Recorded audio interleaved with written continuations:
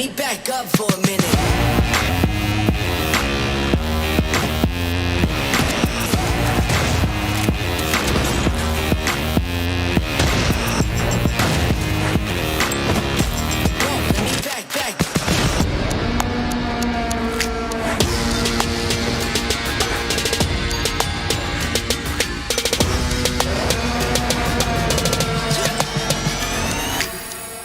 Whoa, let me back up for a minute.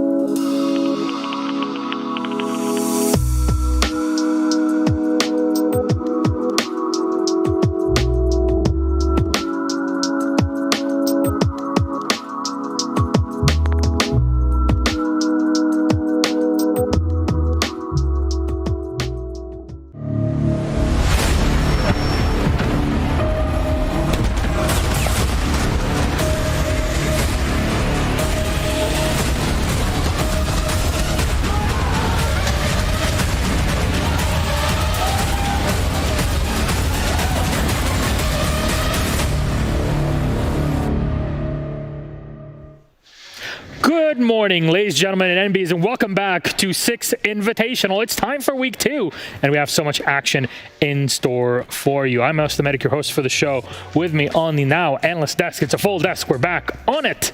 Our Temo and XR Troika to kick things off. Gentlemen, how are you doing today? Where's my sofas? Where are they gone? I was comfy. enjoying my sofas. Jacob and Jesse are sitting on them. They're quite comfy. Right. It's good. I like being stood up. I feel a bit more alive. We've got a lot of room here as well. I think Shows the height as well, though. Yeah, it does start to show. I mean, the desk's good for me because I'm pretty tall, but I feel like we can start to throw some pretty big opinions at it because we've got a lot of room to deal with. A lot of big opinions, of course. Today is what some people commercialize or not the day of love. They call it the day of love, True. Valentine's Day, and no better day for you to spend with your loved ones and watching Rainbow Six. By the way, just comes out from me to you. Say hello to your loved ones and tell them how much you love them. Give them a call, give them a ring, say hello. This is the time for it. Don't miss it out. They love you very much, and so do we. Let's talk about our groups. There's a lot of love that was shared between all of our teams here at the Invitational. Unfortunately, 4 of them are out. That's kind of how it goes. You come in with 20 teams, 16 go through, and 1 from every group gets knocked out. So how about we recap that? Group A is up first, as we have now left that group stage in the past. And Demo, please, what happened in Group A? This was a close one right up until the final day. We see Empire on top. I'm sure probably a lot of people would have expected Empire to do well in group stages like they did last year inside of Invitational. I think NIP start off, really, really rocky, but they've been able to pull up some wins, and that means that they secured that second seed, which is obviously going to be good for NIP. And I think the biggest thing with this group as well is M&M Gaming coming in for their first Invitational and being able to survive against teams who have been tested in international events is a real credit to them. And they had the potential to be sitting first place of this group if they had won their game previously, but unfortunately they didn't, and that means they are 4th. That is Group A, of course. What matters is being in the top 4, and then from that, we know what your seeding is into the rest of the tournament. Are you upper bracket, lower bracket, or how far are you? Do you get a bye on our first day? Though, Ollie, Group B, what does it look like?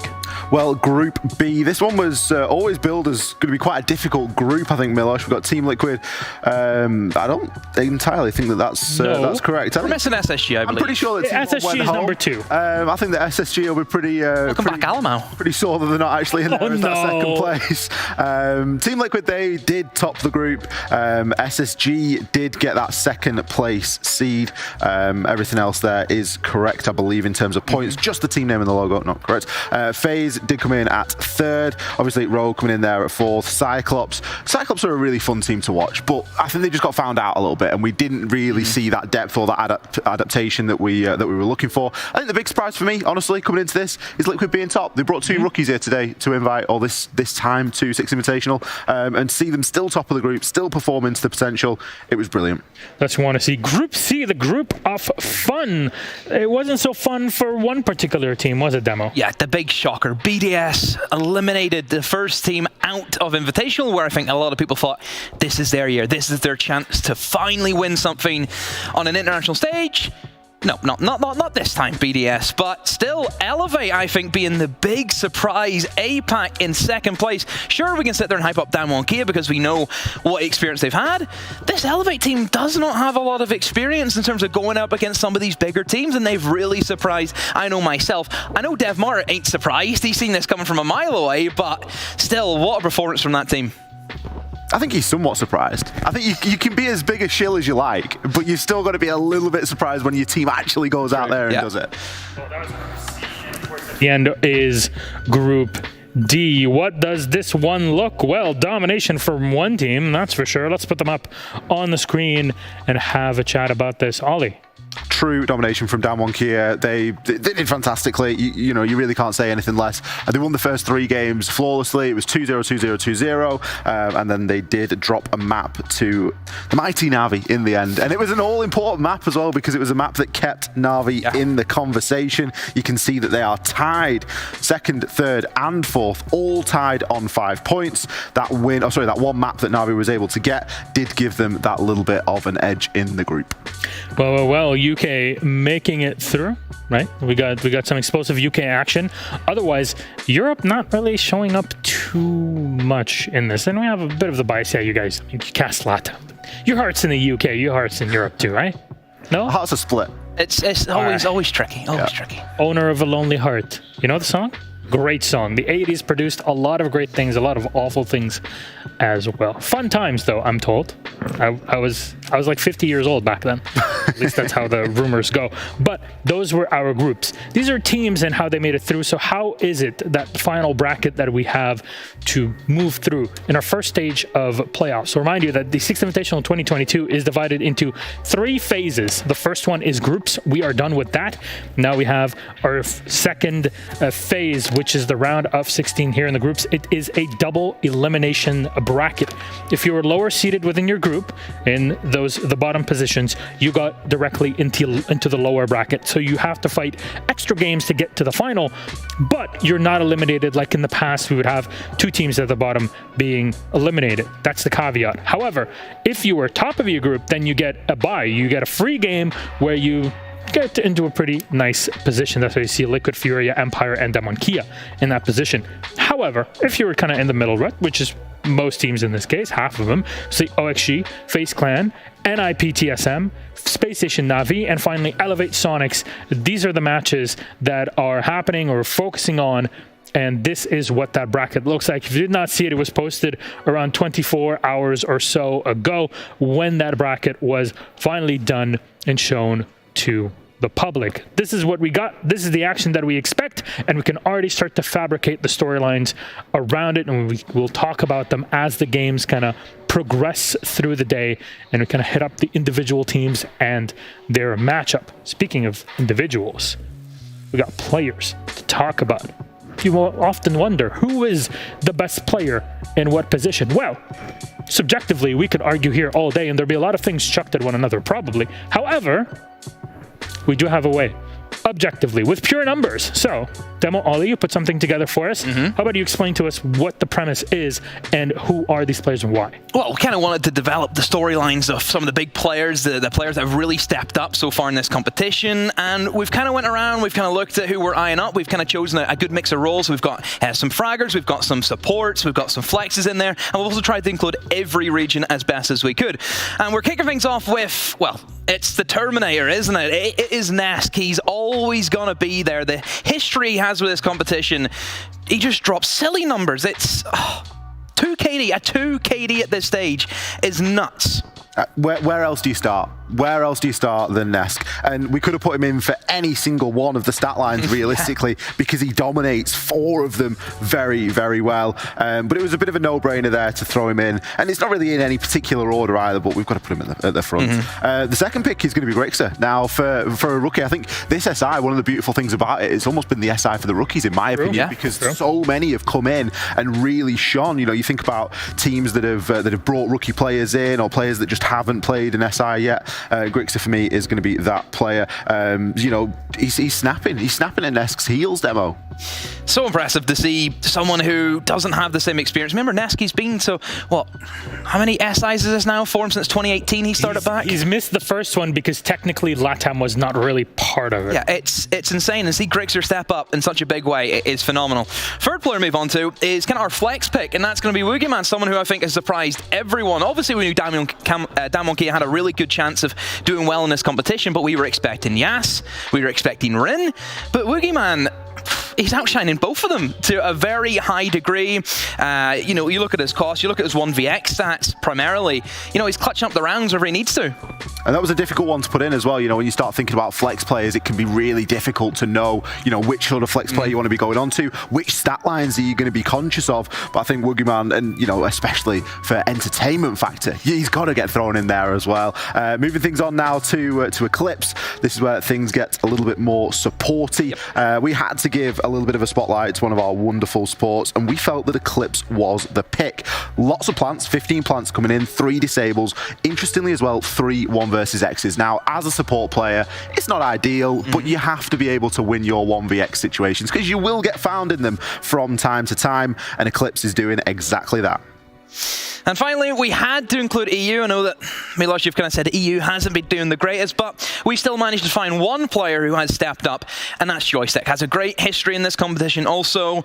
Always is going to be a player that you look towards for Team Empire to show up and just drop those big numbers. Look at his cost. For an entry player to get 72% cost, it shows that he is putting in as much impact as he physically can, and probably a big reason why Empire have done so well is because they have a player like Joystick.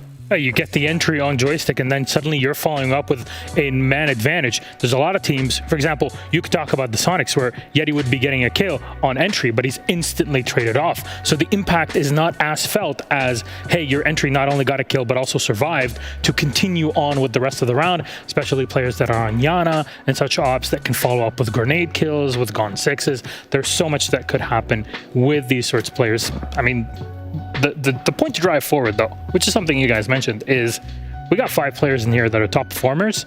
2 of them are rookies that started competing in the past year. That is incredible. It means that if you're watching at home right now, you could be joining up in one of the Challenger Leagues or playing in your Nationals, especially if you're here in Europe. And maybe next SI, we'd be talking about you, just like we talked about Eminem and some players on the Soniqs, and Damwon Kia, for example, who are likely to win the whole tournament as we're all talking about it. They just qualified to the league, to APAC North, only a year ago. That's incredible, and that's very impressive. Those are the stories we want to build with you at home. But what are the matches that you have to look forward to today? That's our schedule. It's going to fill you in on all the deets that you want for our first day of Phase 2 here at the Invitational, Day 6 of pre-show. We're just kind of rounding everything up with the boys, but we got 2 games as we had in the group stage that are happening simultaneously. That'll be here for the next couple of days until we hit the later stage of the tournament. OXG versus Faze Clan, Space Station Gaming Na'Vi, Team Liquid, the winner of the first upper bracket game, then Team Empire versus the winner of the upper bracket game 3. Now, also on twitch.tv/Rainbow6 Bravo, that is our B stream. NIP will be playing as TSM, Elevate versus Soniqs, and then FURIA goes up against the winner of the upper bracket game 2, and Damwon Kia versus the game 4, winner. That will be information that, of course, we'll keep updating you as the day goes on. But you see the timings, 10 a.m. until 1900. This is local time here, CET in Stockholm, and you know that the schedule is fixed. So if you want to go off, say something, say hello to your friends, your loved ones, then no problem. You can always come back and catch the action. Don't worry, at the end of the day, we'll recap everything together. We got some cool stuff ready for you. Our predictions, most important part of the show, as always. What do these casters and these analysts think beyond, hey, they're just holding up every single game? Well, I'm not dead last, I'm tied with Fresh, which, you know what, fair enough, as I'm just the dummy here that talks about games. But Anne is number 1. And you know what? Kudos, her first SI, Troika, 24 points. And number 2. How is he number 2? Are we sure this is right? He's better than you. 24 is my angel number as well. It follows me around, so it's nice to see it again. Especially being second. I'm quite happy with being able to pull it back after my first day fiasco. You got none in the first day. If anyone's seen what happened to me, I think I've done okay. I'm surprised Jacob has 20 points. Looking at usually the predictions that he has, like, well, dude, it doesn't usually go well. 20. I've watched those videos going up to SI over the years, and frankly, surprising. Yet here we are, half the table, and yeah, between 17 to 25, the differential is not so huge. We could all catch up. There's been some surprise games, a lot that went, 8-6, 8-6 in OT. Could have gone either way. So I'm just gonna say it that way. Keep it that way, and be happy with it. Content. XR Troika and Demo, thank you very much for helping me out here on the pre-show.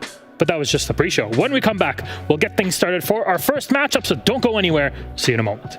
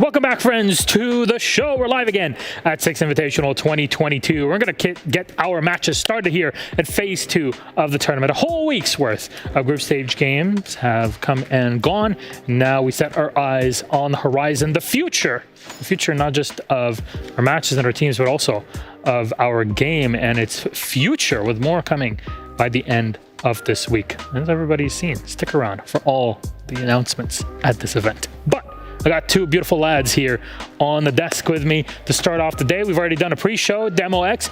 I'll ask you again, how are you doing now? Hey, how are you?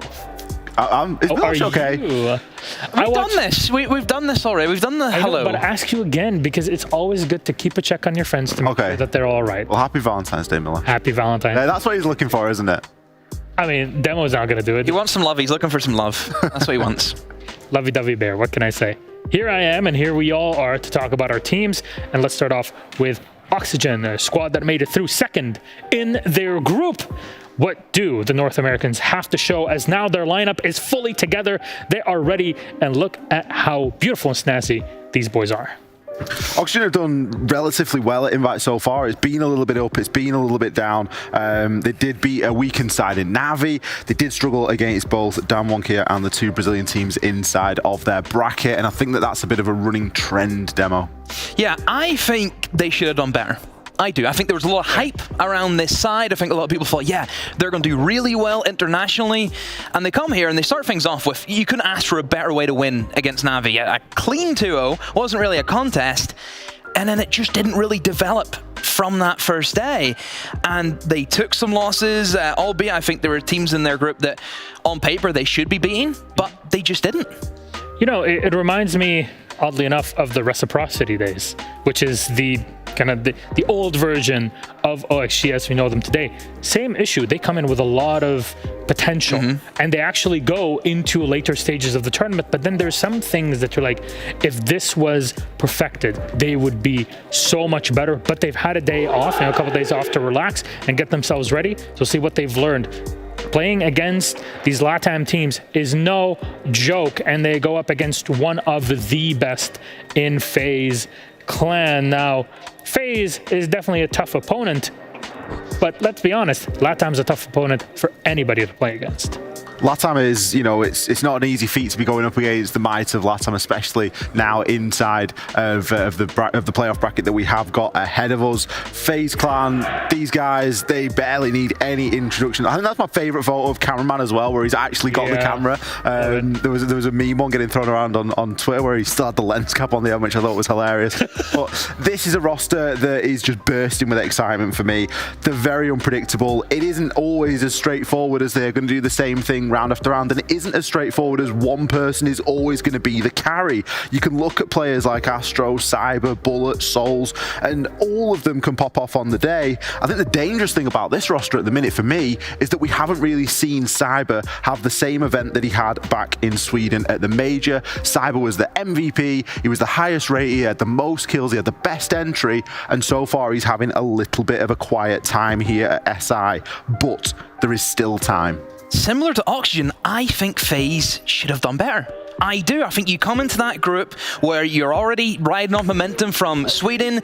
You've got a good-looking group. You've got Liquid in there. Sure, yes, it's Liquid, but we know Faze. They play against Liquid every week. That's the the big derby, isn't it? And to see them not hit the ground running, it's very difficult for me to pick the best-looking player right now out of Faze because I'm just waiting for somebody to step up. I think they've been good. They've been solid, but we know the levels that they can play to. And I suppose whenever you're at the top, same way I think we kind of look at NIP and anyone who is a defending world champion, we know how you can play because you've done it before, and if you aren't hitting that consistency, then you're just going to fall off. It is very clear, and especially on Valentine's Day, that Demo is not an easy man to please, and both of these teams, well, they did not hit the mark in your mind. But talk a bit about our maps when they are ready. I'd like to interject with a point that we mentioned when we were kind of sitting back.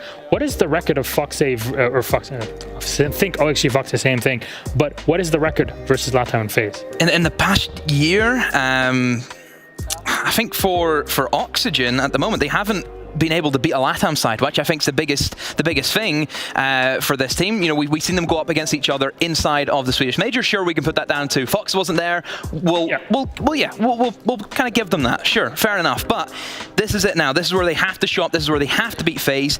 But on the other hand, FaZe, they actually have a really nice looking record against North America teams. Here's our map bans. They are up, and Tricka takes through the early bits. Coast Villa both getting removed there. Villa is known to be a good map for FaZe, at least a common one for them. They haven't got the greatest of win percentages on there at the moment. Bank and Club coming through. Demo is already pulling a somewhat confused Surprised face. Pikachu face. I'm fairly surprised at the Bank pick. I don't think that Bank's a good map for Oxygen. I really don't. I think that they're kind of getting found out on there slowly but surely. Karaman giving us the Leon Gid stare there. It's just a thing, isn't it? Nobody doesn't like Leon. No one does like Leon. Bank, I just don't think it's a great map for Oxygen. They've got a 33% win rate there. They've played it 3 times, which means they've won it once. I'm a little bit worried about that first map choice, and then you go into a Clubhouse, which we know FaZe to be very good at. FaZe are dominant on Club. It's a really popular map back in Brazil. It's a popular map all over the world, and they play against some of the best on it. Yeah, the Clubhouse pick is really surprising me. I always think that's a stronghold for FaZe. Maybe Oxygen are kind of looking at the Space Station game for reference. Space Station did beat them there, but I still think FaZe on their day, they can be a very scary Clubhouse team indeed. Oregon goes for FaZe, and then Chalet for Oxygen. That's a good ban. I think the Chalet shows good respect, even if it gets to the decider, which I think is very likely to have a decider today. And then we're seeing Cafe as the decider also, which again, it's not a map that you'd necessarily kind of associate with LATAM, but it's starting to get there. Well, here we are. We got our maps, and I want to ask you then, Ollie, overall thoughts on this ban phase. What is the win condition for either one of these two teams? I'm not sure on the win condition for FaZe. I think that they are a team that very much grow into a map and grow into a best-of-3 series. Oxygen, we've seen what it takes. They need to come out strong in the first map, and they need to find that rhythm and that consistency, because it has been something that has been lacking. For me, the biggest question is, are FaZe going to lose to an NA team again for a second time this year? Because it's only happened once. Demo, your final thoughts before we toss it out? It's going to be all free. I hope it's all free. I think this is now where we're at the stage where every single game should be as close as it is, and it'll just prove to see who wants it more. Well, Demo X, thank you very much. Let's see how this game goes. But first, we have to get ourselves ready for the game that happens at the same time. NIP TSM. Let's get Jacob Jesse up here.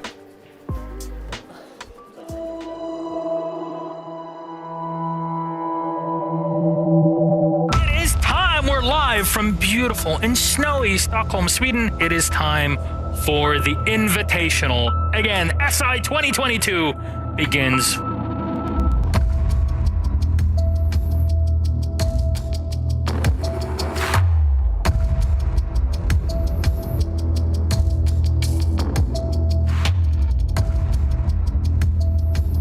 What time is it, Des? It's siege time! Let's go! Edo manages to find... Oh, what a kill from Harper! They've closed it out! Sandbox have beaten the defending world champions in the opening game! Can't quite get it with a pistol, one more down! And it's over the top, it's Yas, and it's Kazak! These nades from below, very smart. This is utter domination from Ninjas in Pyjamas. Yes, can they do it? Oh, another grenade! Renade, if there ever was a time to be here, it's now, but no! It's a flawless round for TSM as they end out the series.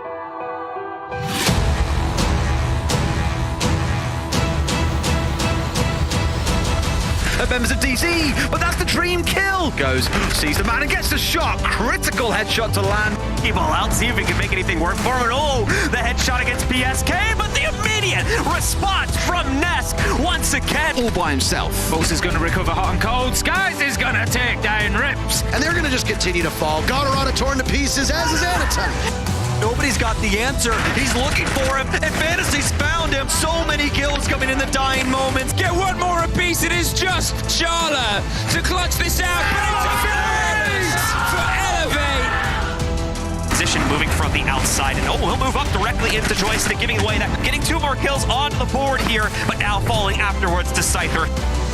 That's not the case. They'll hunt him down as he's in back bar, but in the process, slowly running out of ammo. 4 bullets. That's it. And he knows exactly where they are. No way, are you kidding me?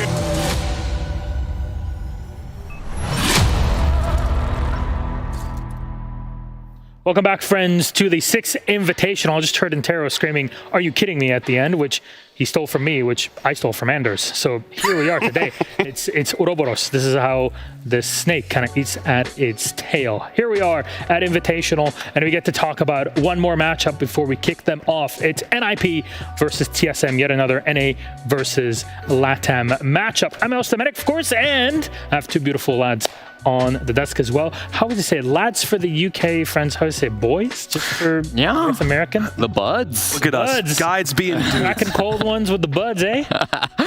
Where's Flynn? I need Flynn. He gives the perfect, like, pseudo-Canadian. Sometimes Jesse just radiates a little bit too much Canadian stereotype back on me, and I just can't fill for that long. So, I mean... Sorry, that's my bad, bud. You didn't. That wasn't an invitation to start. Going for a rip there, but well, that's Canadian classics. Unbelievable. To get to learn. Though, Jacob, Jesse, let's talk about our two teams. Again, NIP versus TSM. TSM is up first. Let's see what they have to show, as the team has, of course, made it through into this spot, but only third in their group.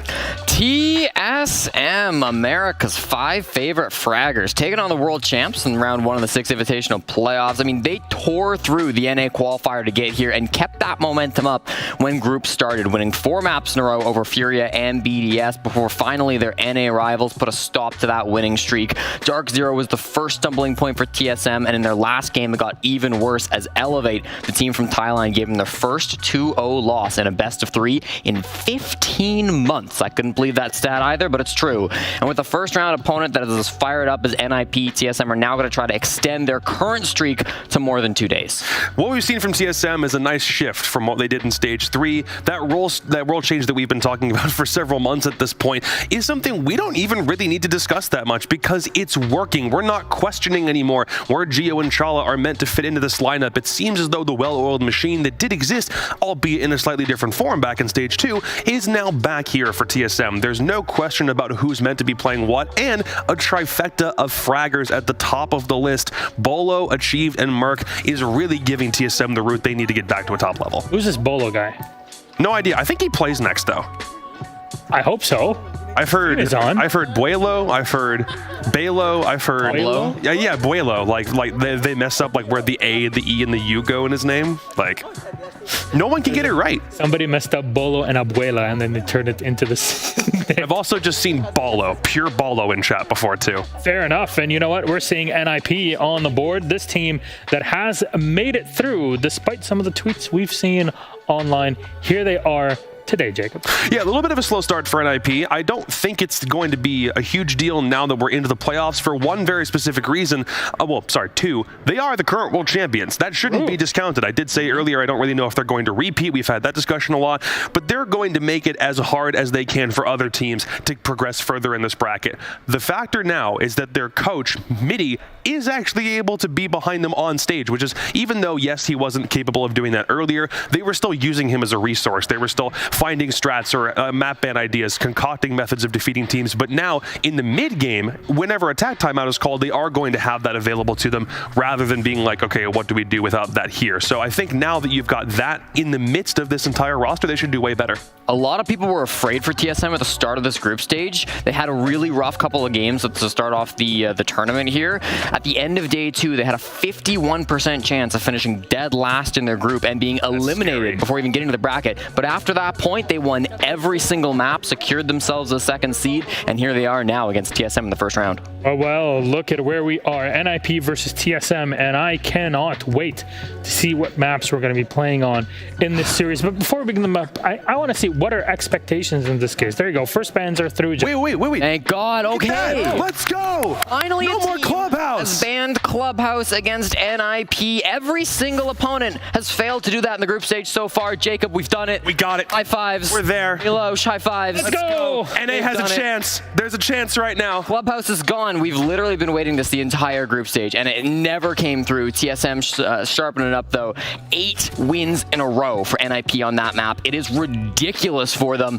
Oh, but then they chose Coastline. So they're probably losing that one as well. Crap. Yeah, I mean, it happens. It's a tough map when you go against the world champs. We had our moment in the sun. Coastline's more doable, though, I think, for sure, for TSM. It is a strong one for NIP as well, but hey, they can still battle it. And Cafe is a really strong pick for TSM. 6-map win streak on that one. They never tend to ban it. They haven't lost it since SI 2020, where Faze beat them 8-7 in the upper bracket. You're not wrong, but they also haven't played it at this year's SI at all. True. 0 plays, 0 attempts, nothing. So the fact that we are seeing it at this point in the ban phase is nice because hopefully they've saved something for it. The flip side is just the other teams can prepare something for it in that stead. No bank for TSM I think is a good thing. They have not been as proficient on it as they have in North American competition. They're only 1 and 2 for this tournament, but we go to Villa as a decider, which does, this one is genuinely a 50-50. So the fact that we've got one heavy in favor for TSM, at least for now, unless NIP have something really heavily stratted for it, 1 for NIP themselves because Coastline just doesn't see that much play in North American competition, and then Villa, dead even. So this series genuinely could go either way. Oh man, despite the map bans and the way you guys are reacting to them, there's still a chance. Now, how far-fetched is it and what needs to happen, the win condition, as some would call it? What does OXG need to do going up against the world champions, Jesse? Well, OXG aren't going to be here, but I think TSM... I think OXG! Come on, having 4 teams that like confuses the ever-living hell out of me, and this is what... I'm too old for this anymore. Hey, TSM, what do they need to do? Well, I love the fact that they're going back to their roots, going to Cafe, because they've been playing a lot of bank so far this tournament, and when you look at those last couple of games that they lost in the group stage, it was to Dark Zero and to Elevate. They played bank in both of them. Against DZ, I legit think it was kind of just Troy yelling at them across the stage. Probably. Canadian talking about their income seemed to get in their head because it really did feel like TSM ran out of gas, but against Elevate had some amazing strategies and plays that I think TSM just weren't expecting. Maybe later on in the bracket we'll expect something like that, but against Cafe, a map they haven't shown so far, I think they've got an advantage. On the flip side of that, for NIP, they kind of need to set the pace early and ensure that doesn't, TSM can't get back into the game to start with. NIP need those opening advantages in the same way that TSM also need those opening advantages. Guys like Muzi have been in the fray finding those opening picks, and they've been doing a great job of helping NIP really take that entire tone for the rest of a series. Problem is, Psycho has been in 30 opening engagements so far. He's 11 and 19. That ratio at a -8 is one of the worst in the entire tournament for somebody who's been in that many opening gunfights. So TSM can absolutely take advantage of that. Whoever finds the opening pick in this game, in spite of whatever their conversion rate might be, should be in a position to walk away with the round if the rest of the team doesn't get too trigger happy and over aggressive with their peaks. Last time I saw ratios that bad, it was on Twitter. Though, thank you very much, friends. Jacob, Jesse, our games are ready to go. So we've got OXG Faze, NIP, TSM. Let's get stage 2 on the go. It's SI 2022. Thank you very much, Milos. Welcome over to the start of the B stream, and happy Valentine's Day to all of those of you at home.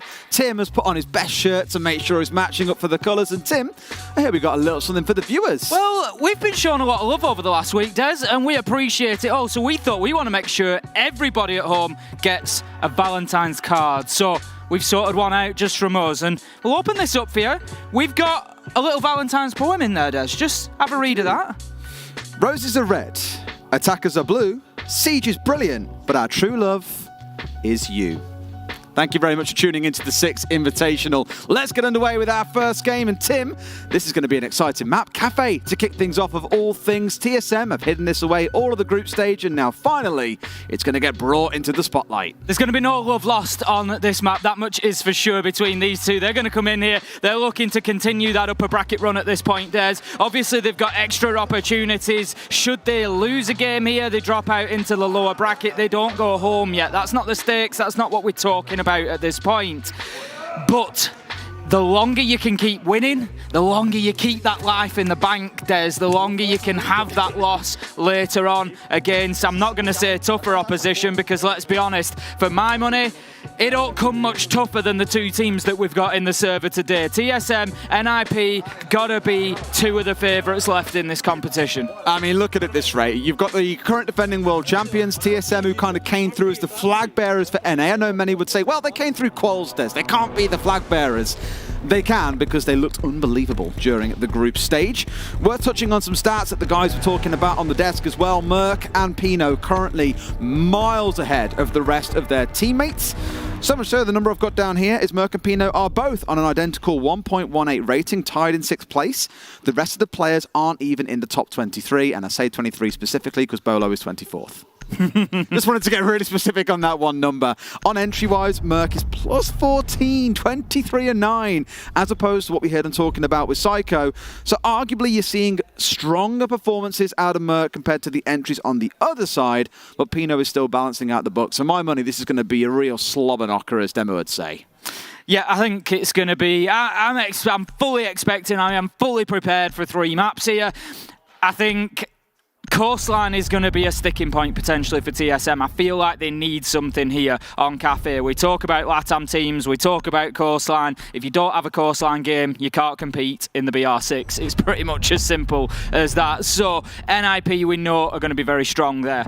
Bans are rounded out. Thatcher Flores, Mira and Valkyrie. No major surprises. Pretty standard for what we've seen for Cafe so far. Yeah, I mean, the Flores, I spoke about it all week long, Tim. It's becoming one of my hot favourite operators to see picked up, and also one of the favourite ones to see banned away, because teams will just chew through things like Goyo. And I was just about to say, Bolo used to be their old Goyo main before they changed around a couple of roles. But on this map, they're saying to Merc, you know what? You're fragging pretty well, buddy. Get back on the entry. Bolo can go back to playing Flex, which was the changes they had prior to coming into this competition. So sort of a reversion back to the days of old for TSM here. Whether or not it comes out big for them is anyone's guess, but I'm very excited to see. Why are people trying to make me cry on Valentine's Day, Des? So, for those trying to do it to me. Why are they doing this to me? Basically, Tim's whole thing here is Bar Cocktail is one of the worst defender-rated sites in EUL. I haven't looked at the stats for SI. I haven't looked at the stats for SI, but if let's do it now, shall we? Have a little look now, Des, but just go in. I will literally base this on what we have seen. And I can tell you now, every time we've seen this top floor, we've seen probably a 75% attacker win rate on this top floor. It's joint second worst, second best. Service cooking has got 45%, mining dining is 62%, and then bar cocktail and reading dining are 51%. It's a 50-50 site at best. There's stronger sites here on Cafe, generally speaking. At least, like I say, out of the games that we have seen, I've rolled that out every single time, same complaint, and it's been proved correct every single time. I think we've had, like, you know, 1 win out of 3 choices generally has been probably a reasonable average. We will see if TSM can do it any better. The one thing that I will say is I don't think, from memory, we've seen a North American side try to hold this site down. We know that, you know, regionally things are done differently. Maybe TSM brings something to the table and they show us how this is done, Des. That's what I want out of them in round number 1. We are into the action, 30 seconds in. NIP getting themselves up to the rooftop, all up there safely. We're not going to have any speculative nitro throws, I don't think.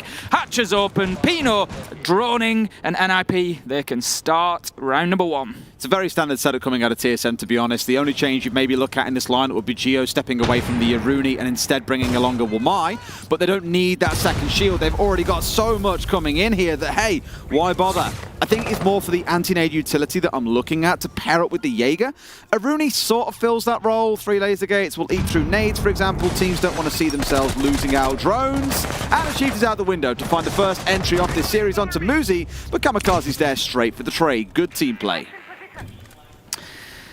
Well, what a start we've just had inside of the first minute practically. We've got a kill on either side, and that's what I want to see out of this one. I've just got a feeling it could turn into a real battle of the fraggers. Pino just going to hold down that white corridor for the time being. No nades available, so not much that he can do to actually move Bolo out of position here, but if Bolo is forced back, reveals them toesies, he might just see them getting a little bit of attention from Pino. Yeah, if he holds tight here for the longest time, then really the onus comes on to NIP to be the ones to make a move, and now they're running out of grenades altogether, right? They've gone through all of their frags, and Bolo has indeed somehow dipped his way out of the bathroom and straight back in, so lost the shield, left the room, and has now dipped his way back in, got some support from a smoke canister. Pino, knowing that he's going to find nothing here without any nades on side, so has got to come up with a new tactic. TSM holding pretty firm under the assault of those frag grenades, and now that none are left, and we're only down to a single flash, it's looking pretty good. I think NIP were expecting a different site, given they've got 6 breaching rounds here, which are, for all intents and purposes, basically useless. You had a sledge to open hatches. You don't need those gadgets. Psycho they brought it to go downstairs. Too easy. Bolo finds yet another. He is giving them the runaround here inside of White Tim. I can only assume that Psycho thought that maybe Bolo had rotated underneath there. He's just going wild at the minute, and this all comes from that missed opportunity of Psycho. Maybe I'm wrong, maybe he doesn't see the pixel, but I'm almost certain that he must have done. He flicked towards it and then just went back paying his attention. I know he's worried about being pushed from Lumber, but by just moving forward like that, he exposed himself too much. Bolo absolutely free to step up and get the kill. Great mid-round from him. It's all down to Julio. The time is gone. NIP lose, and TSM, finally we get a successful first defense of the top floor. Well played for the American side. Great job, to be fair. They just frustrated NIP there. They didn't give them anything, and as you say, Des, I'm not sure NIP were quite set up for that take. If they'd done that in a scrim in NA, everyone would be going, why is he jumping out there, man? 2 jump outs from TSM in the first round? That looks calculated to me, if nothing else. Remembering again that we've already seen this map played by NIP, TSM can sit here and go, well, you've played it 3 times, you've won it once, you've lost it twice. We can see where you guys struggle. We know it's the clock. We know you play these positions. And they've capitalized on that well in the first round. 2 well-placed jump outs, netting them 2 kills. And Bolo has said the monster, the terror of White Corridor, keeping Pino guessing and able to give him a kill over the other way. Just very well played by TSM, not overly aggressive in terms of their positions being held, but all the work was done in those 2 jump outs. Really well played. Going to be heading in round number 2 then down to a reading room. It's going to be our mid-floor site. We're going to see attention again to the top floor, just a little bit deeper this time. We probably might have somebody starting out in piano, but they'll drop away quite quickly. They'll allow NIP into the map probably a little bit more freely here because they've got to have utility on that mid-floor as well, so they can't completely commit to that top floor hold. But they are going to try and hold on to Cocktail TSM. That's going to be their focus over on the right-hand side of the map. They're going to try to lock down this east side for as long as possible because that's where your ceiling is above the site, and they're desperately, NIP want to get Pino in there and get him opening everything up. So we've got a couple of men stationed over there to begin with. That's going to continue as the round goes on. TSM, they will play their lives there for as long as possible. Looks like we might have somebody just roaming between barback storage and bathroom, which I like. It's a nice high line. Doesn't give NIP too much breathing space. Yeah, and I like again that TSM are being aggressive here in their hold out towards the west, currently inside of storage, knowing that NIP are slow. What's the best thing you can do? Slow down that clock even further by giving them more problems in the round. And some describe the game. You speak to coaches, they'll look at it this way. Siege is a problem-solving game. You come across a shield setup with reinforcements, ADSs around. You need to figure out the solution. Most of the time, those solutions are already figured out, and it's just a case of doing them and executing them, as you may have done many times over in scrims.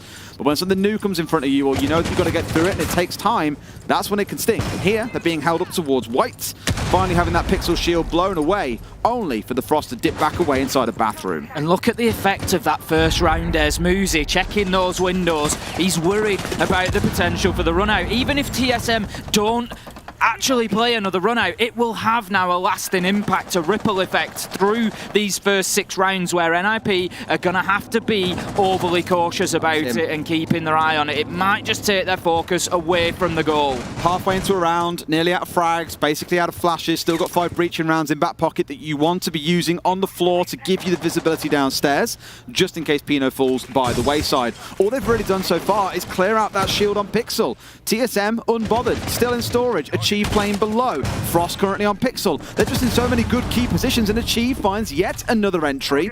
NIP being ground to a halt by TSM, and really here you're looking for a miracle. You're looking for a savior. And finally they're starting to step their way in. Muzi on the hunt downstairs for Achieved, who picked up his man just a few seconds ago inside a train.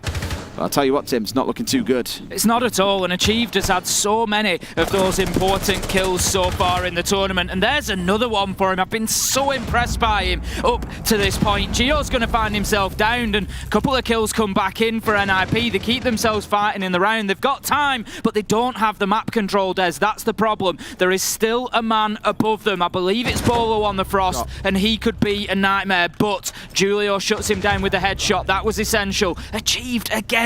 I keep shouting about him, and he keeps delivering. 3rd kill in the round, brings it back level 2v2. He just won't allow his team to fall behind. Uncharacteristic couple of first missed bullets from Pino there, but he does manage to lock down the kill. Onto Charla, finds the second onto Achieved, and I feel like TSM maybe just let NIP back into that one a little bit. They do. With how it started, again, the time really working against NIP. No map control on side, no vertical control coming in, most importantly. You know, everything goes right for TSM strategically, but I've always said it, Tim, Siege, at its heart, is an FPS game. You need to be winning your gunfights or removing the need for them through things like C4s or the clock. But if you can't hit your shots, you're going to lose rounds. Achieved with a 3K, not enough to help TSM in round number 2. We're going to head down into Kitchen on this next setup. Imagine we're going to see more of those breaching rounds brought along, as this is the site where there is tons to get opened up. There is absolutely that. They're going to want vertical control much quicker than they've gained it. We saw them get it there. Julio killing Bolo, about 40 seconds left on the clock, maybe a little bit less. They need much more time than this. Like you say, there's a lot to open up, there's a lot to clear out, there's a lot of work to be done. So NIP, we need to start seeing you wake up a little bit here, guys. You need to be getting yourself in there quickly, aggressively, and taking over those top 2 floors. Now, we know that is not necessarily words that we associate with NIP. Quickly, aggressively, taking control by the halfway mark. It's not always the case, and it is something that they suffer with, and they have done for quite a while, is running out of time, coming into executes in the last 5-10 seconds, not having a choice but to just slam a diffuser down wherever their feet find them, and they need to show us something different in these later stages. I like what they got here in terms of the castle. Whenever I see a castle, you always get quietly excited about, oh, there's some crazy idea here. They've got a plan. In the words of XR Troika, if you bring in a castle, you've got a strat. Is that what he says? That's what he says. He's absolutely convinced about that. I can hear the words in my head as well. If you bring in a castle, you got to strat. He means it more in terms of ranked, but, you know, it works. It's true. You just know there's a very specific thing going to happen if there's a castle on the board. Absolutely. It normally means they're trying to control an area of the map to be able to retreat back through, for example, or slow defenders down. We've seen some really creative uses so far throughout the group stage. I'll look back towards the double castle barricades around Printer, for example, when you're defending staff an open area on Bank. Really good way of making sure no one's going to get in behind you whilst you're focusing up towards Square. But more about Bank later on. For now, we're looking at how this round's starting out. It's going to be a full map clear coming in for the side of NIP, it looks like, Tim, as we've already got Pino up on the top floor and several others looking to join him on top. Sacco just going to open a couple of windows up there, try and support the clearance, cut off the potential, rotate back down red stairs. He's just going to likely hold that angle for a little while, see if he can catch any of these defenders out as they start to move, but they're not going to have to head in that sort of direction, I don't think. We've got the Rooney there of Bolo going to drop down the hatch that's been opened. Interesting play here, Des. They've got Freezer pretty much open. Yep. Hatch and wall. Access is there for NIP if they can clear out the people that are watching it. Very quick from NIP at least. They're on the mark, Des. They're on the for 130. NIP, that's quick. I love how on this map we both have our little sticklers, right? You at the bar and cocktail, me when attacking 130 downstairs. for the hammer. 130 on the mark is where you need to be, or a bit quicker, that's also fine. Like we say, for NIP, that's probably a little bit ahead of the curve because they do take their time sometimes, but they're looking for these vertical angles now. They haven't really had too much joy yet, but what they are doing is moving those defenders round, they're shifting them. VIP needs to be cleared out if they're going to look to play towards Freezer, which it looks like Muzi is heading in that direction. The nades start raining in from above, but still TSM are doing well here. They're keeping themselves out of trouble.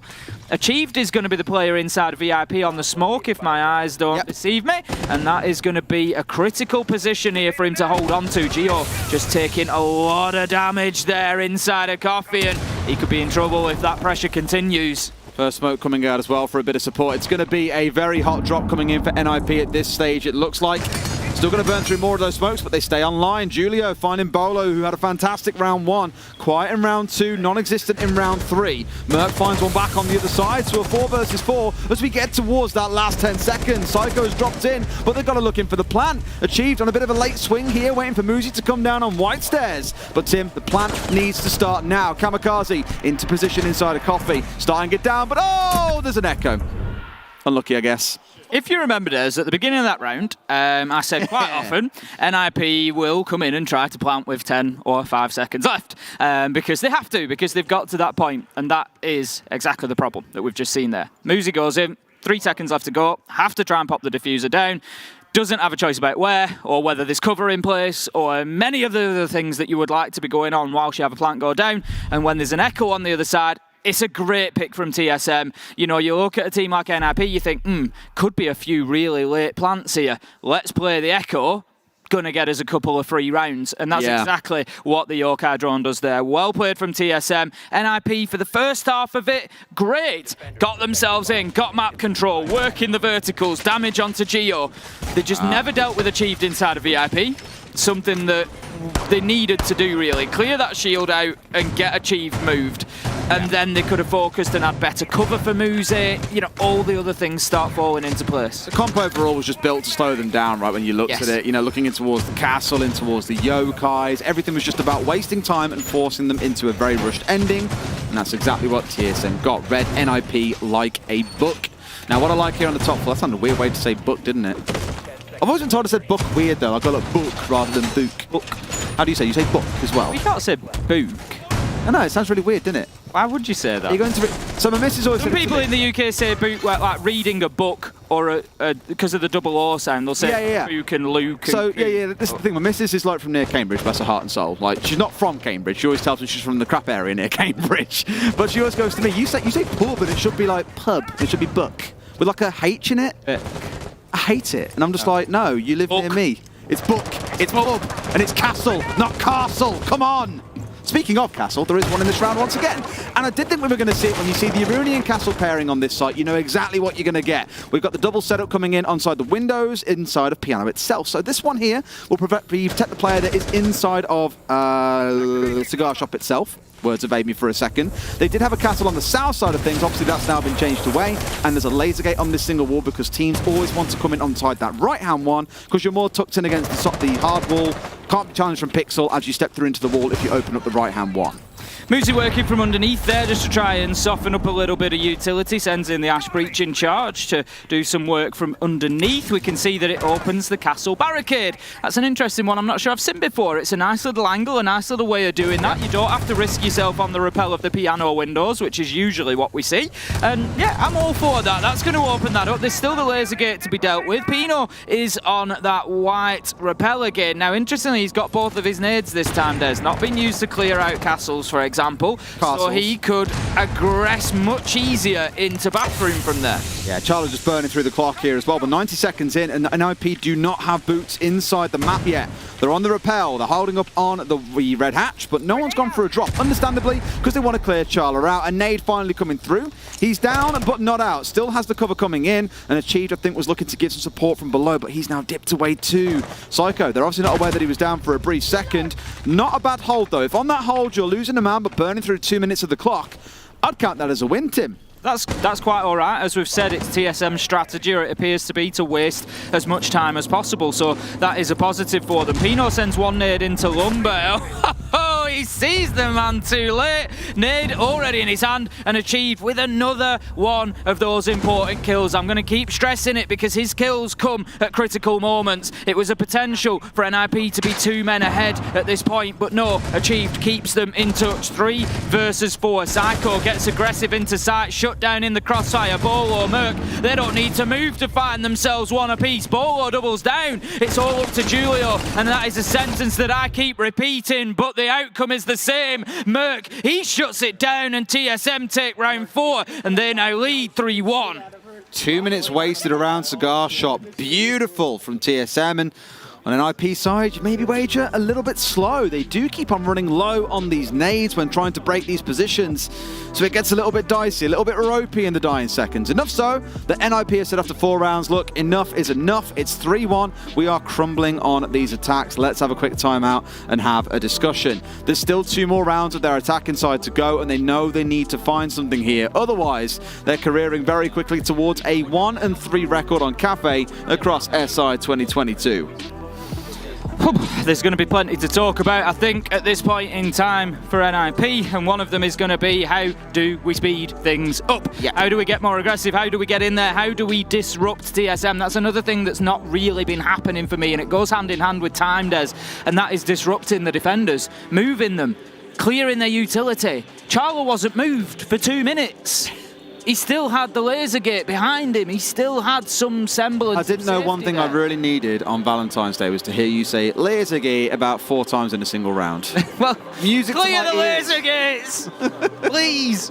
You know, they're not clearing out that utility, and it's not forcing TSM to move. And I've said this countless times. What do defenders do at the beginning of the round? They put themselves in what they see as their best perfect position. If you don't move them, they're going to be comfortable. They're going to hold their angles. They're going to play behind the utility. And that's exactly what TSM were able to do there. 2 minutes wasted inside a cigar. And that means that that's 2 minutes that everybody else has been left alone because the focus was cigar and bathroom. And neither of them really got dealt with. So then, as we saw, Merc and Bolo, they're just sat waiting. So at the point where you have to just push into bar, they're going to cut you down. It's a total change away from what we saw earlier on. Now you've got Merc on the castle rather than Geo. You've got Bolo playing on the smoke. Charla going across onto the mute and achieved on the Kaid. So a very defensively orientated setup. That said, Bolo is playing with the FMG, and we've seen what Citizen and EUL pioneered, which was bringing on Chalet. What he'd do is take the shield, he would set up on Mezzanine by himself when they were defending up towards Master and Office. He would, or sometimes inside of Bar and Gaming, and he'd go and sit out there with the FMG. And his whole thing in the interview he said to us after was, well, his gadget's great, he's got a shield and we need a shield and don't want to pick Warden. The FMG is a really good gun.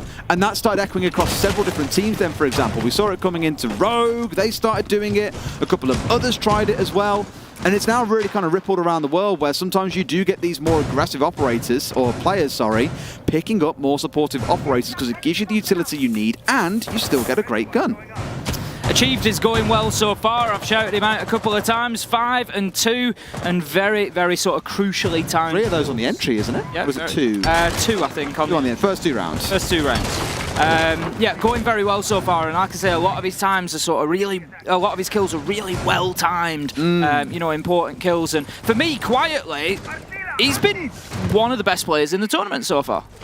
Well, stats will tell you you're lying. That's Merc. I know that. When you look at the impact on rounds and what he's done, honestly, Achieved is yeah, he keeps himself very, busy. very well. What I love here, by the way, is the setup they've actually got inside of storage, where the Maverick is sorely needed in this round. I'm glad they brought it along. They've also got 6 nades now, by the way, so dropping away 3 breaching charges they've bought previously to get another set of nades on the board. What they want to do is get rid of this electro clear inside of storage. It's also been castled off, so it is very much a fortress they need to get into here. And Tim, I don't want to say it's always coming down to the clock, but 75 seconds in, they're still trying to just get control of storage, and TSM aren't even in there anymore. Nope, they've dropped away. They're going to be playing underneath, and what a nitro from Achieve. That man again, up through the floor, through the wall, finds his mark, and that is an absolute beauty to take Pino down. Muzi, he's going to level things up with a kill onto Merc, but this one is starting to reach those elevated heights that we knew it could. We're starting to see the finesse, Des, from these two teams, and we are starting to see some beautiful kills. I keep on seeing more of these. Absolutely wonderful. Yes, you've got rid of Pino as well. And what did they do, Tim? What did I say they changed away? They drop breaching rounds to bring more nades. The risk you take there is if your sledge dies, you haven't got as much potential to open things up. And now they might start paying the price for that. Pino, the one being picked up, I believe, also dies. Yes, he does, with both frag grenades in back pocket. It's probably one of the best operators they could have picked up at that point in the round. Dream start for TSM. Muzi, he's got that top floor control now. He's just looking towards site itself. Just see if he can catch anybody out on the rotate. I don't think he'll have such luck. Oh, good night. Quite the opposite, in fact, as Charla steps around and gets himself a nice kill on the reverse vertical, hitting him through the hatch and taking Muzi down. TSM now in the advantage. 4 versus 3, 25 seconds left to go, and NIP once again find themselves in a tough situation. Psycho's just hunting for kills. He's trying to sniff out anything he can find here, but he's not going to, because look how stationary those TSM defenders are. They've no interest in peeking, Des. They've no interest in taking the challenges. Bolo's going to wait for the freest kill of the day as he moves through the fireplace. Time is ticking. In comes a flurry of kills. Can NIP do this? Absolutely not. Kamikaze putting that diffuser down, but he has to come off as the challenge was on its way. And TSM, they win another, this time courtesy of the clock. But really, that's pretty much been the story throughout, Des, because whilst it might not have been physically on time that a number of these rounds have been won, it's still been down in those final seconds for NIP, and a desperate last throw of the dice that fails. Well, like I say, in that round, the key kill for me was the first one onto NIP. Sledge, Pino falling by the wayside, not just taking away 2 of those additional frags they opted to bring after the tactical timeout, but just crumbling their ability to open things up from above, which meant a push down white. It meant playing around hatches. Just not an ideal start for them in the round, which really, I think, crippled it before it even got started. 4-1 to TSM on the defensive side of things. I don't want to get too excited, Tim, because we have been shown so many times throughout the group stage that when we switch sides and the team that's losing real hard in the first half gets onto defense or attack on some maps, things can completely change around, because of course the clock then really works in your favor for NIP and not against you, as it has done in all of these attacking rounds. Kitchen going to be where we close things out, and it's another setup coming through like we saw before, Tim. We didn't really touch on it too much at the start of the round. We mentioned it at the end. The whole setup is just built around time wasting. The castle, the laser gates, the yokai drones, the smokes. If TSM can keep NIP at bay the same way they did in the prior round until the last 30 seconds or so, I don't see how NIP walk away the winner under any circumstance. That's it. NIP have got to adapt here. They've got to adjust. They've got to recognise what they didn't do last time. If they're going to go for that freezer-sided push again, please, please, please clear out VIP as soon as you possibly can, because you need to be able to play in and around the bottom of White Stairs in that garage area to be able to have the proper cover to get the diffuser down. You've got to be able to get multiple people inside a freezer with not having to worry about that flank from the rear side. Get somebody down onto VIP window, push in from this side of the map. Pino's doing it, he's there. That's what we want. Don't allow them to sit inside of there. Merc is going to be in an important position here to try and prevent that happening and provide a little bit of support to anybody who's playing over in VIP, which is exactly where we find achieved again. No surprise, because it worked brilliantly last time. Beautiful stuff. Alrighty. We're at that mark, Tim. You know I always talk about the 130, about that being the point of vertical control for Pino. It's not there right now. They are going to find one inside a coat, and this very really should be dipping away. Otherwise, a nade is going to come singing in towards Merc. And sure enough, that Bolo, I'm a liar, has stepped himself in towards Restaurant. You've got Merc still sat around coat check, so looking to bait out a nade maybe, but doesn't want to get too aggressive. Otherwise, he'll come singing through and he'll be gone, especially with that laser gate being down. Bolo taking a little bit of damage as he gets clipped by the edge of a grenade coming in from the window, but look at just how aggressive TSM are. So you know what? If you aren't going to play vertical, we'll match you laterally. That's absolutely no problem by us. That's it. NIP are changing things up. They are trying to do things differently, but they're just coming up against a brick wall at the minute. They cannot move any of these defenders. Bolo, Merc and Achieved are all still in the same position they were 1 minute 40 ago at the beginning of the round. As they're even resetting laser gates here. It's just TSM are absolutely on point on this defense. You've got two defenders over to the left-hand side, not even involved in this round so far. They haven't had to move. They can just sit on cameras. They can just try and feed info. They can just run the game at this point. There's everybody stationary. There's 1 minute to go. It happens again, time and time again. I keep on saying for TSM, they're just holding these positions, not feeling, rattled too much by the side of NIP, and certainly not as Charla finds the entry. And the last 50 seconds or so for the first kill to come through, again, is going to really slow NIP down. They get one back, but Muzi hits the deck in a little bit of a trade. It's not a full trade, but the kill comes through for Achieve regardless. A 4 versus 3. The laser gate back online. Everything's reset back to how it was essentially at the start of the round, Tim. NIP have got 2 left. The Yokai is still online as well to shut things down if it comes to it. They've got a shield to play into. They're finally out of smoke canisters, but I don't see NIP getting this round. And this is where Merc is going to cover Achieve. There you go. It's just so perfect. Kamikaze pushed at the same time, gets the kill, but it's just far too late. 10 seconds pushing in through Freezer. Easiest kill of Gio's career as he catches him in the vault there. He comes through nice and easy, and that is going to be another round for TSM, and they are absolutely flying right now. The one thing that I would say, the one cautionary tale, and I'm not going to say it for here on Cafe because I'm not sure that NIP have got too much in the tank here. They really do look like they're struggling. What I would say NIP are a very good team at doing is resetting. They'll come out of Cafe regardless of how this finishes, and they'll come into Coastline strong. So TSM, they need to be ready for that mentally. This is not going to all go their way, I wouldn't expect. Hang tight for a minute as well, Tim. We're not done with Cafe yet. I know. There's still time to... I know what you're saying. NIP are just seriously on the ropes. They are on the ropes, but we've seen teams come back from like 5-1 before. We saw an almost come back from a 6-0, for example. There's been all kinds of craziness, and for NIP, they're going for very much a similar setup to what we saw coming out of TSM. So you're looking in towards the castle, you're looking in towards the Aruni, you've got the Wamai on side here rather than the Jaeger, so small stylistic differences, but very much a same sort of vibe. On the other side for TSM, what have we got? Well, we've got the Nomad coming in, great for the flank watch. Bolo's playing on the Finka, so no Iana on side. It's always been, I won't say always, for a while it was kind of a toss-up between do you bring Iana, do you bring Finka? And there was a really good discussion at some point. I think Lycan was involved in the discussion where he said something to the effect of Finka on LAN is just really, really good because of the ADS time, for example, the heal that it gives to you. Everything is so instant, and gunfights are the difference maker. So having that kind of extra juice going into a fight can be really, really valuable. I'm not saying that's the sole reason why Bolo's picked it up here, but it could be a contributing factor towards why they want the Finka over the Iana. We're going to have we're going to have somebody playing in Charla's position is what I was going to say. It's going to be Kamikaze on the smoke. He's going to try and hold that down. They've done it a little bit differently by the looks of things. He's just going to take the hits on that barricade so that he can take it out much quicker in future. It doesn't affect the clearance of it for TSM more than likely. They're going to use some explosives to clear that out, so it doesn't really change the functionality of that castle barricade in these circumstances where it might do normally if somebody was going to come face to face with it. Bolo in his signature position here, Des. We've said it countless times. He's going to use the Gon 6 to clear off the first castle. Normally we may see him on the Zofia here and he would clear off the second castle barricade and look to challenge onto the player inside a cigar shop. That's obviously not going to be possible for him on the Finka, but he does have other methods of potentially getting rid of that. He could use a nade or somebody else could do it for him and we could see a lovely little bit of teamwork coming out. Yeah, I'm looking again at the clock because for NIP, it's all fair for us to sit here and say, slow team, not attacking very well. TSM are finding themselves in a similar spot. We've seen ourselves go through 80 seconds. They've got themselves on ruse. They're watching flanks, but NIP aren't bothered. They've still got one inside a cigar shop, one in storage, one in bathroom.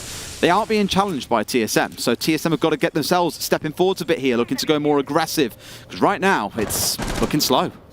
It is, and they may well, like you say, suffer a same fate to NIP. We certainly won't be criticising NIP and letting TSM get away with it. We are nearly 2 minutes in and they are not yet inside the building, Des. They haven't taken the hatch drop, they're not inside of Piano, and they're going to have a lot of work to do when they do finally get there. NIP are just playing their positions. They are quite happy to stay as they are. That's going to be a misfire to begin with from Merc. He's on the concussion grenade, which will be no use against the utility that he was trying to clear. The second one goes through and does the job, and that is going to leave us now with Merc downed as well.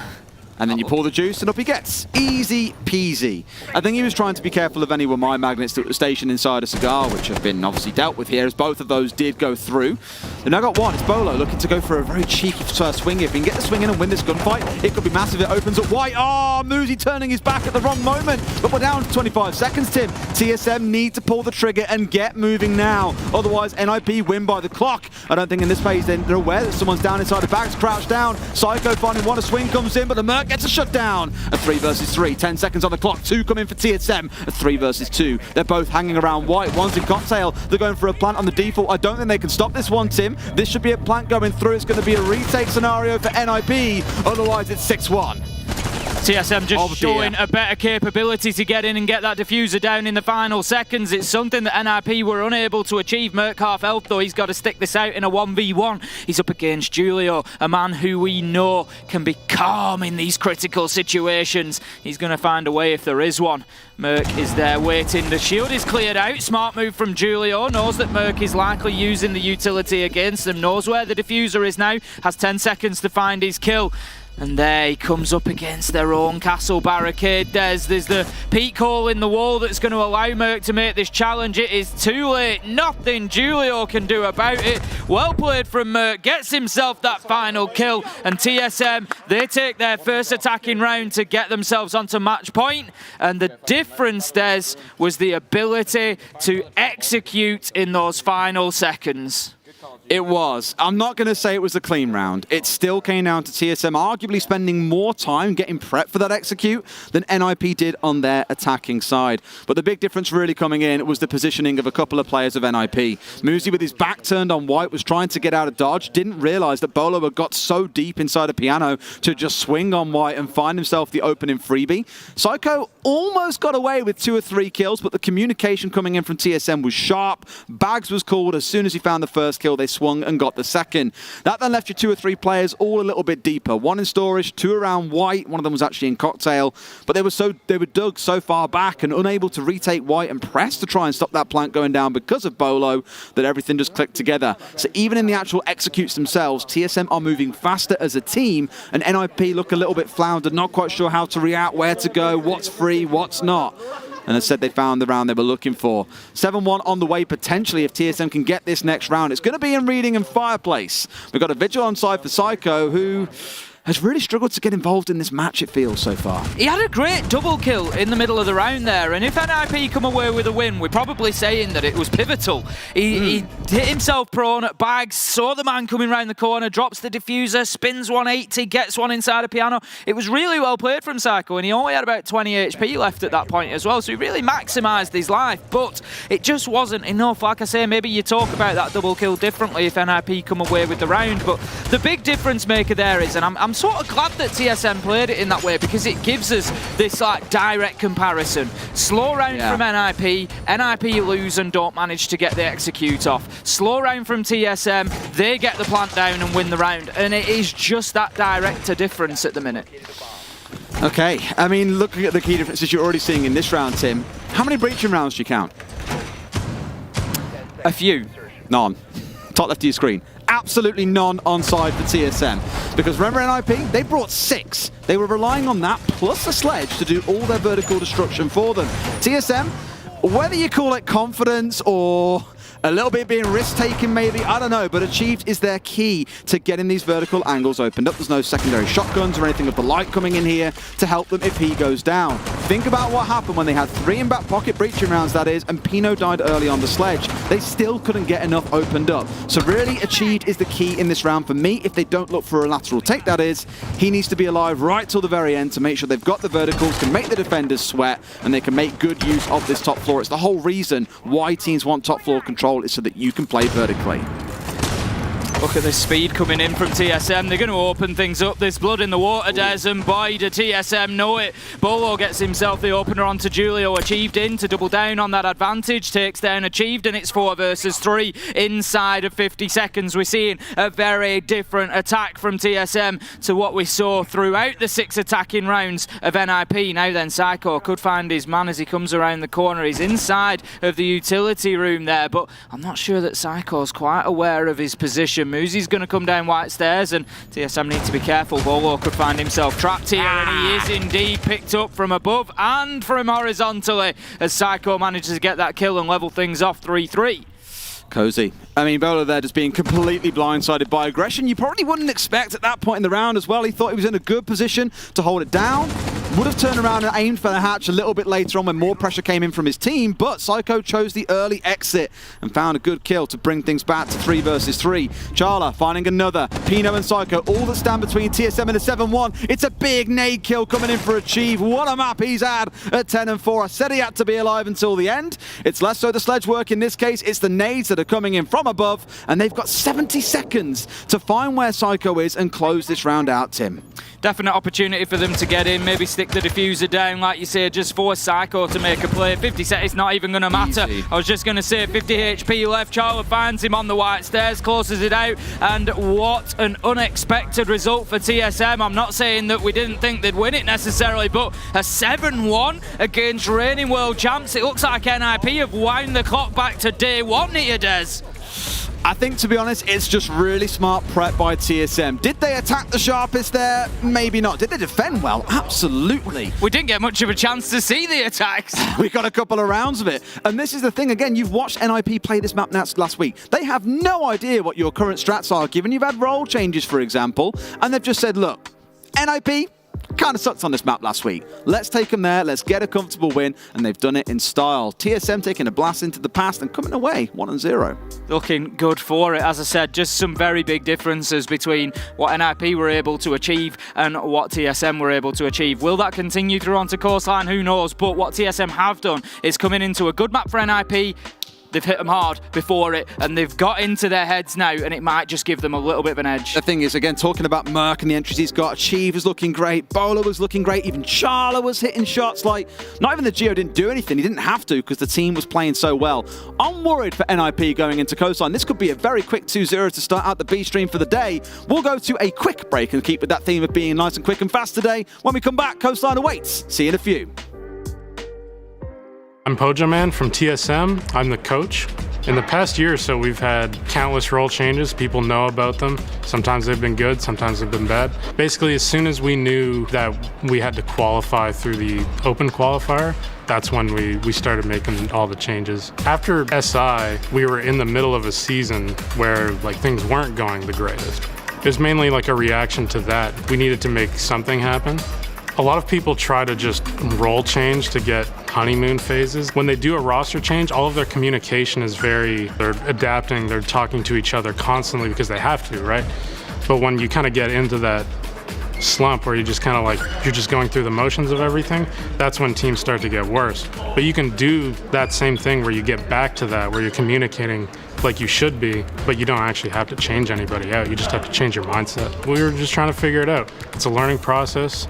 And yeah, going into Mexico, our expectations are really high. Showing what we could do with such a drastic change in such a short amount of time. Impressive shots, and he's got more bullets to deliver, and it's TSM taking the first round. It was pretty impressive how well we did considering the amount of time and my uncomfortableness on the roll. TSM pick up their first victory here in the group stages.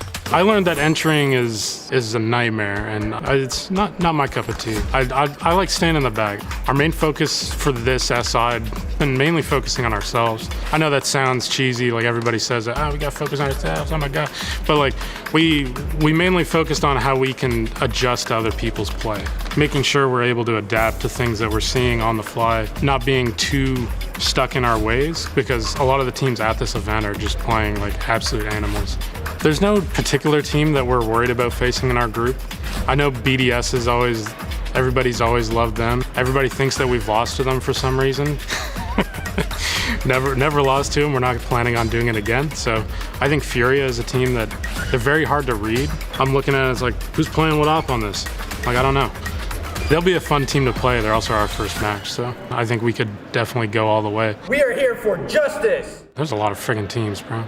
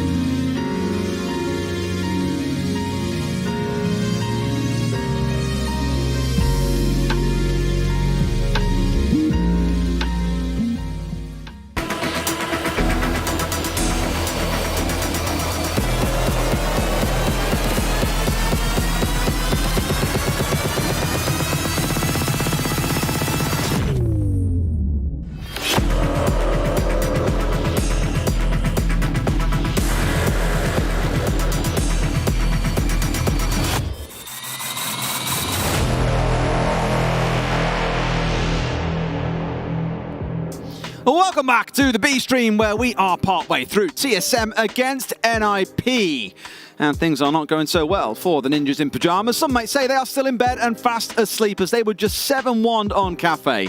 Now, Tim, it was TSM's map pick, but that probably doesn't excuse getting 7-1 given you played it 3 times last week, right? No, it doesn't. And the thing is, I said, coming into Coastline, NIP are good on this map, yada, yada, yada. But the problem with that is, TSM have just had such a good win that they're going to be feeling streets ahead of them at this point. So if you need anything to level maps up, you know, so be it. But Coastline is also just a roll of the dice. You know, for most teams, even if you're good at it, you can still lose it. So not going to be easy. And not a single player going positive for NIP, sadly. It doesn't make good reading and almost, for NIP fans. Almost every player going positive for TSM. Geo, as we said, didn't really need to do anything in that game. The rest of the team doing a lot of the hard yards. Achieved at the top a 3-0 entry, 100% cost, plus 6 KD.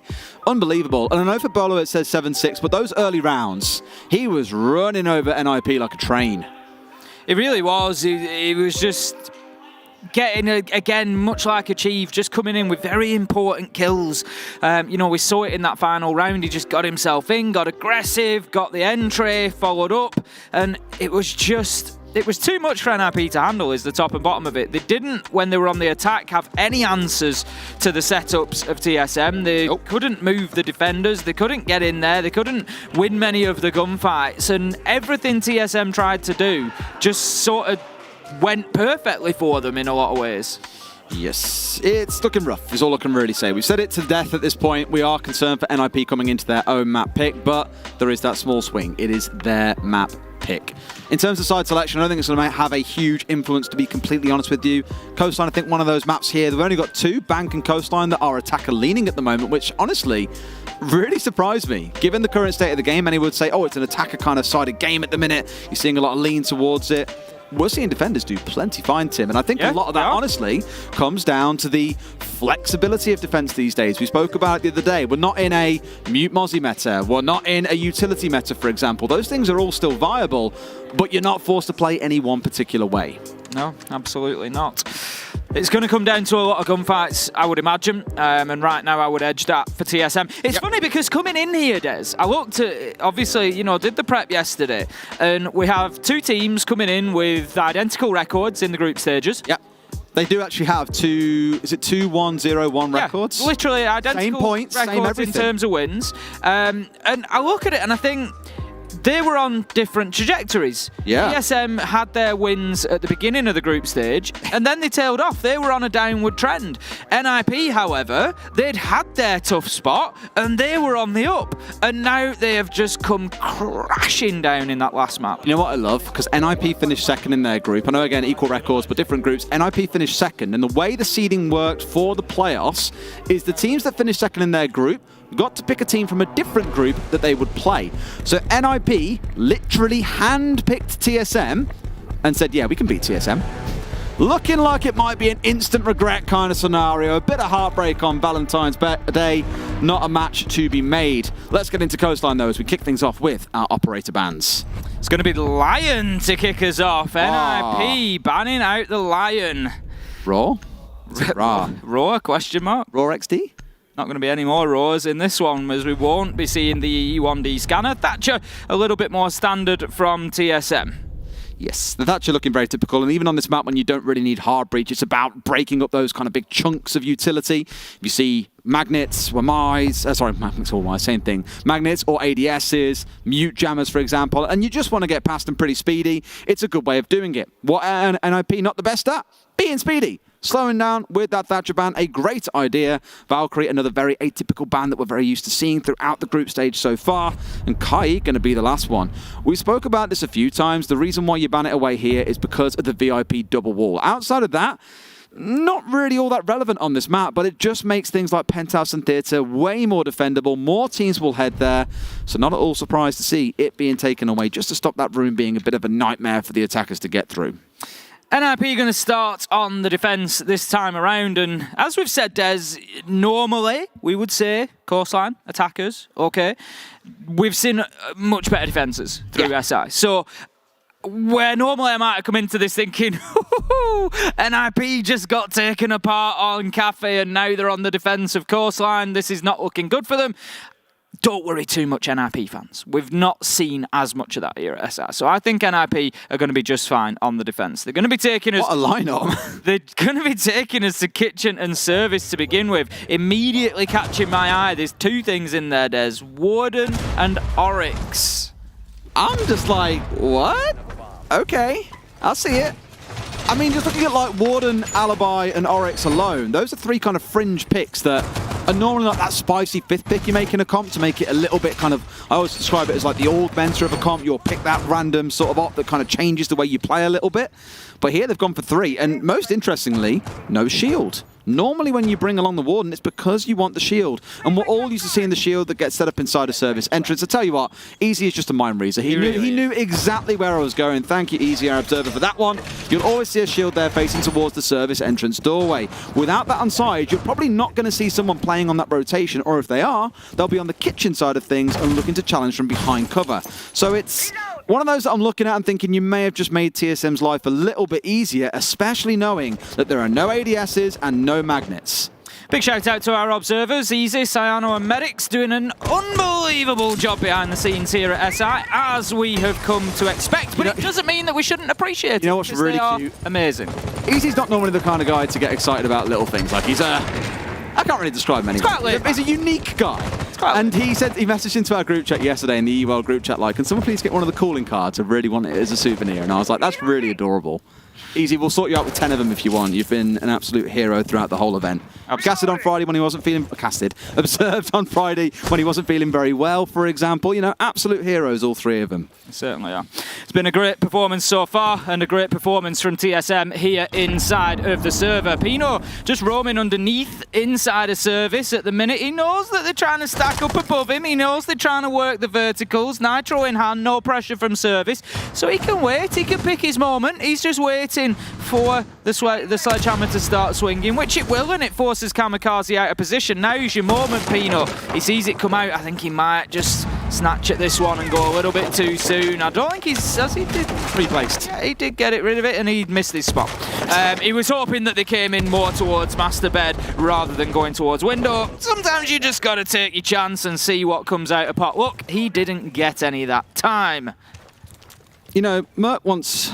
Sorry, not Merc. Achia told me he has one game that he prefers more than Siege. Do you know what it is? What is it? Minesweeper, because he dodges these mines like an absolute pro. Yeah. He's played so much Sledge that he just doesn't care. He'll step in and swing that hammer all day. Very rarely gets caught out by C4s. It's worth touching on as well.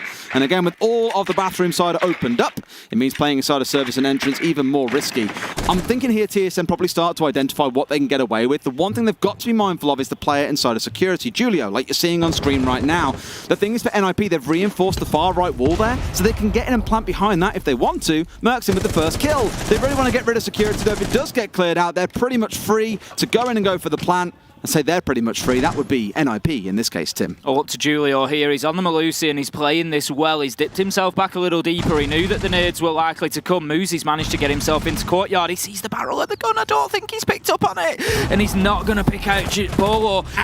Still manages to react quicker of the two, though. Gets his kill. Achieve finds Psycho. 4 versus 3. TSM keep themselves on top, but the clock is ticking. 15 seconds left to go. And NIP start the collapse. But Charla manages to find one. Merc another. And TSM looking good. Julio's left alone in the cold here as he's fighting long angles and then has to take the rotate. Achieve. He's going to have all the time in the world to get this diffuser down, and surely now it is too much to ask from Julio. Left in another difficult situation, just as happened a number of times on Cafe. It continues here. Steps out and loses the first gunfight. Achieved. Finishes the round as well as getting the plant. TSM take number 1. Man on a mission this series. You kind of reminded me of Invitational playing Sledge from Sandbox Gaming. This is when they were playing on Cafe during the group stage. He was just everywhere doing everything, and Achieve there has done exactly the same, right? Where he started up on the top floor, dodged around C4s, got everything opened up to soften it up ready for an execute, then stepped through lobby and helped with the push inside of security to force Julio back, then gets the diffuser from a dead teammate and plants it behind that single reinforced wall that I mentioned in the triple wall, looking up in towards from lobby, up in towards service entrance. just generally a busybody, is how I'd describe him, Tim. So no real hesitancy on his side. A great first round for TSM, who end with 3 still alive. NIP going to change sites, not going to go back to kitchen, move into hooker and billiards. That's something that we've seen a lot at SI, actually. When teams have lost the site, there's not really been a lot of them sort of going back and trying it again. We've had much more of a sort of 3-site rotation. movement better, just like get moved on when you've lost. There's only one team in my mind I can think of that have done that, and I forget which team it was. It's in my notes somewhere. I was like, oh, they're a team that have done that. Fair play, I'll note that down. Others are sticking to the same 3-site rotation, which is interesting unless you're on a map like Villa, where teams like Dark Zero, like TSM when they play, will make use of all 4 sites and just jump between them to try and keep the opponent guessing. I mean, for anybody wondering, you know, why I bring 6 months ago, we'd have quite often seen a team try kitchen, lose kitchen, go back to kitchen, and, you know, try to get it done, try to adapt, try to change. But just, no, it seems to have dropped away a lot here at SI, and teams wanting to just mix it up and keep them guessing. Muzi is going to be on the Warden again. No real impact massively of that operator in the last round, but we'll see if he can do a little bit more with it. Does have the shield with him this time, which maybe just mixes up things a little bit in terms of the defense. That's it. It was Psycho on it in the previous round, who I think now wants to get a bit more mobile out in the map, hoping to find entries for the team. The Des did touch on, he's like 11-18 or something in entry at the minute, so it's not the best overall in the competition, but at least getting him on a more mobile operator should deliver the goods. Muzi being on the chunky boy that doesn't move particularly fast, and you hear him everywhere he steps. Still waiting for an entry kill. 1 minute into the round, TSM are going to be on the drones. There we go, a little bit of information for Bolo as a man just streaks past his drone.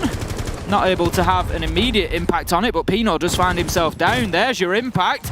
Bolo goes in with a nade, going to finish the kill as soon as it explodes. No, he just gets away with it. And in comes Julio to try and save the day. He's got his cape on, he's trying to make that superhero rescue, but Merc, he's going to manage to find Pino and shut him down. Julio, therefore, dips away from the fight. He's not going to throw more fuel on the fire and give himself away as well, but that was a real valiant effort from the man.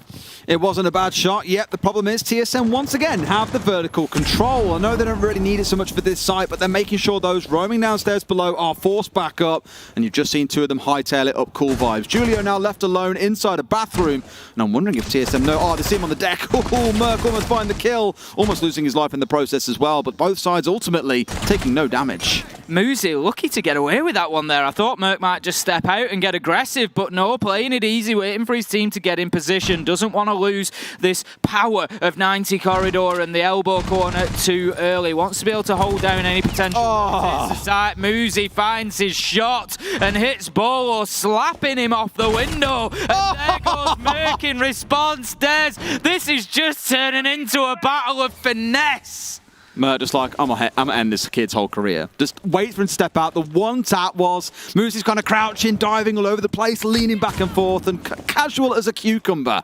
Merc's like, one shot is all it takes. And gets the shutdown, a 4 versus 3. But Tim, final 30 seconds of the round is where things really start to pick up. There's still a lot of utility in TSM's back pocket, so I want to see it brought out now. Just rain down hell on NOP and go for the round end. Beautiful shot from Gio there. Julio fighting hard for the trade, though. He's inside a sight, shut down from the door. It's Merc on the double. It's all up to Kamikaze. He needs to go big, but can't. Merc closes it out. TSM 2-0 Des, and there are a lot of worried NIP fans out there right now because this is not going well. They are currently 9-1 down on rounds through this best of 3.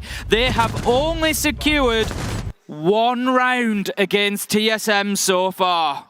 I wasn't maintaining a perfect count as well, but I didn't scratch down many entries. I think 2 in the last map and none so far in this one. Just everything being taken from NIP by TSM. It's looking terrifying. Like, what do you do? I mean, apparently their suggestion is, how about Penthouse Theatre? We spoke about the KIA ban coming in, makes that a little bit harder to defend. It forces the other side to bring a Maverick, which, sure, you might look at as a less optimal pick on this map, but M4, good gun for 1, and you get 2 nades in the back pocket. You won't see it picked out here because TSM know they can do all the work they need to with the Hibana. Oryx coming in once again, which admittedly you might be bringing here less so for the gadget or the ability. You're more looking in towards the wee-woos there, the ability to transform sight a little bit, and of course a not terrible gun in the first place. You mentioned the entry. We had a slightly interesting and unusual situation on the entry in that last round, Des. I don't know if you spotted it, but Bolo goes in, gets the down onto Pino. Merc then finishes him from above, but Bolo is still alive. So the kill is Bolo's because it is attributed like that now. We had the change recently whereby if you down somebody and they are killed whilst you are still alive, the kill is yours. So whilst it shows up on the kill feed as Merc, it will be on the leaderboard attributed to Bolo. That's the one kill. And it's always interesting when it's on entry, because then you've got the whole Yeah, to be honest, that is why in my notes and my little stats that I take round to round, I only take which team got the entry. Well, I've got Merc, brackets Bolo. That's too much for me to write. I don't miss a trick. I just literally write down like a little white line in the TSM box to go, yes, they got an entry. And if they roll 2 or 3 in a row, I'll note down 3 to say, yes, they dominated and went 5 versus 2 very quickly. Gio's going to be getting that double wall open into VIP very quickly, attacking into Penthouse this time around, so NIP choosing to move on once again, not going back to any site that they've played already, and it's understandable with the way TSM have been rolling through this one on the attack so far. They've got the access now, TSM, to VIP, so that's potentially, yes, it's already forced anybody who was playing in there away, but they are still NIP trying to hold it from the corridor there. They've got the holes opened up. There's going to be potential for a big nade coming in there. It's going to do a little bit of chip damage onto Pino, but not too much at all. About 15 health has gone there, and he's just going to hold his angle onto that window in case anybody gets any ideas about rappelling in. One thing I think is really missing from TSM's attack here is smokes, right? To cut off those longer sight lines from down in theatre, for example. If anything, they'll probably try and look for a tuck just inside the left of the double window and try and stick a plant down there. But for that, they need to clear out VIP, which is exactly why they've opened the wall up. It's exactly why they're trying to apply some pressure in there. They really want 90 to be clear, but the problem is those were my magnets, as we know. They recharge across the round. One was there present on 90. Psycho's still got 2 in back pocket. That's a long time to hold on to those. I'd love to see him thrown out somewhere at least to catch these nades as they keep on raining in. Great angle that Pino was holding there, just between the wall and the bed frame, just trying to get an angle onto Hall of Fame. Psycho spots his man, takes down Bolo with a headshot. He was trying to creepy crawl his way into sight there, but NIP were well aware of the potential for that. Take him down. Charla tries to fill his position, but time is now ticking. NIP looking a little bit more secure inside of this round than they have so far. Achieved taking damage. TSM struggling to get themselves in, but Gio just brute forces it, Des. He goes in, he gets the kill, he starts putting the diffuser down, the cover's there. Charla, Merc, big round from TSM, and that is the diffuser secured, planted, and it's a 1v3, and guess who it is once again, Des? Julio in that tough spot, that difficult position. He finds one man, he knows he's inside a bathroom, peeks around the back of the bomb chassis, Gio gets the kill, and that's going to be NIP losing a round, which 20 or 30 seconds there looked like it was going their way, Des. It did. Tim, I really want to come back to the point that I raised in the middle of that round. We saw 3 flashes raining through that double window. Psycho was sat there with 3 magnets. You'll see it on the replay here, look. 3 still sat in back pocket as more and more flashes are raining in to keep NIP at bay. I know it's a risk to sometimes expose yourself out, but just chuck them somewhere, towards bathroom if you need to catch those nades and stop them flashing out your teammates. They were fortunate that in most gunfights they weren't full flash, but at one point you did see Psycho go full white screen, so he couldn't step in and stop the swing coming through. It's a very small detail, but there's a reason why you bring a Wamai, and I feel in that round it has punished them. NIP are heading in one direction at the minute, Des, and that is down to the lower bracket at this point. Our reigning champions, our defenders are going to be coming back in, and they're going to have to make one hell of a run if they want to get through to the finals should this continue. There is still time. I am not writing them off yet. You all know that I'm a big fan of the LATAM region, and I've enjoyed watching NIP's successes, but right now they look a shadow of their former selves here, Des, is the reality. Yep, and in the next round, I believe it's MIBR that wait for them, or is it FURIA? It's FURIA, we spoke about it yesterday. Because they and Oxygen... Winners. Yes, the losers, sorry. Yes, they play. Winners play FURIA, losers play MIBR. So no matter what happens, TSM is real running the gauntlet. I joked about it on Twitter. They're just going right? LATAM door after LATAM door. Oxygen are in exactly the same boat. They're playing currently against Faze. They've got Team Liquid in the next round, which I do not want to face, as they are looking like most likely winners overall. If they get knocked down, another LATAM team waits. These 2 NA teams are really running the gauntlet. What I love is we're looking at this based on the group stages, and we do this every time. It's only natural at a tournament, and we say, right, Team Liquid are looking great at the minute. They're probably number 1 going into this. They really have been dangerous. But I know, just like there was in the groups, there are going to be surprises in this knockout phase, and we have no idea what they're going to be. They're just going to come from absolutely nowhere, and we're going to have teams that maybe we're looking at now thinking, you know, they might struggle. And they're going to come through, and we're going to see them in like the last 4. And it's going to be amazing. I cannot wait to see who those teams are. I guarantee there will be at least one surprise team who you would not predict now are going to be in that Final 4. And I can't wait to see the run that Who are the non-surprise teams for you to be Final 4? Because I'm thinking Liquid, DWG KIA, arguably TSM after what you've seen from there. DWG KIA, TSM.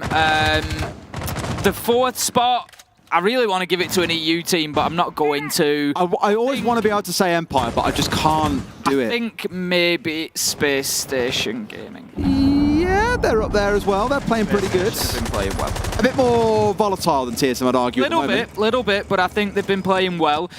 Or I would say, you know, maybe one of the other LATAM teams, Faze, maybe FURIA. It's going to be spicy either way. M&M lower bracket run the dream? Who knows? Who knows? That's how crazy these big tournaments can get. Psycho's down to about 30 HP after taking some early damage, but it's Pino on to Merc. The man we praised for his entry hadn't died up until that point on this entire map, was 7-0, and Pino puts an end to that hot streak. That is a great kill, just hitting him through the soft wall there.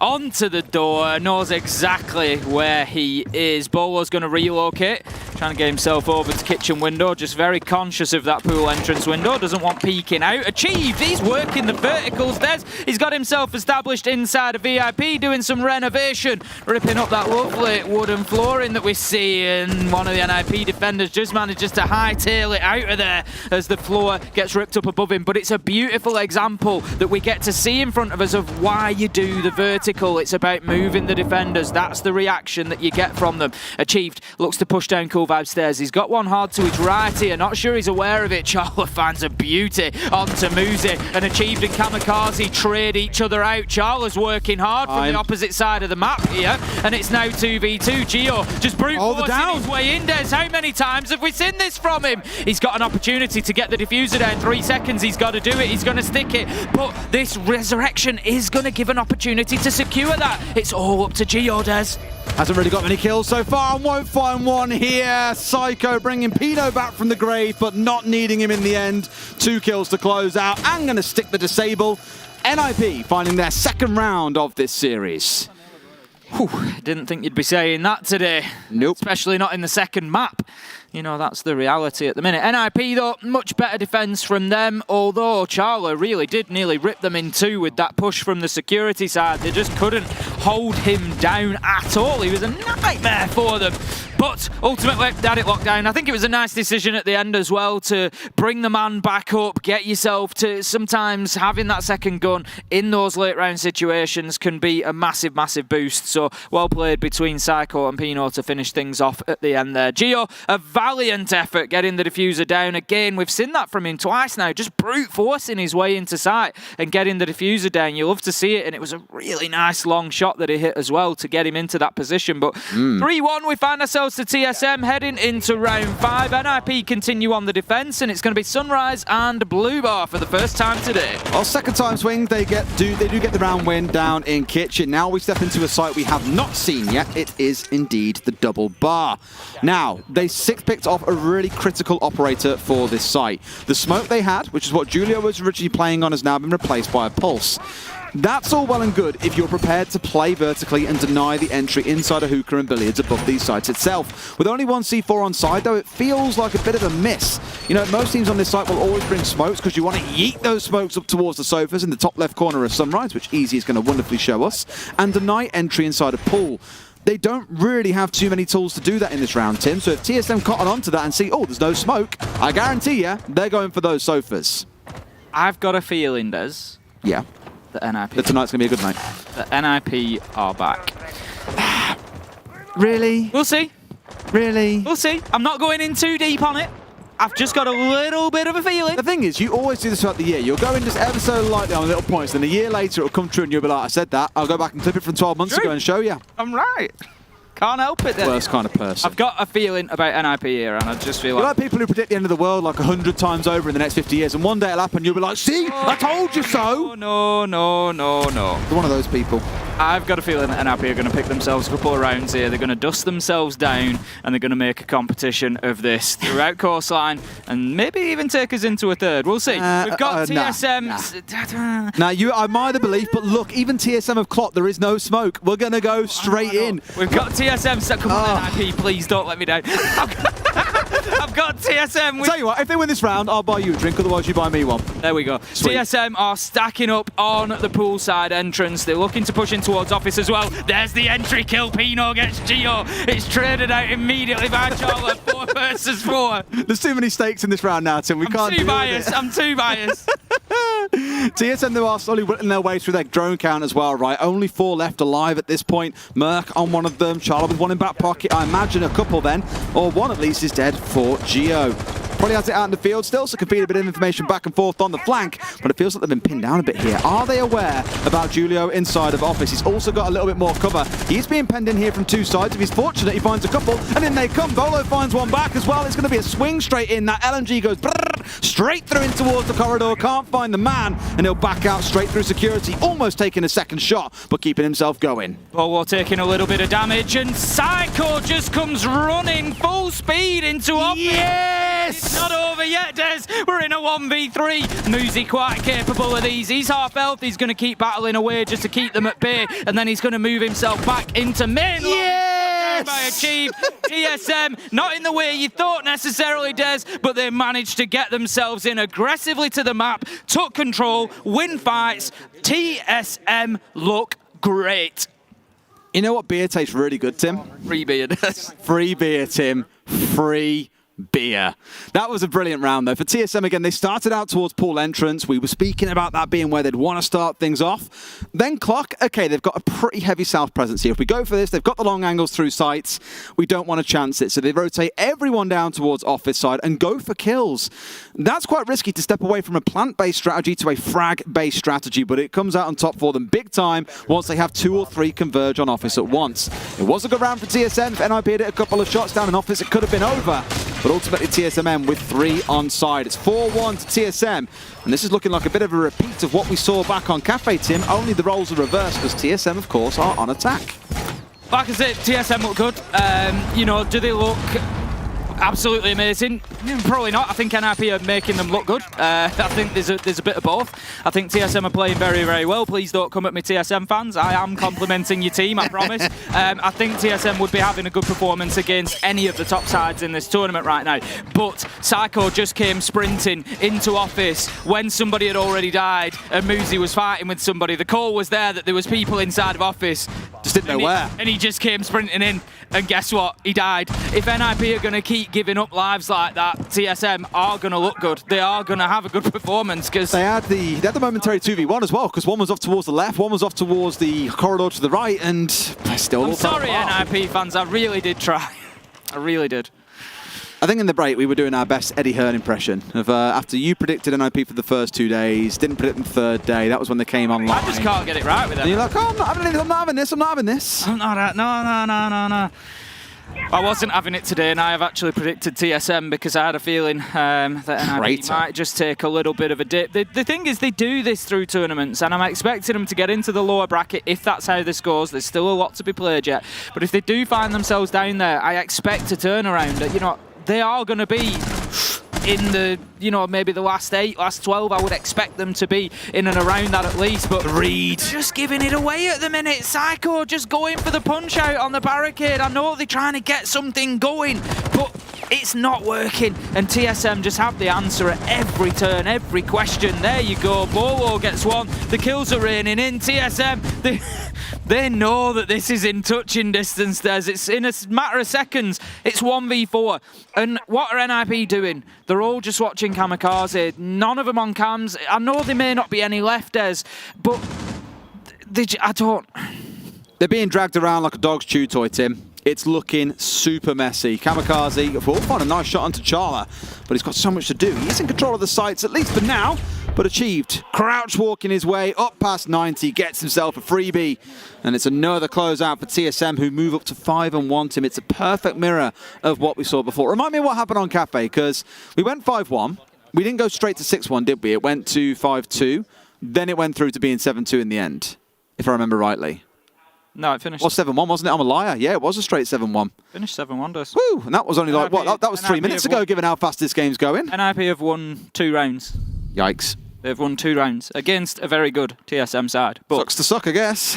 If you want to be getting through and winning the 6 Invitational, you got to, no matter who you play against, whether it be TSM in this sort of form, whether it be Team Liquid, whether it be DWG KIA, you know, whoever it be of those top teams, you have to beat the best to be the best. It's as simple as that. And right now, NIP are falling short. The thing is, I bought round to your way of thinking, and you know, we often say, oh, NIP take a bit of a time to warm into a tournament. You know, give them till playoffs and they'll improve. The fear is here, they're not at the level. Like, this is arguably the weakest they've looked across the entire tournament. Again, only 2 rounds against TSM. Like, man. That's it. I'm not. That's a stinger. I wouldn't be overly worried for NIP just yet. I would. They're going to the lower bracket, Tim. I know, and but I've watched a lot of them over the last couple of years, and I think they will have a good lower bracket run. All right. I do. I have faith in them. I really do. I think that we will see a turnaround. I think this is a bit of a blip. It's a bad performance. TSM are taking full advantage of that.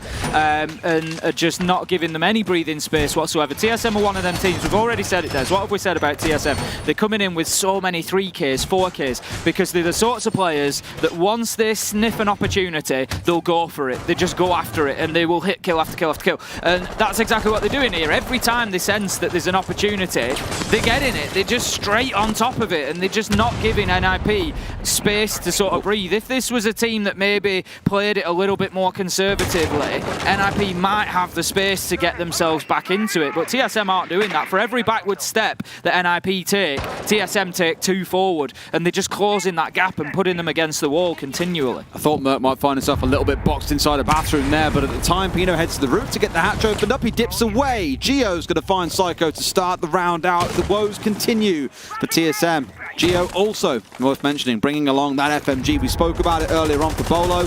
Similar story for Gio, although he is, of course, one of the supportive players for TSM. Another good start for TSM. Looking great, managing to just hit every single shot. It just seems to be turning into one of them games where there is not much that TSM can do wrong here. Pino has got himself established in the bathroom. Again, that timing, it's all those sorts of things that add up. You just see him turn away at the very second Merc is going to challenge, and it just makes his life harder work. Pino, Muze, they need to deal with Merc here in the back of theatre. Merc, he's just dipping, diving, dodging, ducking, doing everything he can to keep himself out of that line of sight, but continue challenging. Achieve, manages to find Julio. Merc, if he gets away with one here, it would have been the greatest robbery, but Muzi, he manages to find that kill. That gives NIP something to build on. It does, but it's taken 90 seconds to clear out a single roamer that's taken down 2 members of your team. Oh, that would have been bad. I mean, it wasn't ideal. It's used 2 nades where only 1 was needed, but I think that is the least of the issues at the minute for NIP. We're going to have Kamikaze just looking to move in behind that Ossa shield and get himself inside a service if he can. He's just very aware of that main door run out, though. What I'll give, if he gets the shield down inside of a plant position, the only thing that can stop him is Gio's 3 smoke canisters. There's no impacts, there's no C4s, there's nothing of the like to really stop him from sitting behind it and getting away with it. The problem is you're in a 3 versus 4. You haven't got that map control that you need. 2 members still, well, in fact, every single member still outside the building at this point. They have got top floor control, but that's pretty much all they've got. He's in and still needs to move a little bit further forward here to get a plant down. He'll take a few cheeky shots, and as said, it's going to be hard to make him move, but he doesn't really pose a threat in that position, Tim. Well, that's it. They don't need to make him move. For anybody who, you know, is maybe back to us or new, back with, you know, with the rework that we saw. The site is now inside of service. You can't plant in that area. Essential kill from Bolo there to close him down. This is likely done. He's going to down Kamikaze. It's all. Oh my! The kills. TSM managed to hold on. There's just nothing, despite NIP's tries, the ideas. No matter what they bring to the board, it's just not doing the job for them. This time they tried the Ossa, try and get her in there, get the shield down, but still nothing doing. Bolo just marched on a 3K. When I really thought Muzi had finally got them something, when it was down to a 3 versus 2, I thought, cool. They've got not a lot of time. They've still got the O's for life. They can march on forward with the shield. They can drop it down. They can make the plant happen. But what happens? Bolo just turns on. Kills him. turns around and gets Kamikaze down and finishes off the last man sprinting into bathroom. Beautiful stuff once again. NIP likely only going to get 2 rounds away from TSM. It's looking like back-to-back 7-1s unless something drastically changes here in round number 8. It's going to be Sunrise and Blue. I really feel for the NIP players. You know, I do. It's one of those where, like I say, I don't think it's even necessarily down to them. It's like nothing. We've all had those games where just nothing goes right. It's like going to an abandoned amusement park, Tim. There's just not a lot to go on. There's not a lot to go on, and just nothing is going right for them. And I really do feel for them, but. You know, on the other side, we've got a team where everything is going right. TSM, they are taking full advantage. You can only play what's in front of you. I've said that time and time again, and you've got to get those rounds on the board, and TSM are doing exactly that. So, you know, they deserve the plaudits that are going to come their way for this victory. And for me, I like it because it blows the tournament wide open. I've been saying this about NA. Let's have you back. Let's have that region's resurgence. You know, we've all had the jokes. Now it's time, I think, to definitely put them to bed. TSM proving that. And they should be able to. The then question is, can NIP recover in time before tomorrow we step into, of course, the lower brackets? Today we're having our 2... If this happens tomorrow, that's it. Oh, they're done. That's it. Scary, isn't it, for the defending world champions to be out so soon? But for those who aren't fully aware, today is round 1 of the upper bracket. And we have the later on round 2 of the upper bracket. Tomorrow we go into the lower bracket round 1 and the lower bracket round 2. Wednesday then we see the 2 streams come together and things not so much slow down a bit. I imagine they'll heat up, Tim, but it does all come together, and that's where the tournament really starts to hit the late stage strides. Surprised that TSM have allowed NIP into Penthouse so quickly there with the mirror that they played down in service. It's very easily taken out if you're going to have vertical control, and it doesn't seem like they were holding it. They've got rid of the mirror. It was a great kill from Bolo, don't get me wrong, but it surprised me that they allowed them to remove that utility quite so easily. We've got a direct trade comes in. Psycho's going to get Geo, and that now leaves us in a 3 versus 3 just before the halfway mark, and this one's turning into a little bit of a bloodbath in round number 8. I think Achieve needs to give him a go on his Minesweeper game, Tim. It's a C4 being walked straight over there a couple of times. No drones coming in from below. All too easy to open things up. Yes, they swing a couple back. They remove Bolo, who's having an absolute game. The problem is, look at the kills for Achieve, Merc, and Charla. Also all still heavily involved in this game. The support players in this game sticking towards playing on the FMG instead of looking towards the secondaries or potentially the Oryx to do a lot of the site work for them, opening up rotates, things like that. So equally deadly here, not just relying on an SMG, for example. And NIP have got themselves set up around pool entrance. That's going to be their point of ingress in these last 60 seconds. Out goes this Toxic Babe canister onto pool entrance just to try and slow that entry down. 2 more left, so that's another 20 to 30 seconds that can be burnt there. Pino takes a little toe too far and finds himself sucking in a lung full of damage. He's going to have to just back away, goes up towards Hooker. Look at that, Achieve gets away with one, just running across the door. Actually finds himself downed as the second shot comes in. An opportunity here for Psycho. I don't think he knows exactly where he is. He could shoot him through the soft wall there, but it's going to be Pino onto Charla and NIP. They look like they might just get something going here, Des. Merc gets in, picks Achieved up. There's the double. Psycho, Pino, NIP. You got yourselves around. You got yourself a foundation. You've got to let this steady the ship and find a few more. It's 6-2, and the fight back has... No. One round at a time. No. It's not going to happen, Tim. There's no way. Double or nothing. I don't know why you've done that to TSM. What? You can't come in and say there's no way. That's absolutely what I said. I'll double or nothing you for that drink, and the NIP do not come back. I don't think they're going to. No, I don't think they will either, mate. 4 rounds in a row is a very tall task, and even then you've got to get through overtime and then potentially through Villa. Ooh. You're leaving that one down to the fate of God, aren't you? I think the reality is they're probably mentally drained right now. I think they've probably been absolutely battered. And I think it's probably very, very difficult. We had we got a talent booth given to us yesterday in like the computer area, so we can sit and play a bit of Siege in our downtime, for example. And we had Fresh and Friends. Guys, what do you do when you've just finished casting 5 days of group stage? Have a day off, lads. 14 hours a day. You have yourselves a day off. What are you going to do today? Could we play Siege all day? That was exactly what happened. We loved it. Yeah, and we had Fresh and Friends Academy. We had like a coach, an analyst. We had everything going on. All 5 of us in there. The main team as well. Absolutely, you're on the main team, mate. You're just way ahead of us at this point. We're trying to play catch-up. It's not a big deal.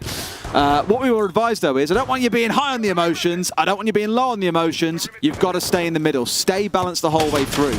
And even for NIP, yes, they're getting absolutely slammed, but to still be in a spot where there's fist bumps, the coach is picking them up as well. They are trying to keep that mental high at this point. I understand that. I think it's a great thing to do when you know it's very likely that you lose this game. You're still going into each round fresh and ready to go. The one thing that I will say, if I know anything about NIP, is that there will be belief in their minds that they can do this. Whether we believe it, whether everybody at home believes it or not, those 5 players, with their ability, will believe that they can win the next 4 rounds, bring it to overtime, take it to map 3 and win it. And honestly, there's always a chance with NIP. It's slim. It is slim. And TSM, they are looking great. But there is always a chance whilst these players are still inside of the server. Droning goes on. They're going to be attacking onto Hooker and Billiards this time around. Man inside a lobby, man inside a bathroom. 2 important positions. Merkin achieved. They need to be paying attention to that because they could get hit on the flank. They do have Julio on the Nomad, so they can air jab off the stairs. Not too much of a concern. But there are Nitros in hand as well. So just need to be careful. No, Achieved gets taken down, and that's going to be the Nitro gone. As I said, Des, they needed to deal with it. Yes, it's a good start for Julio. A second one comes in as well. Please don't do this to me. Don't let Tim be right. He'll never let me live it down. 2 big kills though. 5 versus 3 and tons of time to play with Tim. 90 seconds still on the clock. They've got a lot of utility still in back pocket that no doubt is going to start coming raining through. They are looking very low on information is my only concern. You must be kidding me. That is unfortunate. Being a little bit of an assist there from Gio onto Merc. Bolo also goes down. It's a 1 versus 5 and a flawless round coming out for NIP. And you see that energy there that Mighty's just trying to push back into the team. Come on, let's go. We can do this. And they will be hyper-focused at this point in time. To be honest, I was going to say, and it's interesting that this timeout's come in now, because I was actually going to suggest it might not be a terrible timeout for an NIP timeout. Because they've got a couple of rounds, there's a lot been going on. Just let's take a breather. What's gone right in the last couple of rounds? Let's have a chat. Let's solidify that and let's not get ahead of ourselves. So I don't think this necessarily is too bad. I know we talk about momentum, but let's be honest, 2 rounds isn't really momentum at this point. I think it might be a good opportunity for them to just solidify. See, this happened the other day, and I did say on cast that I'd do it, and I'm a man of a word, Tim. I went away and did it. SSG were at 4-4. They won around and went to 5-4 on the attack. Lycan called a timeout, and I was like, I need to go and find out why they've done that. Because I'm curious, because a few teams have done, winning round timeouts. I'm like, okay, what's going on? And I went and DM'd him, and I hope he won't mind me reading this out. I'm sure he won't. He's a pretty good guy. He said, our comms were getting a bit crazy, so I wanted to calm it down, and I wanted to tell them about something I saw on their cache site at the gym, so we swapped the take the second time. Bit of a tongue twister. So it's more like he kind of chose a moment when the guys were feeling good to, again, settle the energy down. Remember, I want you in the middle. I don't want you high. I don't want you low. Get back to the middle. Honestly, and here's something to change around for the next time we attack or defend on this site. We always assume that tactical timeouts will come at a point where a team's getting battered a bit. And yeah, it's not always the case. But genuinely, I was just thinking in my mind there, 2 rounds on the board, starting to hit shots. This might not be a bad time to just take a minute and be like, right, we've got this. We build from here. Yep. This is what is going right. Do more of that. Let's push forward. So we'll see if that's the case for NIP. Still facing map point, still a lot of work to do, attacking onto Kitchen. Couple of changes in this round as well. It's almost like TSM are expecting an Osa pick to come back out once again because they've now got impacts in back pocket. They were missing that last time around. There is no smoke on side, but there's also no shield. Instead, opting for 4 Weewoos. I imagine some of those out towards service entrance, 1 in towards kitchen. I tell you, that Weewoo thing is really going to stick. I know it's a prox alarm. Means proximity alarm for anybody watching who's thinking, what is he on about? I said it the other day. Fresh says a lot of things that just stick in my mind. Like he calls Moz. Whenever I pick Mozzie, he's always like, oh, play a bit of Moz, are you, Des? And I'm like, yes, Fresh, I'm playing the Moz. And the Weewoos, he just always calls it that. So I'm like, it's now sticking. I can't get it out of my head. Got Merc on the Save me, please. Merc on the peak there. He's not going to get his prize. And NIP are aware of it. They're going to shoot out the double window. Pino gets himself safely up to the top floor. That should be sufficient to force Merc back into theatre, I would expect. The drones will go out. He will make sure that he's dropped away, and then Pino will look to push in. Muzi has supported him on that push. Bolo looking to get aggressive. I don't know, Des. It just looks like a few rounds ago, you feel like Bolo maybe gets a kill there. Somebody comes across him. You know, maybe the tides of luck are just turning a little bit, and they've run out for TSM, maybe. All right, Tim. Okay. Wee woo, wee woo. You know, I just woo, like to get excited about whoever's behind. I get excited about wee-woos, apparently. Small things. Let's see, though, because it's all about this push into Penthouse itself. You think you have Merc playing on the south side, Muzi up on one side now. They're trying to test a man at range, but will he win this gunfight? They see the head, but can't quite find the man himself. Stepping his way back up towards the door here. May even get himself being pushed in towards VAR, so he's got to be careful, because that clock is running down, Tim. 75 seconds in, they haven't found anyone just yet. TSM doing a good job of wasting time. Just trying to use the prone there. Muzi looking to crawl across, doesn't find his man. The battle continues with Merc. It's holding them at bay. They did manage to clear him out without loss last time around. They could do with doing that sooner rather than later. Merc takes a death-defying run across the door, and Pino finds his man. That's a big entry, and there's a second. Here comes Muzi. 5 versus 3, NIP. Imagine a turnaround at this point in the series. I look back to when they played against SSG in the grand finals a couple of years ago, and they said there was a specific round on Clubhouse where it all fell apart for them. You could see where the mental broke, and SSG got the reverse sweep in. One coming back from Bolo at least, so he is still here. He is still playing, Tim. If you're asking when Bolo plays, the answer apparently was just then. He turns up, and it's going to be 3 versus 4. NIP need to keep things moving here. Don't go back to that slow final 5-second execute. You've got TSM on the back foot a little bit inside of this round. You've got your advantage. Use it. Push forward. Pino just very indecisive about this nade. He's going to send it down to clear out some utility, I think, but just wasn't sure. Bolo goes for the slow peek, and Julio's ready. Pino onto the head of Gio,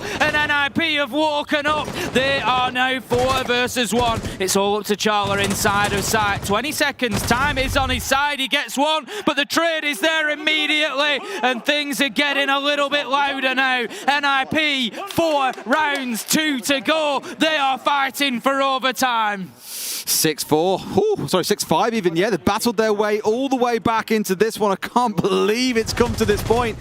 Sorry, 6-4. What am I on about again? See, I was really confused. You're getting excited now. No, yes. I don't want to grass you in, Tim, but you said 4 rounds. I was like, 4 rounds? What? Yeah, they've got 4 rounds. Yeah, they have. I thought you were saying 4 rounds in 4 rounds in a row, and I was like, huh? Oh, come on, Des. Let me go, and I was like a seal there, like, I wasn't sure. Either way, Blue Bar, I think Sunrise. You're just getting confused because of your excitement, because you know what's happening. Yes, mate, I'm absolutely ecstatic.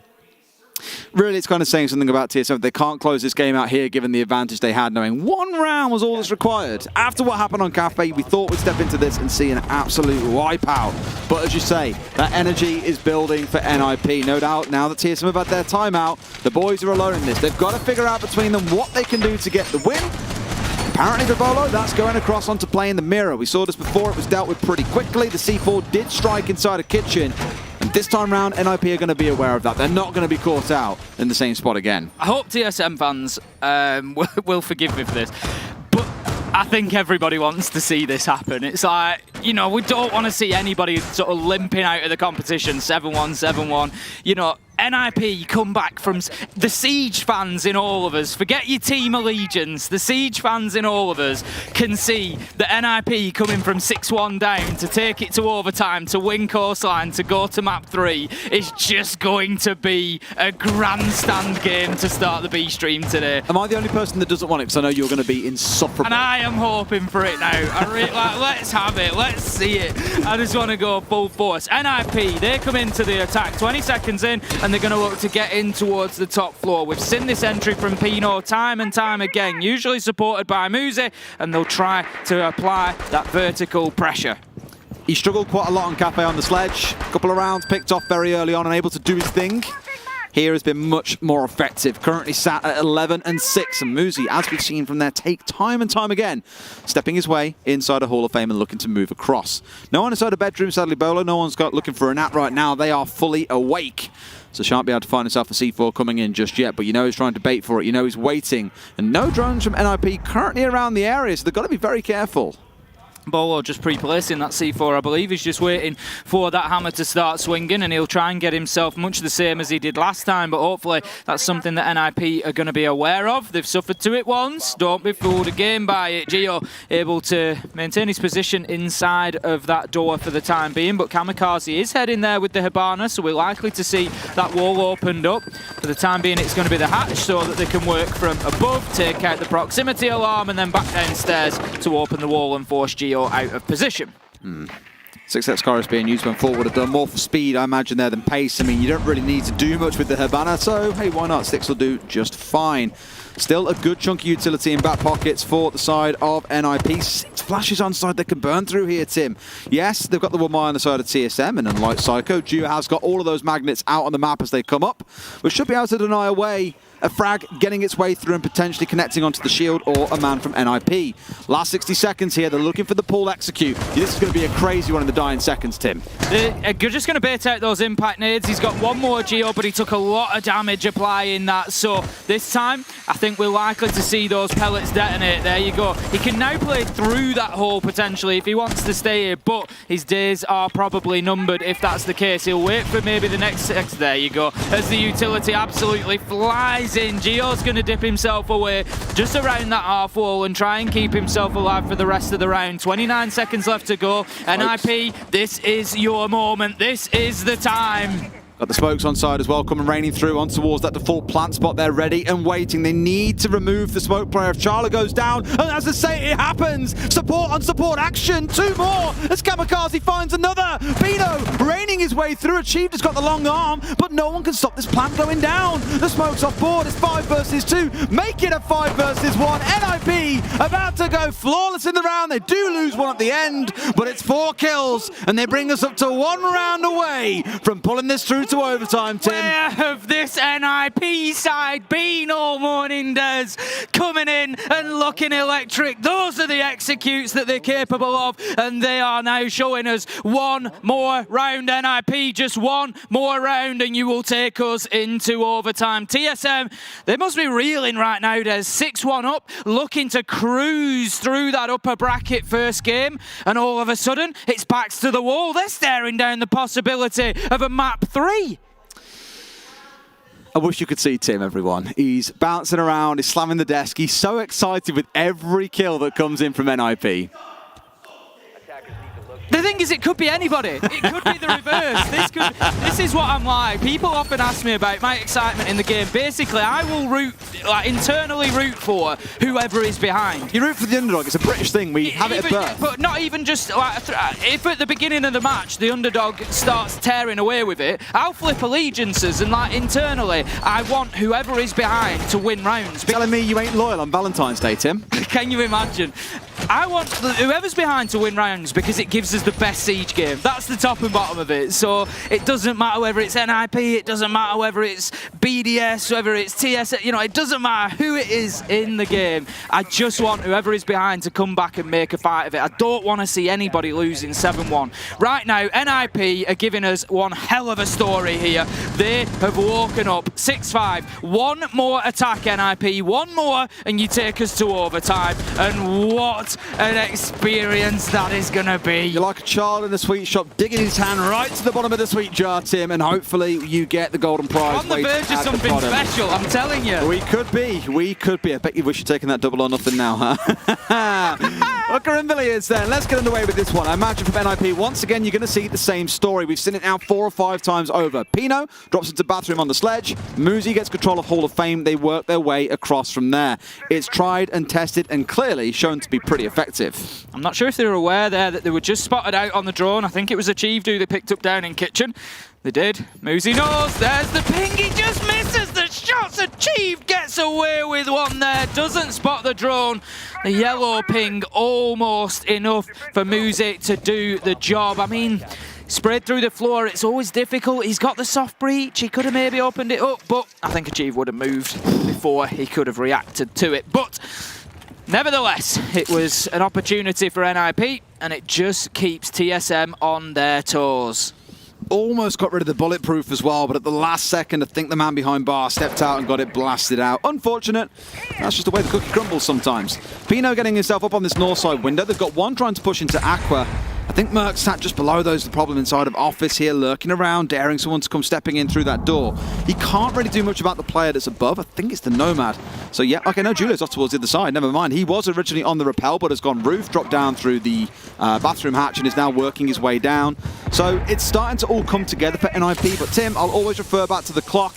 Even last round, the first kill came around the 30-second mark, so it was quite a late one. I feel nervous for NIP about the clock.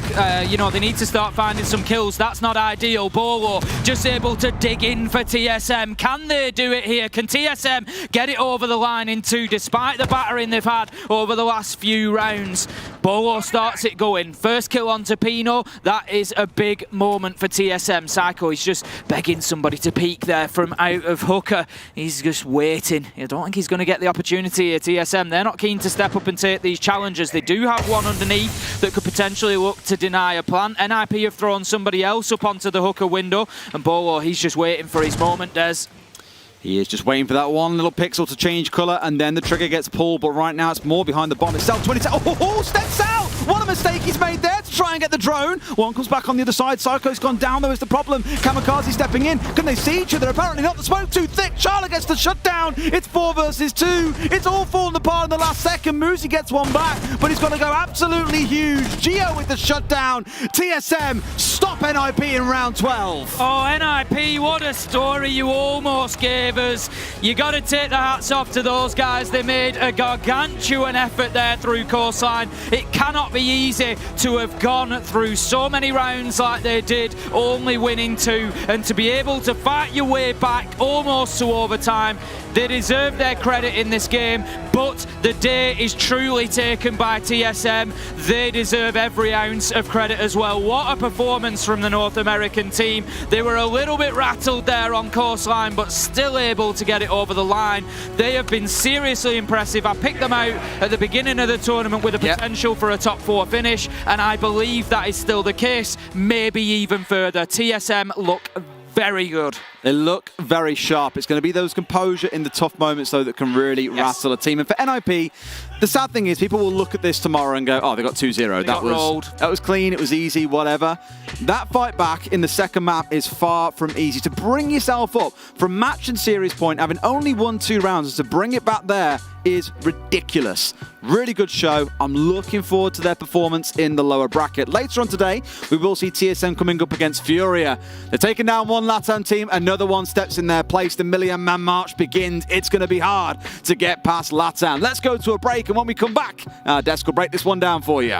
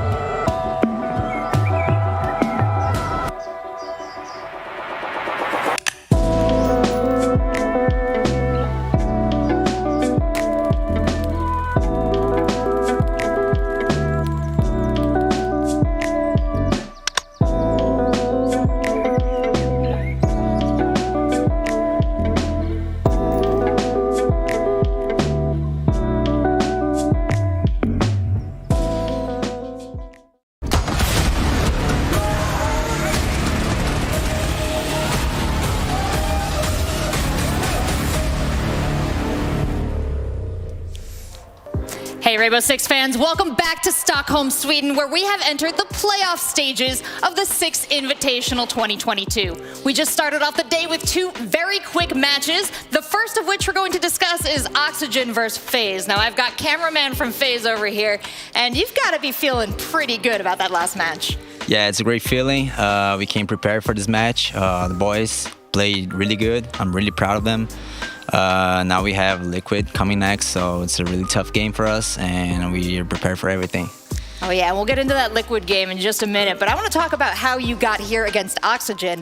Our second placed group finishers actually got to choose their opponents, and when it came down to the end of the day, you were the last team chosen to face. Everyone seemed a little bit afraid of facing off against you guys. What was that like?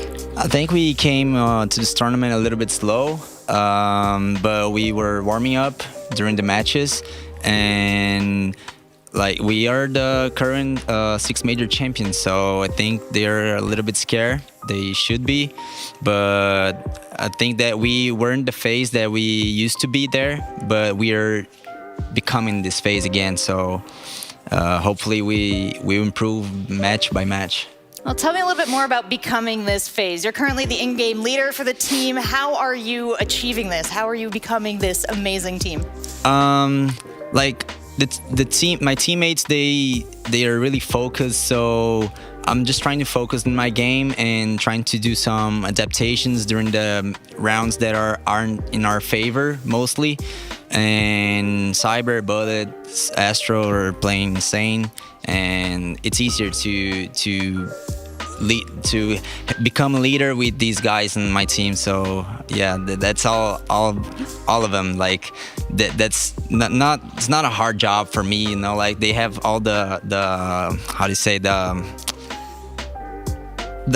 prize, let's say. Like they are really good teammates, and I'm really proud to have them with me. You sound like a great leader who can see that in his teammates and celebrate that and bring out the best in all of them. And as you mentioned, your next opponent in the bracket's gonna be Liquid. Now, they've given you a little bit of trouble this tournament. They seem to have your guys' number. How are you going to counter this? They have some little advantage because they didn't play today, and our matches used to be the last one, and today was the first one, so we were a little bit sleepy at the beginning. But I think we are prepared, and it's gonna be a tough match. We know that, but it's Liquid against Faze. Like, you know what to expect.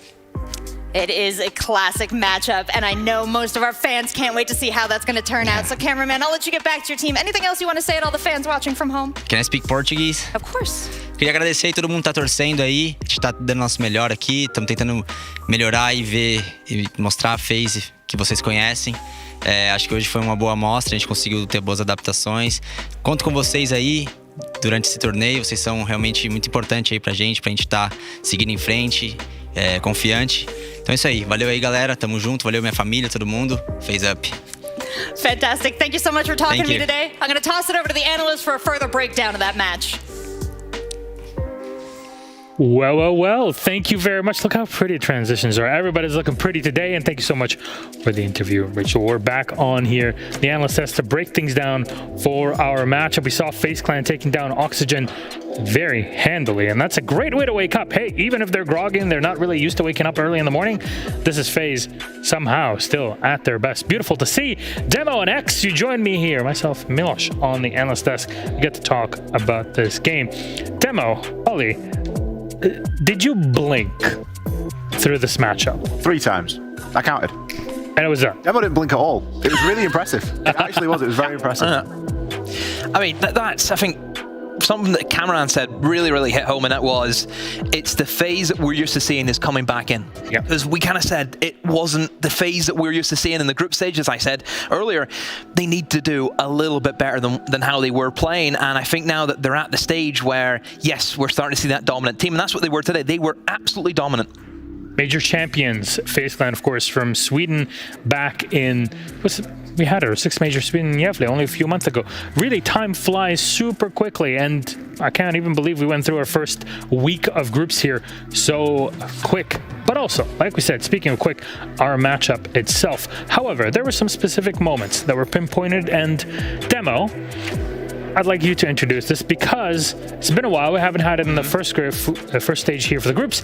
We got Talistration Station. We're still looking for great names for it. Talistration Station is what we go for first. So, Demo, please. Is it time?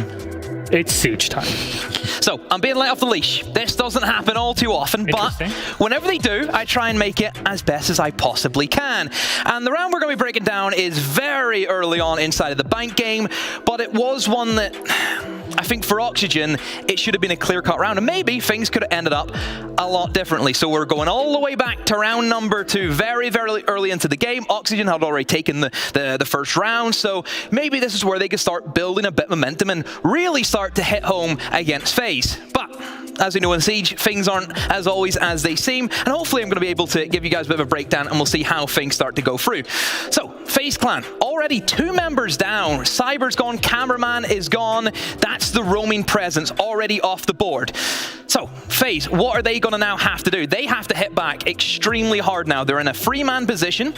Oxygen, they're starting to gear up for the kind of, general gist of what we see for the kitchen open area, and that is primarily the quad wall. You can see Kino is right beside it. He's the Maverick. He's going to try and create some crossfires, create some angles, as many as he can to try and outroot primarily the man right here. We're looking at Souls. That is who we are after in this position. He is in a very, very tough position.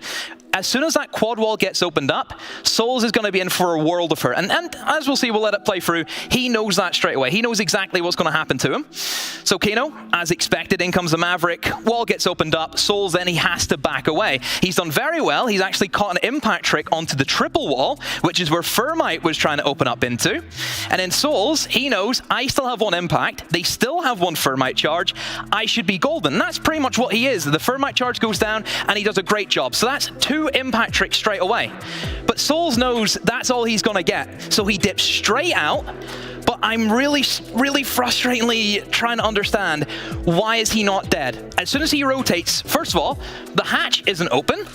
Why is that being left unreinforced? Oh, I know, because Oxygen, they don't bring enough hard breach. This was something that really pestered them a lot, is they weren't bringing the right operators. Kino still has a full blowtorch pretty much. Why isn't that being pressured out into? As we've seen, Thermite, impact trick wasn't an issue.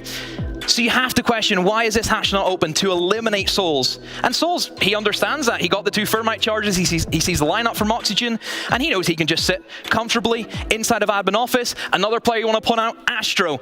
He's sitting happy as anything. He's as happy as Larry, and he can just sit in the back of the map. He can play these long angles, the MB5K, no issues whatsoever. But there's still 1 more player uncontested, and that is the little rat downstairs in the basement. It's Bullet. You'll see what he does later on. Still, Oxygen, it's a 3 versus 5. You would expect at this stage that they have some kind of plan, but because the impact tricks come in, it just looks as if it's going to fall flat in its face. I really have to wonder where some of these players from Oxygen, they look as if they're pushing so one-directional, and FaZe are ready for that. FaZe are ready just to open their arms and grasp them. Here he comes. The rat emerges from the sewers. Up he comes, and you have, again, Oxygen, flank cams, drones, even somebody, you have a 2-man advantage, and you let a simple blue rotation absolutely ruin you. The lineup of dreams, that's the diffuser on the floor, you get 2 kills, and what happens? It's panic. It is panic at the disco for them. They're everywhere. FaZe have hit them with the stunner. Oxygen, they start to stumble. Goo mines are starting to make them limp. And look at all the utility. There's still Maestro cams up. Everything for FaZe is ready for them. And it's just a simple cleanup. Astro gets fed the information, and it's an easy 2-piece. Oxygen, little basics, opening up a hatch, holding somebody on blue stairs would have made this round 10 times easier. I'm done, Milosh. Come on over here, Demo. Thank you very much for breaking things down, and I could feel it in your voice. The frustration was showing through. Honestly, I feel bad for the actual computer on the other side there, because it had to handle all the screaming at it. Just is what it is. It's just basic stuff that really at this stage, it's invitational. It's not as if it's a regional league where maybe matches don't matter. This is everything. And this is why I came back to the point. Who wants it more?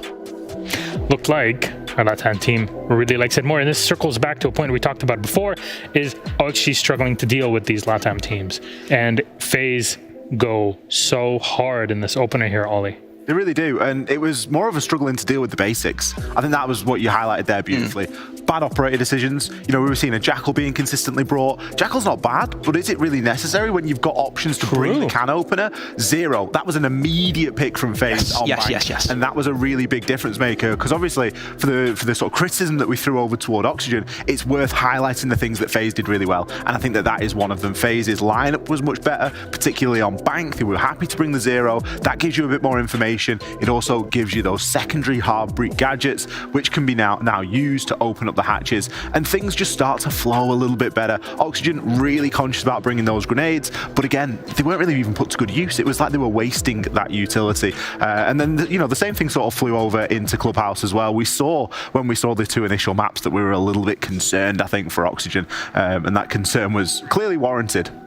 Well, Faze snuff out OXG here in the upper bracket, but this doesn't mean that OXG are eliminated from the tournament. Just so you know, there's a reason why things are set up in this way. So you have an upper bracket and a lower bracket. OXG will fall to that lower bracket and have to go up against M&M Gaming. So a lot of the UK massive boys, wink, wink, nudge, nudge, are going to be looking at this thinking, maybe there is potential. A lot of openings seen through OXG's games. They won't have too much time to rest up in between in preparation for this matchup. That is in around 22 hours. That game is scheduled tomorrow morning. So for all the OXG fans out there, don't you worry about it. They are not out yet.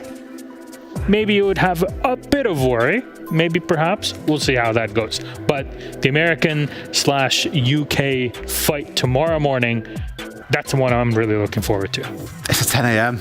We've got to be worried about it. We've got to be worried about that 10 a.m. game. Can we have the 2 UK analysts and the 2, I guess Jesse's from Canada, but Canada's America Light anyway. Still an NA show. So, true. So we can have them both on it. We can have a 4-person desk. Yeah, we'll crowd the desk. And have everybody screaming at one another through it. We could do that. Ideas? We're just putting things out there, like crazy stuff that we could have, and in this matchup that we just had. But Faze Clan, since they got the 2-0, the advantage to win overall, they have to go up against Team Liquid. And that's a derby we're looking for. Talked about El Clásico in Latam. It's been like this in Brazil for ages now. Faze Liquid, just from your minds right now, as the Latam casters, what does this mean to you? I mean, we've already seen this matchup already, Ollie, so I suppose that's going to be a bit of a rematch. And I think probably the difference is FaZe are going to go into this game with a lot of momentum, which I think is the scary thing if you're Liquid. I mean, Cameraman mentioned there that he was, worried about being a little bit tired. It's a bit of a later game that they've got to go on to. They've got time now to compose themselves. They've got time to prepare. Liquid, on the other hand, they didn't really know who they were going up against here. They didn't know whether it was going to be Oxygen or FaZe. They can hedge the bets and they can say, we think we might be going up against one or the other. But FaZe have always known that, and I think their analysts and the staff and the backroom coaches, they can start to already sort of prep ahead for that if it becomes an eventuality. It's always good to have that little bit of a heads up. So again, it's a very difficult one to call. Well, there it is. Team Liquid versus Faze Clan is what we have up and ready. We have an update, though, on our second matchup. They're kind of both going at the same time, and here's spoiler alert. They ended at pretty much the same time. We've had it 3 times so far in the tournament where games kind of ended so quickly or so late and still went to, a third map, and they had to be taken all the way to overtime, yada yada. But here it's NIP versus TSM, with TSM defeating their opponents 2-0. I know we're not breaking things down together on here. It'll be later, Jesse and Jacob, but just your overall thoughts on this, as now TSM go up against FURIA in that bracket. Speak to that man. There's your FURIA boy. There he is. TSM looked good today, didn't they? It was a bit scary. I was one of the believers. I believed in NIP, and I was sat quite smugly, for a period of time. But you smug? Never. Absolutely never. Can't believe it, either one of you. It's going to be a tough game. It's going to be a tough game for FURIA. I'm really looking forward to it. That is, of course, later today in around 4 hours. So wait up for it. We got some great games for you in the upper bracket. Now, just making it to that round of 16 is pretty impressive, because this is when, you proved not only in the group stage, but in best of 3 group stage that you are a better team to get here. But also our teams kind of got to pick their opponents at some point, and how it all kind of structured there. So teams were going for different picks. I think NIP went for Na'Vi but couldn't actually get it because of the way that things were structured. So, hey, we'll have to see how that one goes later. We're just getting the call that we are ready to go. So, Ollie, Demo, thank you guys very much. Thank you, Demo, for your bit on the Telestration Station. We're still waiting for names. What do you want to call it? Every single event, we try to call it something different, something themed. So, Telestration Station for now. What would you like to have it? Tweet at us and let us know. Demo, Ollie, let's take a quick break. When we come back, it'll be Rachel with TSM on the interview. We'll break things down. NIP versus TSM. See you in a bit.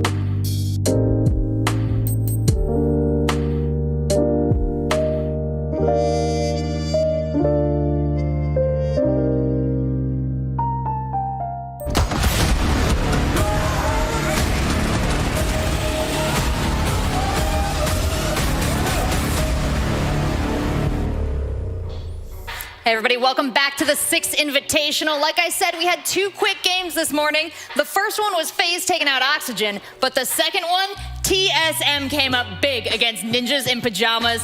I have got Geometrics here to talk with me about it. And first, just tell me your feelings going into the first match of playoffs. How are you guys doing this morning? I mean, we're excited. Obviously, we wanted the first seed, but it didn't turn out how we wanted, so we're just happy to be here and playing our game. Well, tell me a little bit about playing your game, because your game looked really nice today. On that second map of Coastline, that traditionally is a map that Ninjas in Pyjamas looks quite comfortable on, but you guys never let them get settled on there. How did you accomplish that? Honestly, I think it's just the meta on Coast. If you get attacked first, you're kind of just going to storm anyone you play. And then, I mean, it's just about surviving on defense, as you guys saw. We went up 6-1 and they came back 6-5, and we closed out. But, I mean, you get attacked, you kind of win, so... Well, as I understand it, Merc recently picked up the role of in-game leader for your team. How has that factored into your ability to execute in moments like that? I mean, obviously Merc is new to the role, so it's all about everyone just contributing and helping. But I mean, Merc's been going crazy. He calls it's like stuff we've never done and just being adaptable, so it really helps. Yeah, actually, if you can give me a little more insight, what are comms like on your team? Are they pretty active? Are they pretty quiet? No, they're pretty active. They used to be quiet, which is why we lost. But I mean, now they're pretty active. We call what we want to do, when we want to plan, explode, whatever we want to do.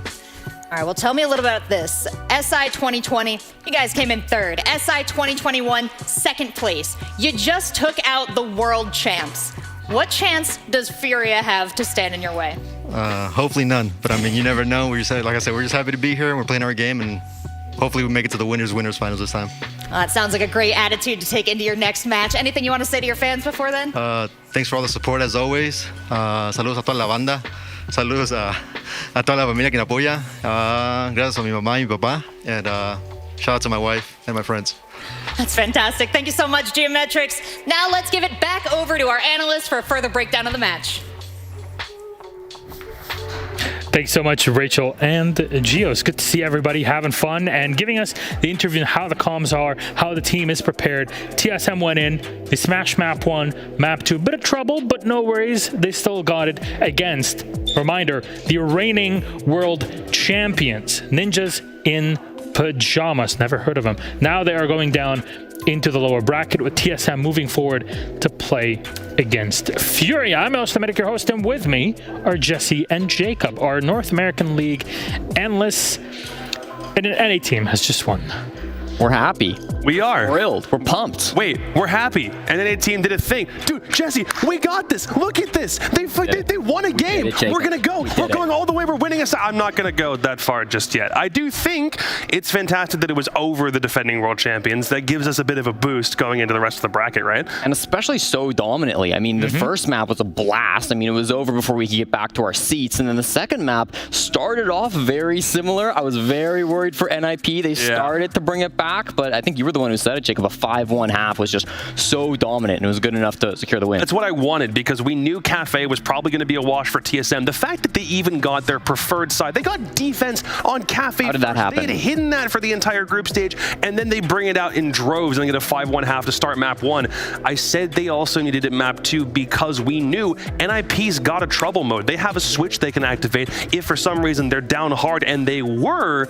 And when they start ramping things up, because they only had one round after that entire first half, they didn't have a way to come back into that game, and we know how momentum-based they can be. You guys were very much concerned, as I see it, about the ban phase when we saw the maps coming up and how things actually ended up being. So did this reflect into the actual game, Jesse? Yeah, I mean, I think so, right? Like we saw right off the bat, we saw Cafe being chosen. This is one that we know TSM are good at. They're always playing Cafe. Not so much in this event, but like prior to this, they had a 6-map win streak. They've extended that to 7 today, so they're happy with that. And I think obviously banning out Clubhouse was an incredibly smart move. Nobody's done that until now, so thankfully TSM got on that train. They got a dub because of it. And yeah, I mean, Coastline was a tough one for them. I think that NIP looked really, really strong on those Coastline attacks, but as we mentioned, TSM also very comfortable there. So I love to see that. We really got to see on Coastline TSM clearing as a group. You saw the whole team would enter into lobby or would enter into office, and everybody would fall on NIP. Felt like they they were really taking advantage of just how scared and passive NIP were on those roams. Really uncharacteristic in the way that we saw NIP run those defenses. So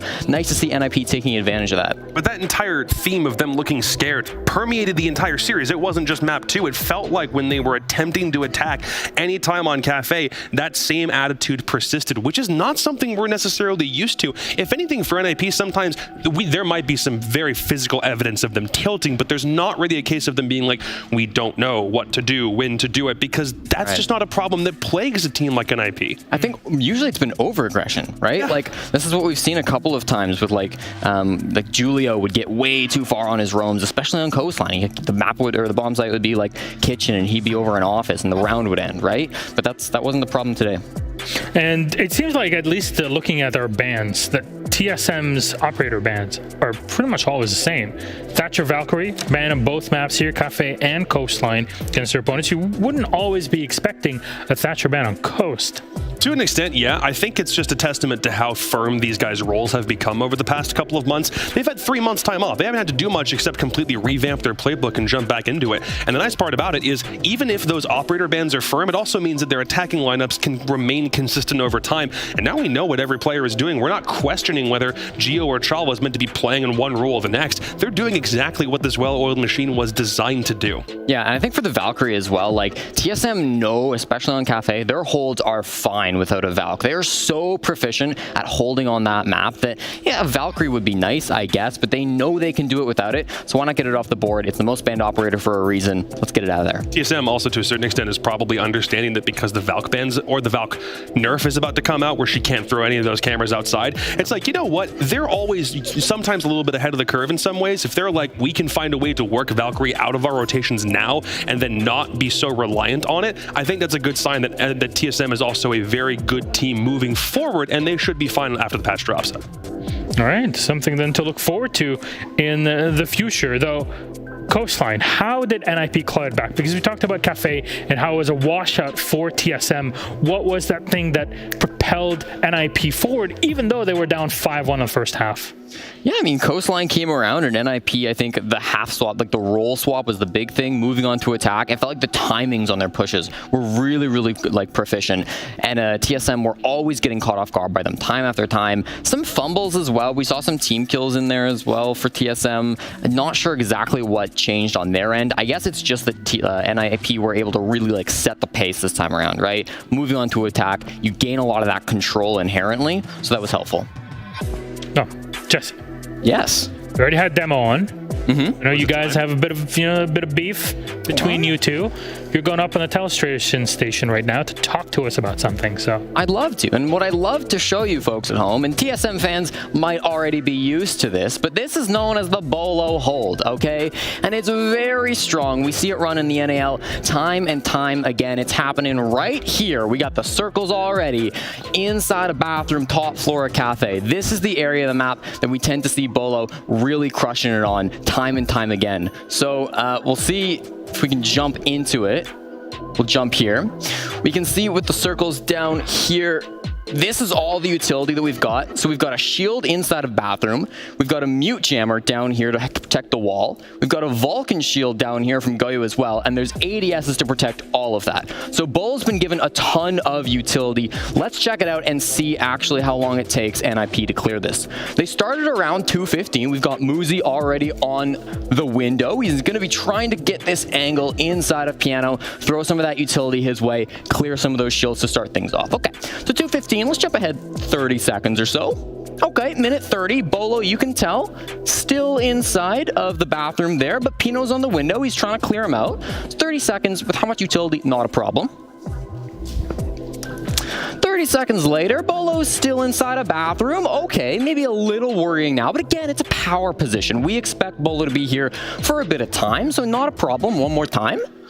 And then if we've got down here, we've got the actual push coming through. So 49 seconds, they're finally going to try to clear it. What do they have?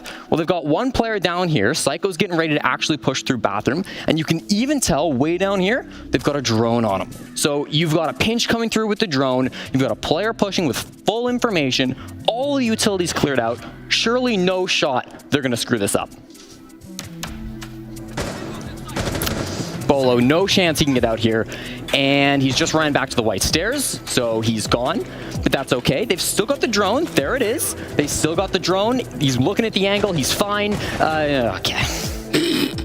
He's not fine because Bolo plays that spot so well, and it's really not an easy spot to play at. What you can tell, like when NIP try to do the same thing, they just get decimated. This is the same clip, round 7 now. Bolo's trying to clear the exact same spot that Muzi's playing on defense, and the timing is better from Bolo because he's so used to this. Pushing out in the white hallway, gets the kill, no shot for a refrag, and that's what we love to see clearing this position. It's a spot that Bolo plays time and time again so well for TSM to give him all the resources, and it was beautiful to see it in the first match of the SI playoffs.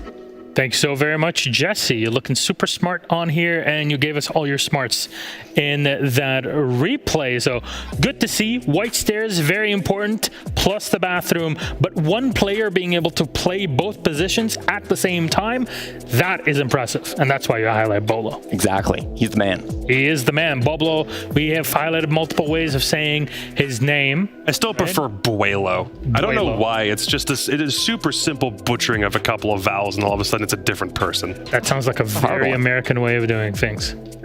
Here's how we are going to pronounce names. We're going to absolutely ruin it. See? Come on, man. Wait, no. He's not even committed. I wanted to leave free. What are you following me for? He's not even committed. It's not legal. You can't leave. I'm going to right now. We are stuck within this. There's literally glass all over. You cannot step out. Oh, you're right. We're stuck in a box. There's nothing we can do anymore. It's the cube. The dreaded movie. Friends, there was somebody stuck in the cube as well from NIP's side. It's a player that you wanted to also talk about. Man, Jesse's really taken over the airwaves. Well, listen, I mean, I want to highlight this Pino because Pino is one that... Hi, Jacob. He wants his time in the sun, too. I want to come back. You already walked off. You can't now just walk back in. All right, fine.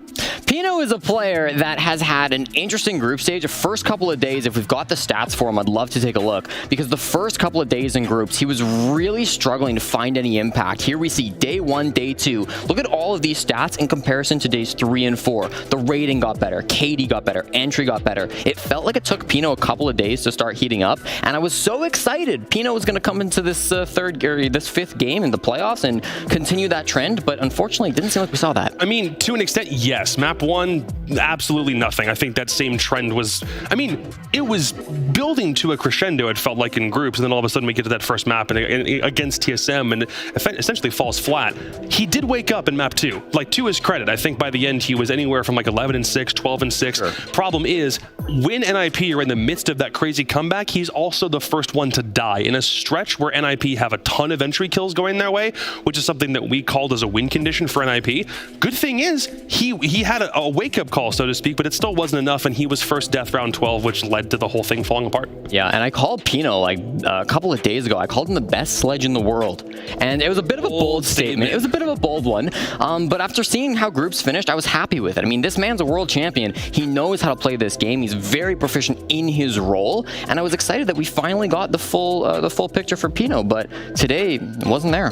Still 2-0 series for TSM. We got 2 LATAM teams and 2 teams from North America. There's one of each region that actually comes out. They'll be playing, TSM in this case, FURIA later on today. Team Liquid against Faze Clan. We're looking forward to both of these matches, but we have 2 more to cover after this break. Space Station versus Na'Vi and Elevate versus Soniqs. Take a quick break. We'll be back with you at around 15 or so minutes to get our games started. Don't go anywhere.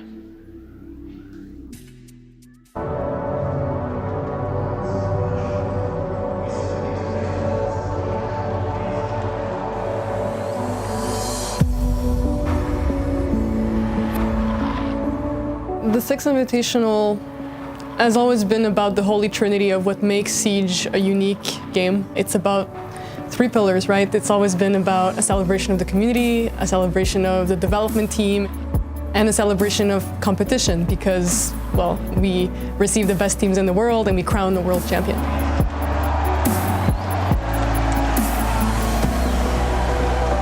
Watching major competitions and seeing anything that happens is pretty exciting. The SI has a special place in our hearts. We get to see our work on the big screen, we get to feel the excitement of the community, and we also get to reconnect with our colleagues all around the world. We get to see the people that actually enjoy it, play it, and actually bond with them. The 6i is always like just an amazing gathering of people. Je crois que pour nous, en fait, c'est un événement qui donne de l'énergie à tout le monde, aux gens chez Ubisoft, à l'équipe de développement. On partage un moment en commun, ensemble. Et c'est vraiment, je pense, cette espèce de réunion de famille où il y a les devs, les pros et la communauté. The Six Invitational for us is always the highlight of the year. It is the biggest celebration of the game and also the pinnacle of competition for our players. As the event progresses, you get a bigger and bigger sense of communion. Like everybody really comes together. So in the dev corner and for a lot of devs, when I had a chance to kind of sit down and talk to them, people were just really excited in that moment. It's like you get to live the best version of the game you work on. You get to see community and fans be super excited for the things you're working on. For us, it's like the end time of the year. Like we're always running, so it's the one time that we have to stop and enjoy and celebrate. So it's pretty cool. This is a really humbling moment for us as developers too. We get to see some of the most talented players come together and do things we never thought possible in the game. We always build it in a way, but you always see it played differently. So this is a great opportunity for all of us to see how far it can go and how far we can push the limits of Siege. And so to have that at the Six Invitational is huge and what makes everybody want to watch it. It's like the culmination of all we've worked for. So seeing the best players in our maps, it's just such an enjoyable moment. It's very exciting to see. For us being there, it's pretty insane, and the vibe that we get from this event every year makes us want to do more and better the following year. The Invitationals has always been a time where we work really hard to put together our game plan, where we can share the roadmap for the next coming year, but also internally, we're talking about the next couple of years. It's our moment where we can actually have a conversation with the community, and it's also a promise to ourselves what we want to do in the coming year and how that's going to look. For us, making sure that the Six Invitational can deliver these things to all of our players, but also for us as well, is extremely important. And in these trying times, it's just as much important to celebrate our victories and realize how far we've come after these 7 years of development.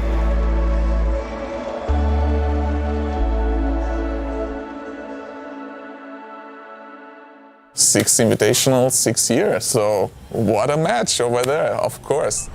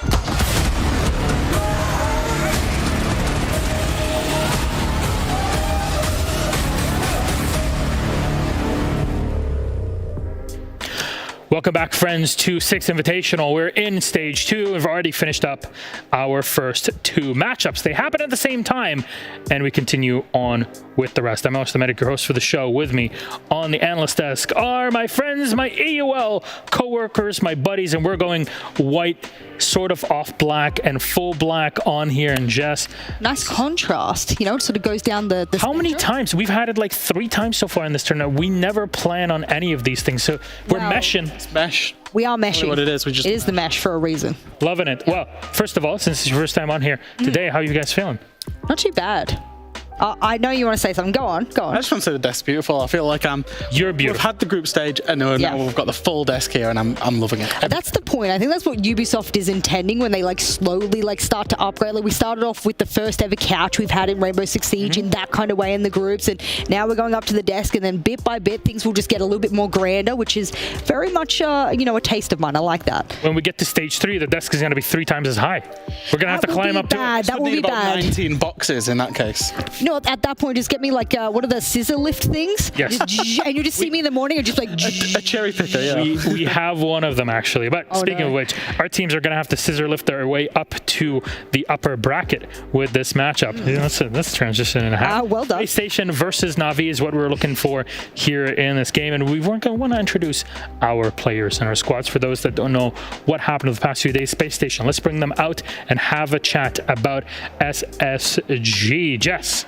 My goodness, isn't North America coming to play here at this Six Invitational? We're a little bit worried about them, especially after Sweden, but Space Station Gaming, after being able to give their newest sort of addition to the roster of Skies, and of course Hot and Cold after his beautiful performance in NAL, a little bit more time to acclimatize to the roles in the team, how that's going to look when we're talking about IGLs, what the game plan looks for them. I tell you what, Sky's implementation of this roster has been nothing but beautiful. The way he moves around the map, I think he has an incredible knowledge about the game, and that's why he is on the roster. But they had a nice little start to the groups, one of the best group stage games in my opinion on day number 1. I was a little worried because they sort of tripped and fumbled after that. Impressive from them. They got 3 wins out of 4. Yep. They had a minor speed bump up against Liquid, who isn't losing you are these days. But they go on, they beat CAG comfortably, they beat Rogue comfortably. It's SSG. What's actually surprised me about when people have played against SSG, they've allowed Clubhouse through. Every win they've had. Why did they do that? They played Clubhouse against FaZe, won it. They played Clubhouse against CAG, won it. They played Clubhouse against Rogue, they won it. Don't leak the strats, cameraman. We have to teach them not to do this. I don't know how, but they got to stop it. Or just directly camera straight on the strats. You know, just get that zoom button. I don't know how it works on this camera, but just zoom right in, get a nice little screenshot. Speaking of screenshot, I got a screenshot here on my tablet that says that every single player throughout the groups has a 0.2 difference between each other, which is an incredible rating differential. It means that they are all performing in such a close range of each other when it comes to ratings. And ratings in general, it seems like everybody's also had to learn to work together with grenades. Yes, series. let us introduce the brand new meta of Siege, especially for the year of 2022. We have concocted this beautiful little graphic for all of your eyes, and the reason we wanted to put it in this kind of format for you is because the 2 teams that are playing head-to-head today for at least this game are in the top 3 for grenade performance throughout the groups. This is just the group stage, and you'll see underneath each of the teams there, it will tell you their total grenade kills, but it will also tell you how many grenade kills they get per map. SSG reigning at the top, and Na'Vi right behind the 2 NA teams. When it comes to grenades, it's NA and EU on top, but that doesn't mean anything, does it? That's how it's shaping out, and SSG, they're so good at grenades. Oh, it's unbelievable. I mean, that's the reason why they're up at the top, just slightly behind Oxygen there on grenade kills, is it's knowing exactly where you're grenading in terms of the map knowledge. Yeah. It's the droning, the communication, and the use of the pings as well. And it can be so vital because power positions are often really hard to clear through people playing behind shields or play behind one-man magnets or utility Jaeger ADSs. Not if you've got a grenade from below, just get rid of it. Yep, you're avoiding every single anti-projectile denial device that is on the map by just going underneath and doing the SSG special, I'm going to call it from now on, having superior map knowledge to be able to just go, yeah, I think that's Vault above me, and I'm just going to perfectly cook a grenade and hopefully get a player, and I think they'll be looking for one of these players today. There they are, Na'Vi on the opposite side. No strangers to this way of playing either, but they're a UK massive team, and Fresh, you're on here, so what's What's going on with Navi? Oh, well, I love the UK massive, Milosh, and I love this team dearly. They're, some quite good friends of mine. Turbulent group stage is how I would describe it. They benefited from the system of the points of winning maps rather than just fixtures. 2-2-1 losses, 1-2-0 loss, and 1-2-0 win. They've snuck themselves through in third place. They lost against DWG KIA on the final play day, but they got the map to get them through. And I saw them after the game and I said, "Are you happy that you lost and you won?" And they said, "Yeah, absolutely. We got through. That was, if you'd have said to us after the day one, we can get out of groups, we would have snapped your hand off right there and then." Obviously. That sounds like Doki saying it. Oh, that absolutely was Doki. There you go. Like I said, they've struggled, but Doki, he is their talisman. He's probably, I think he's the only player that's actually gone positive for them. However, I'm going to talk about Blair because I've criticised Blair quite a lot, as you both know. That he wasn't getting into any entry engagements. He wasn't getting into any gunfights. We would see him in a kind of 1v4 all of the time. We know how good a shot he is. We know he can pop off. He worked on that. Game 2, Game 3, Game 4. His entry shot through the roof, and he's actually probably the reason why Navi have started taking maps off the teams you wouldn't expect them to, and taking them victories. Oh, just to, reiterate to the fans out there that Navi is still in the top 3 spot here. We spoke about them coming third place. Well, they're third place in this grenade now, and for them, it's a 1.6 per map. That is still incredibly high when you consider the fact that both Oxygen and SSG are in a region that are sort of preferring to use grenades as their access method to get that opening engagement, or to be able to destroy mid-round power positions that players are holding. I actually think, stylistically, and I know you'll probably agree with me on this, Fresh, stylistically, 2 teams that are frag heavy going head-to-head, could we either see a Jaeger Bear, we've seen this from Navi before, or conversely, will we see both of these teams knowing full well how to counter the nade game because both of them play that so expertly? I think that's what we're going to see, is we're going to see them trying to counter each other, particularly on the nade game. They're going to...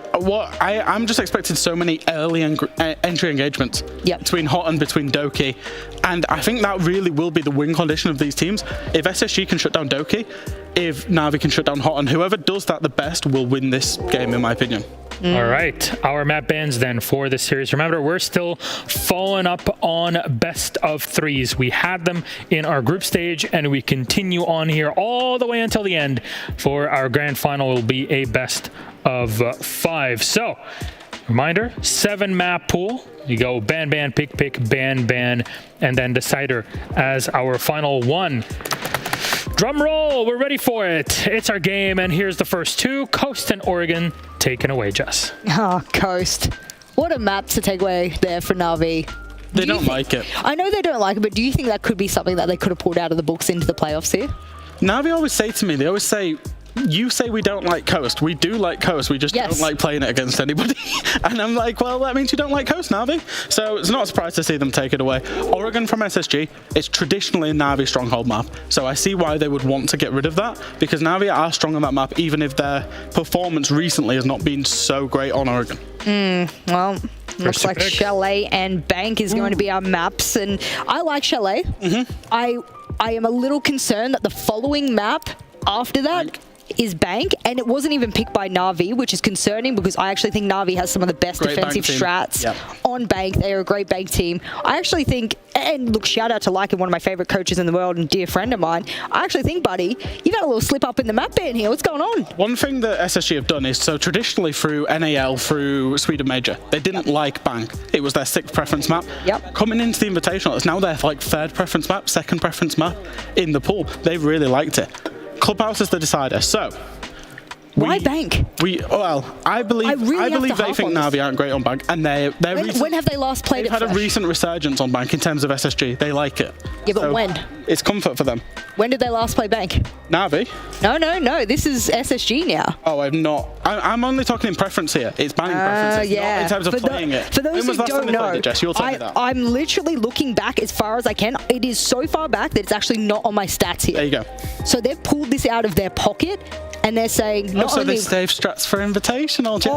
Is this another team that has saved strats? He's an analyst on G2 for like a few months, and he keeps on pulling it here. You know this strat. One final word on the decider. So we're ready. The decider is Clubhouse.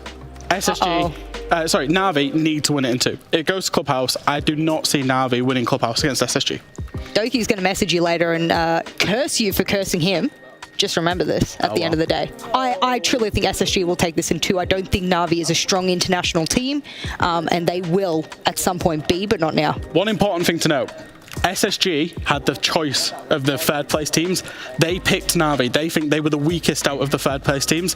Na'Vi can use that as motivation to come firing out of the blocks here. Sure.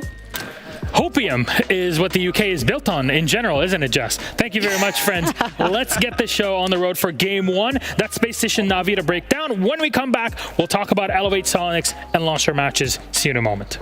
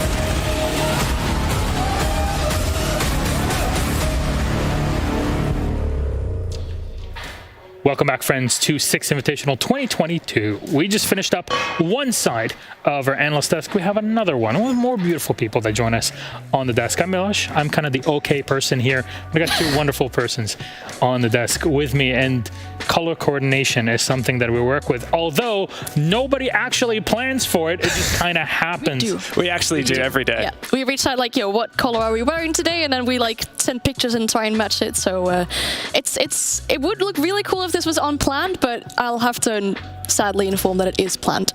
Yeah, on Mondays, we wear pink.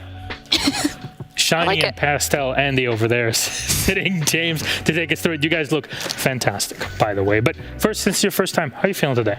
Feeling good. I feel like we have a lot to talk about for the match that we have right here. So I'm ready to tell people what this match is all going to be about. Yeah, we're in playoffs already. It's funny, we've only eliminated 4 teams, but we're already down to the top 16 and ready to get into it. We're doing upper brackets today as well, so we're going to start sending some teams deeper and closer to that grand final. That's the expectation. That's what we're looking for. And let's talk about our APAC team. We have some APAC representation. I'm told you come from a land down under. A land down under. There you go. So what's going to happen with Elevate? They're our first team. Let's bring them up on the screen for everybody watching at home. If you're not used to seeing the squad, you should be watching more APAC South. And of course, we have our APAC South representative in Dev Marta. Walk us through it, please. Yeah, so well, Elevate are a team that have come through and really surprised a lot of people so far at the Six Invitational. They hail from Thailand, and this is actually not only these players' debut at an international event, but Thailand as a country, their debut on the global stage here at Six Invitational. They've already had a pretty phenomenal performance. They've taken down 2 North American teams and finished second in their group. So they were actually the one who was given the option of choosing Soniqs as their opponents in the bracket. Yeah, and I feel like I had a little bit of a look at the predictions for this game coming up. And I mean, coming into this tournament, Elevate not having played an international tournament so far, people would maybe expect them to be the underdogs, but as the tournament proceeded, people started vouching for Elevate more and more, and even with the CTG predictions right now, it's looking like people are definitely going to favor Elevate, and I'm having a little bit of concerns for that. Why? Because Elevate themselves said, oh, we finished first in APAC Stage 1, but then everyone else made it their target to take us down, so potentially, right now, they are no longer in that underdog spot. People start seeing them as really viable opponents, and they will do everything to take them down. Got to be careful when you play against Elevate. They flew under the radar for long enough, haven't they, James? They absolutely did, and I think that they've certainly made a name for themselves now. They're known for this insanely aggressive playstyle. Take fights, take initiative, get in there, spawn peaks. Napier and Onigiri just going to run around, and now with Nerix on the roster as well, these guys are pretty much unstoppable. Soniqs now, their opponents from the North American League. What's their preparation for today, Anne? The preparation for today is, well, I think something that they're very much happy with is that they finally made it out of groups of an international tournament. They didn't manage to do so in Sweden, they didn't manage to do so in Mexico, and now they finally did. And something that they said that really helped them improve and finally get out of groups is the fact that they've been extending their map pool a lot. So they say themselves, we play all potential 7 maps that they're on. We do see them ban Cafe quite a lot. It seems to be their worst map too. So something that they have definitely improved on is getting the map pool to be bigger. And well, they had a game where they were up 6-3 against Empire and they still lost it. Something that they said that didn't work out well for them back then was they didn't really play out the last 30 seconds of the round well, but they aren't worried because they said apart from that, we played really good, so they're not worried. Did you echo that, James? Look, yeah, we can't forget that Soniqs actually won the North American League finals. A lot of people look at NAL and they think, okay, the big teams out there, SSG, TSM, these huge names that have been staples and won championships or been runners-up at championships in the past. And Soniqs are here like, oi, we demand some respect. Have a look at us. We are here to make a statement. We've come into the upper bracket, and I think a lot of people have been looking at these guys for a while and saying, when are you going to take that next step, right? It's only been a year since they completely revitalized their roster and built it around their captain, Super. They picked up 4 gunners from a previously relegated Team E United, and, well, they've managed to make something amazing out of that. Yeah, if I can mention one of those gunners, I'm definitely going to have to talk about Grixer. I mean, if you look at the statistics for this event so far, we all know Nesk is topping most of them, but actually it's Grixer right underneath him, just for rating as well as for the KD. And I'm going to make a little bit of a mathematical equation right here. If Grixer is alive and around, a round is winnable. Well, I guess the reverse of that is if you manage to kill Grixer, you're like, all right, we've won here. Potentially, yeah, for sure. That's something to look into. These top players that are being shut down. I mean, talked about it earlier today in our pre-show. Like, yes, Soniqs are a strong team. That's the staple. They kind of developed it. We know that they're a good team. It's just getting to that, you know, the one more level that they need to head into the top internationally. That's something that takes a lot of time. They've actually already taken a step. I know this is something we were chatting about before we went live, and they've taken a massive step forward compared to their previous events. These guys attended both Mexico and the Sweden major, but neither time did they make it out of groups. They finally changed that, and they're here in the playoffs at 6 Invitational. But can they actually take the next step above top 16? It's going to be a huge challenge for them because, like we've said, Elevate now have far more expectation. Our maps are ready, friends. Let's bring them up on the screen. Again, 7-map pool, ban, pick, ban, decider. And could you take us through it? Yeah, I mentioned before how Sonic said, like, oh, Cafe, we play all the maps and everything. Cafe, however, it is their insta-ban, and that will also be the first map that they decide to ban here, so that makes a lot of sense. First ban coming in for Elevate will be Coastline. It is a map that Sonic so far had a pretty poor performance on, but something that could really favor Elevate is they haven't played this map yet. Nobody knows how to play against Elevate, and that might be their stronger point. Yeah, there's already a couple curveballs thrown in here. When we were theory crafting this map video, we thought for sure that Elevate was going to ban Chalet, but like you said, Coastline instead, and that leaves quite a few maps open. Elevate's actually going to pick Clubhouse after Soniqs pick Villa. Villa is a really curious one. I theory crafted that Elevate would ban this. It is their most banned map in the last several months since Stage 3. So Soniqs should be fairly comfortable going into that map number 1, despite despite us not having a lot of info on it. It's been the decider for a couple of their matches that haven't gone to map 3 so far in SI, but we don't have a ton of info on how they'll actually play that. Clubhouse, a surprising pick for Elevate to me. Really would have thought they'd go Oregon.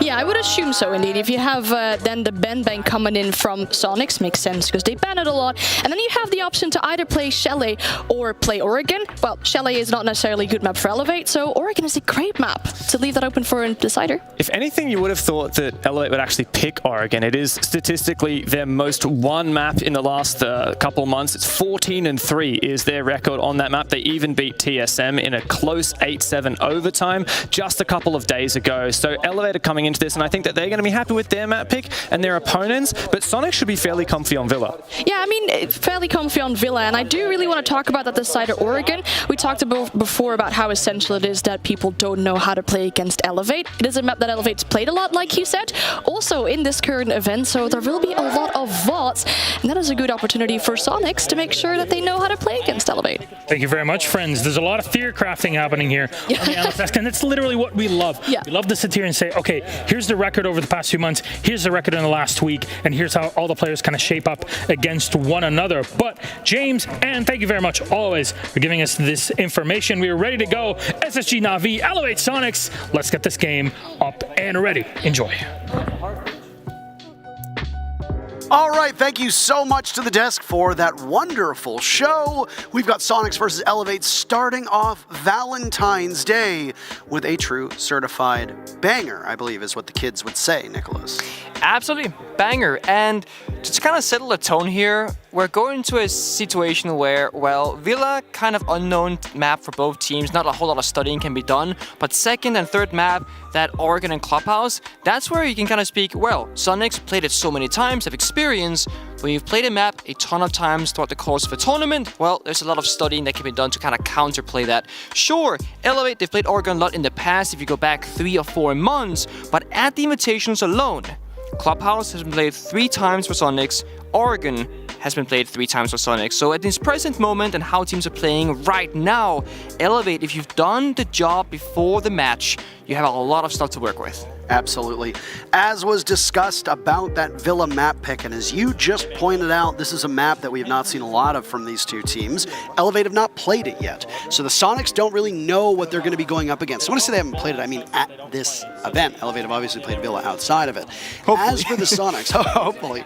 As for the Soniqs, a 7-3 victory over Sandbox is all they have to their name, and I don't want to put down the Korean team, but I don't think there's anything we can really glean from that Sandbox Soniqs It's a rough matchup. series, right? It was a 7-3 on Villa and then a 7-0 on Oregon. So what can we learn from it?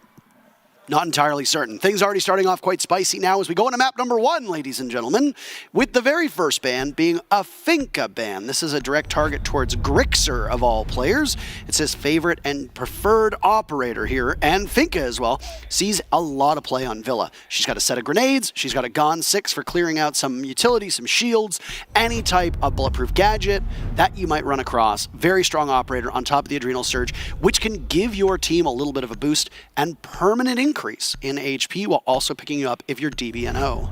Same story for the Valkyrie and the Goyo. Both are very, very strong operators. The shields on the defense will really fortify positions and make it harder for attackers to work their way through the map. And again, same story for Valkyrie, denying information so that attackers can play more freely, and so defenders, they have to play more blindly, of course, unless you go into that Yokai, the Echo, etc. We might see some bulletproof gadgets from the side of the defenders. Those new bulletproof cams themselves have been buffed right before Invitationals. They can now shoot out an EMP, if you will, just like Thatcher, that will stop a drone dead in its tracks. You can actually turn around with the camera, granting more FOV. So quite a nice change. And you mentioned Grixer, the Finka target ban. He's plus 46, as fast and mentioned on the desk. Second right now in KD, second in overall rating, and all eyes are really on him when it comes to the sheer killing potential off the side of Soniqs, but for the interest's sake, we're actually looking at Yeti. He was a player that found so many opening kills. He's plus 11 right now, I believe. And he has not just like a lot of engagements, but he also has a very high success rate in those early kill engagements as well. So 2 star players, one could argue, from Soniqs. Elevate, they have a different story on the opening kills. They got Napiu and Onigiri, and they get into a ton of fights, but they don't win them as often as Soniqs do. So I do think that the name of the game right now, if you're Elevate, is to shut down the early opening kill success from Soniqs, not deliver them a ton of early freebies. Then of course, if you can counter the heavy objective play that we see so often from them. Super, he loves to go for the plant. He loves to play that heavy objective style gameplay, and in some of their games, it's actually a problem for them because when their opponents, they counterplay it, Soniqs are left with not really any other approach to the game, and that's where they kind of fall short. Elevate, aggression, you gotta show it. AVG, the very first bomb site now with round 1 underway, 20 seconds off of the clock.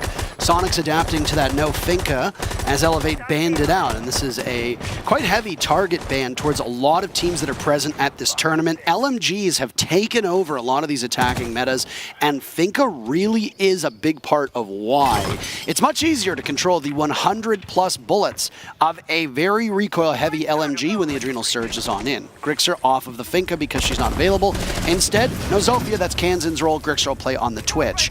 Even though it is an AVG defense, Nick, the main focus for Elevate right now offsite is over on Trophy Statuary. They're going to hold down that part of the map, at least for the first minute. You talk about the soft time.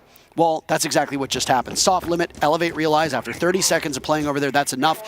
1 minute has been burned off the clock, and Elevate have abandoned that part of the map and headed back towards Aviator in games. Yeah, that's often like, I feel like when Elevate's first line of defense falls, that's that triple on the Master, and that was breached open by Super. Only a single Selma charge, meaning he has 2 more left to go on that vault wall once they get to the bomb site.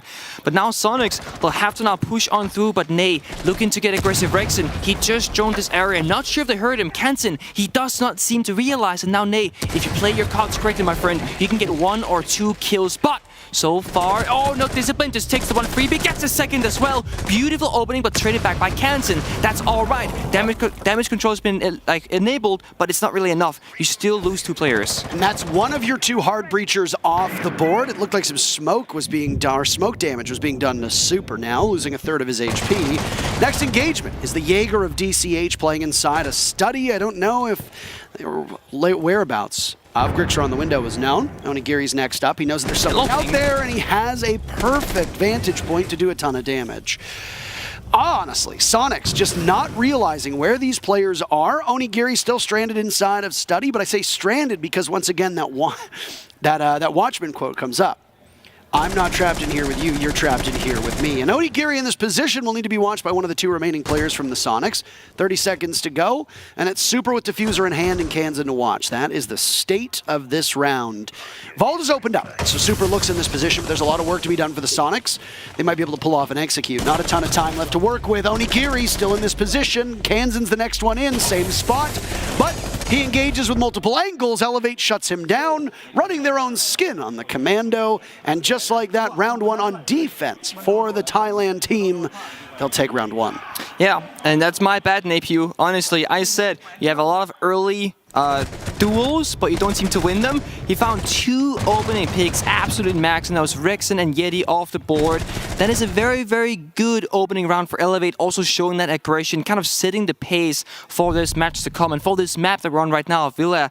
And Soniqs, if anything, kind of caught on the worst end of the timing there because the drone was coming in through Astro, it checked the staircase, then it turned around to drone further up the map for the entries, and then, well, Nay, he heard the drone most likely, walked on up, didn't really wait a whole lot, he just got the 2 kills, and that's honestly all you really need. He then aggressed further, got traded back by Kansan, could have arguably ran back through Astro, kind of been safe, but if you get 2 for 1 trade, I mean, you can kind of throw your life away after that point because that's pretty well done for you.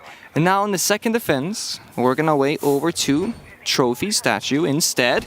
Very common bomb site rotation, if you will, and I expect Elevate to, as we see here, extend down below, doing a really good job with that map extension. I'd like to issue a clarification, all thanks to good old Tommy, aka Thomas_R6, aka Tom playing Mirage, noting that Finka is more of a Rexen ban because of the fact that Grixer likes to play Twitch and does so on Villa. So even though Grixer does play Finka on other maps, I have casted quite a lot of Soniqs this year. So I know for a fact that Finka works itself into the Soniqs lineup quite a lot. In fact, I would honestly argue that Soniqs were a little bit ahead of the curve with how much they were bringing both Finka and Lion on a lot of maps.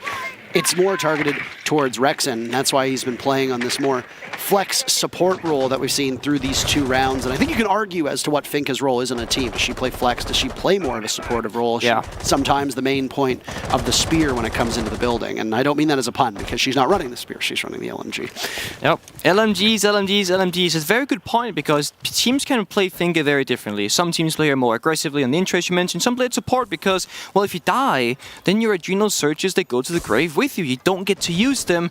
Same story for the Thatcher, same story for the Twitch active gadgets that we get to use. That is 1 Twitch drone off the board from Napew.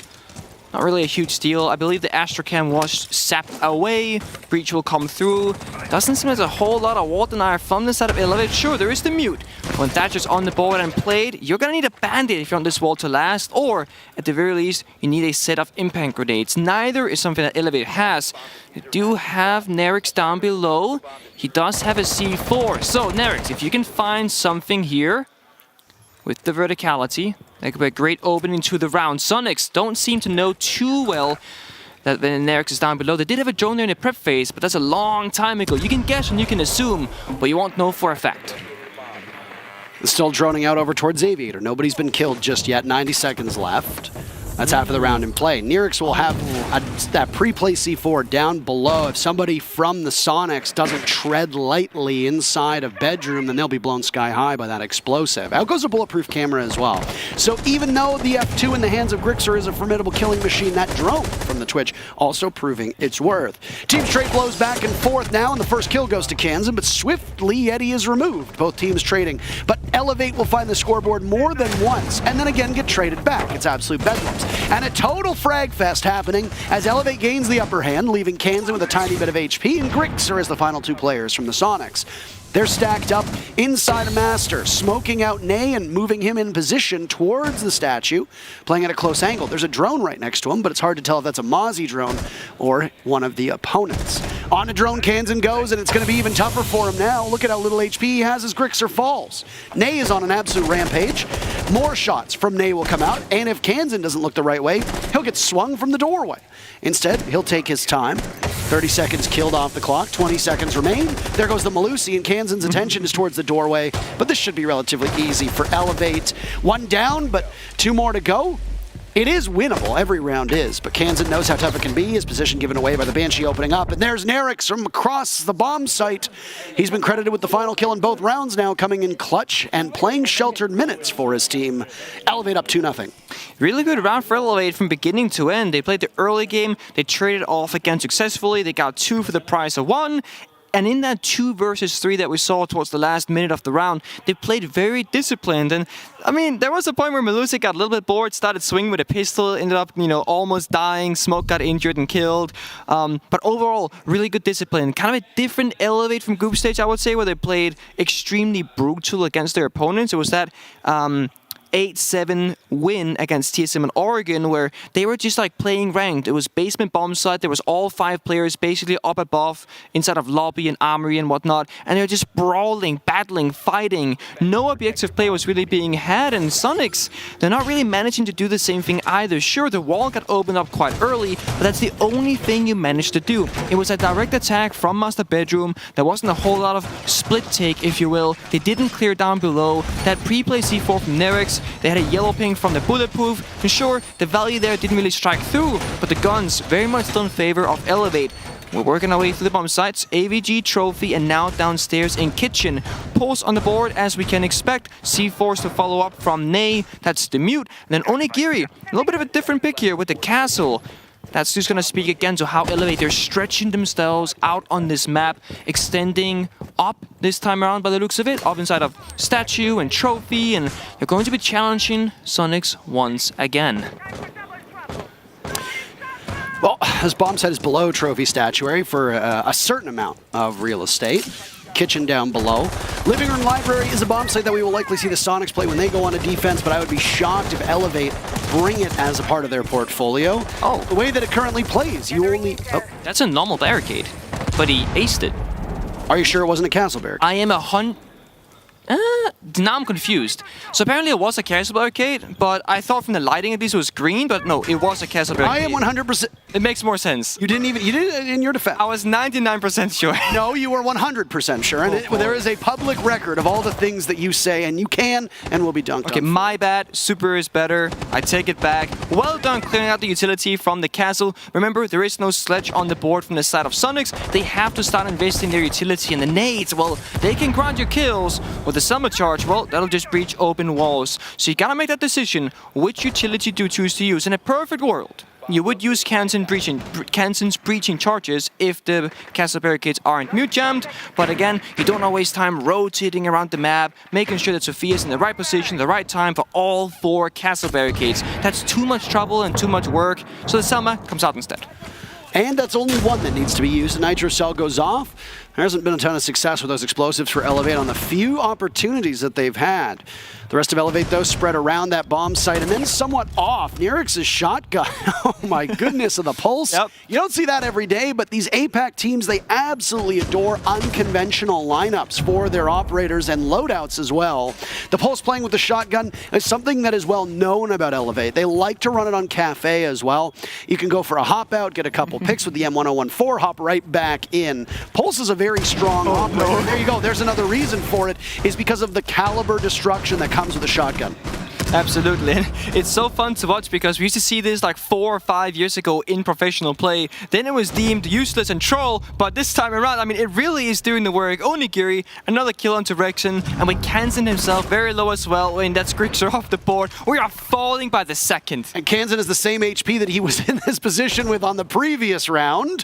One is not where you want to be. Elevate are swinging because the other option is B swung, and they don't want to do that. So, with only a tiny bit of their HP removed from the entire team, it's Super and Kansen now looking for as many kills as they can get. Hopefully some impactful to keep this one close. Kansen immediately traded out. Onigiri has his teammates back. Super with Diffuser. Might as well be on another map. As with only 15 seconds to go, where is he going to go? Hopping in through that pantry window, up the stairs, there's a small window to the bomb site, and he doesn't know where anybody is. Good patience from Elevate, but they've got bodies to throw at the problem. The problem is Super, 2 big kills, but that's all she wrote. It's a perfect rotation for this Elevate squad. What an impressive start for them on this Soniqs map. 3-0 for the team from Thailand. As you said, they have bodies to throw in that 1 versus 4. They're just pushing through 2 people into Super, saying, you know what, it doesn't even matter in this case. Take the KD, take the kills. You're kind of playing with the enemy's mental here, right? Elevate, they extended up above. They held Astro Trophy statue for a short moment. And once that wall was breached and taken from them, then they was down below inside of Library Living. Basically playing the entire map, or as much of it as possible, because Soniqs, they're not really doing what they usually do when they find success. And then it's often you'll find Yeti halfway across the map in the opposite direction of the primary source of his team, just kind of ratting around, as we say, taking map control and flanking opponents, and that's where Yeti has most of his opening kills from. He's not a typical entry, he's more of like a lurking entry. They haven't done it so far, and it certainly hasn't worked. Whatever it is they have been doing, it's been direct takes, limited takes, and against Elevate, I mean, if they play the map, you gotta match their tempo, otherwise you'll always be just a little bit more poor, as they have all the wealth. That's a very early timeout to burn, as you talked about. That's what we're waiting on now. Joe Bro in the background can prep his team as best as he wants, and you've got one of the best strategic minds in Rainbow Six in Super. But even then, that doesn't always translate to success. There was an interesting conversation that went on in the green room today before we got into this matchup, and it was a discussion about respect. Respect involving some of the teams here at the event that are not getting the praise and I guess commendation that they deserve. We talk an awful lot about TSM. We talk an awful lot about Space Station and how historically good they are at LANs. TSM obviously the top finishing performer at SI. Last year they finished 4th. We talk about Space Station, former world champions. But the fact is that the Soniqs were the most consistent team in North America this year. The Soniqs are the defending NAL champs. So not even in those 3 stages were the Soniqs the best, but they also closed it out with a victory on their own land. but it wouldn't seem to be the case. And I think a big part of that is the poor performance that the Soniqs have had in both Mexico as well as Sweden, going out in groups despite setting high expectations. And another part of it plays into the fact that the Soniqs are so openly vocal on Twitter. It's really easy to root for a team's downfall when they do sort of play that villain. And Super is perhaps one of the most notable villains, if you want to call him that, in the scene. But the Soniqs have really impressed here at this event. I think they've continuously proven us wrong. They've struggled to close out some games, but there's been signs of brilliance, and they've competed with the best of the best so far, maybe not in the same level of domination. So when they come up against a team like Elevate, a team that is also chronically, I guess you could say, underperforming, but also unexpected and underrated, it is interesting to see the way that the discourse goes around them. If I remember correctly, at the start of this matchup, people said that Elevate was the team to beat. That's what the community vote said. And so far, they're proving them right. Soniqs, if they do want that level of respect, they need to be consistent on land. They haven't been up to this point against a team like Elevate. This is a must-win for Soniqs if they want to be in that upper echelon of the teams that we talk about at international events. I absolutely agree. And well, they might have heard your praise, Parker, because Yeti finds not just one, he finds two. That is Nerix and Onigiri both off the board. Again, that's the Wamai, that's the Mute, and more importantly, Soniqs for the first time actually has the first half of the round in their favor. They've done the hard job of now finding 2 picks. Now we gotta convert those opening kills into a round victory. That is something that the Soniqs, they can do well sometimes, if anything, but this time around, they'll really have to try and do it. Because if not, it's 4-0. Sure, it's Villa defense, but you want to make sure you get as many rounds as possible before the side swap comes through. Ooh, that's a nasty shot from DCH on the Grixer. And Grixer had a sixth sense about it. He knew it was coming. He was surveying the window, but just because you know it's there doesn't mean you can stop it. A lot of times, you see that train barreling down on you, and just because you know it's there, you're probably not going to be able to get out of the way in time. So even though the Soniqs get this opening pick, what is their conversion? This was something that the Soniqs struggled on a lot in the group stages. They get the first pick. They even get the plant down, but then they don't win the round. That mid-round to late-round conversion is the biggest issue for the Soniqs. This round will be a test. They start off strong. They have an advantage. Do they hold on to it and finally win a round? On average, Soniqs' rate is actually 68% round conversion from the opening kill. That's extremely average. The one thing that Soniqs do good is that they do get 57% of the rounds the opening kill, which is top 2. Yeah, so the fact that they're able to consistently get that first pick, but then they only convert it 2/3 of the time, not great, especially when the stat that we always reference in terms of opening pick is about 80%. So they are trailing what is considered to be average to good. That said, look at this. They got those first 2 picks. They'll manage to isolate one player, but then Yeti gets dropped as he hucks a nade on in. DCH goes down as Rexon tears on through. 2 players up right from Elevate. Smoke's going out. Super on the diffuser, and it is a successful plant. That's Nay now on the flank. Tons of damage done to Super, and there's a blind spot to be exploited. It's a 2v2. Make that a 2v1 now. Kansan's the only member upright. Elevate sweeping right back through. And the shotgun is there. No, they pull it off. What did we talk about when it comes to conversion, Nick? The Soniqs get the opening pick. They get the first 2 picks. They get the diffuser planted, but they don't get the round just like that. They get their kills. They have tons of time. You might as well pad your stats. They don't let Yeti bleed out. And it's Elevate up 4-0. So, just for conversation's sake, Elevate actually has the highest opening kill conversion on the attacking side. Not the defending side where they are now, even though they've gotten all 4 rounds, but on the attacking side, Elevate, when they get the opening kill, they have an 84% chance of winning the round on their attack. That's extremely high. The average is about 65, so almost 20% higher than the average here at SI. What did you say the Soniqs was, 68? 68. So the Soniqs are about average, as you pointed out, literally, like right on the average. And I know that to a lot of people, the difference between 68 and 80% doesn't seem like a lot, but that might be enough for 1 or 2 rounds on each half. That can be huge. Yep. And I mean, sure, there is opening kill on attack, and there's opening kill on defense. They play a bit differently, so you can look at average stats, you can look at only attacker or only defender sided. But the point is simple.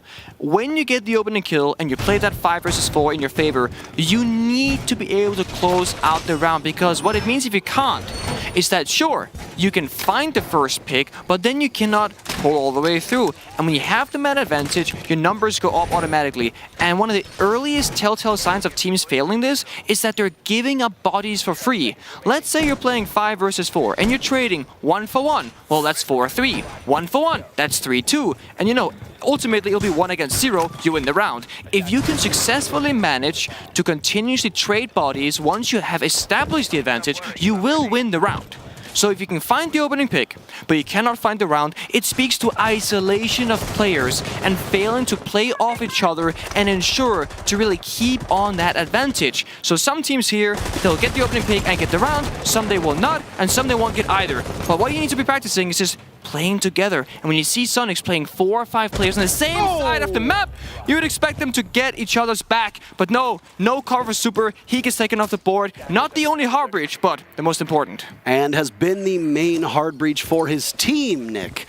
That is not ideal. Good news is that Yeti holds on to the diffuser, and he was involved in the first skirmish in the previous round. Yeti got 2 picks, didn't end up mattering. This time, again, Elevate goes back to something they know very well.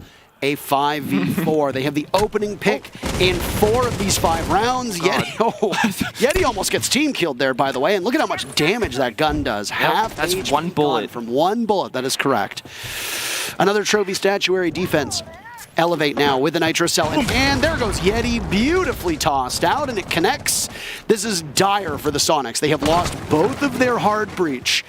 Where do you go on a bomb site like Trophy Statuary? Now you're very limited. If you're not going to spread out, you're going to have to take Astro and go from there, and there's only single doorways and a potential single rotate hole in a wall that allows you access. You go next. It's very simple. Where do you go? You go next. Like, this round is over on paper. Sure, Soniqs can clutch up. Grixer doing a really good rotation here to 90. That's what I want to see from Soniqs. Not at 5 players on the same side of the map, but when you've lost both hard breachers, when you've lost 2 players, when you're down 0-4 in round count, it's a little bit late. And now, Grixer, you really gotta show up. You are the 2nd highest performer at this entire event, and right now, you're going 1-4 against Elevate. Oh! Nice. Nirix makes Kansan see the inside of his own thoughts with that one.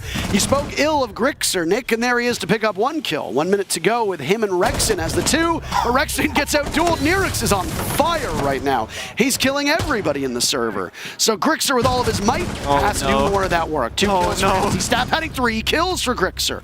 All of a sudden, the Soniqs are in this because of that Twitch. But it's going to have to be a kill fest. Diffuser is down. And case control for Elevate is all that matters. There's a shotgun pointed at the wall. Grixer goes to walk in. It's a single swing, and he looks the wrong way. The Banshee distracts him. We call that siege timing, folks, because of exactly what you just saw. 2 rounds after the Soniqs took their time out, they don't have anything to show for it. Elevate are putting on a clinic, and they're up 5-0. I was saying, oh no, not because I don't want Grixer to win a round, but because Elevate and APAC as a region, they have this really bad habit that when they're in the lead, they get really cocky and overconfident. When you're up 4-0 in a 1 versus 4, I mean, you saw it. They're just swinging, running around, unnecessarily moving, and what could have been very quickly 1 versus 1 that could have gone either way. Well, they got closed out in the 2v1 due to siege timing, a Banshee giving off a sound cue, and of course, Grixer choosing to look away at the wrong moment. Now we see 6 picks coming out. We go from Speed to Castle on the side of Onigiri, and Grixer goes from Sledge to Nuke. I love this. This kind of speaks to the playstyle that Yeti really does well on Coastline for Soniqs, lurking around the map. Oh, they trade out the Twitch over to Rexon as well. This target ban towards the Soniqs might have been one of the best things that Elevate could have done. Without the Finka, this attack from Soniqs has been sputtering. It is not good at all. They look at the kills on the team right now. I mean, the thing that's going to pop out the most is Grixer's 4 and 5, but he was 1 and 4 previously. He picked up 3 kills in the last round, but they were completely meaningless. This is one thing that we talk about, and is a perfect teaching moment for a lot of you that are watching. You're going to look at it and say, well, at least Grixer showed up, which, based on the numbers, might be the thing to see if you don't know the context behind it. But those were unimpactful kills. They did not help the team at all. Grixer getting 3 desperation kills in a losing effort might as well be 0, frankly. There's really no difference between Grixer getting those 3 kills with the timer where it was and the case where it was between a flawless round. So even though it's a valiant effort by Grixer, those kills don't really matter. So it's just stat padding at this point, which is why it sometimes needs a deeper look than just a basic number. Oh, somebody went 12-4. Yeah, but if 3 of those rounds are 1v4s and you kill 3 of them, you lose all those rounds, you get 9 kills and losing effort's not as impactful. So true. And it's something that, yeah, very important that we gotta look at. And also, I mean, it's not just Grixer. Elevate, almost every single round they've had like a substantial man count advantage. They've been running 1 or 2 bodies into the ground onto the side of Soniqs. So half the kills here are basically impactless, as you mentioned. And I will say, opening round, Soniqs, they haven't died yet. They survived the early C4. They've made their way onto the balcony, and Grixer is making his way through red hallway on the first floor. Good timing. We're going to be sitting out, waiting for that gadget to recharge. Want to make sure that nobody has information. Nerix has the pulse. Once you get too close to site, you surely will be seen with that heartbeat scanner. But that's also why Grixer is not approaching the site directly, but from the flank. Gets some damage through, does not find the kill, and now his position has been revealed. That's not good. That's a Nook that has now been visible. Down goes Nay, and Grixer manages to catch DCH. All right, a much better effort for Soniqs on this round. Half of it gone, and you've picked up 2 players. But this was the same position that the Soniqs were in before. Difference is that it wasn't now a 5v2. The best round from Soniqs. They had to throw out the script and completely change up their composition, and it comes at a time when you still don't have that timeout. You've already used it. Now, you can manage to win one round, go on a defense on Villa. That will help you, presumably, but you've already given up so much ground. That you have, and I mean, Elevate, they're gonna have the mental advantage. We all know what that means when you're from APAC. It can be very hard to shut down their aggression and their confidence. And sure, I mean, this round, Grixer specifically did a really good job. 2 opening kills, and now Grixer, with a triple kill of his own, looks to walk through side. Sapper says no to Yeti. Finds 1 kill, but Sapper, you're also low on health with people coming from all angles at once. You're even gonna get Sophia concussed at the same time, and you really can't do much. 4K for Grixer, and that right there are impactful kills versus the last round of being impactless. Absolutely, and that's the whole purpose of why you run a Nook. On a map like Villa, you have a great entry point. If you don't think there's going to be a pulse down below in the catacombs in the basement, then you can very easily enter from the bottom floor, head up one of the staircases. You're not going to make any noise. There's only a couple cameras that are going to be in those positions, and it's a moot point because you're invisible to them when your gadget is going. So why not take that operator? I like that from the Soniqs, but it comes so late. They pick up a single round. 4-2 is the scoreline that we see on maps that have a distinct advantage on either attack or defense. If you've got a closely matched group of players, group of teams, and you've got a very closely matched map, aka they match up very well on that actual map, they have the same map pool, then a 3-3 half is totally normal. But here on Villa, Elevate going up 5-1 puts them in excellent position for this half. They still have their timeout. There isn't a ton of confidence or motivation mentally on the side of Soniqs. And as you pointed out, these APAC teams, they are very hard to knock off their game when they are mentally rolling. And right now, you absolutely look at the Elevate players and the way that they're playing, and there's a ton of confidence on their side. The only thing that you have to caution them on is getting a little bit too cute. Because if you roam a little bit too much, you start taking too many gambles, you start playing too many unique operators, go for spawn peaks, play loose and detached, think, you know what, I can beat just about anybody. Yeah. Not the case. There's too many foes on the Soniqs that are very credible threats, and if you give the Soniqs an inch, they're going to start making you pay for it. Certainly, and Elevate, they haven't played Villa at this event. Soniqs are not going to have the greatest idea of what to expect, really.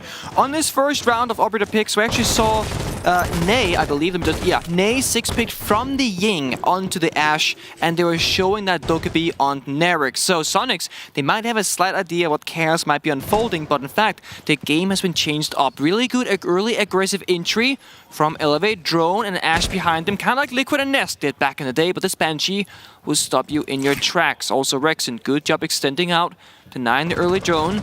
Astra post support on top of that too. With this wall being reinforced, the angle onto him will be denied. And Elevate have to kind of respect this position and slow it down a bit. Nice clear on the Banshee. That was the window rappel player activating the gadget, not Nay on the staircase. So Rexen might not know there are indeed 2 players here, but in fact, He has support of his own, but that is Rixen to fall. Nerix holding that board window from the 90 repel. That's a very, very passive angle, but oh boy, does it pay off in their favor. And now, that means you can walk on in if you're Nerix with that Dokkaebi, and you can hack this phone from Rixen. That's going to give you even more value than just an opening kill. You'll hack every single cam, but Yeti answers back. Onigiri off the board, Ayana. Not the biggest loss on this round, but still, even spec the man count to 4-4. Something to note, there are 2 bulletproof cameras from Soniqs, so with this hack, crazy value. And there you go, and there's the hack that comes in now. So you can see clear as day, they've got control of the cam, and it's gone. So now you have to destroy that utility from the Soniqs. Yeah, you specifically run these operators so that you can have a bulletproof camera. Valkyrie is banned. If you don't bring the bulletproof, the only other thing for direct intel that you're going to want is a Maestro on the board, but that's not really an operator that the Soniqs play on this map. So you bring the bulletproof cameras, 2 of them, now they're completely useless. Yeah. They're actually worse than useless because they can be used against you. The Soniqs very rightly take care of them. That's a very damning blow. So that leaves Elevate in a position where they're now at even numbers. They've lost Onigiri, as we talked about. They've got 1 minute to go. Last Logic Bomb is gone as well. So for Nerix, all he's got access to are those flashbangs. He can toss them on into the bomb site. The ADSs will still persist, even if Rexen is not in play. But Elevate need to scramble. 30 seconds, that's what they're working with. Doesn't look like they've opened anything up on the study side because Yeti is still in possession of that room, playing at the top of the stairs. He gets called into action from the barbed wire being broken at the bottom. That's Nay's advance to go on up. Smoke in front of Sapper will slow him down, and Elevator's struggling as to where they want to go with this. If they walk in and start frying, then the Soniqs need to answer back. But at the moment, this is a better round for the Soniqs than many we've seen so far. Elevate, you've got 5 seconds to go. Where are you? There goes Kansan. You need to get the diffuser down. You're wasting time. Sapper is in. Super saves the round. What an incredible performance, despite the fact that only 2 players for up from the Soniqs. That is Elevate beating themselves in that round. And despite such a strong start, the conversion is not there, and the Soniqs take their 2nd round in a row. Super really holding on. He didn't do much, but it was honest work. He hit on that bar until the right moment, then swung around, saw that the player pushed from Elevate, took him out. That was the diffuser on the ground. Time hit 0. You win. Good job for you. Yeti held top main the entirety of that round. Very well done as well. They had a little bit of map control, but they had just enough. Elevate running down the clock, not progressing fast enough. And well, when you get that massive value of the opening kill with the Dokkaebi, you're really gonna feel a little bit bad about that. Nerix, he brings it again, and Soniqs. Fun fact, also for you viewers at home, when you play defense and there's a Dokkaebi on the attacking side, when you die, you actually drop a physical small phone on the ground. So, if you're roaming in duos of 2, you can then, if somebody dies, the other person can kill the drone, or kill the phone rather, and therefore you cannot hack them anymore. You can throw an impact, throw a C4, you can melee it, you can shoot it. It's a small object on the ground. It's a lot easier to find nowadays with the dead bodies are disappearing rather than staying. But basically, if you're roaming alone, you're in for a bad time. If you're roaming together, well, you can kind of reduce the damage that you get, that can be done to you. And there we see 1 bulletproof from Grixer. So if the hack goes through, you will once again lose a little bit of utility. It's actually a surprising amount of players don't know this. Yeah.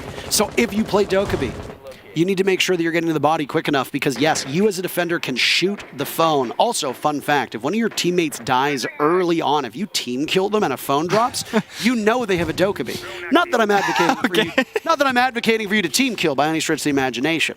That's not allowed. That's a fun fact. But if they drop a phone, you know there's a Dokkaebi in play. So maybe. Just like you can see the lion drone in the sky, right, you know, basically in the prep phase when the enemy attackers are droning, you can see if lion's being played because the, you know, the gadget will be in the air. So there's a couple of interesting, you know, mechanics interactions, if you will, from certain or multiple operators, and it's something that, does it really matter? Not really. But when you want to get into that nitty-gritty, it's nice to know, it's useful, and in this case, at the highest level of play, of course you'd expect that everybody knows everything, but let me tell you, not every single player knows the same things, nor do they play the game the same way. We all have content pros. Some people are more mechanically talented, some people are more brainiacs, such as Super, Geek IQ, average gunplay. Some would argue less than average gunplay. Grixer, probably the opposite. Maybe not the smartest, but extremely talented on that gunplay and mechanical skill. Now, I don't know for sure, so don't take that for a fact, but my point is, everybody's a little bit different. absolutely correct. Elevate had that round in the palm of their hands, and then they loosened their grip on it, and the Soniqs, despite losing most of their own players, are still able to hang on. That was Elevate beating themselves. Again, both of these teams now struggling with conversion to some extent. Soniqs still the team that historically has failed to close out a lot of these rounds, but if Elevate gets themselves in another position, or two, where they get the early pick, they have map control, and they ultimately fall short in the round, then we have to level the same thing against them as we have the Soniqs. Yeti playing down below. Well, it is close to bomb site. It's bomb site. Oh, sorry, it is down below. Bomb site is in trophy, excuse me. That means that Yeti's doing what he does best. He is playing one floor away from the bomb site on the defending side. That's kind of where he finds a ton of success, but the droning from Elevate has been quite good. The timing, however, has not been as, and Yeti not just burns down the clock, he also gets a kill onto Napew. That's Diana once again off the board. Both of these teams struggling with that early aggression and the roam as well. And the shotgun of Super is a little bit too long range. Elevate very swiftly take it back. They've now traded with Kansan picking up 1 kill for his team. Yeti's still down below. Sapper getting the diffuser off. Nitro Cell goes out. It's nowhere near close, and the Logic Bomb will alert the remaining players of Elevate where the Soniqs are from. Diffuser down, so clock working in their favor. The 2 final players from the Soniqs will need to retake. Everybody on Elevate has taken some damage, but there goes Grixer, and Kansan's the only one to save it. He's got 2 kills for his team. Yeti has the other, but he's not here.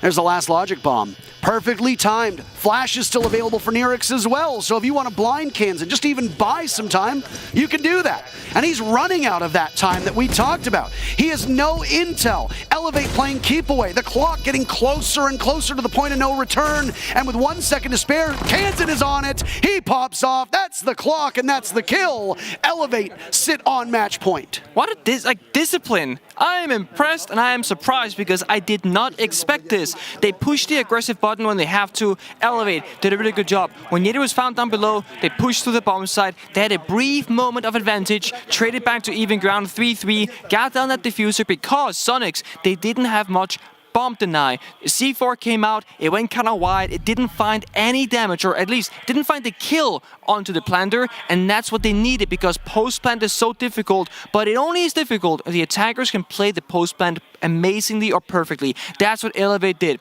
They, while one person of Faze pushed into a trophy, got the map control, he got taken down, they traded. That leaves you in a 1v2, but the last 2 players from Elevate were sitting all the way back. 1 deep in Astro, 1 deep inside of Master, and he just waited for that time to take down. Even a Logic Bomb came out from Dokkaebi, so they knew the whereabouts of that last Soniqs player, and I mean, that seals the deal.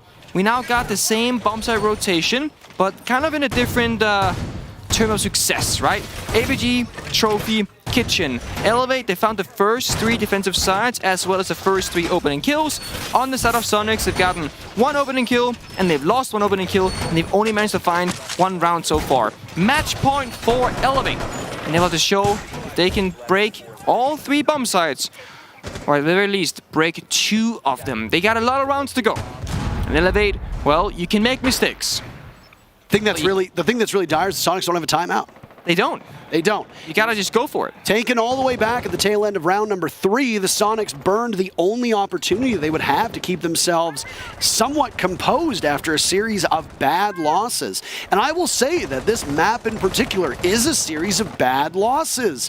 Elevate on a map that they have not played at this event, up against a Soniqs team that picked Villa for a reason, and a very good reason. Say what you will about Soniqs in the actual server, behind the scenes, you are hard-pressed to find 2 individuals who are more knowledgeable and more prepared of their opponents than Super and Joe. But the thing is it doesn't matter, because Elevate, despite the fact that people are sleeping on them, and there's not a lot of information about this team, this is their first big international event, they are performing mighty, mighty good. And this Elevate team, this is not going to be the first North American team that they've beaten either. They've yet to lose to an NA squad here at the event. It sounds like the first Logic Bomb goes off, and the Soniqs will fall back. 1 minute down, Rexon and Yeti in the basement on a deep roam. If you're Elevate, isolate them. Try to find where they are and get a pick off of it. There's no conventional anti-flank operator on Elevate's side of things, so somebody's going to have to do that job on their own. They didn't just beat the North American teams, they 2-0 Dark Zero 7-4-8-7, they 2-0 TSM 7-5-8-7 as well. So OT, they can play it, and Soniqs, they want to go there. Kansen finds Onigiri. He's been the first to fall from Elevate quite some time now, and that is the stat we spoke about earlier. Onigiri and Napiu, they get into a lot of duels, and they tend to lose them quite often, and right now, that's showing. Well, that was inside a Memorial, and now in goes the Twitch drone to clear out some utility, as Nirix will follow up on what intel he has. The recoil of the SMG-12 soars high above the panel, and he'll sit on the stairs to wait. That deep roam from the Soniqs has pushed Yeti up to the top floor. The other player that we were looking at in terms of this play, Rexen, we don't know where he is. Where is he on the map? He's inside of the bomb site now. Super spotted out, now droned in over by Laundry. There's still some Kona stations up. Yeti is down. He's been spotted by the Dogobi. Super goes as well. Grixer with one. Kansen's been dropped. This is a bad position to be in for the Soniqs, knowing that they are just a couple deaths away from defeat on their map. Elevate have time to work with, but DCH is looking the wrong way, and Rexen says, why not? I'll take that one. Grixer on half HP. Kansen still unrecoverable. Elevate pushing up through Memorial. They managed to isolate the last two players in the back of the bomb site, make that player as it's Grixer, and he gets the Kona station to heal him back along with a kill. It's all on the shoulders of Nay, who's down below, very far from the action. He'll head up the stairs. He's got a lot of work to be done. Diffuser held. Grixer getting back to the site. Nay is now in the midst of it with that diffuser in hand. He'll go for the plant. Grixer waiting for the call.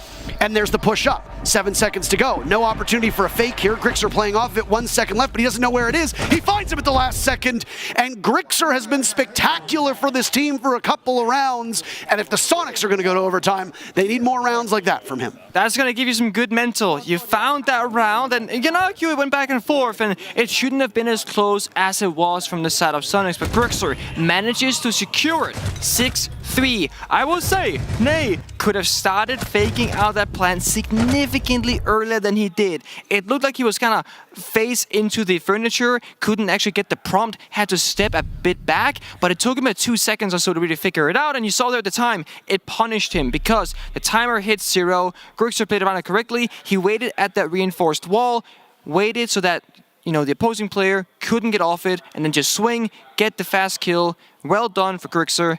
But yeah, Elevate, you gotta start playing the clock a little bit faster. When they get aggressive, they really get fast, but they do have this moment of kind of waiting around. I'm curious if that's intentional, because you have the Dogobi. Of course, if you get the pick, you get the phone, and then you get that huge advantage.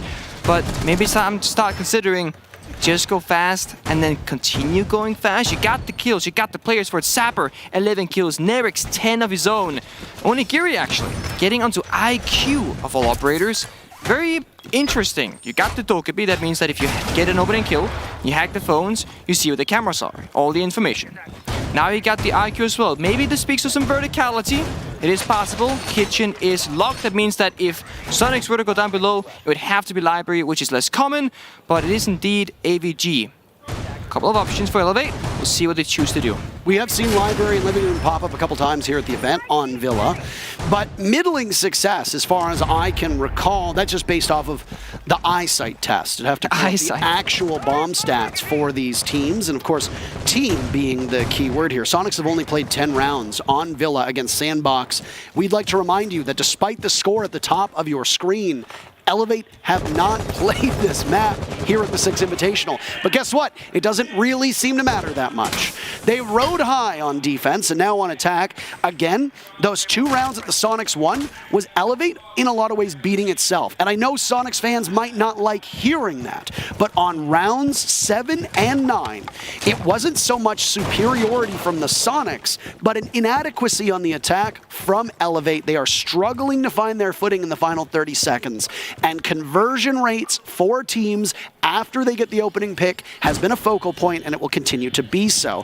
Grixer sees the real Yana. That is not a Gemini. How do you win that fight? Nay with a drop shot on the Grixer. The best player from the Soniqs is now out of action. All it took was a single logic bomb, yet he's gone now too.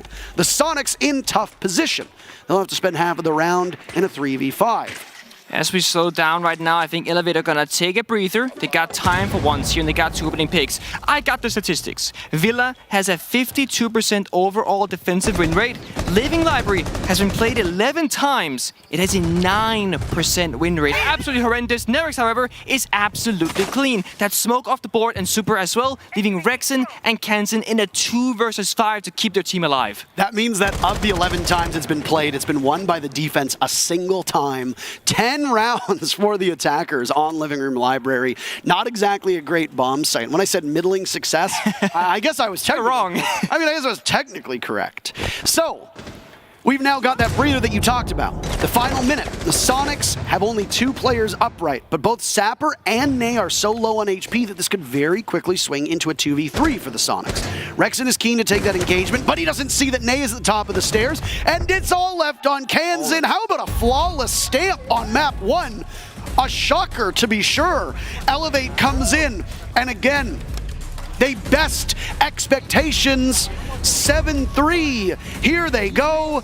And just like that, Elevate take map 1 quickly and set themselves up for Clubhouse in a great spot.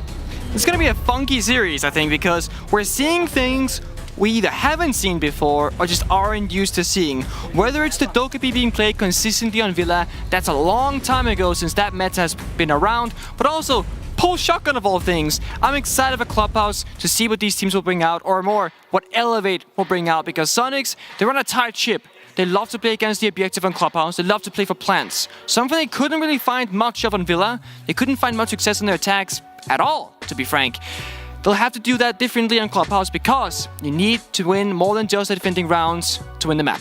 Well, that's it for us here on map number 1. We've still got a lot more to play.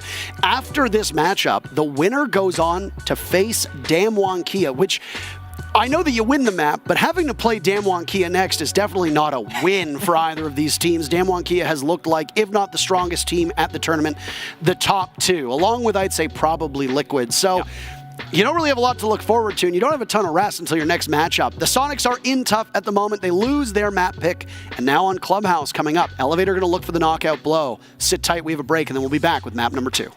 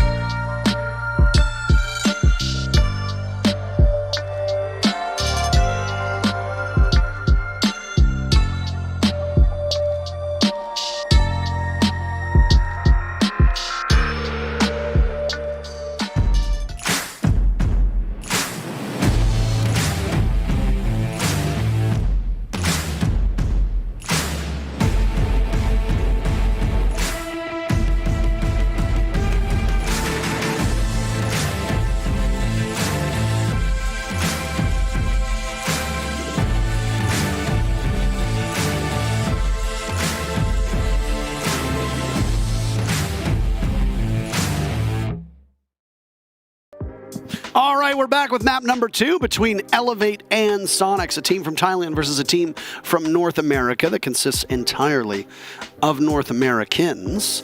Right now, the Soniqs are in a bad spot, and Elevate are a single map away from ensuring that they make a slightly deeper run here in the upper bracket, but not all hope is lost for you Soniqs fans. Remain faithful, because there is still a lower bracket to go through. 2 teams have been pushed down to the lower bracket so far today. Those occurred in our earlier matchups. I'm not going to spoil the results for you, and I'm not going to spoil the results of what's going on in the other stream. By the way, Na'Vi versus Space Station are squaring off if you want to go over there and give them a watch. But let's go back to Villa for a second here, Nick.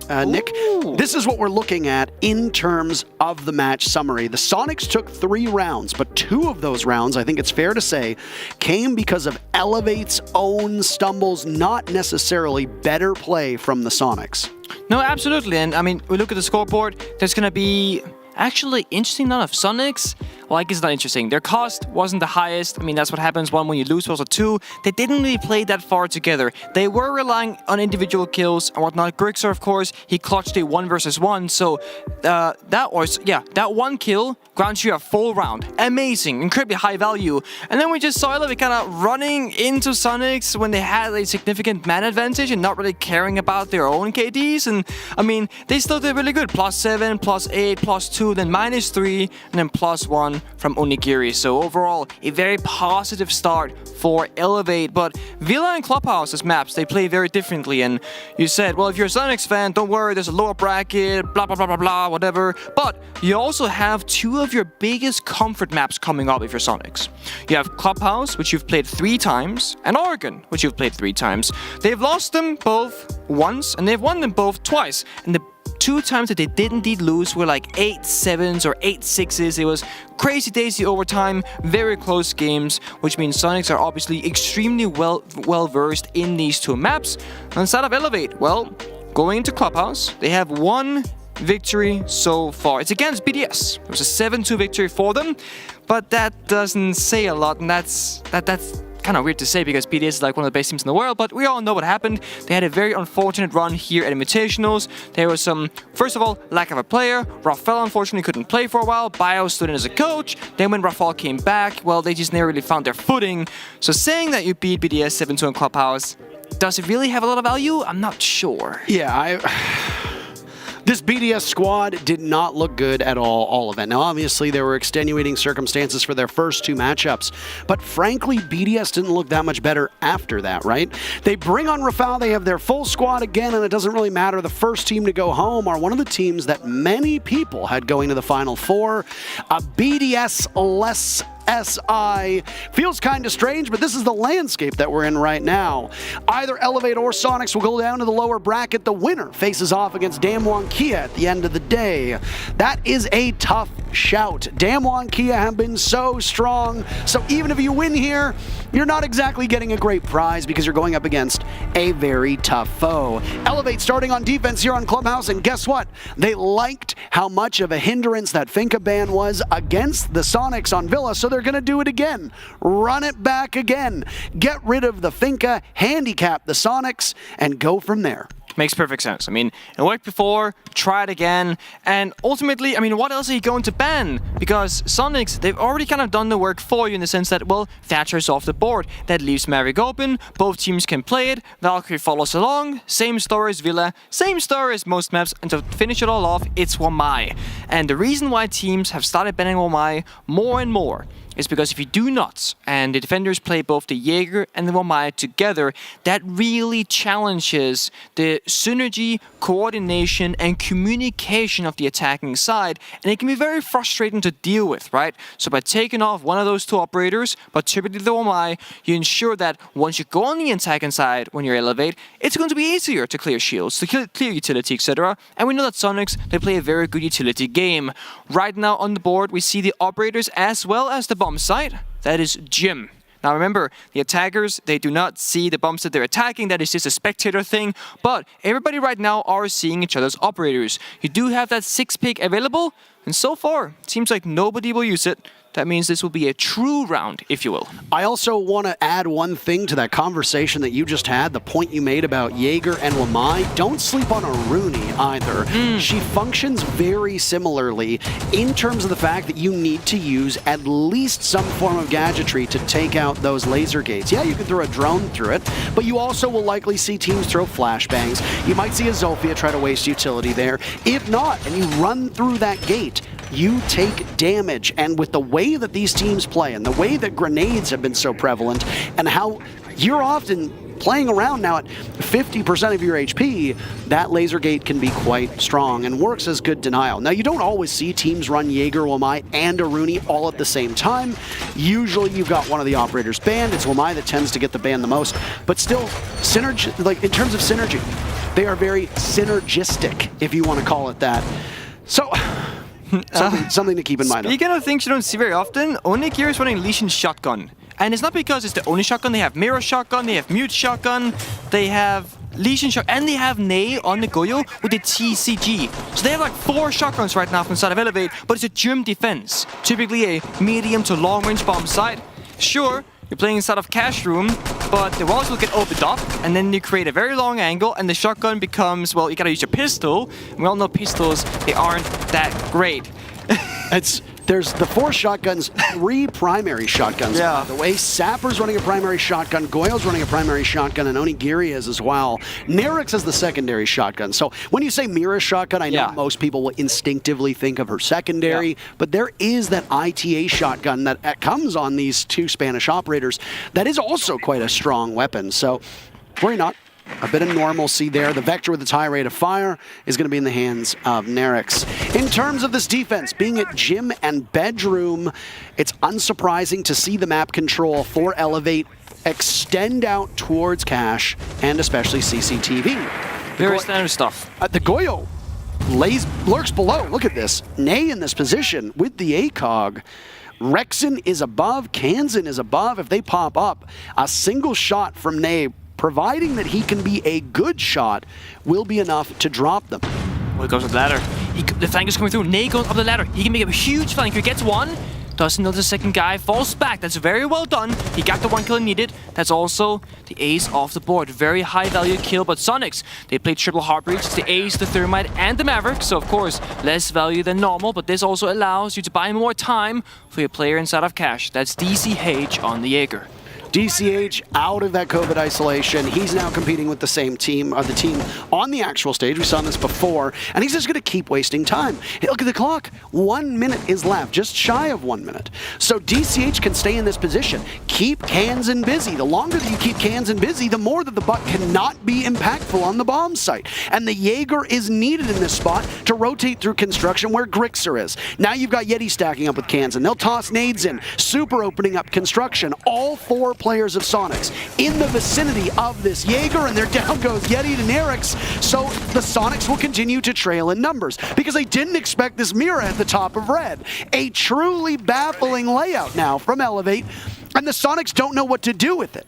They're still fighting shadows, unsure of what to do next. 10 seconds, and you have to go for broke into the bomb site. Nerix picks up another big kill with Grixer refragging. Super jumps on in, and he's punished by Ney, leveled by that shotgun. And look at Grixer inside of construction. No hope for the Soniqs because it's the off-site play from Elevate to dominate that first round. That ladder inside of Garage has really been paying off at this event so far. So actually, Astro from Faze has been using this ladder almost every single series that they've played Clubhouse so far, and he's found a successful flank. And I think Elevate, I think Ney has been watching some Faze Clan VODs because, well, they're doing the same thing, and it's working out the exact same way. Once that opening kill was made from Ney, well, that's the ace of the board, and Soniqs, they were kind of scrambling. They're like, what are we going to do next? But you have a Thermite, you have a Maverick, you could easily breach the wall into Cash from server. You never tried to do it. Yeah, there might have been a mute jammer on the wall, but you have grenades, you have the Maverick torch. All you gotta do is just basically deal with it, if you will. Buck vertically can go down below, clear out the jammer as well with a single yellow ping on that center area of the wall. It's easy things to do, but Soniqs, they don't seem to really either want to do it or just didn't figure out that they could have done it. and that made Elevate's life a lot easier as DCH bought so much time. Nerix on the red stairs with the Mira provided really good support, and nobody from Soniqs went below to walk up the red stairs. Nobody flashed it, nobody tossed any grenades. It was very much a standstill almost. Soniqs waiting for Elevate to make the first move, expecting aggression. But Elevate didn't bring it a single time, and it's kind of the story of Soniqs and Clubhouse. The games that they've struggled in, which to be fair, on Clubhouse they've done a really good job, but there was game in particular against NIP. They lost 6-8 because, same kind of reasoning, NIP was sitting still, they were waiting, and then Soniqs, they were struggling to break apart the rounds and open it up for themselves. They almost rely on the enemy to make a mistake or give them too much space, and then the Soniqs can capitalize. When it doesn't happen, well, the round doesn't go their way. CC defense, Mir being brought out again, and a kite. A triple hard breach from the Soniqs, and they're running the exact same lineup as before. The mirror window now broken, so no vision will be given. But as long as you can get rid of that Electric Claw, you have a way in, and there it goes. The mirror window has been ejected. That means that if a Selma goes on that wall, an Impact Grenade can deal with it. It also means that the Maverick can't get up as close as they want. First pick goes to Kansan. The Soniqs start off by taking the Oryx down. That's the fastest operator in the game, and a key part of most teams' roam is now gone. Fastest operator in the game. Such a funny statistical fact where it's like, yeah, he's the fastest. Well, not when he's sprinting, but his gadgetry. When you press middle mouse button, you storm through walls, you storm through anything really in your way. You can knock over Monty or knock over shields, etc. and just have a ton of fun. Thermocharge goes out on that mirror window that was broken on the CC wall. That means there's now an opening for Soniqs. They have 3 players outside. They're going to be scouting the bomb site, getting information. Yeti says, you know what, my job here is done. Gonna rappel up, rotate over, and now the question comes, do you go for Garage or do you go for Master Bedroom? Or do you just work with a single breach? It is possible, but very, very uncommon. Soniqs actually doing just that, runs in through sight. Kansan finds the opening kill. Actually, that was Yeti, but a shutdown comes through from Sapper. Now Elevate have to make a play. DCH is down below. What did you talk about? This ladder that was been used by a number of teams. Rexon, if he doesn't know that somebody's there, well, he might be taken off guard by the Jaeger. Down goes Sapper, so DCH is nowhere near as effective. That puts more onto the shoulders of Nerix, playing in the same spot, but a different bomb site as before, top or red. DCH waiting patiently. Rexon will sit inside a garage. 3 smokes go out. Nerix has rotated in the A-bomb site. Diffuser going down next to the default spot inside of CCTV. DCH is up, and it's Rexon to slow him down. The Soniqs looks much sharper, and they are, in fact. Almost every single player in on the action. Super gets the diffuser down right as the final kill comes in. And well done to Soniqs, because they're able to find their footing on a map that they've played a lot, but was not chosen by them, and they do it much quicker than they did on Villa. Yeah, and it was indeed that, well, just the breach run through a simple take from Soniqs, and this time around, what they did better than in the game against NIP is that they actually took map control, they created chaos, and with the chaos they created space, and they also got the kills to go with it. It wasn't just Super throwing a smoke grenade, then trying to plant. No, it was Kansan running in, Yeti getting a kill, then Super got off the plant, figured out the situation, toxic babes, C4s, etc. Am I safe here? He then said, okay, I am safe, I can start planting once more. He did just that, they got the round, and speaking to Soniqs' objective play here, they average 2 plants every map. Remember, there are only 6 attacking rounds unless you go OT, then you can get 1 or 2 additional rounds depending on where you start on. That means that they've planted a lot of times. They have 13 plants alone on Super, which is top 5 in the category as of today, before any games were had, so clean off the day. Elevate, on the other side, they have 0.7 plants on average. They have 7 plants total. That is tied dead last. So these 2 teams clearly play a very different, I would say, priority, if you will, right? Very heavy objective play from Soniqs, very kill-based objective for Elevate. They don't care about planting as much. And I will say, on Villa, we saw a different kind of Elevate because they planted twice and they tried to do the 3rd time. They really had a very clear mind what they wanted to do, where typically for Elevate, I mean statistically at least, they don't seem to care at all about planting diffuser, but rather getting kills because it's a lot more fun. Absolutely correct. I mean, in terms of funness factor, you've now brought back how Oryx was fun, and now you're talking about how getting kills are fun. Yeah. And I mean, fair enough. I guess fun is a consideration for these teams. This is a bar stock defense from Elevate. This is a bomb site that we have seen steadily increase its play rate.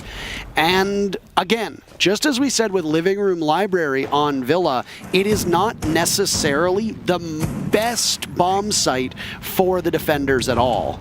So, in fact, it has been played 17 rounds so far.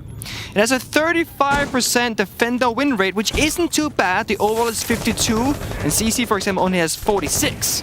So it's all right in terms of play rate. It's about a little bit less than average. it's okay at best. So about a third of the times it's played, it's won. Not great. Not great. That's what? That's 6 wins out of the 17 rounds. Yeah, just for about. the defenders.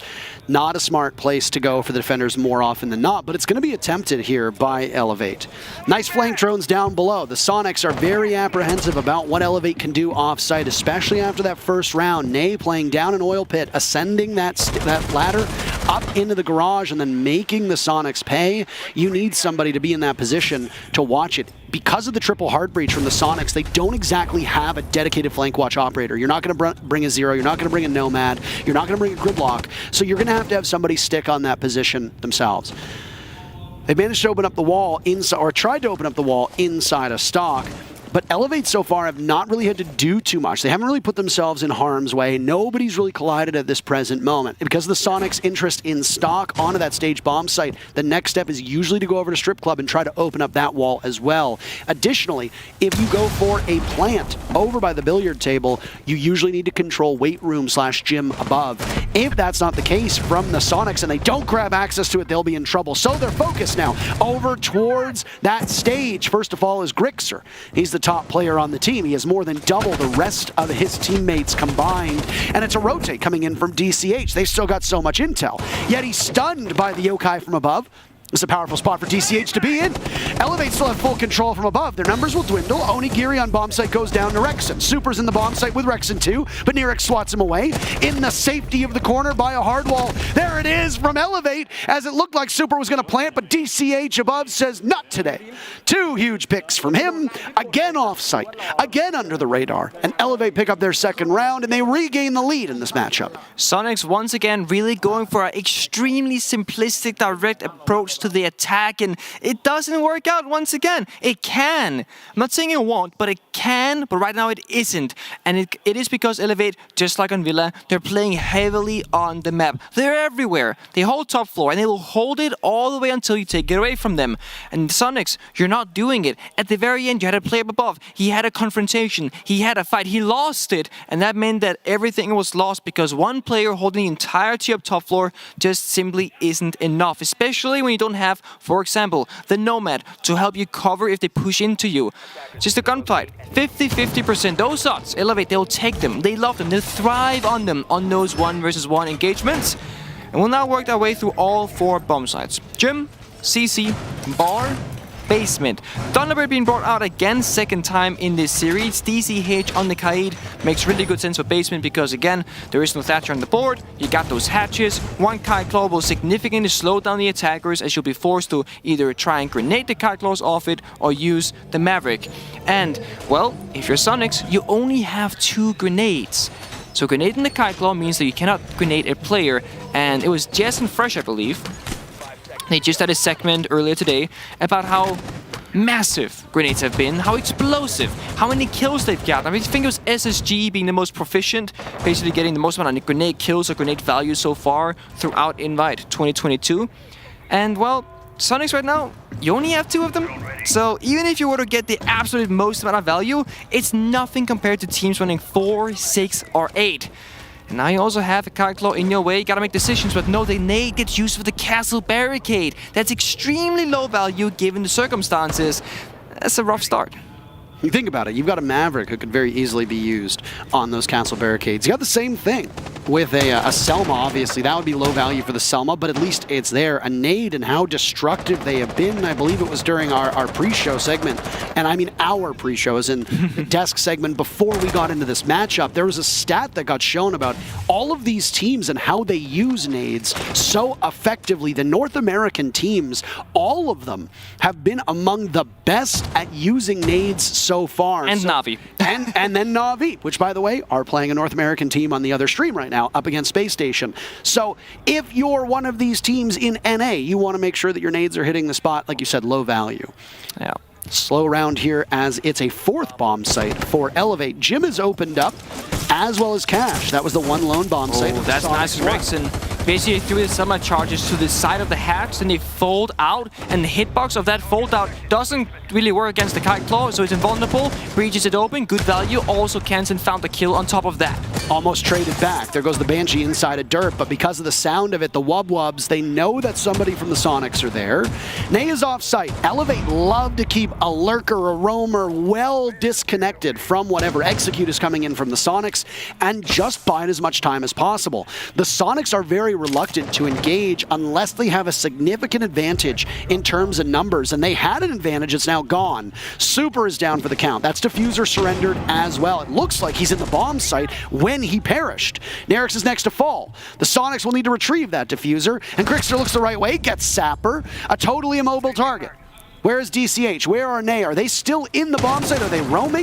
Yes, they are in the bomb site. And they'll await the 2 players from the Soniqs for the hot drop. Nay gets hit by a Kona Station and a flashbang at the same time. Blinded, but he gets away with his life intact and is overhealed to boot. There's been damage done to both Kansan and Grixer. They're a couple bullets away from death. And with a TCSG in hand for DCH, but only 5 shots for DCH. 3 now. He needs to ensure that he's using them on his opponents. The wild card for the Soniqs is Yeti inside of dirt. And when the execute comes in, he can swiftly whisk his way through and catch the Elevate players off guard. There's some paralysis right now from this Elevate team. DCH with 1 bullet left. Down he goes. It's Nate at the bottom of the stairs. He looks the wrong way. Siege timing strikes again. And the Soniqs manage the clock well, isolate the off-site players, and then push to the bomb site with full control.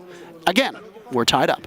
Not just the clock for Soniqs, but also the rotation. They ensured that when this execute comes through, because Super is dead, because the Diffuser is deep inside, that this is all or nothing. We cannot do the same thing, lose 1 player, and then go again. Thankfully, for Soniqs, Elevate were the one in 1 bullets, especially Nay on that TCSG. But basically, you had 1 player from Soniqs walk down the main stairs. He held the cross, killed the default cam. 1 player inside of dirt that could push through as well, and 2 players on the hatch. And then they said 3, 2, 1, execute. They all drop, they all push in, they're holding angles. So either Elevate will walk into the line of sight and they will die, or Soniqs has enough presence on the bomb site to ensure that, well, if Diffuser isn't going to be going down successfully, at least we can find the picks. You can win the round either way, and yes, Soniqs, they typically play that objective of planting, but that round with Super being dead, they just say, let's go for kills. It suits them, especially when you have 4 gunners alive. There's no reason to take a gun of a player that is so proficient with the weapon when you can just use it instead and find the last 2 players of Elevate. We're going back up to Jim. That's where we started. That's where Elevate found their first round on this map. And this time around, Onigiri is again with the Legion Shotgun. I was gonna say this time he's changed his mind, but no, the Legion Shotgun, there is a deliberate strategy somewhere. There's some involvement that I am puzzled about, that I cannot figure out. I need to ask him after this match is possible, because normally, if you bring the MP5K on Sapper, on the mute, then you need a supplement shotgun, but that's not the case. They just blew up a Goyo shield by accident in the middle of the bomb site, by the way. So, Elevate, if you bring a Goyo, Nabu's going to have 2 of those shields available. You've only got 1 now. That was a bit of a misplay on their end. You talked about how the Soniqs misused utility on the nade. Well, now it's Elevate to do just that.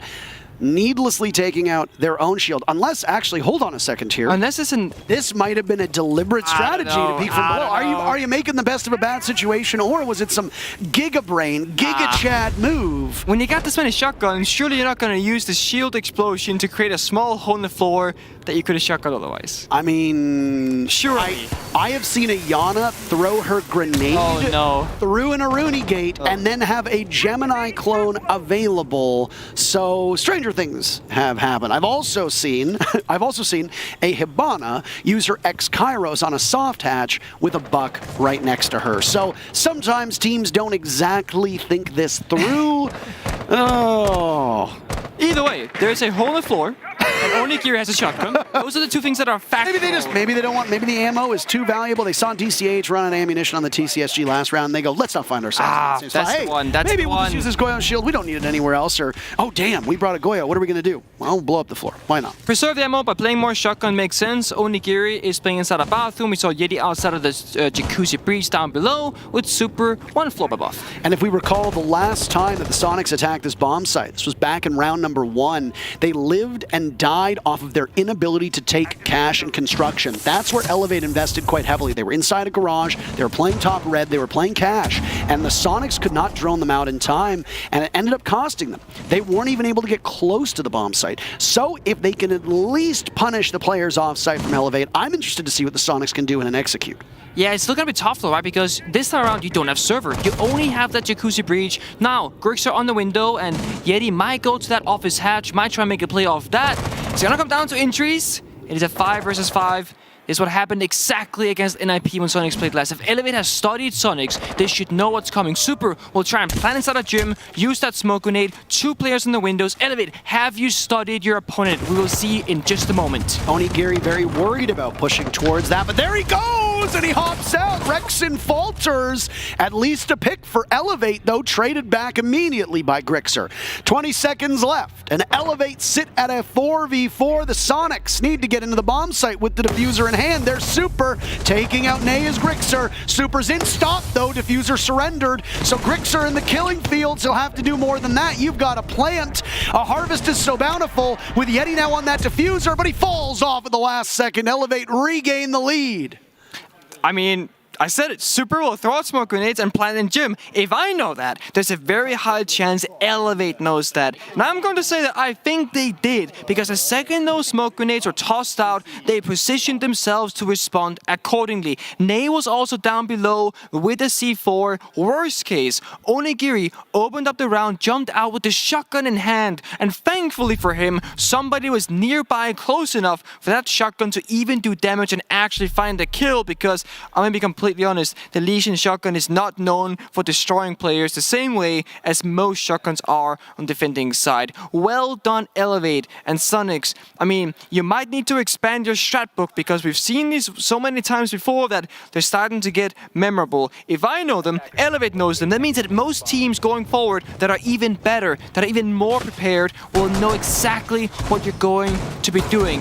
Mind you, Soniqs played NIP, was it 6-8 loss on Clubhouse. That's where a lot of these pocket strats from Soniqs, they showed these limited attacks where they only take one breach and maybe the side window, and they work with that. And it's really, really hard to make that work if you're Soniqs, because limited attacks are simple, and simple is also often easily countered if you're prepared for it.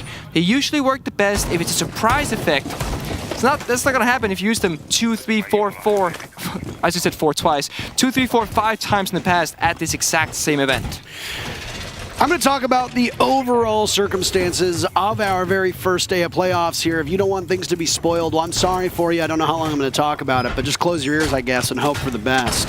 But today, North America are in action very early on, and it has been a terrible day for the North American teams. Other than the dominance of TSM, 2-0ing Ninjas in Pyjamas, OXG got smoked 0-2 by Faze Clan. Soniqs got blown out in the very first map here against Elevate, and SSG got dominated by Na'Vi as well on the other stream. So as good as North America might have been through the group stage, they are struggling quite heavily, and they're going to end up with most of their teams in the lower bracket if they don't fix this today. Interesting. I did not see that coming, to be honest. And today's games have been rather fast, I would say. You know, there was some 7-1s and some 7-3s and whatnot. Making up for lost time, I suppose. Yeah, I guess we had some days that really dragged out. You know, max OT and 2 maps in a row and craziness. And well, now we're catching up. Soniqs in a very familiar position. We've seen this before. Last time they attacked CCTV, that was that second round. So it was 4 rounds ago.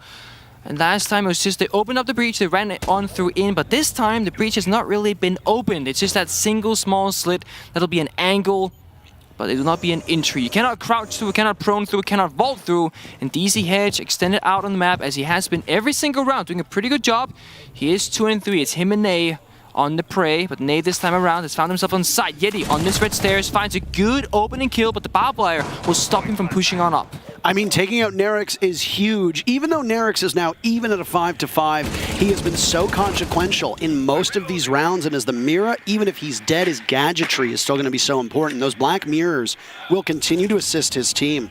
That they will, and Super is still sticking around. Now fire arrows coming out from the side of Rexen. A follow-up kill as well from Kansan. Good synergy here. Good garage execute. Remember, when my spans or arrows, they will go through ADSs. Do not stop them. LMG goes brrr, finds a kill as well. 2v4. And it's 2 LMGs to do that. The Alda for the defenders, and the Capitao LMG as well, tearing on through. There goes the Evil Eye Cam, so that means Nay has to fall off of the gadget and instead engage. DCH propping up inside a cache. A vantage point towards Rafters where the stack up for Soniqs is. If they don't hit their shots, they will be punished from this position. But he lights up Kansan, not enough for a kill, but enough to do some damage and give a warning to the rest of Soniqs. Yeti is boxed out outside. Unless he does something to this wall, he's not going to be particularly crucial. Outside of the rotate, down goes Rexen and Yeti falls as well. Grixer walks in. There's a Nitro cell from below. In fact, it's actually 2 impacts. All you have to do is stay alive. Grixer will be immobilized. He's got the diffuser in hand, planting in the middle of the A-bomb site. Nay retaking. Still plenty of time for Grixer to fall off. Nay doesn't want to bait this out. He's got plays and pings to go off of. No intel outside of that. All eyes of Soniqs on Grixer. 8-2, one of the best performing players, and he's inside of construction. Alda versus F2, Grixer versus Elevate for Soniqs to tie it up, to take the first half into a tie and go into the second half. Hitting a reset for the Soniqs would be huge. Nay is so low on HP, it's only going to take a couple bullets, and the fire hose that is the F2 claims its final target. The Soniqs don't win the first half, but they keep it even, and it's a 3-3 score line as these teams now swap sides. Grixer really showing why he's so well spoken of and so high on the standings. Remember, he's second on KD, plus 46. He's second in rating, only being beaten out by Nesk of all people. So absolutely huge performance from him so far, and in particular in this match. Really doing good work. Soniqs in that 4 versus 2 execute, they did every single thing correctly, and Elevate somehow punished it. It was a swing, 2 kills from Jaeger, impact below from Maestro, 1 got the injury, the second got the kill. Yes, Maestro was half health, Twitch was full, but Twitch, Grixer, did a good job of running deep into side, running all the way away from that information, planted from safety. There was no information really, there was sounds, there was somewhat of a yellow ping, but it didn't really quite hit the mark because the bulletproof camera inside of servers couldn't see him. And then it came down to a 1 versus 1 standoff. Grixer came out on top. He did the same thing on Villa. And going back to when the plan came down from Soniqs, when they tried to at least, it was very well executed because Yeti rotated to that server breach and he was holding the angle into radio door. Then you had 2 players on the garage catwalk rafters, one that was going to plant and the second was there for backup. 4th player was Grixer on that CC window into side, holding top red. And yes, even though the cover didn't really hold what it should have had, I would say that the setup itself was really, really good. Everything was covered, everything was accounted for, except, of course, for those impact grenades from below. 3-3 is the side. We now swap it around. Elevate go on the offense, and Soniqs go on the defense. And they will start it off down below. Well, the Soniqs have not led in this series at all, even on their map pick of Villa. Their first round came in the 6th and final round of the first half, then the Soniqs' best effort was 3 rounds in Villa. They've already met that target here on Clubhouse, and I guess there's something to be said about how you take a team that doesn't have a lot of tape on a certain map and then bring them to that map.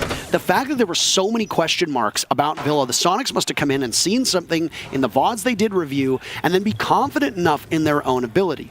And talking to all the teams before the event started, Nick, there was an even split of teams that said we're at our best when we're playing our game, and half the teams that would say we're at our best when we're preparing for our opponents and matching them and beating them. So the Soniqs obviously had a mix of both. Yeah. You want to play your own game on Villa. You want to be able to outfox Elevate. Didn't work. Here on Clubhouse, the Soniqs at least look far more confident. And Elevate on attack had some difficulties on Villa. So how will that translate to Clubhouse? Half of the round to go, a nade goes in. No damage done to Rex and Smokes as well. Elevate could be shaping up for a very fast execute. If they decide to drop from blue, they'll be greeted by 2 players from the Soniqs who are looking in that direction. Instead, Elevate turns tail. They go through bar. They're now looking at the kitchen and main stairs. Yeah, and one thing to note here is that Elevate is playing 6 grenades, whereas Soniqs only played 2. That means that if there are players in passive positions from the side of Soniqs, well, you got grenades to clear them out. That is a position right now where Grixer right now, whether it's AKs or third box, if you have a grenade, you drone him out, that should be at least some damage, or in the very best case, a kill.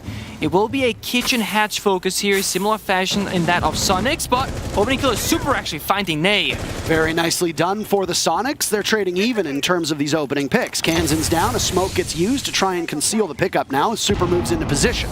Get Kansan right back up. Limited HP, but Nerix is in, and he gets 2 big kills for his trouble. He's in the back of church. Maybe it's a sermon to be held as Onigiri inside of blue is wiping them all out as well. Yeti inside of dirt taking out Onigiri, but he's the only one left standing. No way to stop the diffuser from going down to Sapper. He has to walk out, and it's DCH to get in on the fun too. 3 players from Elevate showing their worth, and the very first defense for the Soniqs does not work out. Nerix really read that situation beautifully. What happened was that Super got the opening pick, but his teammate was injured. So he tosses out a toxic bait, not expecting anybody to push through, because why on earth would you do that? But Nerix, he knows better. He read the situation. He was like, okay, toxic babe, now you're going to revive your teammate. I'm going to sprint on through, make it through that toxic smoke, and then get a double kill instead of just getting the 1. And that really opened up the round, because then it's like Super, oh, guy inside, what's happening? And all of Soniqs will have this scrambling like, okay, what is going on? Where is this player? How did we just lose 2 people inside the bomb site when we thought everything was covered? Elevate then followed up. There was a player pushing blue stairs. He got 2 kills. Last player from Soniqs was inside of dirt. Couldn't do anything. Had no help. Last man 1v3. Plant is going down. Yeah, that's a tough one. And Soniqs, they agree. They're gonna go back upstairs. Or I say back, but they haven't been here before on the defensive side. They've only attacked it before. So first defense for them on CC. Second round, first time. They started in the basement. They're not gonna be doing a, well, extension, if you will, over to gym. They made 2 rotates. The observer just showed it a second ago, where they have a rotate to gym and then rotate from office like you would if it was a gym bomb site, but it is in fact CC. Soniqs still in the position where they've yet to lead once this series, and even if they win this round, they're still going to have to wait a little while longer. How detrimental to your mental state is it, Nick, to now be? Oh, when did we start? We started at 1 o'clock. It's about 2:30-ish. It's been 90 minutes of the Soniqs not having a lead in this series. What does that do to your mindset? I mean, Soniqs, they have gotten a ton of opening picks so far. It's been traded back and forth a couple of rounds, but at least they got that going for them. They're getting initial picks, getting initial ground, but then the middle game, they stagnate, they slow down, and we've kind of criticized a couple of teams for that at SI, Soniqs being one of those where they just kind of stand still and they're like, what do we do next? Well, let's just wait. And then Elevate say, we'll wait as well, and then nothing happens, and we all know that when you're in the attack, time is on your side, or rather, it's not, you gotta push through, but Soniqs now being in the defense, now they can sit comfortably, now they can actually wait, and we'll see if that starts paying in their favor, whereas obviously it didn't. Yellow ping coming through. No, hold on a second. Drone. Oh, wow, nice one. Ensuring the information was accurate, said I can do that myself, takes the cam, finds the wall bang, Rexing off the board. Both bomb sites are empty, by the way. Aggressively off-site for the Soniqs right now. Nobody actually sitting in the confines of where that diffuser needs to be planted. Instead, the Soniqs have spread out. They got some players over towards Gym and Master. They've got players on Catwalk, which is where Kansan is. And he'll fire away at the open breach on the wall. He's lost some HP in the process. Droned out earlier on, so there's positioning up top on those rafters, known by Elevate. They need to flush him out. And Nay will be the one to do that, but he needs to watch for the pop-up. Kansan's looking one way. Grixer gets a kill, but it's 2 for Elevate. It looks like we finally will see a team win more than a single round in a row. This time, though, it's at the Soniqs' expense. Super at the top of red stairs. He has to try and delay a push as much as possible. He's got 2 canisters to do that. Not a ton of time, yet he swings. It's a desperate attempt. Desperate times call for desperate measures, but he's dead all the same. Another toxic canister goes out, and Super retreats into cash. He'll reposition. Diffuser going down, Sapper successful, but yet he sees the feat. Super can't do too much about it. All the bullets raining in, and there's just too many angles. Overwhelmed. Cue the Grim Reaper meme. Going every single NA door with scythe in hand, because it looks like Elevate will find another NA casualty. You know, if you showed me this game, but you flipped the team names, I feel like I would be like, oh yeah, Soniqs are doing really good. I expected this from you, right? But that's not what's happening. It's actually Elevate. They are the ones really striking through, showing good strategical depth, good adaptation, and they understand that when they're on the attack, well, they gotta be the ones acting. They gotta be the ones making moves. They did just that. Opening kill with that wallbang, followed up by entry into garage. 2 players entryed, played off each other. 3rd guy on the breach holding the cross, so the catwalk player was stuck proning on the ground, could not move. And that's what I would expect from Soniqs. However, this is Elevate. Really do, there we go, thumbs up, a heart. It is Valentine's Day after all, so whether you're watching this at home alone, well, we're all here with you. And if you are watching with your significant other, well, get out there, go on a date, have a good day, get some breakfast, dinner, lunch, whatever time zone you're in, have a good time. Then come back right after, of course, and keep watching the games, but I'll allow you a small break. Do have Elevate Soniqs 5-3 in favor of Elevate. And as Parker mentioned, the first time on Clubhouse that a team has won 2 rounds in a row was Elevate that won the basement attack and then won the CC attack. They got the plant down, they got the opening kill, they checked all the marks. It wasn't a flawless, so not every single mark, but most of them. And now in a tactical timeout, I believe by Soniqs. Yes, that is correct. The Soniqs did not find much success with their tactical timeout all the way back on Villa. Will they be able to do anything more here? Well, Villa should have been the more comfortable bomb site. 3 rounds seems to be the ceiling for Soniqs at the moment. They need to break through that mental barrier that they have on Villa. By the time they made it to round number 8, the Soniqs only won 2 rounds. They won the 9th round. This is where we are right now, so the Soniqs can at least get ahead of their position on that first map. But the one thing we talked about, Soniqs have not led in this series. The clock is still going, by the way. It's been 5 minutes since we last brought this up, and another round goes by. The Soniqs needed that one to tie.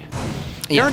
Their ability to lead is now farther away. And the only way that the Soniqs can lead is if they win 3 in a row, which means that that 12th and final round will either be another victory for the Soniqs to put Clubhouse away, or a loss, and then they go to overtime. So the Soniqs need to be perfect from this point forward, or else it's overtime on the menu for them. Given the way these teams trade back and forth on rounds, Elevate always being a leg up on the Soniqs, you don't want to go to overtime because then it depends entirely on where the momentum is at. Elevate haven't needed to use their timeout on Villa or on Clubhouse, and that's because mentally, they've been composed. Strategically, they had a couple issues on Villa, but they had such a lead that it didn't really matter. Here on Clubhouse, Elevate have looked mighty fine, and they'll go on attack with the Soniqs defending in the basement. We'll see what exactly Elevate can be done differently, because the Soniqs are going to be prepared for this execute. The Soniqs slipped up and lost control on blue very early on, and then peeked the hatch inside a kitchen to try and rotate and scramble out, knowing that they lost that off-site control. You can't be doing that again. That's what the Ying comes up. The Ying from Nerix has been brought to the table. They have smoke grenades. In fact, they have 4 of them. They don't have a single flashbang. It's just all grenades and smokes. That's 10 pieces of utility combined. 6 and 4. That means that this round will actually be much like a Soniqs round, where it's going to be slow. We're going to be droning, taking control. Soniqs themselves also playing slow because they got the Mira. They got the Kaid. Both teams playing the same game. That means it'll likely come down to a 5 versus 5 with very few seconds on the clock. The Kaid, especially, will slow you down as you try and breach, and I mean, you see Kansen literally in a corner. Just gonna be waiting, sitting around. Remember, on this double church wall, there is a mirror window, same as in blue wall we're looking at right now, and that means that Elevate, the only area that's not contested by a mirror window, will be dirt, and it'll be kitchen hatch. The Ying will be your opening. That when spine comes through and smoke comes out, that's your cover.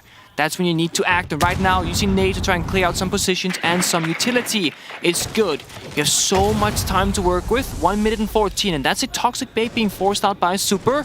so even boding more well for Elevate. The kitchenette still yet to be opened. There is a Kite Claw on it. We'll have to sacrifice a grenade or do what you're doing right now. Put that exothermic charge on the soft part of the floor, and the area of effect destruction will actually open the hatch if you do so. And that was something that we didn't focus on in that previous round. There was so much stuff going on that the exothermic charge went off, opened it up. There's the Ying in action. Nirix taking out Grixer. Both exothermic charges gone, but it's just a kill fest. Nirix picking up 2 kills onto the Soniqs. Match point seemingly here if Nirix can continue this round that he's on. Tearing in through the toxic canister, slowed down. There goes Rexon, last player is also dead. 2 kills from Nay, 3 kills from Nirix. Elevate are absolutely dominating, and look at the celebration on them. Both Nay and Sapper very elated with that one. It looks like the CEOs of North America, Elevate, have yet another victim on their hands. It's 6-3 for Elevate. This is series point. It's just 2 different stories when you look at the player accounts, right? Elevate are ecstatic, they're super happy, and they should be. They won the first map, and now they're at match and map point. Soniqs, I think it was super, had his hand in his forehead, and not really a ton of smiles on their lineup. And of course, when you're losing, it's hard to be happy, but you also gotta stay in it mentally. So I hope Soniqs can bring it back and say, guys, tighten up the ship. Let's bring the good vibes, bring the energy. It's not out yet. We got a long road ahead of us. We gotta bring it all the way to OT. That's 3 rounds in a row. We cannot make a mistake. Then you gotta win 2 of the next 3 rounds in OT. Then you take Clubhouse. And then, you got a third map of Oregon. And it's not going to get any easier, because even if you do that, Elevate, I think they have so much energy, at least in this first game of the day for them. Sure, if they end up winning, then they go up against DWG KIA, and you can argue, well, maybe Elevate will have less energy against their fellow APAC team, but that doesn't matter, because right now, the only thing they care about is Soniqs. They just care about this one single game, and that's the right approach. Think too far ahead, and the present might just slip. We've seen that before. We call it underrating teams, right? Undervaluing, thinking they're not going to be a big issue, right? Oh, we got Sandbox now. Well, we got BDS in the final. Let's think about BDS for a second. No. You gotta think about the opponent that's right in front of you, and only that opponent, because every single team right now at this event can take you out. We're all on equal ground, and everyone is surprising each other each and every single day. Soniqs right now, well, they're getting very surprised, I think, because, well, this might be Elevate's map pick, but Elevate has already beaten Soniqs on their home turf of Villa. That just means that Elevate, they want this match, they want this game, and they will open up the wall on CC. It is a gym defense, so very normal extension. Now start working with the wall breaks and top red stairs. He's gonna sit behind a shield, Alibi Prisma as well. And Elevate, taking it slow. They know that, guys. Now is not the time for mistakes. Oh, mistakes don't get made. Injure comes out. I don't think you can finish off the kill unless you greed for it. But no greed will be had. Super will get revived. 20 health on him. That's alright if you're Soniqs. It's better than losing a full player, but not great. Soniqs are going to take an engagement here and lose out 2 more players. They're destroying bodies at the problem, but the problems keep piling up, as do the bodies, stacking up in the bomb site. Super remains, as does Kansas, but they're deep off the bomb site, and Super had taken a punishment earlier on. Elevate in fine form, and they know the Malusi down below. Yeti gets taken out by Onigiri, and will continue, or Yeti takes out Onigiri and continues his roam. So at least one goes back in his favor, but if he heads up red stairs, it'll be right into the waiting arms of Elevate. Look at the health bars. Super Yeti and DCH are all sub 20 or on 20 health, and that means 1 bullet, or if not half a bullet, will take you out. That means that Elevate, they can get aggro, but Yeti, he's the one to do it first. Keeping his team in this HP or no HP, as long as there's a single sliver of HP to your name, you can still fry, and Elevate know that. DCH walks in. Yeti, though, 2 big kills and a third to his name. Kansan finds 1. Elevate of Nay in line. But there's 3 players from the Soniqs, plenty of time to work with. Can Nay be the hero? Through the wall, nothing to be found. Swung on and looks the wrong way. Every single player from the Soniqs are a single shot. Nay can make this work, but he needs to play off of the time and the information he has. Heading into the bomb site will be difficult. There's lots of hard walls that he cannot shoot through. The players from Soniqs, far enough back. They know exactly where he is. Inside of logistics, a brief pause and a deep breath from the fans of Elevate. A miraculous clutch unfolds, but Kansan says, no, that's not enough. We're going to stay in this. Our day's not over just yet.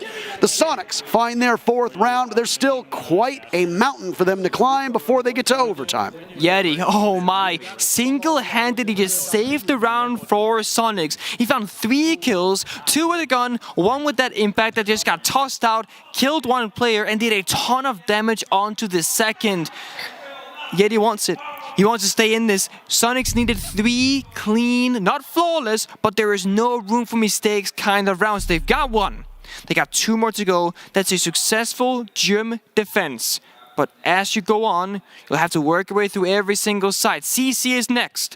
If you win that, then you gotta make that 50-50 decision between going bar or going back to basement where you have not found success. So with every round win for Soniqs, you can argue it gets even more difficult. You'll have to prove it on CC first. Before we go further, similar lineup from both teams. Grixer on the Aruni, Kansan on the Kaid. Really playing around this wall deny from Soniqs, both bringing the Mute and the Kaid multiple rounds. And Elevate, same fashion, 6 grenades, 4 smokes, no change really. It's an interesting choice of bringing out the Jackal. It's been Nerix on that flex. Played the Ying, played the Jackal, and doing good job so far, especially on that basement attack. That was all Nerix. Nerix has been one of the standout performers in this entire series for Elevate, and they tend to go back and forth. Onigiri has great games, DCH has had some great games. Hard to do that, by the way, DCH playing upstairs in isolation and not with the actual team. We've seen the impact that can have on a squad, but now he's here and the team is fighting at full force, in person. Soniqs fighting for their lives at the moment. Nitrocell from Yeti is there. DCH could get blown sky high. Nitrocell goes out, wrong direction. And that's a piece of utility used by the Soniqs that could be more crucial in the later round. So a gambit from Yeti, it does not pay off. You need to try, right? Because especially if you're Yeti who just carried the previous round, if you get these opening kills and you make space for your team, that's really good. You get less pressure on top of you. But now it's 5v5, you're down to C4, and that could really be crucial in a minute and a half from now once Elevate starts planting, because the only other way to deny that bomb to go down are the toxic babes from Super and a single C4 from Kansan. That's all you got. And Kansan is a catwalk player. He's not going to be in a position to use his C4, so really all you have, it's all Super and his toxic babes. It's not a lot. No, it isn't. Just 3 toxic babes. Last time around, Kansan couldn't even do that much about the catwalk because he was focused on the breach that had been opened up out on that platform. So now, Elevate, they'll break the gate. There it goes. Kansan knows this, and he has to be very wary of it. That Nitro Cell will not be intended for the bomb site, as you talked about. It'll go towards the door and garage, and if somebody from this Elevate squad doesn't look, well, that'll be bad. Nerix uses both of his smokes to break out the 2 Aruni gates. 30 seconds until they're reset. Kansan also has some backup upstairs in Rexen. Well, Yeti is down below trying to hold that blue position on the top of the stairs. Good formation from Soniqs, honestly. They have covered all the important areas that they need. And sure, they don't have C4s, but the ground matters a lot. Catwalk is so important, and Onigiri using these nades in arguably the wrong position, because Soniqs, they know this. They've gone off the bomb side, but Onigiri, he finds a kill with a gun instead. There you go. Elevate starts this off. 4 more kills for them to be found, but the Soniqs take out Nay, and they answer back. Kansan on to DCH. The garage control will have to wait a little while longer for Elevate, if they can even get it at all. Nerix is next one up. There goes the barbed wire. Still not a muscle being moved from either Rexen or Kansan. He's in a good position. Protected on catwalk again. Is there a nade with his name on it? At the moment, none available. 1 smoke for Sapper. He'll want to get the plant down at some point. Still, catwalk has not been opened up. There goes Onigiri. All of a sudden, the Soniqs have firm control, and they are just beating Elevate every step of the way, leaving Nerix inside a garage. Nobody from the Soniqs needs to give him an inch. Make the Jackal come to you, or if you're feeling mighty fine, you pop up as Rexen, take down the last player of Elevate on a statement kill, and we will go to that 12th and fateful round. And now Soniqs looking a lot more alive, but it's going to get even more difficult. And with that difficulty comes a tactical timeout, I believe, from the side of Elevate. And this is basically speaking to the importance of this very possible final round. If you're Elevate, you want to win it. If you're Soniqs, you want to try and make sure that Elevate doesn't get it. And right now, we are indeed hovering church, so Elevate, we have some time to talk. What operator do we bring? What is the 6th pick? What is the approach? What are the weaknesses of Soniqs? The last 2 times they defend the basement, they brought out the Kaid and the Mirror. That was the 2 most important areas of Soniqs. There was 1 mirror window on that triple wall on Church, 1 being soft, 2 being reinforced, and the 2nd mirror window went onto the 3rd box looking into blue. So, you did bring the Ying the previous time around. You get the Candelas, you get smoke grenades. You didn't really get to use it because Nerix himself found 3 kills on that round, all from Moto Door. It was all too easy. But the good thing is, you didn't really show your hand in terms of execute. Soniqs doesn't know exactly how you intended to use the Ying, so it could work again. There were a couple things that Elevate didn't really change up about their executes, right? They're trying very similar things time and time again, and I appreciate the fact that the Soniqs, they're sharpening their knives and they're waiting. They're saying, okay, well, we're ready for where you're going to come through. We will be standing in these positions to stop you. Some inadequacies in the defense of the Soniqs inside a garage corrected with the fact that Kansan didn't need to actively hold that breach because of the 2 Aruni gates that were placed in that position. Additionally, Rexen was sitting in there as well, so that if Kansan got into trouble, there was somebody from the Soniqs to come to his rescue. Because of that, Elevate did not change too much. They still wanted to take control of Garage. They got the first pick, which was good, but then after that, Elevate went for the exact same strategy. They couldn't take Lounge as much as they wanted. When they finally got it, they tried to take Garage, but they didn't have any utility left. The smokes were burned to break those Aruni gates, and then there was no plant to be found by Sapper because you didn't have access to Garage. So that was the most pivotal position for this Soniqs team. They hold on to it. That was a key error that had happened on the defense before. Soniqs fixed that mistake, and they win the round off of it because Elevate is simply not able to overrun those 2 players from the Soniqs in that spot. So, with overtime now well within their reach, the Soniqs will again want to focus on this Garage, but it's a very different setup for them. Yeah, we are basement defense. We are definitely roaming. We're getting active. I mean, a Runegate on the garage door, that really is something that we don't see very often on basement defense of all things. It's Rexen who wants to get aggressive, try and get a kill, slow down Elevate, and change up the pace. You mentioned that Elevate has been doing the same kind of attacks, and it's been working until they didn't. That's when Soniqs adjusted, they adapted. We're seeing that now again, because this is certainly not something we've seen before from them. Grixer is hiding inside a stock. Nerix on the jackal here, can maybe see some feetsies and figure out indeed where he is. Rexen's still on that catwalk. Yeti up on top floor actually inside of construction. That really means that Soniqs are working all 3 floors, and Grixer finds the opening kill onto Nerix. That's the Jackal off the board. That is so crucial for this roam game of Soniqs. They can now fall back, they can stick around. Either way, they've won the early round. Yeah, that's massive for the Soniqs, and it bodes very well for the remainder of this round. The thing is that when the Soniqs get that opening pick, they have those struggles to convert, as you talked about, but a lot of those come on attack. They get the opening pick on attack and then struggle and tread water before ultimately drowning in that round. And in this case, on defense, you're going to let the site work for you. That's one piece of Elevate's push into the bomb site that's now gone. That smoke's gone. That's pressure inside a church. That's where they like the Jackal to stack up. Nerix will either play at blue or by the Moto drop, and then either isolate blue or church, as we talked about before. And they're still roaming. 2 players from Sonic. They're stuck around. They have not fallen back. And I mean, DCH, he's guessing that they're here, but he doesn't know. They have jammers. There's no drones, really. And there's only 5 drones left in total for Elevate. One of them will be used here from DCH. Droning himself in. No support, no follow-up, just him alone. Gonna be speaking to the bomb site. I think if you're Elevate, you say, you know what, we know this guy's above. Maybe try and find one. Doesn't do it. Does some damage, however. It'd be very low on health, but that's not enough. Rexen also fell back, so now, if you're Elevate, you can do the math. 2 guys in blue, they fell back from Garage. That must mean the roam is clear. And Elevate had that information. They had drone work on them. That's why they were posted up in the spots they were in. First toxic canister's going to go. The Maverick working away at the wallway of Church. Oh, and Sapper fires onto Grixer. Down goes one of the Soniqs' best player, but there's still more to go. Yeti now punished by DCH from above. That kitchen hatch closed. Maybe not for long. Sledging away at it.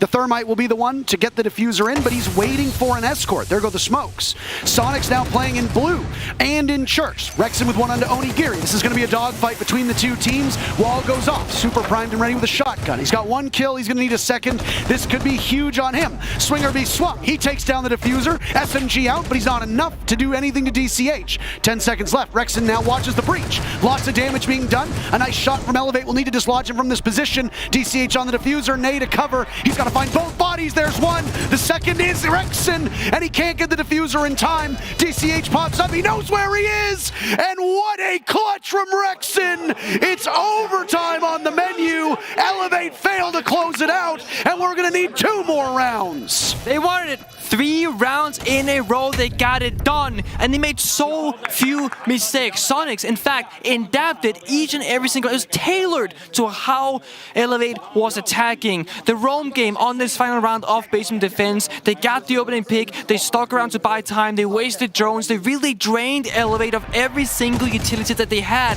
Then they fell back to side, and yes, Elevate, they saw it, so they knew of this happening, but that doesn't mean the round is going your way. And sure, Elevate, they even got 2 kills. They played it really well on that back B area. They got 1 kill vertically, got 1 through the wall, but then, well, it was Super on that breach when it got opened up by the Thermite, got 1 Sharking kill, got traded back, 2v2 enabled, and Rexen, he's the man to clutch it up, and this has kind of been how Soniqs has been winning these rounds, right? We got Grixer winning 1v2, we got Rexen winning that 1v2 or /1v1, how you want to look at it, and that's how they've been clawing their way back all the way to OT. Elevate, now in the basement, back to back. Soniqs showed how it can be done. Elevate wants to say, oh, we'll do it too. Very different operator lineup, however. There's no Kaid on the board. There is no Mirror on the board like Soniqs showed twice. They are instead bringing the Maestro, they're bringing the Goyo, they're bringing the Banshees. Looking to get active, no mute. That means the roam game is likely not going to happen, and if they do, it's certainly not going to work out like it did for Yeti. And no, it does seem like they'll have a little bit of presence on the main stairs, on the blue stairs, maybe kill a single drone at best. But certainly, no activated roam will be had. It will mostly be a bomb site basement defense. And now, Soniqs, you need to show that you can break this apart. You've done it so many times before. Do it now. You go 7-6. Then you go on defense. You can pick any bomb site of your choosing. You can even go bar. Crazy, right? Terrible win rate. Don't do it, please. But basically, that means you're in the driver's seat. That's what you need if you're Soniqs. Major confidence booster for the Soniqs. This isn't even their map, by the way. No, it's not. What a storyline it is to come back on a map that you did not pick. So, hey, kudos to the Soniqs team for what they're pulling off. And this is every team at this event. You don't make it to one of the best 20 teams in the world without being able to dig deep when it matters the most and pull yourself back from the brink of defeat. Elevate burned their timeout, as have the Soniqs. So both teams have really nothing to settle themselves down. Elevate take their timeout. It doesn't work. Elevate, as we talked about in this back and forth matchup, they win 3 in a row. Match point is theirs. It looks all but certain that this is over. But we've spoken way too soon. And the Soniqs said, no thanks. We're not going quietly into that good night. They're awake now. And it clearly shows. I mean, it's not the first game of the day. This is the second. So we did start at 1 p.m. But if you go back 9 hours, I mean, that is still very early if you are a North American player. But I don't think that excuse works anymore because we've been here for over a week now. Surely we've adjusted. Jet lag is a thing of the past. We're here in the present, minute and 35 seconds left, and Soniqs looking to work that kitchen hatch again. That seems to be a fan favorite from almost every single team here, and it makes sense. The kitchen hatch provides so much area denial, right? You almost get a full bomb site in control with opening a single piece of utility of the hatch. But yeah, the clock is ticking down again, and Soniqs gotta be working a little bit fast. This bar hatch, moto hatch hasn't been opened. No cover for Yeti. Oh, Nay does not get lucky there. No opening pick this time around for free.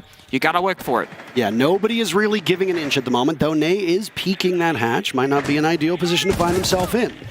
Instead, he'll now just wait as the rest of the Soniqs tear through the floor. In comes a Twitch drone. It has the ability to jump now, so it's not as static as it was once before. Spotting the Maestro and giving intel, but they know it's there. It doesn't make as much noise. And there's 1 damage done to Onigiri.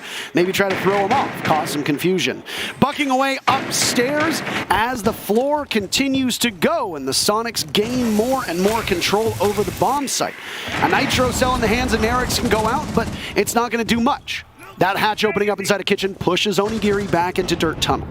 He'll sit and wait. Ney has not been shaken out of this position in Moto, so hatch control is still there, but damage now to Yetis. He tosses out a nade. Onigiri re-engages, spraying the Aldo away, but that was not a smart idea. Rexen down, they trade back. Soniqs will drop into the bomb site. Super taken out.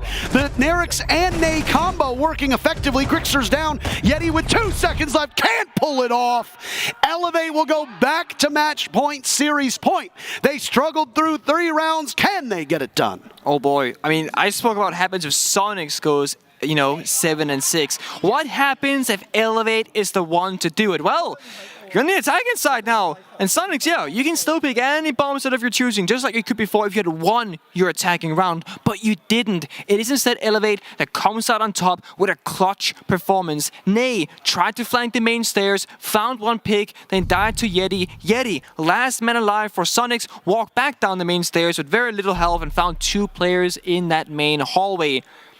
Going back to basement, 3rd round in a row. Soniqs went there, they won the round, they took us to OT. Then Elevate said, we'll match you on basement, and that they did. And now Soniqs says, we will do it once more. So this truly is a tale of who is the best basement defending / attacking team between these 2 opponents. Mira got 6 feet away again, so clearly Soniqs, they figured we lost twice with it, we won once without it, we're gonna stay without the mirror. We're gonna reinforce all 3 church walls, and I'm betting you they will do the roam again because it made sense, it worked the last time. And Elevate, well, they lost the Jackal early, and then it was just like a slippery slope. This time around though, no Jackal on the board. Nerix is flexing differently. Onigiri himself on Flores. Nerix on the Ayana. So more soft breach, I guess more flexibility, if you will, for different kinds of bomb sites. I don't think this is the best case scenario for a basement attack if you're Elevate, but they prepare for the case that it could be CC, it could be Germ. I mean, it could even in theory be Bar if Soniqs were really bold. Obviously not the best bomb site for the defenders, as we read out the stat earlier on. Okay, this is Rexen pulling off the same move that he did before. The same panels on the window opened up, and down goes Onigiri. The Flores will not be able to have any effect whatsoever in this round. And one of the more notable players from Elevate is gone. Another church defense. The 3rd time in a row that we're going to see a bomb site get played on this bottom floor. Yep. Without a Flores that is particularly damning. Any Banshees, any deployable shields. The 2 big targets of those Rotero drones, they're going to be gone. And a spare to open up the floor or a wall, also gone. Yeah, DZH still got the sledge. You can still make work of the floor inside of kitchen if you want to for verticality. But remember, there are still roamers from Soniqs. Yeti and Rexen are still above in that cache area. And same story as last time. They're just waiting. They want Elevate to come to them. They don't gotta move a muscle. They got this Runegate on the garage door. Sapper on the soft wall. Says, too much danger. Gonna go to that bar area instead of pool table window. He is being very precautious. He's watching that garage softball in case somebody swung out. That wasn't the case of Soniqs. They're playing it safe. They got the 5v4. They got what they wanted with the roam game, just like they did in the past. Last time, well, that was enough. This time we'll see if they can do it once again. Opening pick for the Soniqs has been mighty good this second half, and now into overtime as well. Elevate will need to course correct as they lost that player, as we talked about, in the Flores early on. They didn't lose a hard breacher, though. Still have the Thermite available in the Maverick, too. Rooney seeing a very fast rise in pick rate here, and the Soniqs really enjoy using her. Looked like DCH was going to head through Dirt Tunnel, maybe in a flank push, but instead goes back upstairs. I don't know where he's going to be with the rest of the team. There we go. In the Sledge's office, inside of kitchen, and down will go the floor. I don't know if Elevate is going to open up that kitchen hatch. They didn't last time, by the way. They wanted to go in the church. They didn't care about kitchen, and they need that exothermic charge for the wall. There's a nade primed and ready to take out the mute jammer, and it goes in quite successful. This will give clear passage for Sapper to get on in. And the diffuser in his hands, he's going to be the one to plant it. Exothermic charge is there as well, and the Soniqs inside of blue can't see where that diffuser is because the smoke goes off from Super. Super was very strong in this position before. 4. They need another big round from him. Swing on to the diffuser planter. He's got the shotgun in hand. He can do some significant damage. They know exactly where this push from Elevate is coming. Can the Soniqs stop it? Super is there. He gets one. Shotgun out. A beautiful play from Super. 2 big picks. Elevate falling by the wayside. Everybody's dead. And a final 15th round is gonna happen. 10 seconds and a flawless return. The Soniqs have not led in this series. They're not going to, because they now tie it up and both teams will sit on match point. I mean, this is Super's world. We're just living in it. Super on the basement bomb side with the smoke has now gone huge 2 times in a row. Previous time, he was hiding on the breach itself, got 1 kill, slowed the enemy down, took out the diffuser carrier as well, then he died. This time, he played on that black box area next to the bomb chassis. He found 2 picks, almost a third, did a ton of damage, slowed down, used his toxic babes to perfection. And now we go for the absolute final round. There is no infinite OT in this series. That's just for the grand finals in those best of 5 situations. This is a regular OT. We are indeed on overtime match point 7-7. Whoever gets 8 first, they take the map. If you're Elevate, you take the series. If you're Soniqs, you take us to Oregon, the 3rd and final map of this matchup. And Jim is the bomb site where everything will be decided on. Let's take a look back at what happened previously. So, when Soniqs defended Jim last, they won. They did a good job, that's that. That's the only time Soniqs went there. Then let's look at when Elevate played Jim. Well, they also won, so they've also done a good job. But Elevate has won this bomb site twice. So they statistically have a higher win rate in this particular map or match. Played it twice, won it twice, attacked it once, lost against it once, and now they're looking to make that 3 for 3. They keep bringing the Maestro. This time Neri is flexing like he has been on the Mirror.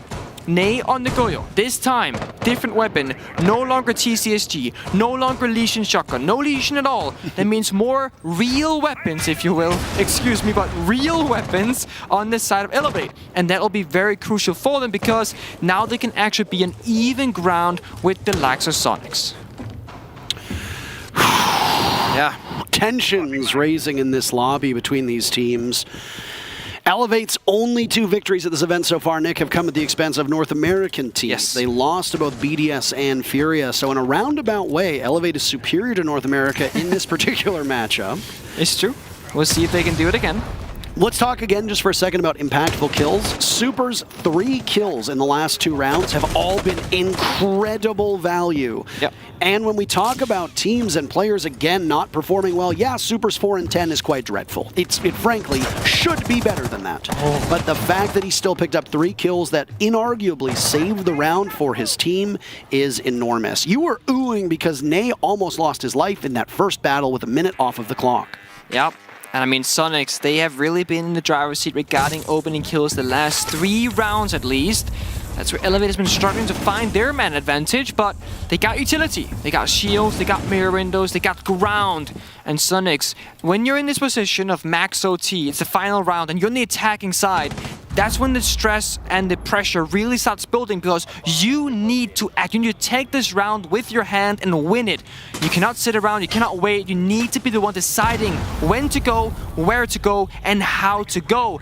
Right now it's looking like a similar situation where we got 2 players outside Jacuzzi Breach. Wherever Super is, that's usually where the execute comes from. Grixer now on the windows as well, kind of confirming it will be a similar situation of that of the past. It'll be a Jim execute, Grixer. Nay, solo on health. This is the bomb site that Elevate are perfect on. There are 2 victories, 0 losses, and so much of it is off-site. The Soniqs get bogged down in this cache CCTV quagmire that Elevate creates, and SQ cannot turn their attention to the bomb site. They have to do that this time, and there's the first pick on Norexin. Another body on Jacuzzi Balcony could have been found. Yeti repelling in, that's information known. DCH taken out, Nay still low on HP. Yeti in the middle of the bomb site, he sees the Maestro from the back, that's another pick. Pivoting over towards construction, Soniqs sweeping up. It looks like they'll be able to do it. Down goes Kansan, but that's information. Nay on 1 HP. Diffuser in the hands of Super. Firing through the wall. He's got the diffuser down, and Nay knows how tough this will be. An almost impossible situation.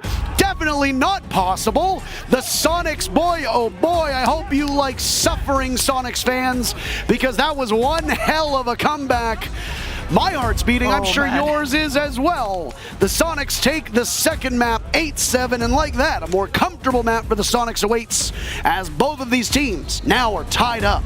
Now we're almost in a situation of who can really go the furthest, right? Because it is getting tiring for these players to again and again and again play round after round after round. And if you're not used to best of threes, if you have less experience, I start fearing a little bit for Elevate. As much energy as they are showcasing on the player cams between these rounds, going all the way to a third map after being a match point, after having the lead for so long. Soniqs, they needed 3 rounds in a row just to go to OT.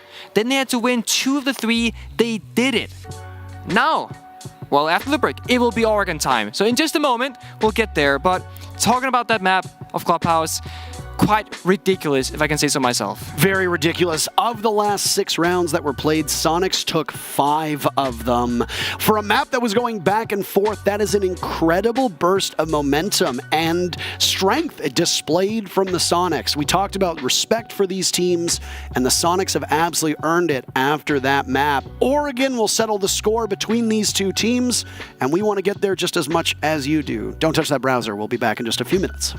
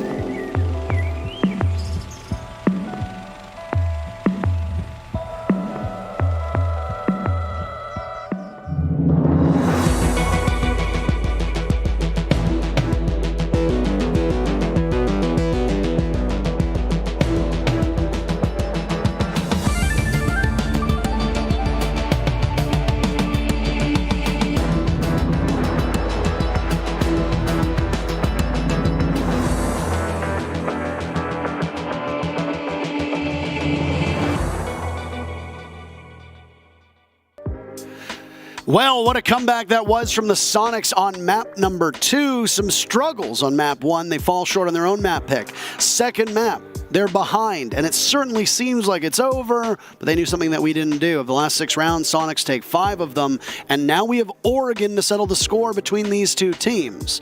What for you was the big standout on Clubhouse? I mean, can I say Super getting 4 kills, 3 of them basically defining 2 separate rounds back-to-back on those basement defenses. Super defining factor in gunplay and getting those important kills of the entire matchup to take his team into OT and to get a map in OT. We see the map summary, we see the stats, any outliers? I mean, Grixer, 16 and 8 plus 8, 80% cost, equal on the opening kills, 2 for 2. I would say Grixer, Kansan, Yeti, Super, honestly, every player from Soniqs really showed up. Similar fashion from the side of Elevate. Sure, Sapper didn't really push through into OT. That's when he started slowing down. But Onigiri, really good on the entry, started finding ground. DCH extending on the defense, roaming on the map solo bolo. Nay, again, entries and Nerix, the flex player for the team, playing so many different operators, really making good work, especially on those basement attacks with the Jaggle and then with the Ying. Nobody was really costing their team in those rounds. And I think that when you get to this level, we're here at the final 16 teams, that's what you're going to come to expect. You're going to see these teams with well-rounded rosters, and the one who always ends up in the crosshairs of criticism is Super. 5 and 10 puts him on very similar footing to Sapper. Super's rating just a tiny bit above. Again, Super, a lot of what he contributes is off of the scoreboard, so it's really hard for us as disconnected observers to be able to see what's going on and be able to hear what's going on inside of their comms, inside of their matchup, and how he can settle the team down. That's Clubhouse, though. So both teams have now won each other's map pick. We go to Oregon. This is, again, another map, like Clubhouse, that the Soniqs are very comfortable on. It's a tiebreaker map, so it should be more even than what we saw on the first 2 maps, but hard-pressed to find a more even matchup than Clubhouse, which goes back and forth and goes all the way to the 15 rounds. Yeah, so just to summarize the history of Oregon so far for Soniqs, in the very first opening game, they played against Empire, it was 7-8, they lost it, they basically had a very big lead, it was like their first game here, very big surprise with Empire, well, they did a reverse sweep and they ended up beating Soniqs on it. Then against Sandbox, they won 7-0, complete clean sweep, first 7-0 at this entire event. That was Soniqs who did that. And then they've played it in the very last game, which was against M&M, where Soniqs had a 7-5 victory as well. So they've won it 3 times. They've won it 2 times, almost 3 times with that one game that should have been theirs, but wasn't. Meanwhile, on Elevate, well, they played the map once, and they won it. And the situation was against TSM. On their last matchup of the group stage, they won 8-7, and if I can recall correctly, it was an absolute ranked match of a game. Where Elevate were nobody on side, running around, drop-shotting, proning, hip-firing, doing crazy things, and TSM kind of crumbling because they allowed Elevate to dictate the pace. So if you're Soniqs, you need to match Elevate. Do not let them dictate the pace of this game, especially not when the Elevate is on the defensive side. And they're going to do the same thing 3 rounds in a row. Finka off the board. You mentioned it, Parker. Target ban, and it's really been working out for them, to be honest. I like this. It absolutely has. It's knocked the Soniqs off their stride. The Soniqs on attack only mustering up a single win on Villa. They went 1-5. On Clubhouse, much more even, 3-3. And on Clubhouse, a map that historically is very good for the defense, but Soniqs and a lot of other teams here proving that they can play quite well on attack. A 3-3 scoreline might not be what you're looking for on Clubhouse as an attacker. You might want a little bit more than that. How much does Finka throw them off when it comes to Oregon? Well, teams love their LMGs here on Oregon, whether it be a Zofia with the LMG, whether it be a Capitao with the LMG, and we see Capitao on Oregon. Especially if you're going to take Laundry, you want to use those smokes off in the closet. You want to use it off where the hallway that leads to Freezer is, so that you can walk in and force the defenders to either pick uncertainty through the smoke or falling back and playing safer angles while conceding parts of the bomb site. That said, Elevate will spend and their third map on defense in a row. They got those first bans, joining the Finka as a Jackal, Valkyrie, and Wamai. We've already spoken about Wamai's impact. On a map like this, especially if you're defending downstairs, you're going to see a lot of Jaeger and a Rooney, Elevator running both of them. And guess what the Soniqs like to do on this map? They love running a single hard breach or a secondary hard breach, in the sense that an operator is going to have access to those hard breach gadgets. And I have no doubt that Super is going to be bringing 2 of the can openers, which is displayed at the top right of your screen. He will. It's guaranteed, confirmed. We've seen this before. So last time Soniqs played the map, it was Super who was playing between Ying and Buck. And no matter what operator of those two he was playing, he always had the secondary hard breach gadget, the can opener, as we call it. And that allows you to attack very, very fluid on Oregon. You can get the hatches, if it's a basement attack, you can get the closet walls, etc. If it's a top floor attack of kitchen, or of kit storms rather. And the operator itself, the Ying, that speaks to the execution that Soniqs love to play around. The Buck, again, it speaks to the dynamic flexibility nature of the Buck. You can now do stuff vertically. And Super, in a rare case, is actually a semi-entry on Oregon, because you have an operator that you need to do stuff with on the front. And sure, he doesn't run in first, but he's enabling his team to do so, not by droning, but by providing the gadget and basically starting the execute. And with the Jackal ban coming out, that's a target ban for Soniqs. I'm curious if they're going to be roaming heavily against Elevate once they get there. But first we have Soniqs attacking 6 rounds in a row. Rexon droning up above, Kansen taking small tower. Making our way through the map, Elevate not contesting really. It's going to be pretty free real estate as Grixer now taking big tower. Soniqs very isolated, but that's okay because there is no danger. Isolation means that you can drone out faster, but I mean sometimes when you're alone, you die. Sapper, opening kill onto Kansen. I'm not sure if he walked down the staircase or exactly what happened there, but either way, he has a single point of health on the smoke. And in fact, it was that freezer stairs contestation, so yeah. Being 1 health on smoke is, well, you're alive, your gadgets still exist, but it's going to be very hard to challenge any gunfights now with the SMG-11 and the shotgun. A single bullet, or in fact a quarter of a bullet, will take you out. No Thunderbird, no Doc, no healing. Thunderbird is an operator that pops up on laundry supply room defenses, but you need to find where in that lineup you want it to go, right? Because you're going to need some kind of gadget denial, a Kaid, maybe a mute, etc. A lot of teams like to run with that, and then you're going to need at least 1 denial operator. A lot of teams like 2, Wamai, Jaeger, or a Rooney. You need to pick 2 of those. A smoke is almost always a requirement for this bomb site. That leaves you with only 1 option, and your flex pick is a Mira this round in the hands of Nirix. I mean, it's not a bad operator. Oh, no, not at all. I'm just saying.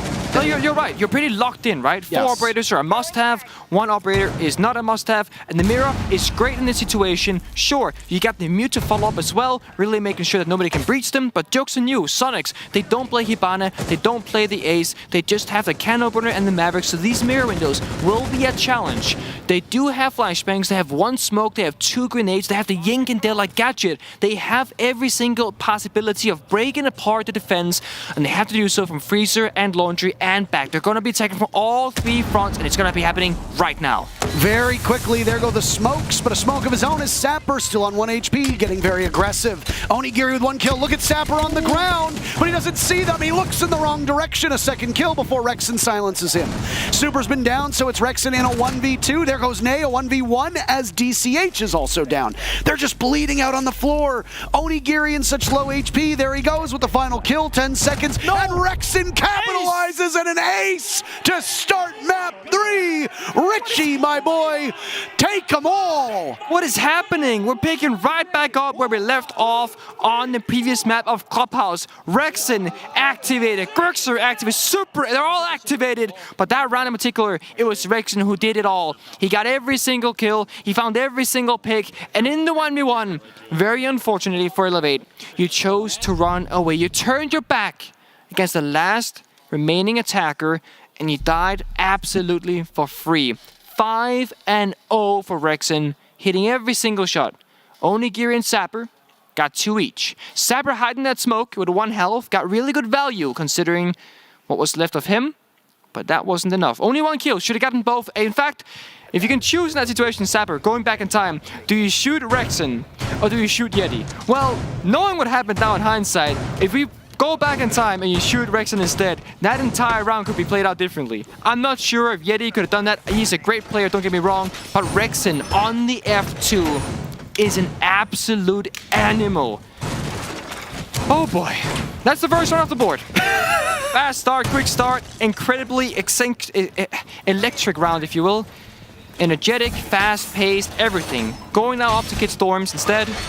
It's going to be a similar situation where Elevate, they're playing utility, they're bringing shields, they're bringing a Rooney, and she has really seen a surge in play rate, which you touched a little bit upon at the end of Clubhouse. Both teams now bringing her. And again, it makes good sense on Oregon. It is a map where you have a couple of ways into the bomb site, got a couple of doors, a couple of windows, really only one breach, right?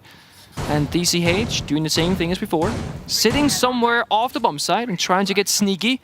Has a small punch in that barricade for a small angle into spawn, but nobody challenges, nobody sees it, nobody knows, nobody's the wiser. Grixer sneaking himself almost into sight, doesn't go all the way through. There's no Onigiri to stop him, but gets in a completely free kill onto Onigiri, and he was basically in trophy in 25 seconds. Very fast for the Nook to get up there, and we've seen what Grixer can accomplish on this particular operator and the way that it's played role-wise on the team. We saw it on Villa Rat. way back in the day. It is a rat operator, and we don't say that to disparage Grixer. It's actually quite a compliment. When somebody calls you a rat, it's because you're usually effective. Yeah.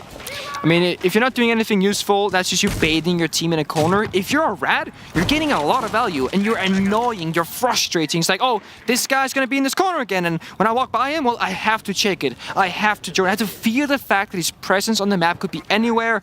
That's the Nook. That's Grixer right now. They did it one round on Villa. It worked out really, really well, and now in the second round, they're doing it again on Oregon.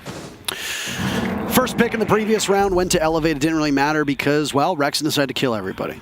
True. I wanted to see Rexen. Just blow her a kiss, Rexen. Just right at the camera, just after you get that ace. Just do it, but he doesn't do it. Do it for her. Do it for her, Rexen. Anyway, he's in a position to maybe get some more kills. F2 in hand. We talked about this Finka being off the board and how that forces the Soniqs to play nice shot by Nirix, expecting Grixer inside of security.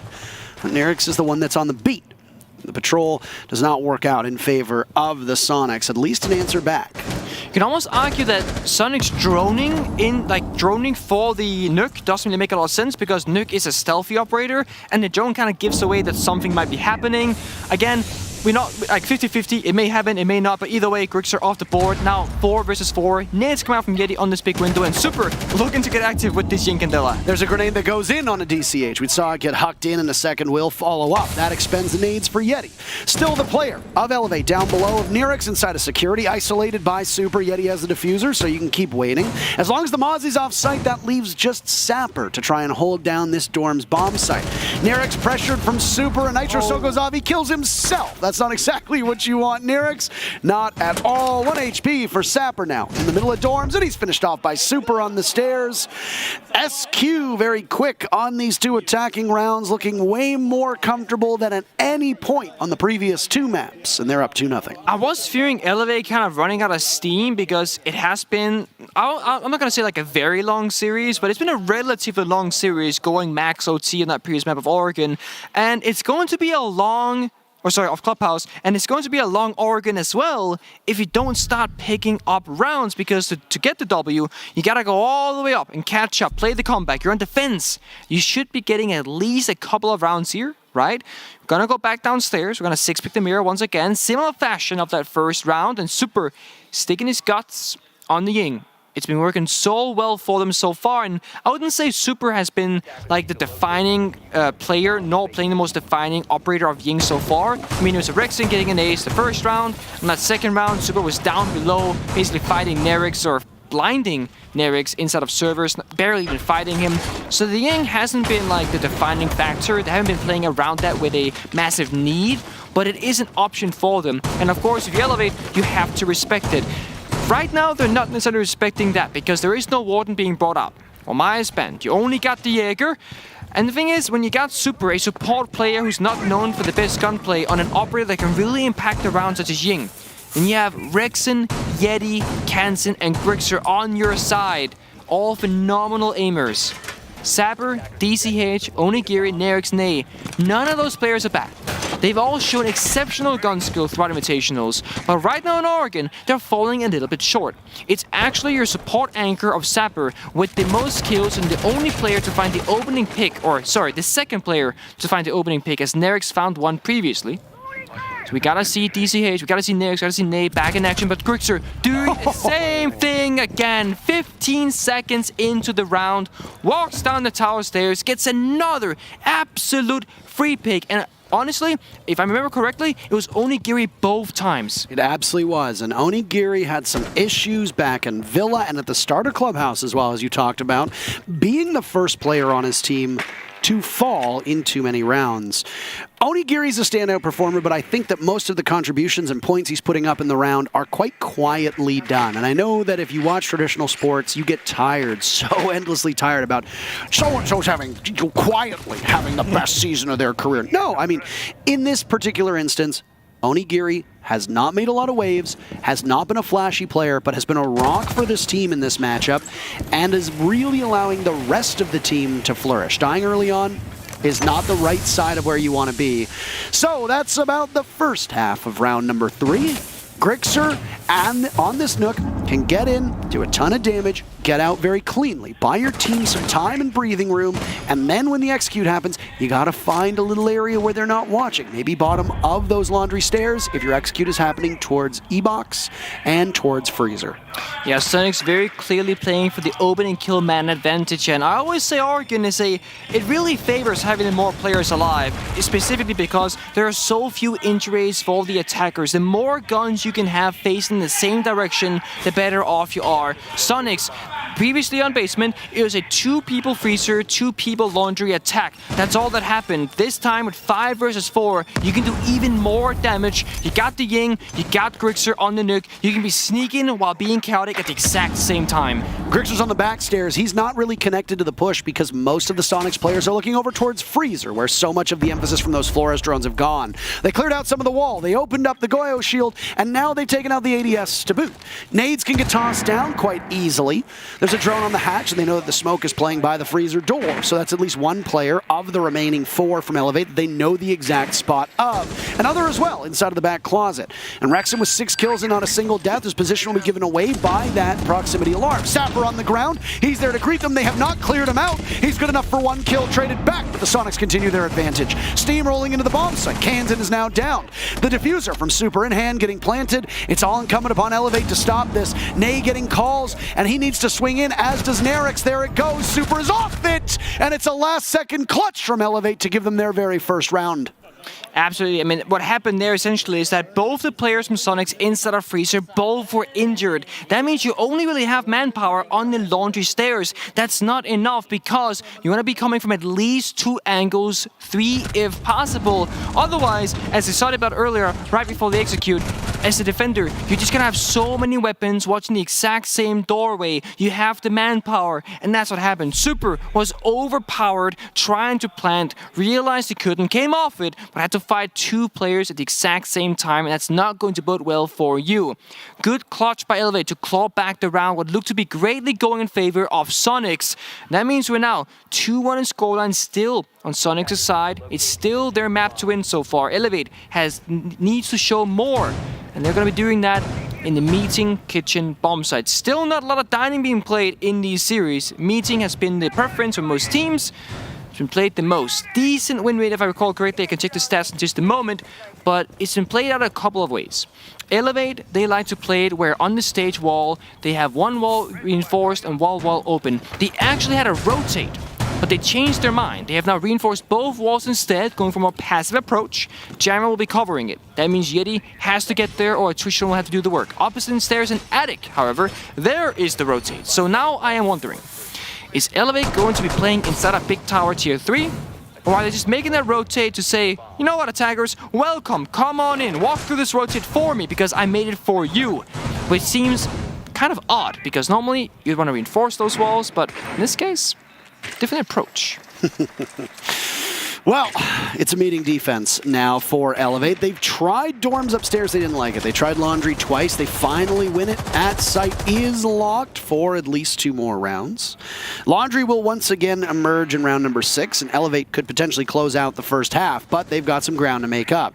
The Soniqs, after they won round 1, finally took the lead in the series. As we talked about for the first 2 maps, the Soniqs at no point have led. They still didn't lead. They might have won map 2, but they still didn't have an actual lead to their name. It took almost 2.5 hours after the start of this matchup for the Soniqs to gain a lead on Elevate. I'd like to again just tell you, because that is a fantastically long period of time. It is, and I mean, if you Elevate, you got the attic rotate, and you know, Soniqs are not attacking big tower at all. It's going to be a master side, big window kind of take. If you're Soniqs, you want to clear off the top floor so you can start doing vertical play. You do not have a sledge, you do not have a box, so once you gain the ground, it'll be Kansen on these Retero drones that'll do the job, if anything. Yeti looking to get in, holding an angle, waiting for Elevate to make the first move. You got both walls inside of Kid Storms reinforced, but that's where it's nice being a Maverick, because you can just make work with the torch. DCH has to fight a lot of players at the same time. So far, no engagement. We're still waiting around. No breach has been going out, but DCH drops down. He says, you know what? It's fine. Minute and 15 to go. You can have top floor. You have limited verticality. It'll all be down to Kansen. Sophia, she does have breaching charges too, so she can help along. And Soniqs, they have to decide what are they going to do. We're waiting. We're standing still. We're droning. They do not know that DCH dropped that hatch into sight. We're going to be seeing, once they figure it out, what's the next step. Here we go. Verticality. Drones coming out. That's going to do damage. Opening up the floor and giving you lines of sight. It's going to be a kitchen focus. They want to get down there.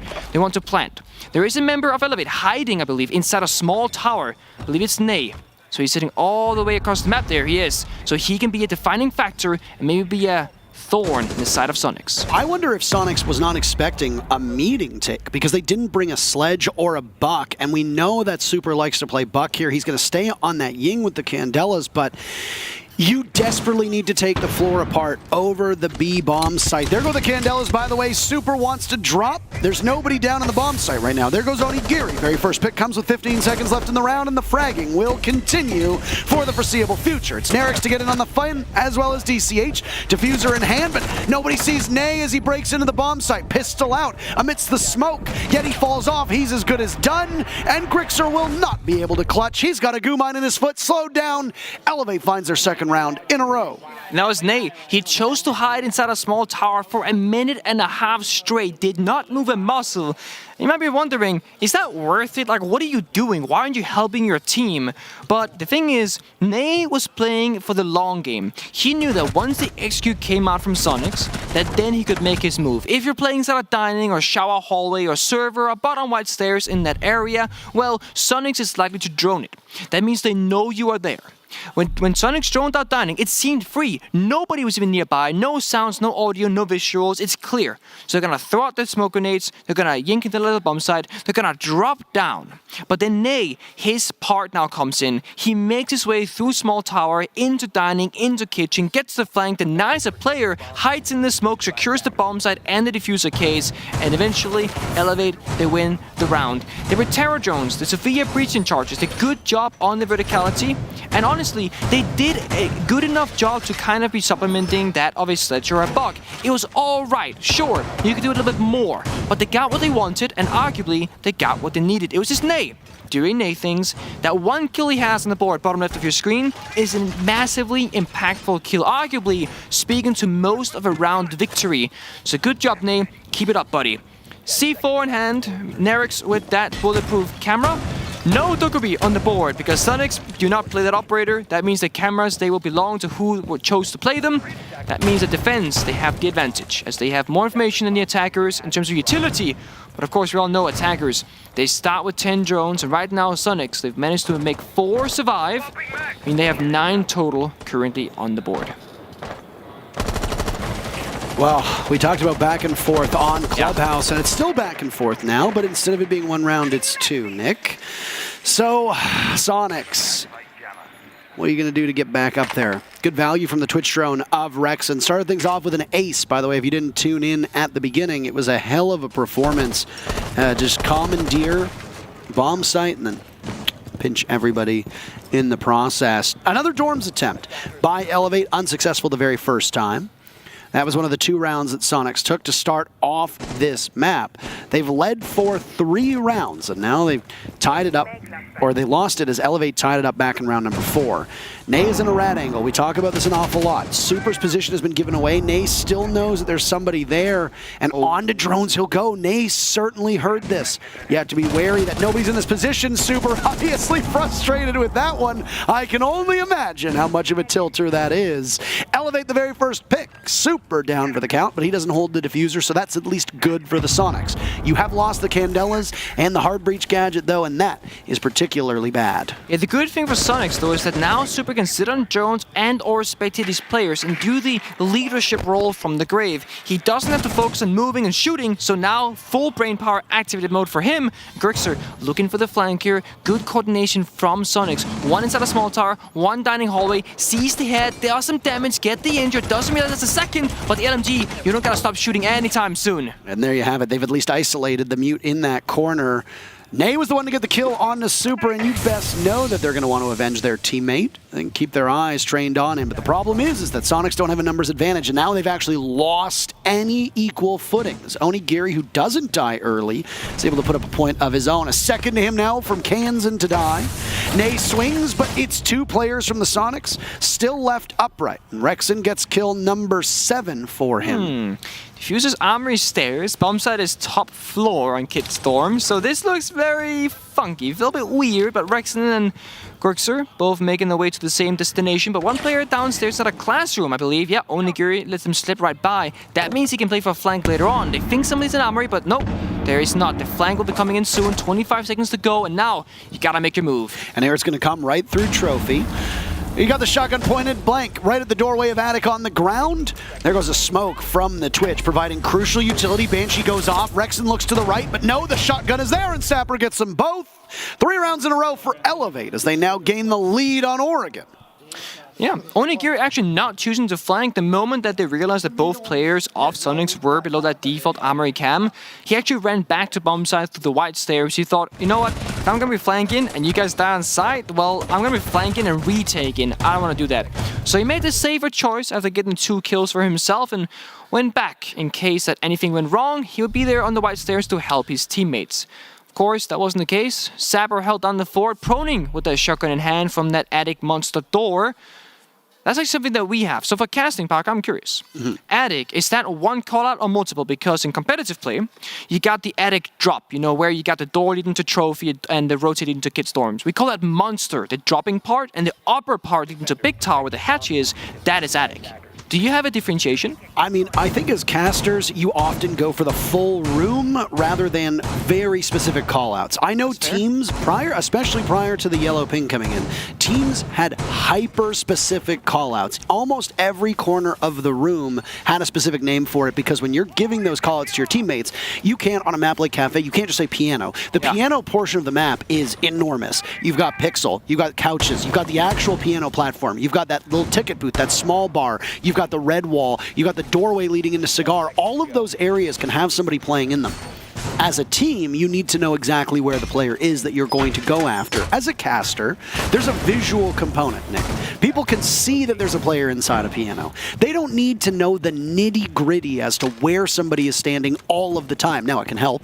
But overall, that whole part of the map is Attic. And a lot of times, if the compass at the bottom of your screen says Attic, that's what we go off of. You can be a little bit more specific, but by and large, people get the general gist of it. Interesting. Thank you for... Not even for yourself, but for you at home, just in case you're curious. Any aspiring casters or people watching who want to know more of the inside baseball of casting, there you go. No, I thought it was a good question to ask because there are really different ways to go about it. And of course, different casters as well, different duos, they can also be more specific or less specific. Just like some casters are more fast-paced and energetic, some are more strategical, or they have fun facts, or they have jokes perhaps. What we do here, well, we just talk about the game in front of us. Sometimes it's jokes, sometimes it's information. Try and do a bit of all of it, because then we kind of get, all the dots covered. Speaking of dots covered, Yeti might have had a yellow ping or at least some sort of information. Amazing grenade, good damage, and that's Ney ratting off the board. Ney also had a nitro cell on the ceiling of dorms. I don't know what it was there for. I don't know if he would fall off and then maybe hit it as somebody walked through the doorway, but for Ney, I guess you threw that nitro cell of it will have no real effect on this round. First pick goes in favor of the Soniqs. It's the same position Yeti was in before as he opens up the freezer hatch. He's in security. Sapper tosses out one toxic canister to get him off of the spot. There's only one remaining. This is not ideal timing. A single toxic canister with 90 seconds left. Not where you want to be on a basement defense. No, and I mean, if you elevate right now, it's going to get hard. But again, this is a defender-sided map, right? Arguably, and the basement in particular, you need to really be able to do everything in your power to execute flawlessly. No matter if it's 5v4 or 5v3 as an attacker, you need everything to go your way. But Yeti, he finds another. This time not with a grenade, but with the weapon himself. That's Sapper off the board. One toxic canister in the grave. Onigiri trades it right back. And what a shot that is from Onigiri, but the Soniqs still have the advantage, and they can push towards the bomb site, pinch out, and flush the last remaining players of Elevate. Plenty of time for them to work with. 1 minute to go, just shy of that. Utility going in as well. Kansan with one of those Rotero drones already been successful to push that laundry component of the defense away. DCH trapped inside of Closet with Nerix and Onigiri in the back of the bomb site by Big Tower. 30 seconds left, and both of those players of Onigiri and Nerix will have to wade through the smoke. SQ want to ensure that Elevate are fighting blind. That's exactly why the Ying is in, and the last Candela will get tossed out as well. Diffuser needs to get planted by Super as the Soniqs wipe out the players from Elevate. It's on the shoulders of Onigiri, who now breaks even. But he's got one inside a freezer. The two remaining players from Soniqs, they can watch as that diffuser gets planted, and 45 seconds for Super to get out of there, with Onigiri now very, very far back. This first half certainly looking like a 3v3. Elevate a spirited effort. 3 rounds in a row, but it looks like it ends down in Laundry and Supply, and it does indeed, with Rexon having a tremendous start and an almost equally good exit. You talked about how this is a defender-sided map. The fact that the Soniqs on attack just took 3 rounds, that's not too bad, Nick. Nice catch, Grixer. On the player cam, he dropped the the bottle to his water bottle. He's grabbed it mid-air. Really nice reflection, or reflexes rather there. On that last round we just saw, something very interesting and very well done from Soniqs. Super was on the laundry stairs all alone. He tossed the Yinkandelas into that hole into the mirror window in small box that allowed Kansan to push up with Grixer and punch the mirror window, rendering it useless. And then they had the numbers advantage. They had previously won the gunfights, right? Yeti got the opening kill with the nade onto Ney, who was roaming up above. Then Yeti dropped the hatch or pushed down the stairs in freezer, got a second one. Then you set the tone. 4 versus 3, and then you use your utility to deny the most crucial position. DCH, playing inside a small box, could not see a thing for 30 seconds straight. Last 2 players from Elevate were back deep on the side, inside pillar area and B-bomb side.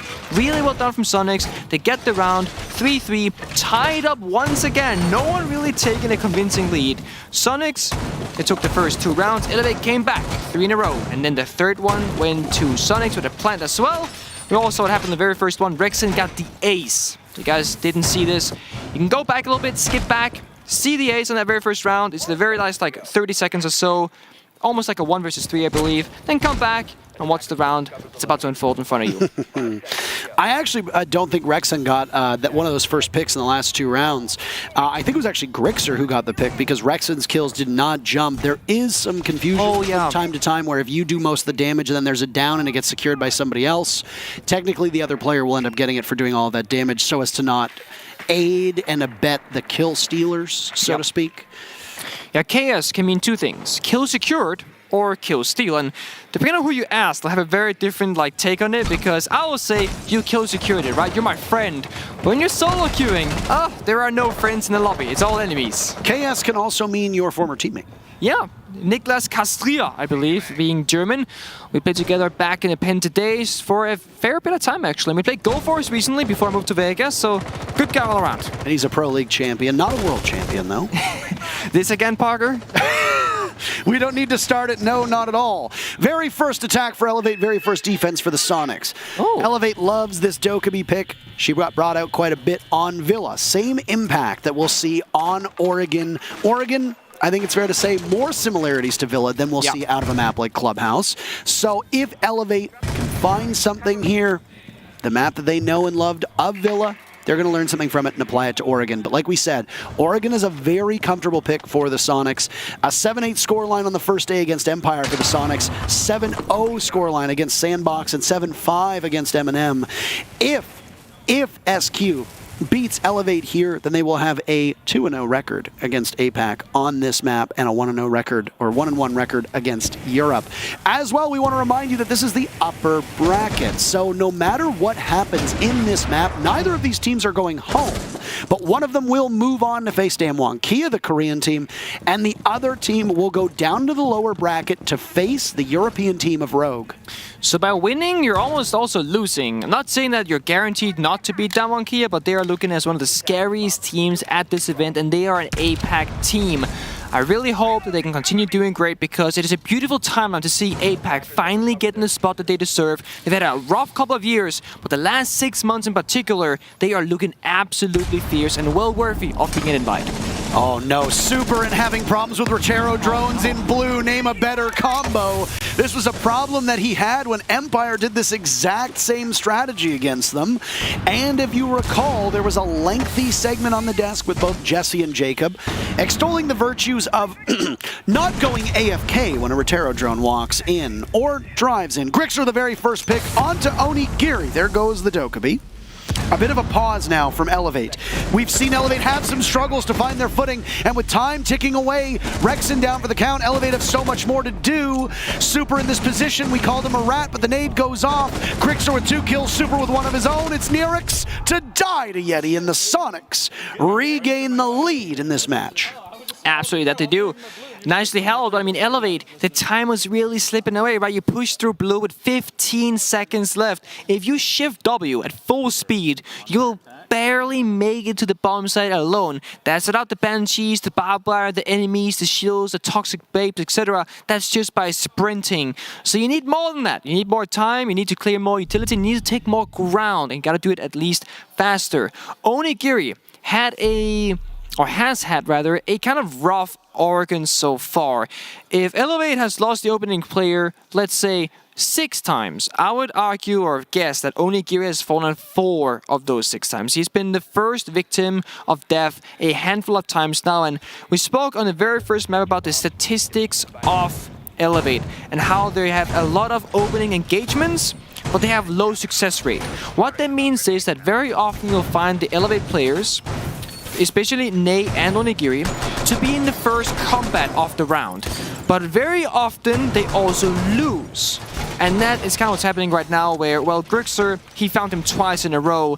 The round we just saw, he was also the first player to fall. And it's happening time and time again. Onigiri in the arguably alright position, I suppose, but the wrong time and with no backup. Not trading 1-for-1, allowing Soniqs to get that 5 versus 4, get the man advantage, get the ground and get comfortable.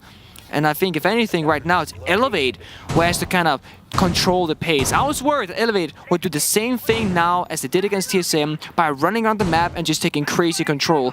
But it's actually Soniqs controlling the pace for most of this match. They found Ney on the lurk when they were on the attacking side, and now that Soniqs are in the defense, well, they can sit still and watch Elevate kind of crumble because time is running away from them. They're not acting fast enough, and Soniqs, they banned the Jackal, but they have not moved a muscle off the bomb side. Yeti is down below, but he's not even that far off. So I am curious, was the Jackal ban deliberate because you want to roam a lot, or just because it's a comfort pick for Elevate to move faster through the map? I also think they like the gun a lot. When you put Nirix on that operator, he looks so confident. The C7E is a bit of a laser beam, Nick. Let's be completely frank here. I don't want to use the word crutch because I think there are definitely... All right. I don't know what happened to Rexen. Nice shot. I don't know what happened to Rexen. Wait. Or what's happening in chat. They're thanking themselves and each other, but it's all Soniqs, I think. I don't know. Anyway, I don't know what happened to Rexen after map 2, but this man has positively leveled up. Both Rexen and Grixer can often trade strengths on this team when it comes to killing, and while Grixer has a good game, Rexen might have a bad one. All of a sudden, it's Rexen to top the scoreboard. That level of skill on this SQ team and the flexibility again, and I know that we overuse the word flexibility quite often, but it really does apply here. The flexibility of this Soniqs roster is really what helps them be so good domestically and is now starting to pay dividends internationally. I will say though, from Elevate, like Nerix being able to flex onto so many different operators has been a crucial factor of their success at international play, especially earlier against Soniqs on Clubhouse. So while Soniqs have a flexible roster, so to speak, I do think that Nerix himself brings that same key element to his team of that of Elevate. But the one thing that Elevate isn't really bringing are their running shoes, because time once again is getting quite low. 45 seconds. I'll draw you guys a situation. We have Nerix in the big window, 2 players inside of Master, and Nate on white, but no, he's gone. 3 players left. It's 2 guys Master, 1 big window. You have almost no ground, and Saber is going to walk into the breach. Every single map, Elevate struggles in the later round. That is their biggest weakness, and it looks like it's happening yet again, getting fed to the meat grinder. That is the Soniqs. Saber's just flashed himself, by the way. Onigiri with the only kill for his team, and right now it looks like that might be it, and it is indeed. The Soniqs have now taken 3 rounds in a row, and this map is not quite as close as what we saw before, but the Soniqs are proving to all of their fans why you invest in us. Yeah, and I will say, we get a tactical timeout here. It makes sense. I mean, momentum is slipping away if you're Elevate. If you're Soniqs, you want to keep the momentum. And we often speak about how you can take a tactical timeout, not just to favor yourself and talk about the game, but also just to like take away speed momentum from your opposing team. If you're Elevate right now, you want to slow down Soniqs. And yes, indeed, it has been confirmed. Elevate has called a tactical timeout, as you will see on your screen. I think it's a great time to do it. Makes perfect sense. If Soniqs win 1 more round, they are in match point, and we will see the exact same situation in reverse of what happened on Clubhouse. It was Elevate. They were up 6-3. And then Soniqs, they won 3 rounds in a row, took it to OT, and well, they ended up taking the map as well. Now Elevate, they want to make sure that they don't have to go through that exact same process, right? Secure the next round, go 5-4, that's alright, get 1 more, even back 5-5, and then you stop rolling again, if anything. Once that match point and map point timer hits the top center of your screen when you're a player, you know that there's this gamble between, well, risk versus reward. I can make a huge play that might work out in my favor, or I'll just die for nothing. And the more pressure that is on you, the less likely I would argue that you are to take it. So Elevate, do not let this pressure go against you. Soniqs themselves showed that even when pressure was against them, they showed up stronger. They used this as motivation to play even better. And that's how they got through Clubhouse. Now Elevate, got to do the same here in Oregon. Timeout has ended. Remember, both coaches and both teams can talk amongst each other when one team takes the timeout. So that doesn't mean that Elevate can talk with their coach and Soniqs can't. No. Joe, the coach of Soniqs, will also talk to his players while this is going on. And we see now Kansen 6ing onto Warden. Might be thinking, oh, last time the timeout came out, the Ying came on the board for Elevate, and they're fearing that that might be the case again, and they're respecting the possibility of Nerix being so flexible by just taking the Warden and saying, if the Ying is here, we're happy, and that's just our contingency. If you don't take it, it's fine. We got the MPX 1.5x, we got a shield, we still get a lot of utility from the operator alone outside the gadget. They like the Warden as well. This isn't the first time that we're seeing it pop up in this match. Warden, obviously, an extraordinarily good counter against that level of play that comes in from operators like Ying and the smokes that are prevalent too. And both of these teams have been liking their smokes. Both of these teams have been liking their flashes, not just as utility burn, Nick, but to actually flash opponents. Yeah, there was that flashbang change where if a flashbang is within 8 meters in game, it will blind you whether you're looking at it or not. If you do look away, the blind duration is reduced by up to, I think, about 50% or half or so. And if you're looking straight at it, well, duration lasts for the full exact time. That means flashbangs now are quite lethal. Not that they will kill you themselves, but that they will help you basically get killed. As you cannot see, you cannot fight back. Statistically for Oregon, we see meeting hall kitchen being picked 55% of the time, whereas kitchen dining, or sorry, not picked. The defensive win rate for kitchen meeting is 55, whereas on kitchen dining, it's only 43. So statistically, a slightly weaker bomb site, but it's more niche, right? It speaks to a different kind of defense and a different kind of attack. But Elevate, attacking the same way that Soniqs did against their meeting setup. They'll be clearing up a buff, taking trophy, taking attic. I'm gonna try and take Kit Storms, clear out that generator area. Right now, it's Nerix staring down this hallway. Oh my, is that Yeti who's prone? Yes, he is. We talk about rats, and look at what he has in his hand. He's got the shoddy, but his leg just gets spotted. Oh no, oh no, oh no, oh no. They know. They absolutely know, and there goes a grenade. It'll pop him up, and Yeti is as good as dead. If Elevate can stretch out to a good enough lead in the first half of the round, then their biggest issue as a team in this match, which is the final 30 seconds, doesn't become as important. Bit of a miss from Nay on that work with the blowtorch. There's Super playing above, and he could have been spotted, but unfortunately, not a good window right in. Nade in hand from Nay, and try to drop it onto Super. There it goes, but no damage is done. Super getting much closer. There goes a Nitro Cell, but Nerix shoots it out of the air. Well played by Elevate. Both of these teams using their secondary gadgets to no avail. Yeah, and basically now we see a better time management from Elevate. Gets punished back by Grixer. We're back to a 4-4-man score. Nay off the board in the Maverick. It might not be the end of the world because you've done the job. You've cleared out top floor. Your heart breach is no longer needed. But just like Soniqs, they might struggle a little bit of verticality. They only have 3 Retero drones to do as much destruction as possible. But their focus seems to be from meeting. They'll have to clear out that jammer from up above. Surely a yellow ping and floor bang will come out. Because honestly, 40 seconds left, this wall has to get open as fast as possible. That will allow you to plant and work your way through site. And of course, on the defensive side, there are no smokes, there are no C4s, so once you get comfortable on the plant, nothing can really stop you.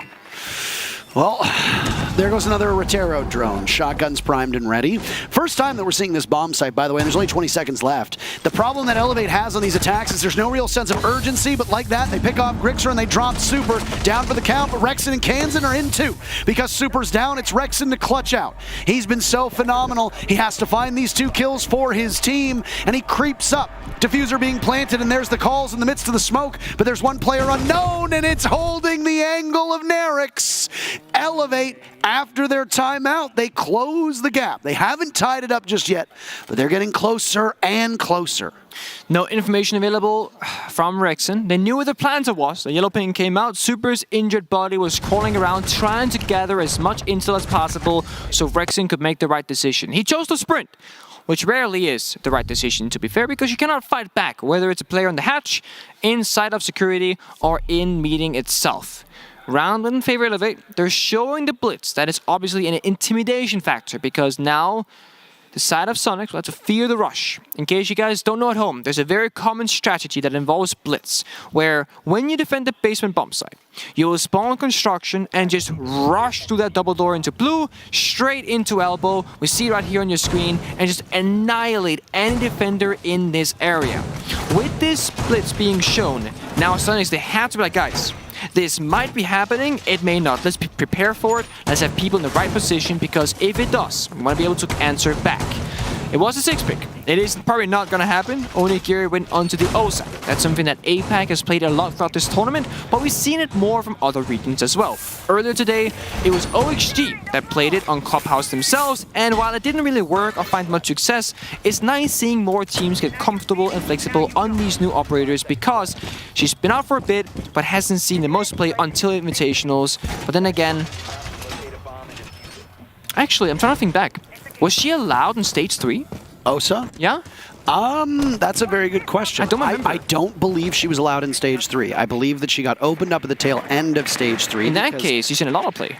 I mean, I think that's the case. I could be wrong, by the way, but obviously my timeline is not correct, if I am wrong, because Thorn just came out somewhat recently. Yeah. So usually when a new operator comes out of Thorn, then the previous operator of Osa can be played. So you know what happened? I know what happened. I'm pretty sure that when stage 3 ended, that's when Osa could see play. But there was no stage 4. There's a gap between stage 3 and Invite, and I assume that's where she got loud, and then... If I remember correctly, and people are able to tell me if I'm wrong here, but I think the first opportunity that we saw with her was for the qualifiers. Yeah, that would make sense. So that was at the tail end of Stage 3. So we would have seen her for the qualifiers. I don't know if the regional finals would allow her to be played as well, whether they were played under those old Stage 3 rules or not. But we got to see her through the quals, as was talked about. And the one team that has absolutely loved her was CAG. They're not with us anymore. They got eliminated. They did not make it out of their group. I always love putting you on the spot with these questions where it's like, oh, you ready for this? Yeti, are you ready for that? Nay, off the board. That is going to be, once again, the Maverick. Just like the previous round, you're going to be losing a bit of hard destruction. You lose some grenades. But Sapper has the backup of Thermite, but it's going to be limiting you on this basement attack. Yet he's still roaming with that DMR in hand. The damage that can be done with a Rooney. A two-shot with that DMR to the body, you are as good as dead. The damage that these guns do is actually quite crazy, and it's funny to see all of these traditionally attacker-sided weapons, the attacker weapons, get given to the defense. The AUG on Wamai, the DMR on Aruni, the Spear on Thunderbird. These weapons being given to them, it just goes to show you how much damage the attacker weapons do. Super, again, having some difficulty inside of blue, and because of that, the Rotero drone gets maximum value. Blows open the shield inside of Elbow, and now the ADSs will go as well. This prompts Super to throw out those toxic canisters, maybe a bit earlier than he wanted. In terms of reinforcements, there's none left, so they can't... Oh, did I hear a reinforcement getting used on Elbow? Is that what I heard? Yes. So the last one was going up right as I was saying that. Elbow is now secured. Still, we have the Osa of Onigiri on this back stairs platform. Rexham will have to tussle, but there's a shield there to stop him. He sees it. This is going to be a tough spot. Gets baited out by the presence inside of blue. Elevate find 2 kills. Yet he answers back. He's got both of them with the Soniqs. All of a sudden, these teams are even. Elevate again struggling with the clock. 10 seconds to go. Super shotgun out. Onigiri off of this spot walking in. Osa drop from Super. He goes positive, and he's got a ping, but he doesn't need the kill. PMM in hand, but it's Super to seal the deal and send his team to match and series point. Did you say Super goes positive during that kill? I felt it was such an occasion that it needed to be called out in the midst of a gunfight. Well, in that case, Super is not positive, not just that, but +1. He also got the following kill, and there's something about Super when the rounds really matter showing up in this series. And I'll also say, reinforcing off that elbow position was crucial, right? You're limiting the amount of angles the attackers can come from, so they can only go into pillar, through the hallway on the double door, and the single door in Xbox or E-box or Electric, whichever you want to call that room with the hatches to meeting, and that makes it so much easier to be a defender, especially when you have a shotgun on smoke. The biggest counters is Super, which I'm sure you guys are aware of at this point, are those Rotero drones from the Flores. There's just something about them where, like, maybe it's like the hertz that the sound waves are coming from that Super cannot hear. Maybe it's the color of the drone he cannot see. There's just something where they will always go by him and take out the elbow shield and the ADSs time and time again in 2 different matchups. It's been a very consistent factor, but it ultimately didn't matter. They prevailed the round, they clawed it back, and Super 6-5, Rexon 12-6 as well. Really everyone but Kansen dropping massive amounts of kills, but Kansen, he hasn't had to do it because other people are doing it for him. Meanwhile on Elevate, it's a pretty even shift for the most part. We got 9 and 8 and 7 up top, 4 DCH in the middle, and Nay down in the bottom on 2 kills. Nay and Onigiri. On the opening death situation, they've had a really rough game. Onigiri, however, also getting a lot of picks himself. But Nay on this Maverick hasn't found a ton of success, but Nerix will this time fall instead. Soniqs with opening kill after opening kill. It's Grixer this time around, and that'll be his 10th kill of Oregon. Oh boy, 2 double digits now for the Soniqs. Yeti awfully close. In terms of kills, they really do tell a story, and that very first pick for the Soniqs is good. The conversion rate for first picks for the Soniqs has actually been quite strong here on this map. They've only lost 2 rounds where they've gotten that very first pick, and those came when they were on attack back in rounds 3 and 4. Interesting. So that's actually a good stat for Soniqs because we spoke of it earlier where they're extremely average to like convert the opening kill into a round. But in this particular situation, they've managed to successfully increase their conversion rate. What that means, like conversion rate, is that basically the percentage of time you will win a round after getting the opening kill, and it kind of speaks to how close you're playing together, and basically is how you can pull through rounds, right? How you can really make sure that you get the advantage and you keep it and you win the round. Whereas if you have a really bad conversion rate, well, you will get the opening kill, that's great, but then you'll lose 5 against 4, not so great. So good job, Soniqs. The statistical fact that will keep increasing. DCH now trying to get something for his money. The ping comes out red and yellow, but Yeti, he doesn't need either. He'll just get the headshot. An Elevator struggling on the entry. You can't struggle in the final 30 seconds if you don't get there. You know, this is some Giga Brain stuff, Nick. More from Yeti, as it's Nay to be chunked away. Yeti inside of that mess hall portion of the map. The last 2 players from Elevate are above, only a doorway away from getting into the bomb site. A Dorm's defense where most of this push from Elevate has occurred on the bottom floor. And why? Because they've been trying in vain to get Yeti off of his position. The more time that Yeti wastes, the better. And now he's broken double digits as well. Soniqs have had no problem out-dueling their opponents. There goes Onigiri, Kansan down, secured, so no flawless, but a flawless isn't needed. You just have to catch Sapper and Nay when they aren't looking, and that's it for this matchup. The Soniqs know what needs to be done, and with 30 seconds left, they're using utility. Smoke's going out, covering top of white stairs, covering inside a trophy. Nay so low on HP, you can sneeze on him and take him out, but instead it's Grixer with the spear to do that. A double kill for him. Sapper knows that with 20 seconds left, Elevate are down in the lower brackets. The Soniqs might have had a rough start to the series, but they dig deep and find a 5th gear that they didn't know that they had. Impressive stuff from the defending North American League champions. And finally, an NA team is able to defeat Elevate. Down against Rogue is where Elevate will go later today. The Soniqs will face off against potentially the favorite in DWG KIA. That's going to be an exciting matchup. I think both the Rogue Elevate will be quite interesting. Both are very explosive teams. And, I mean, Soniqs, DWG KIA, I mean, if you're mad that Elevate, you know, they're going to send to lower bracket, then you'll have a fun time, I think, watching the next matchup that we'll be casting, actually. We will be.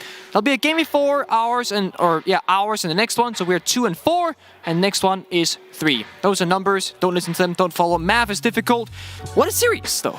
What a series indeed. If you're a fan of the Soniqs, what a series. If you're a fan of Elevate, go back to map number 2 on Clubhouse, and Elevate spent 3 rounds on match point. Then they go on to win the first round in overtime and sit on match point again for 2 more rounds. Elevate had 5 opportunities to close out this series up 1 map, and they failed to do it every single time, beating themselves and just simply being outpositioned by the Soniqs. There's a reason why the Soniqs were the best team to emerge from North America this season, and they proved it in this matchup.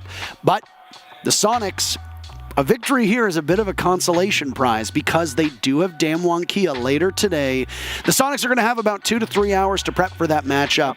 The Rogue matchup against Elevate is going to be absolutely incredible, and I'm very excited to hear what happens over there. And I'm very curious to hear what's happening over there, by the way. We actually have a spoiler for you. Plug your ears and, you know, cover your... Here's what I'll do. So you can't see my lips. Just for you. You don't have to see my lips. Here's what we're going to do. Cover your ears for the next 5-10 seconds or so. In the 3rd map, Space Station defeats Na'Vi. Another North American team manages to find it and win it. Na'Vi will go to the lower bracket. I think they're playing Dark Zero. Space Station advances in the upper bracket. We're done. It's a break. Ready just for you. We've still got 2 more matchups to go. I know that these matches have taken a while, but that's exactly what happens when you get even matched teams. We got a break ready, and then we'll be back with more of the first day here of playoffs at the 6 Invitational.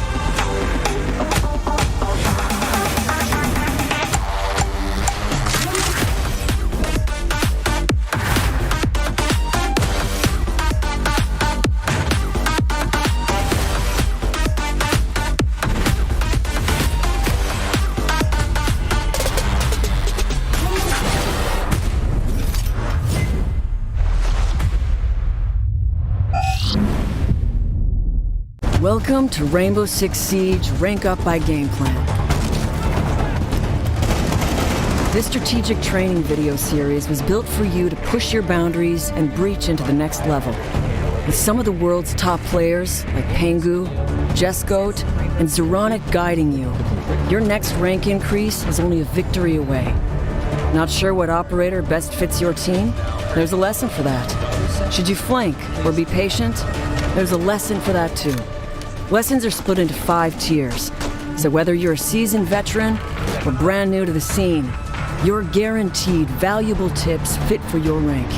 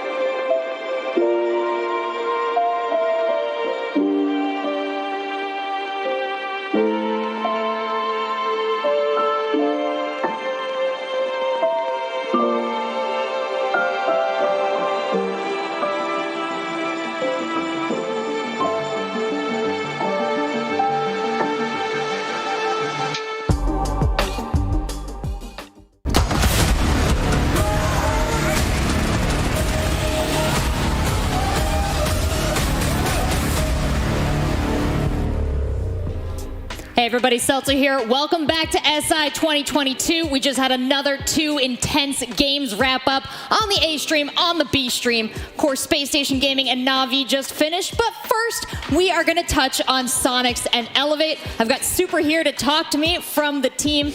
And Super, I mean, you've been standing here a couple minutes waiting for this interview, but before that, what was roiling inside your chest as your team picked up this victory?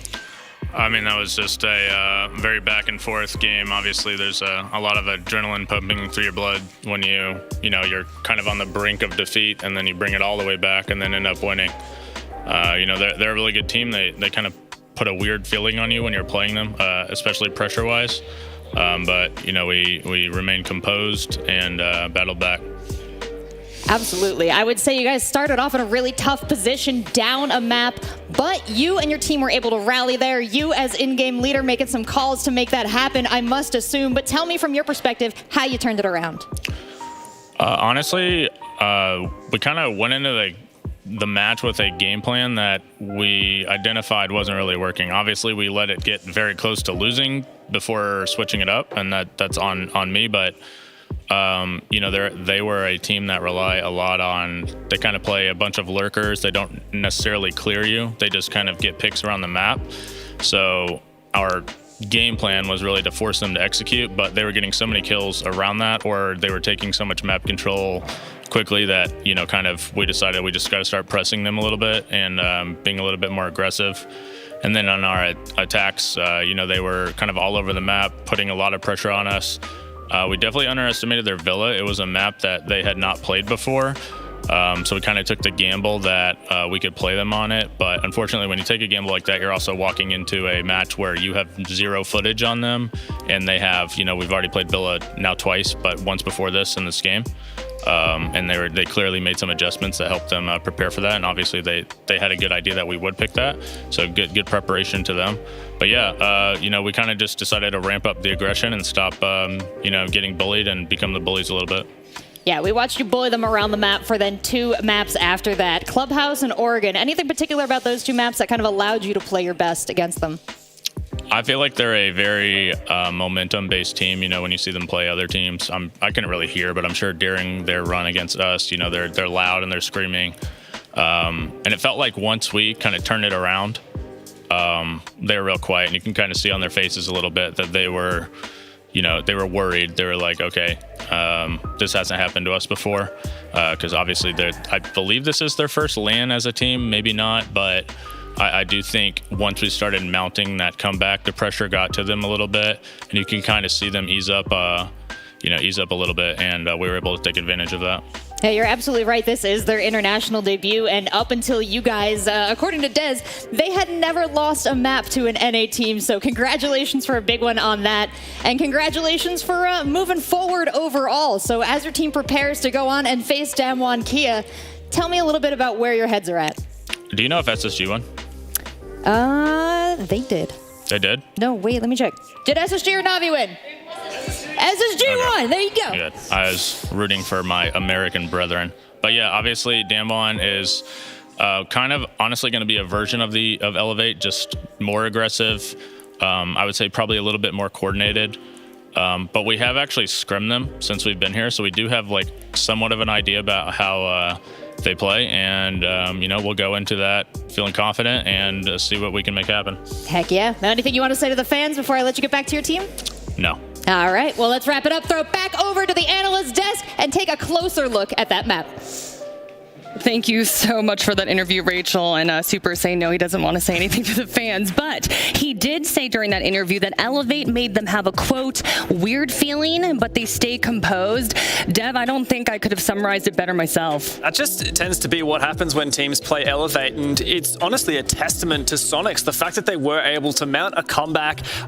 Super already mentioned that they did not expect Elevate to be as strong as they were on Villa. And we kind of shared that sentiment. We said that this is Elevate Elevate's most banned map. They haven't really played it much before, not at SI. And so for Soniqs to come back from that deficit is a huge testament to their capabilities as a team. I mean, if you haven't played a map yet, you can hide a lot of things on there, and that might be one of Elevate's bigger strengths. If your team or your opponent doesn't know how to play against you, you might be pulling out all kinds of crazy things. I mean, we had people stand up on desks in study, peeking people out the window. That's something you see in ranked, not at SI. That's it. This was an unexpectedly dominant match from Elevate, particularly because they played so aggressive, like you said, spawn peeking. Yep. I know there was a great run out or aggressive peek on them while one of the players was rappelling up the master balcony.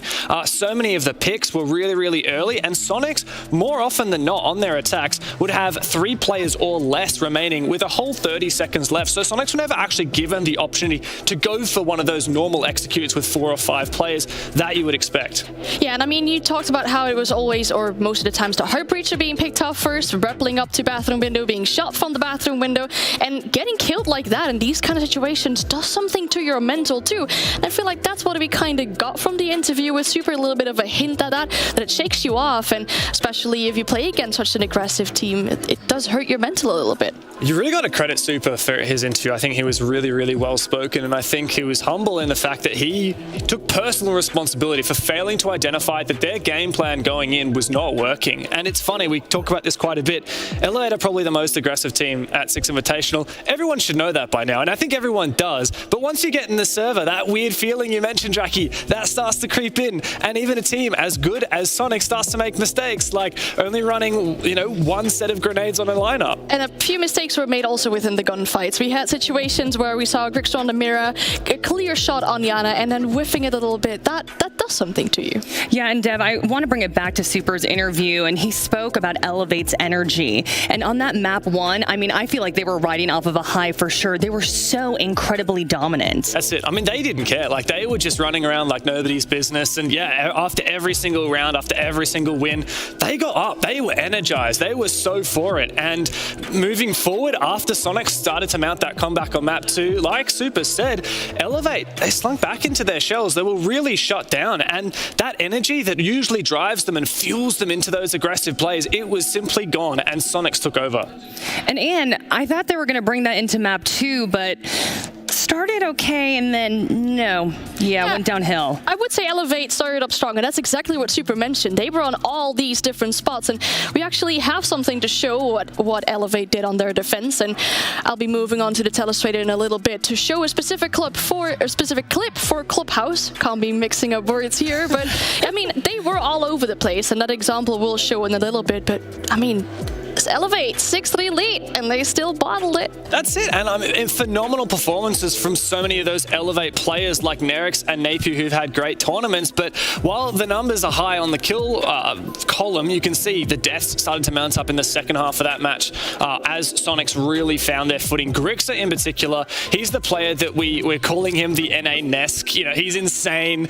He's so good, and 2.8 KD with 80% cost across that match is really, really impressive. So no surprise to see. I'll also say, often Super gets thrown a lot of shade for not really having many kills, and that is consistent here. But he had some really big, impactful rounds where on the smoke, he was holding down the line. He found 1 kill, 2 kills, or maybe even 3 if he was lucky. And that essentially won the round for them in that late, 2 versus 4. So credit to a player like Super. He doesn't usually make the headlines, but he had some good moments there. Yeah, Dev, and we were chatting with Pengu probably a couple days ago, and both of you were saying it's not always about kills, sometimes impact plays. But we're going to hand it over to Anne, and she's going to break down map 2 in more depth for us. And yeah, I've disappeared off the desk. Things just really started going off the rails, unfortunately, for Elevate in that map 2. Yeah, I mean, it was a pretty solid start, I would say, for Elevate in the second map, and they had a defense where Soniqs wasn't really prepared for, I would say. We're at about half of the round here, and we see players of Soniqs trying to take control over Rafters, trying to take control over Cash, and their main concern is probably Nay in Oil Pit. We've seen players do this before. Sneak up the Oil Pit stairs, get that control back over Rafters, and that is exactly what Nay will do in this exact clip. However, he does get away with it. He does drop back to Oil Pit. Shouldn't be a problem, though, since Soniqs has a Jackal. They could track down operators. Later on into the round, we will see that Soniqs actually managed to take that control over the Cash side of the map, but it's not just that control that they needed more, because cash is not the side, bedroom is the side. So they have the control, and this is a really good improvement coming out from Elevate. We see a Mira on top of the red stairs and a Jaeger and cash, and we spoke about how often Elevate tends to overpeak when they have the advantage men count-wise. This time they're not doing that.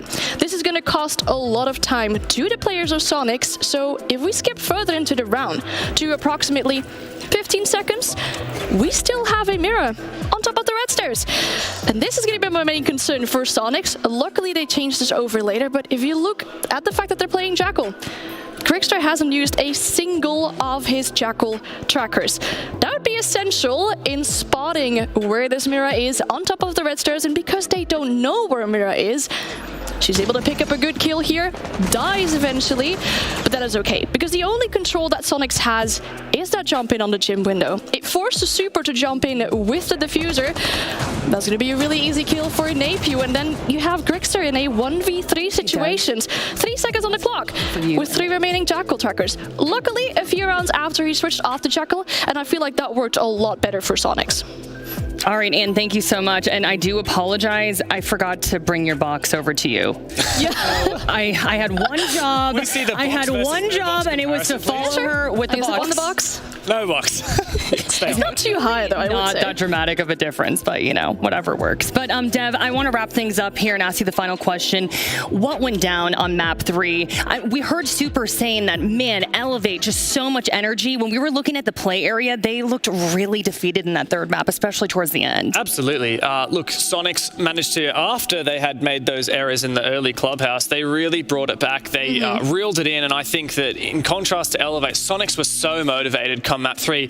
Oregon, we thought that maybe Elevate would have picked that as their map, but it is their best map statistically. They've got the most wins on it, and they pick it all the time. Soniqs went there, and they knew what they were into. They just made that comeback on clubhouse. They brought the fire. The opening round, Grixer had an ace.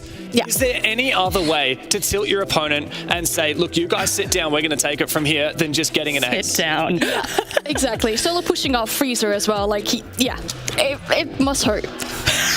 If you elevate. Yeah, that one hurt for sure. All right, well, Dev and Anne, thank you so much for your excellent analysis as always. But that was a barn burner, 3 maps, reverse sweep. So much fun watching Soniqs versus Elevate. But do not go anywhere. We have some more post-match analysis coming up. We'll be right back. He needs to get into the site and keep in mind, in a 4v1, they are the best team that has ever... The date is February 17th, 2019. G2 has just beaten Team Empire. Many will say this was one of the best moments of G2's reign in Rainbow Six Esports. And certainly one of the more surprising ones, because their opponent gave us a heck of a show.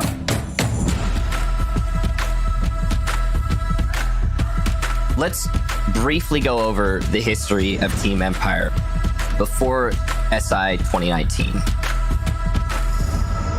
At this moment, I guess we were in Challenger League still, so we are not competing in Pro League, and we are going for the Invitationals through the qualifiers. To go for this tournament, it really means a lot for us. We were a young team, then we start to understand that we can play on top of the level in Siege, and it was unforgettable. It was an impressive feat for Team Empire, so coming out of the group stages, they had already started to peak in terms of their hype. Turn on its head, inside of Luggage. Oh no, a team kill! Taking out Walker now on the diffuser! Sanoa Empire has made it into the grand finals. Going into this match, the expectations were set. Team Empire is an up-and-coming team that has a lot of excitement behind them, but they're going against G2. Of all squads, possibly the hardest match they could have faced. It's going to be amazing, and if any 2 teams are going to give us a good run for the money and maybe make it to 5 maps, I think it might be those 2. Against G2 will be a great match for sure. In our opinion, if you want to be the best, you need to beat the best, right? We felt like we knew what they were gonna do, but we also felt like they knew what we were gonna do. It's gonna be a tough one, no matter how you try and crunch it out. Most expected Team Empire to be destroyed. Infinite Overtime had only just recently been introduced, and it was only being used in the grand finals of larger events. We saw Coastline be absolutely hectic. We are close to a perfect round. Empire sets quite a tempo. To peek him, he's going to toss a frag grenade and jump in, and Jonas shuts him down. G2 bounces back on round number 2. Fabian rotates out. G2 will take the lead once again. Toss it out. Goes off a bit too early. He's going to do nothing. It's a flawless round from Empire. I think you could say that Joystick probably won the match. G2 will force us to overtime. It was like a wrestling match because it's like nobody was really gaining a substantial lead. We were always fighting for the next round. Michael, are we about to cast the longest siege map? He takes out Kanto, and where's the other body? It's Fabian! G2 are so experienced, they won so many tournaments. I think we were unready to do this at that moment. No team was able to break away until the very bitter end, when G2 managed to win 2 rounds in a row in overtime to finally lock out the map. Down 1, he loses a bit of HP, but he's traded off, and there you finally have it! The final scoreline of that map was 10-12, the longest map that had ever been recorded in Rainbow Six competition. And that was pretty awesome.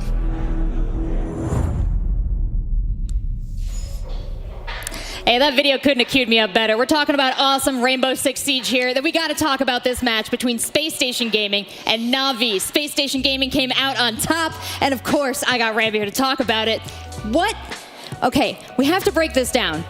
The second place teams from groups got to choose their opponents from the third place, fourth place team. You picked Na'Vi. Everyone wanted to play against Na'Vi. What did you see in them that made them such a desirable opponent? Really, for us, it was just, we played them in Mexico when we had that 3-team group. So we had like we thought we had a good understanding of like how they were going to play defenses and how they attack. So we figured we can just work around that. And I mean, obviously the first map was kind of, a little faulty on our part, but yeah, I'm still happy with the pick we made, and feel like we got later in the game we started to understand and like started changing more, and I really think we just had a really slow start today. Yeah, break that down for me a little bit. What happened in that first map that you were able to identify and change to carry you through the next 2? Honestly, I don't really know. I feel like it's mostly just like that slow start, and it's pretty common for us right now.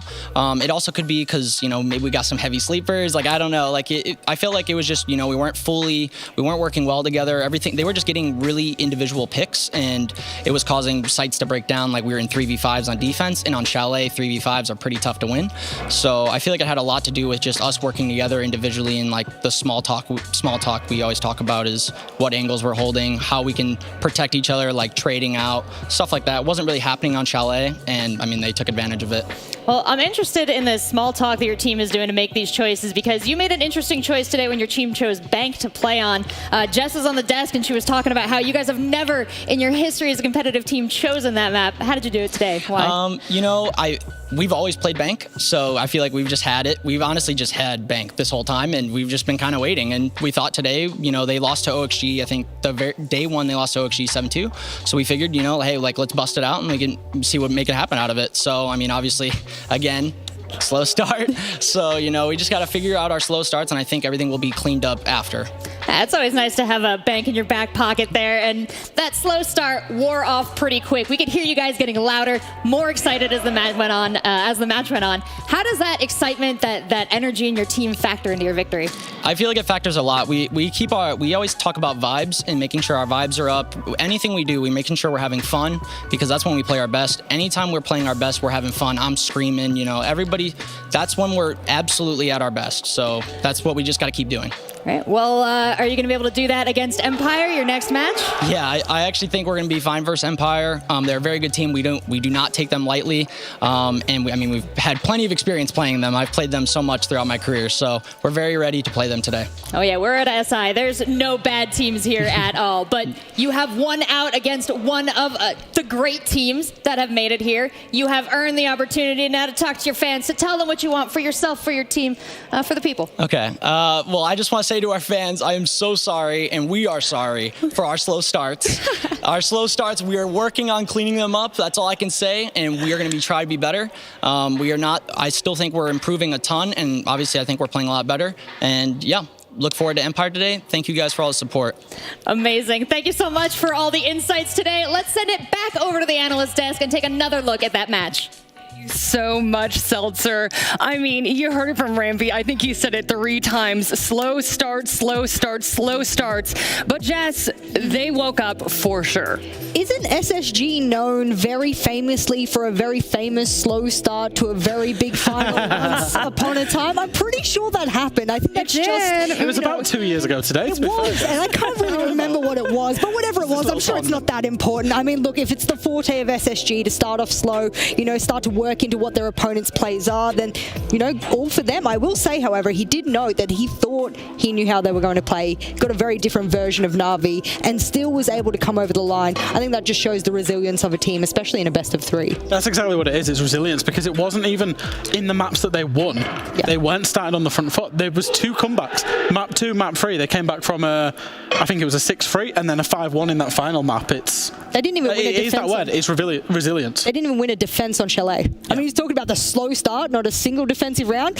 I tell you what, I'm feeling like, wow, this series is not going my way, and I started to shake in my boots a little bit about my prediction of SSG and confidently saying that they should win this matchup. So I think you and I underestimated Na'Vi a little bit, because we did say we think it would be a 2-0, but conversely, maybe we weren't factoring in SSG and those sort of slow starts that happen against a multiplicity of opponents.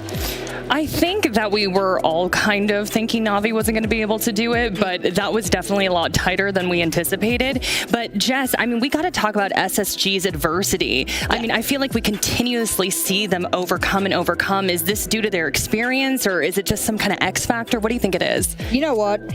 I feel like one of the X factors for the team is a very, very experienced man who has his own championship hammer lifting moment, which is Lycan. And as a result, I think that they have such a smart support staff behind him. Yep. You and I have been support staffed for multiple teams at multiple levels, and I wanted to point out now, whether it's Lycan or not, whether it's a team effort, which I think on SSG it is a team effort, I want to show you guys a nice little setup that I saw on Bank. Come with me over here, and yes, height reveal yet again. I know I am very tiny and the TV is going to dwarf me. Shout out to production for lowering it for me. This is how this all works here. But I did want to show just this particular round and the setup that we saw. Now, you'll see in the top floor, especially into Janitor, it's a power position on multiple sides, but the site actually isn't even top floor. In fact, most teams are avoiding the top floor at the moment. So if we just go a nice little push to here, and this is where we need to stop, but we don't need to go far on this clip. I've made sure to give you the highlights right up in your face. You have a little bit of a look here, and let's see if we can zoom all the way up here. Let's get a nice full screen zoom there.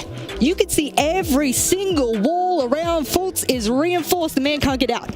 He could pop the hatch and drop if he wants to, but if someone pushes in through the door, and if we make sure that we clear the screen, show you guys where the door is, that's the only entry point into Janitor in order to be able to push it. The side is over in Staff Room. Now, this has been considered by SSG to be a power position. Rightfully so, and I think that that's a great component for them to be able to hold one of the hardest positions in the map to combat when you do push onto the side. So what they've done, they put Fultz into Janitor. What you don't know though, and what a lot of people missed, if we can get up here, Na'Vi banned Jaeger. Fultz is essentially hoping that no one nades him in that entire room. The highest nading team in the entire tournament against the third highest nading team in the entire tournament of Na'Vi is hoping that nades don't come sailing in. I love this clip. I'm a little play out just a little bit because they're trying desperately to nade him in there. Every time they do, Fultz is throwing smokes out. This delay tactic over and over and over again. This is just for one power position, which isn't even on the side. This is what SSG do well. They like a little bit of delay tactics. We know the SSG roam on Clubhouse. That is one of them. Now I think they've added this to their arsenal. And I think in future Bank matches, we will see SSG run this strat. And I think this will be one of those things that you're sort of going to have to counter a little bit and work it out. And I mean, he gets over halfway throughout the round. Look how much delay. And guess what? You've lost one player on the other side of the map. But if he had won, you've got halfway through the round with all 5 players alive, and you've been able to pretty much smoke most of the round. So I want to show that as a nice little introduction to what support staff, IGLs, strat makers in the team, decision makers do to be able to counter other teams. Again, I had one job, and it was to make sure that Jess got her box. I was supposed to do it for Ann too, and I forgot again. Oh, was I meant to have a box for the Telestredder? That's what they told me. They said I had one job, just make sure that Ann and Jess had their boxes, and I've failed twice now. To be fair, I was able to reach it there, so I actually thought someone Great, lowered girl, it for you me. worked it. She was like on her tippy toes. She's like, I got it. Oh, was I on my tippy toe? Don't screenshot, please. Don't. No, Jess, it was fabulous. But okay, Jess kind of broke down SSG for us. Fresh, I want to pick your brain about Na'Vi. So Na'Vi's entry kills, let's focus on that. When they got them, they won. So I've got a clip to show the viewers at home. And Jess, Na'Vi had 18 rounds that they won. Okay, guess how many, we're going to do maths. Of those 18 rounds, guess how many entry kills they got? I'm going to say 4. No, in their rounds that they won, 15 out of 18, they got the entry kills. Okay, perfect, okay. So 3 or 4 that they lost. And what I actually want to see here is, I believe this is not the right clip, so we'll come back to us. But the point is that Na'Vi actually, they won and played their entry kills really well. And there was the idea was that it's Doki, but it's not just Doki. It's secretly, it was Blair, it was Saves. They were identifying, and particularly on Chalet, they saw that Fultz was roaming on the basement, on the garage basement. They did, and they got him back to back in 2 rounds. That set them up really well. The point was that it's just not consistent enough, and it was a big factor for them. It was a big win condition. They couldn't get the entry kill early enough, however. Did that sort of like conversely work on defense, do you think? Because there was multiple times on Bank, for example, that Doki would shoot a drone, he would turn his running away, back and run, and he would get shot in his back. Now, I don't know if that's a little bit of naivety to assume that there wasn't someone right behind the drone, because at high tier gameplay in Siege, someone should be trailing the drone by no more than 2 to 3 seconds at a time. That is what SSG is. They're a world championship team. Do not underestimate their capacity to do that. So I think 3 times on the roam by himself, rotating back, he died. And there's no refragability as well, right? He's out there, he's trying to just get a drone and fall back. He's not expecting, I think it was false every single time, just on the back of that drone. And Na'Vi themselves, again, a little bit of naivety. You talked about naivety, Jess. On their defensive sites, so there's some traditional sites on those maps that they don't play. So on Chalet, they went to the off-site garage in favour of the master bedroom. Oh, I hate that. On Bank, they go to Tellers instead of CEO. On Clubhouse, I don't mind that one. They go to Bar Stage instead of CEO. I don't mind that one as well. What I'm saying is, a champion team, a good team, a team that would have progressed, plays all 4 sites so they can pull it out. Whereas when Na'Vi had already lost it once, they were bashing their heads, they were going there again. Yeah. Yeah, Fresh, I feel like you've been kind of hard on Na'Vi's mentality. We were in the watch room together, and I looked at you, I said, what happened on that 3rd map? And you're like, they threw it. I was like, oh, okay. Can you give us a little bit more expert analysis on what you mean by through? I mean, Na'Vi are getting a baseball team, Jess, because they are throwing very well today. That is the worst dad joke. Wow. Go on. I mean, 6-3 on Bank. Yep. They proceeded to then lose 5 rounds in a row. 5-1 on Clubhouse, and they couldn't attack Clubhouse. And it's as simple as that. They played 6 attacks on Clubhouse, didn't win a single one of them, didn't get an entry kill on 4 of them. And it's Clubhouse, it's their most step 1, step 2, step 3 map. You were expecting them to at least win the offsite, because SSG, they went to Bar twice themselves. Yeah. I think the biggest learning point that we can take away from this entire matchup is, one, we underestimated Na'Vi. I think that's the biggest point, because we already had high expectations for Space Station, as you should with the caliber of players on the team. However, there is now a looming question mark on the side of Space Station Gaming. If they can falter to a team they considered to be that easy, they picked first, they were first ones to pick the teams, and they had free reign. Is there a weakness for Space Station? And is it that if you go to that entire series and you look at the stats, is it the fact that Rampy was the only positively rated player on the entire roster? It could be. I mean, he talked about slow starts, but it wasn't just slow start in map 1, it was map 2 and map 3. However, what I will counter that with, Jess, is that it's a resilience of a team to... It's a team performance, and they've just got to find a way to win. I don't think SSG particularly played great Siege today, but that's what you do when you're a champion team, is you find a way to win. I think you called it a sandwich. I can't say the full terminology on the desk, but there's a something kind of sandwich you call it. It's where the two crusts are quite nice and there's icky stuff in the middle, all right? And praise, criticism, praise. Right, and this is another version of it for the team. Rampy on top being like the biggest entry. We saw him get the ace, etc. And so he looks good. Then there's all the middle players, Bosco, Hot and Cold, Fultz, and then there's a really strong support player at the bottom who's planting a lot. He has the highest SRV in the entire team for that entire series. Not only that, he was flawless on the 2 entries he had to make. So these are the kind of things where it's like, okay, all the teammates in the middle, they might not be performing up to the standard we want them to, but the top and the bottom, they squeeze them in nicely, hold them together, and you look good, just like you today, sir. Looking absolute smick on the desk. Yeah, I'm like... See, we're just cushioning in the nice little... Yeah. Aww, we're a lovely little sandwich here, just like SSG. But I really want to thank both of you for your excellent analysis, as always. But we have some pre-match analysis coming up here in a hot second, so do not go anywhere. We'll be right back.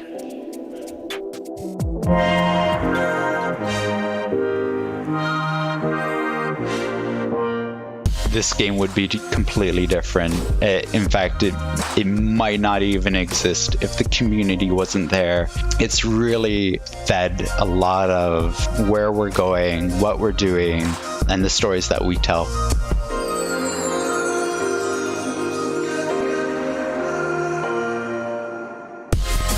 The great thing about Siege is that it attracts people from cosplay communities, from art communities, and then the gaming community and the competitive community. And the fact that we can all come together and it doesn't really matter, like as long as we talk about Siege. There's no kind of barrier. Everybody should be allowed to participate, and everybody can grow and get better at art and fall more in love with these characters.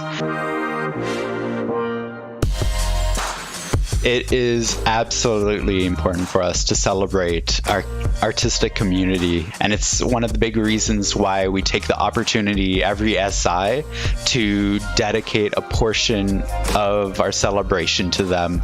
You can go to these events and you sort of see the way people react to your work, and actually to be able to see it in person, it makes you know what you're doing is right and what you're doing, you could improve on. And that is something that I don't ever take for granted, and I am extremely grateful for. It's helped me mature as an artist and as a content creator. As a person, as an artist, online or offline, I'm more confident to talk about myself. I'm more confident to talk about my art. So it's something that I'm still thankful for the people that I met at the community. We get to meet people from like a completely different continent, and like SI was that opportunity, that one opportunity that we could physically meet and connect with those people. You go to these events and you find that everybody is from all different walks of life. They speak different languages, are from different countries and cultures, but at the end of the day, we all speak the language of Siege. As long as you can draw, or as long as you can construct a uniform, you can share kind of your love for Siege. It goes beyond any kind of language barrier that you may have, because everybody kind of shares the same passion together.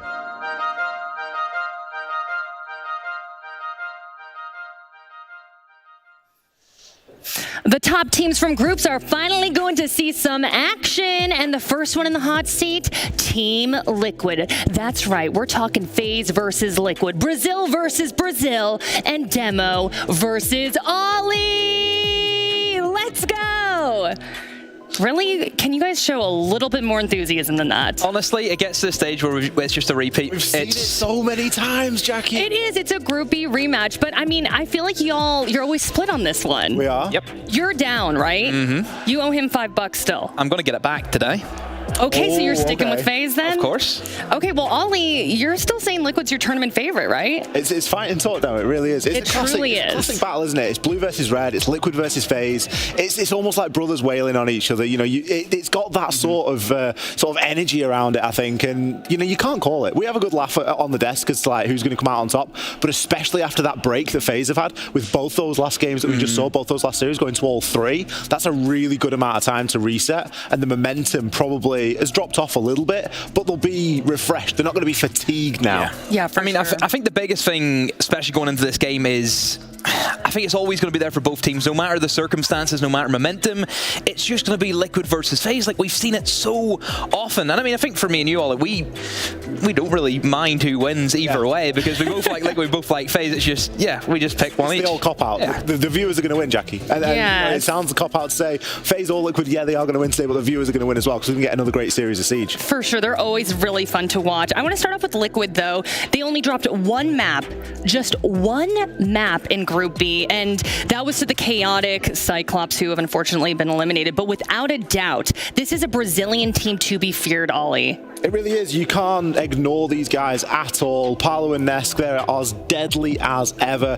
They're probably the most deadly team that has never won an SI. That's the sort of situation that we now find Liquid put in. Resets and Ask have joined the team really well. You know, we've spoken about these rookies, and we're going to continue to speak about them for as well as they have been playing. They're really doing a lot to support the sort of veterans, if you will, in Paolo and Nesk. And PSK is just the constant. He is always there, always putting a shift in. These guys are inevitable. Yeah, Demo, actually, this lineup is absolutely nuts. Nesk was #1 on Siege GG's leaderboard for rating, KD, entry, and cost when I looked last night. And then Palu was #2 for cost and #3 for rating and KD. I mean, they're monsters. This is a combination of veterans and teens. Just silly numbers, isn't it? Absolutely. It's silly, yeah. It's silly land. And I mean, the fact that Nesk has been doing this for the past 5 years consistently, I think, is even more silly. You know, we've seen players have big spells, have bad spells. I don't really remember this guy ever having a bad season, like ever, which is insane. He's looking at us, and Ollie and I both put our arms up. We're like, yeah, you're right. You're right. Like, how many times can we sit on a desk and tell you that Nesk is getting to be one of the best players that's ever touched the game? Yeah. No, it's true. And we're looking at the play area right now, and these teams are getting ready. I do want to take a look at the opponent, though. FaZe. Ollie. Okay, FaZe took down OXG in 2 maps. They looked pretty solid, I'm not going to lie. They have momentum going into this matchup against Liquid, right? FaZe got just about to a brief jog today, I think. That was as much as we really saw out of FaZe this morning. It looked very comfortable for them, didn't it? You know, OXG, they didn't have that coordination. They really didn't have that sort of synergy and that playstyle that goes well against a team like FaZe. You can't fight FaZe with randomness. You need to fight it with a little bit of structure, because FaZe are going to bring that randomness from time to time. They are still the most old school LATAM team that we have inside of Brazil, and what I mean by that is these guys are aggressive, and you really don't know which one of them is going to pop off. It could be any of them. It's a point that I drilled home this morning, is that Cyber still hasn't activated this tournament. He's still sitting mid-table in terms of stats. When you compare that to Sweden Major, where he was top of the pops, MVP, it's a dangerous old team, because guess who's filling his shoes this time? It's Astro. I mean, FaZe, you have to give so much respect to this side. I think what they did against Oxygen, it proves that even if they're behind, which they were in a lot of scenarios, they were behind a lot in Bank, and still being able to have comeback rounds and still being able to pull out rounds from nowhere, quite similar to kind of what we'd hype up. You know, Paulo and Nesk on their given time can do that. Equally so is FaZe, and I suppose this is why both teams are so hotly contested and so even with each other, is the fact that anyone can clutch inside this lobby. I mean, you talk about clutches, let's highlight the support. It's your cookbook, isn't it? It's the cookbook. Coming out next week. Anybody can clutch. We need to highlight the supports, really, because that can often be a really key part of a team. And you know, when we look at the side of Liquid, and they've got a player like Ask, who is coming in, this is his rookie SI.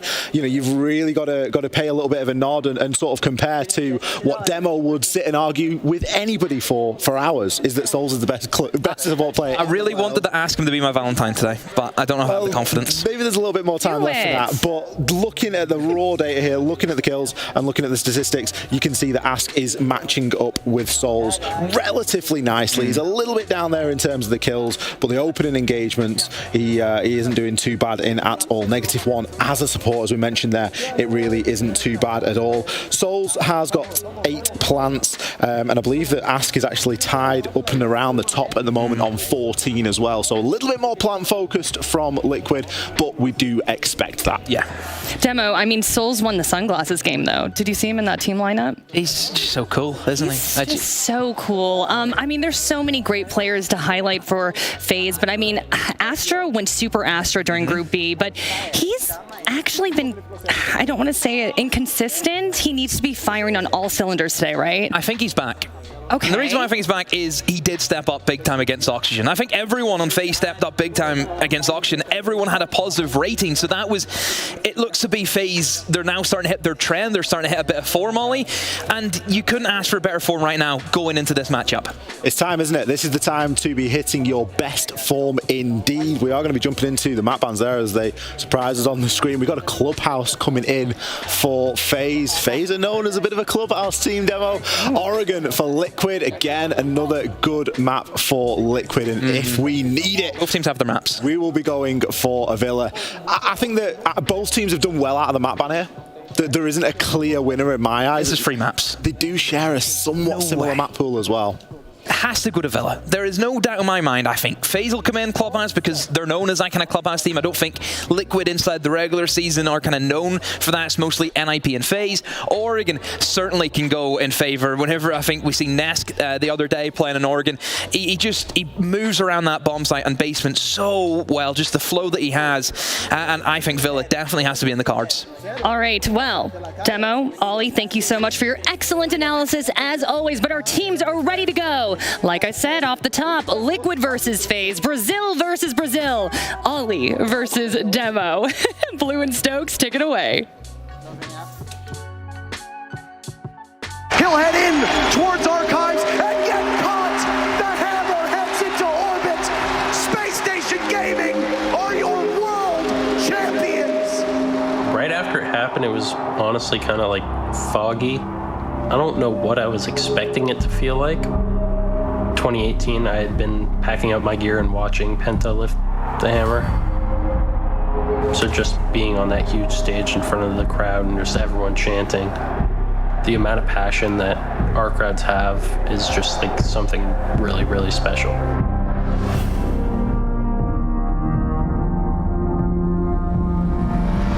None of the results prior really mattered to me. The one that mattered was Invitational. We go out there, we walk out on the stage before the game, and you see everyone in the crowd cheering for you. It's just truly surreal. Everyone's like energy was just higher than it has ever been. Rampy so far this entire tournament is the highest rated player. Going into the finals, that's the goal, you know, lift that hammer. On the back of the trophy stand, all the names of the teams that have ever won it are engraved in. Canadian, he can taste that, right? It's so close to getting there again. We had heard like a lot of things about like Nip being really strong. Pino, he's been doing insane. If you look at their stats from the event, Pino's stats didn't get crazy until they started making that losers bracket run. It's really impressive because he ended up having like some of the best stats in the whole event. As we saw it happening, we're like, they're here to play. I just remember feeling very lucky to be there, just ready to win, ready to lose, just ready. We had a good first round, and then a couple runs after that, it was just like small mistakes or like getting surprised or caught off guard by like small things. The biggest advantage that SSG had is now gone. Flawless round. Ninjas and Pyjamas take map 1. The second map, it felt like their momentum was hitting though. It felt like we couldn't do anything. We're down 2-0, about to face defeat, and we're coming up to our best map. That was a good feeling. It was the turnaround that we needed. Fultz is down 4 in a row now. They can't seem to be stopped at this point. Once we were down 4-0 on Clubhouse, we started to worry a little bit for sure. Now it was our best map. Like, we had no excuse for this. It was when Nade first clutch, I think we like pulled ahead with the momentum, and I think we started to control the match. Nade on 1 HP. Will the thermite be able to clutch? No! Plenty of time. No match point for Ninjas in Pyjamas. I remember just looking up in the middle of the series at the crowd and seeing all the lights. The crowd was with us. It was like looking at stars, like a galaxy out. That picture is still ingrained in my memory. We could just tell after that moment that we were like in control of the match.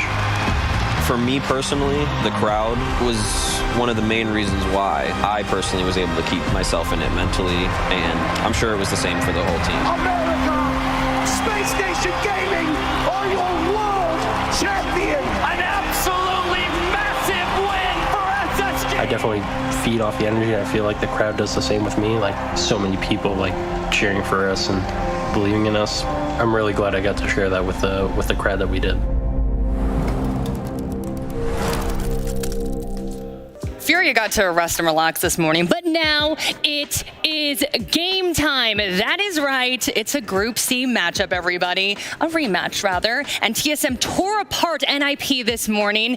And I'm Jackie Jing. I'm here to talk to Jesse and Jacob about it. Jesse, you were all smiles. You were actually an analyst for that first matchup, so I know you're extra excited to see what's going to play out. Indeed, Jackie. This is a rematch from the group stage, and the last time we were here between FURIA and TSM, it was a barn burner of a game. TSM ended up taking the dub 2-0, but they almost had it, FURIA, on that second map. It really should have been theirs until they threw Clubhouse right at the end for a good number of rounds the last half. So I think they're going to want to get some revenge today. Yeah, I wasn't able to watch it live. I was over somewhere in the middle of a Swedish dentist office trying to get this tooth corrected for some reason. How's that doing, by the way? I was doing fine, but I mean, it has a problem with sugar for some reason. If I have a Snickers bar on that side, it really just flares up. No Swedish sweet. I know, I want that. Trust me, I do. But I also want FURIA to show up and prove why that one series advantage when they got that #1 seed in this group was actually well earned. We talk about FURIA a lot as just kind of being a middling team in Brazil, and every time they've done something over the course of the group stage, we've always talked about their opponents for some reason. When it was Elevate, we talked about how Elevate performed and not how FURIA did. When they defeated TSM, it was a case where, when they played TSM, they were just questioning whether they could even withstand, and it was about TSM's reign of domination. But now they're here as a #1 seed, and they have to prove that it wasn't undeserved. Yeah, Jacob, that's right. FURIA came out #1 in Group C. They have a formidable lineup. We just had it up. Jesse, I know there's a few players that you want to focus on, but one in particular has caught your eye. Listen, we always talk about fantasy when we talk about FURIA, and I know he's kind of overhyped, so instead of talking about him, never mind. We're still going to talk about fantasy, because listen, fantasy is a really important role. I've got a graphic that compares him with one of his teammates, Highs. If we can take a look at that one, what fantasy does is he gets into a lot of opening engagements, okay? And typically throughout this tournament, I mean, in his life he's been great. This tournament at SI, Fantasy's been struggling. 21 and 31 throughout the entire group stage, and in their last matchup on Saturday, 4 and 12. That is a huge problem when your main entry fragger isn't able to get those picks on the opening engagement, especially for FURIA, who have a 75% conversion rate when they can win the opening pick of the round. So unfortunately, if they're not getting those opening picks, they're not converting them into wins, and we're really struggling. But the man on the right here, Highs, is picking up the ball where Fantasy's dropping it. Look at those opening kills for him. 13 and 3 throughout the tournament, plus 10. That is nuts for a player that typically isn't thought of as that entry fragger that can, jump in and do that for his squad. Yesterday, when Fantasy went 4 and 12, he was 6 and 0. So he's a huge player for FURIA, and if they're wanting to win more of those opening engagements, they've got to get Highs more involved in them. Yeah, Jesse's got a high for Highs, doesn't he? But I want to talk about TSM a little bit. And Jacob, I was a little nervous for TSM before this morning because their losses to Dark Zero and Elevate, but after this morning, especially that first map one, I might be singing a different tune. If only because they had one map in their back pocket that they simply didn't play up until only a couple of hours ago. They had Cafe, and not only Cafe, they went to Cafe defense first because of how NIP selected the side. It's something I'm puzzled by, but now we look at a TSM squad firmly in the driver's seat. They've already got a win under their belt. It was a 2-0. They withstood the world champions, and now they're about to hit another Brazilian team in spite of having a completely different playstyle to NIP. I do still think their mental is about to be at an all-time high. This is something they don't have a problem facing. They've been in the midst of adversity before, and honestly, in their case, in spite of FURIA having no other map to play until this game started, I kind of think that TSM were like, you know what, cool. Our warm-up scrim was against the defending world champions. We might as well take it into this game and see if we can repeat that. Oh, man. All right. Well, Jesse, the attacks look strong in this morning's match, and I know that we've had a lot of questions about their IGL situation when it comes to TSM. Yeah, I mean, actually, this is something that Seltzer was able to talk to Gio about in the interview, talk about how the energy of the team really has improved since moving Merc more into that IGL role. It's not like he's the only person calling when they're on attack, but it's clear that when he's the one kind of leading the way, the team just has so much momentum. They can really get into it, because you think of Charlie, you think of Gio, they're both great support players, but at times it can be quiet. All right, and we are moving into the map ban phase, gentlemen. So, Jacob, I'm going to put you in the hot seat first. What are you thinking? I mean, again, we saw one map that was not played by TSM prior to this tournament starting. They are now 1-0 on it, which is something that, you know, again, in the North American League, if nothing else, they were incredibly dominant on, and there's a reason you don't take them to Cafe, but do we see it again here?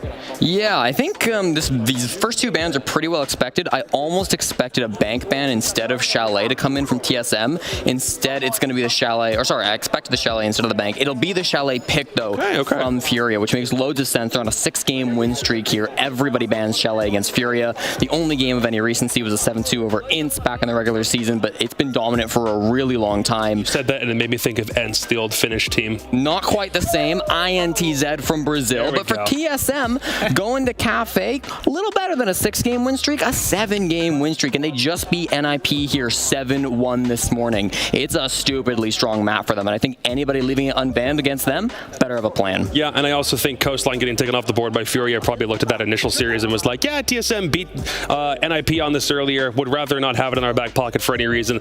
I do think Oregon still does. I think FURIA has more of a swing on it. It's 2-0 over the course of this tournament as opposed to TSM's 1-1 record. So we got one map in Chalet, which we've not seen FURIA play thus far, and we already know they're good at. We have another map in Cafe, which TSM just played for the first time in this tournament, and they've already won on it in spite of knowing how good their reputation is.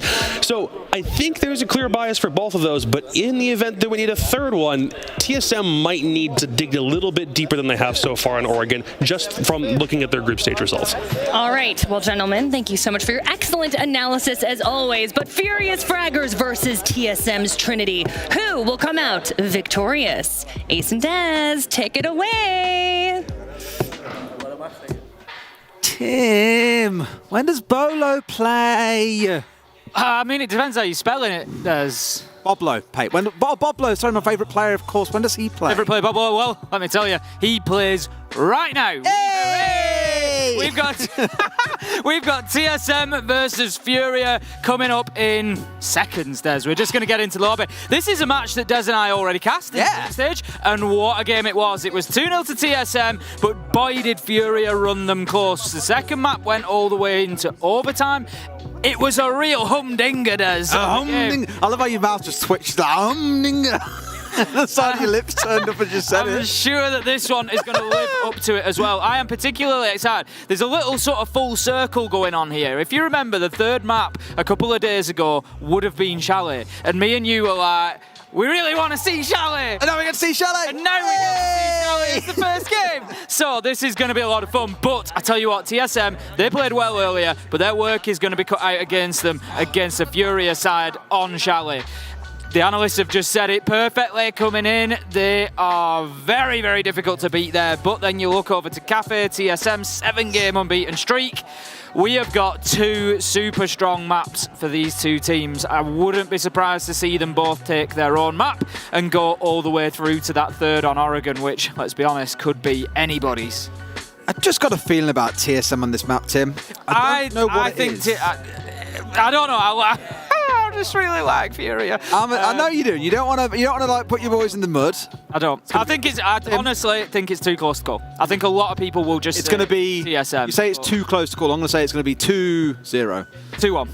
Okay. 2-1 to one of them. I think it's. No fence sitting. 2-1 FURIA. All right, I see. I think they're going to surprise a few people. The thing is, when you look at the stats so far over the tournament, I will absolutely agree that the stats support TSM. You've got Achieve, Merc and Bolo all rated up or above Miracle. Miracle's the only one close to them in terms of the rating.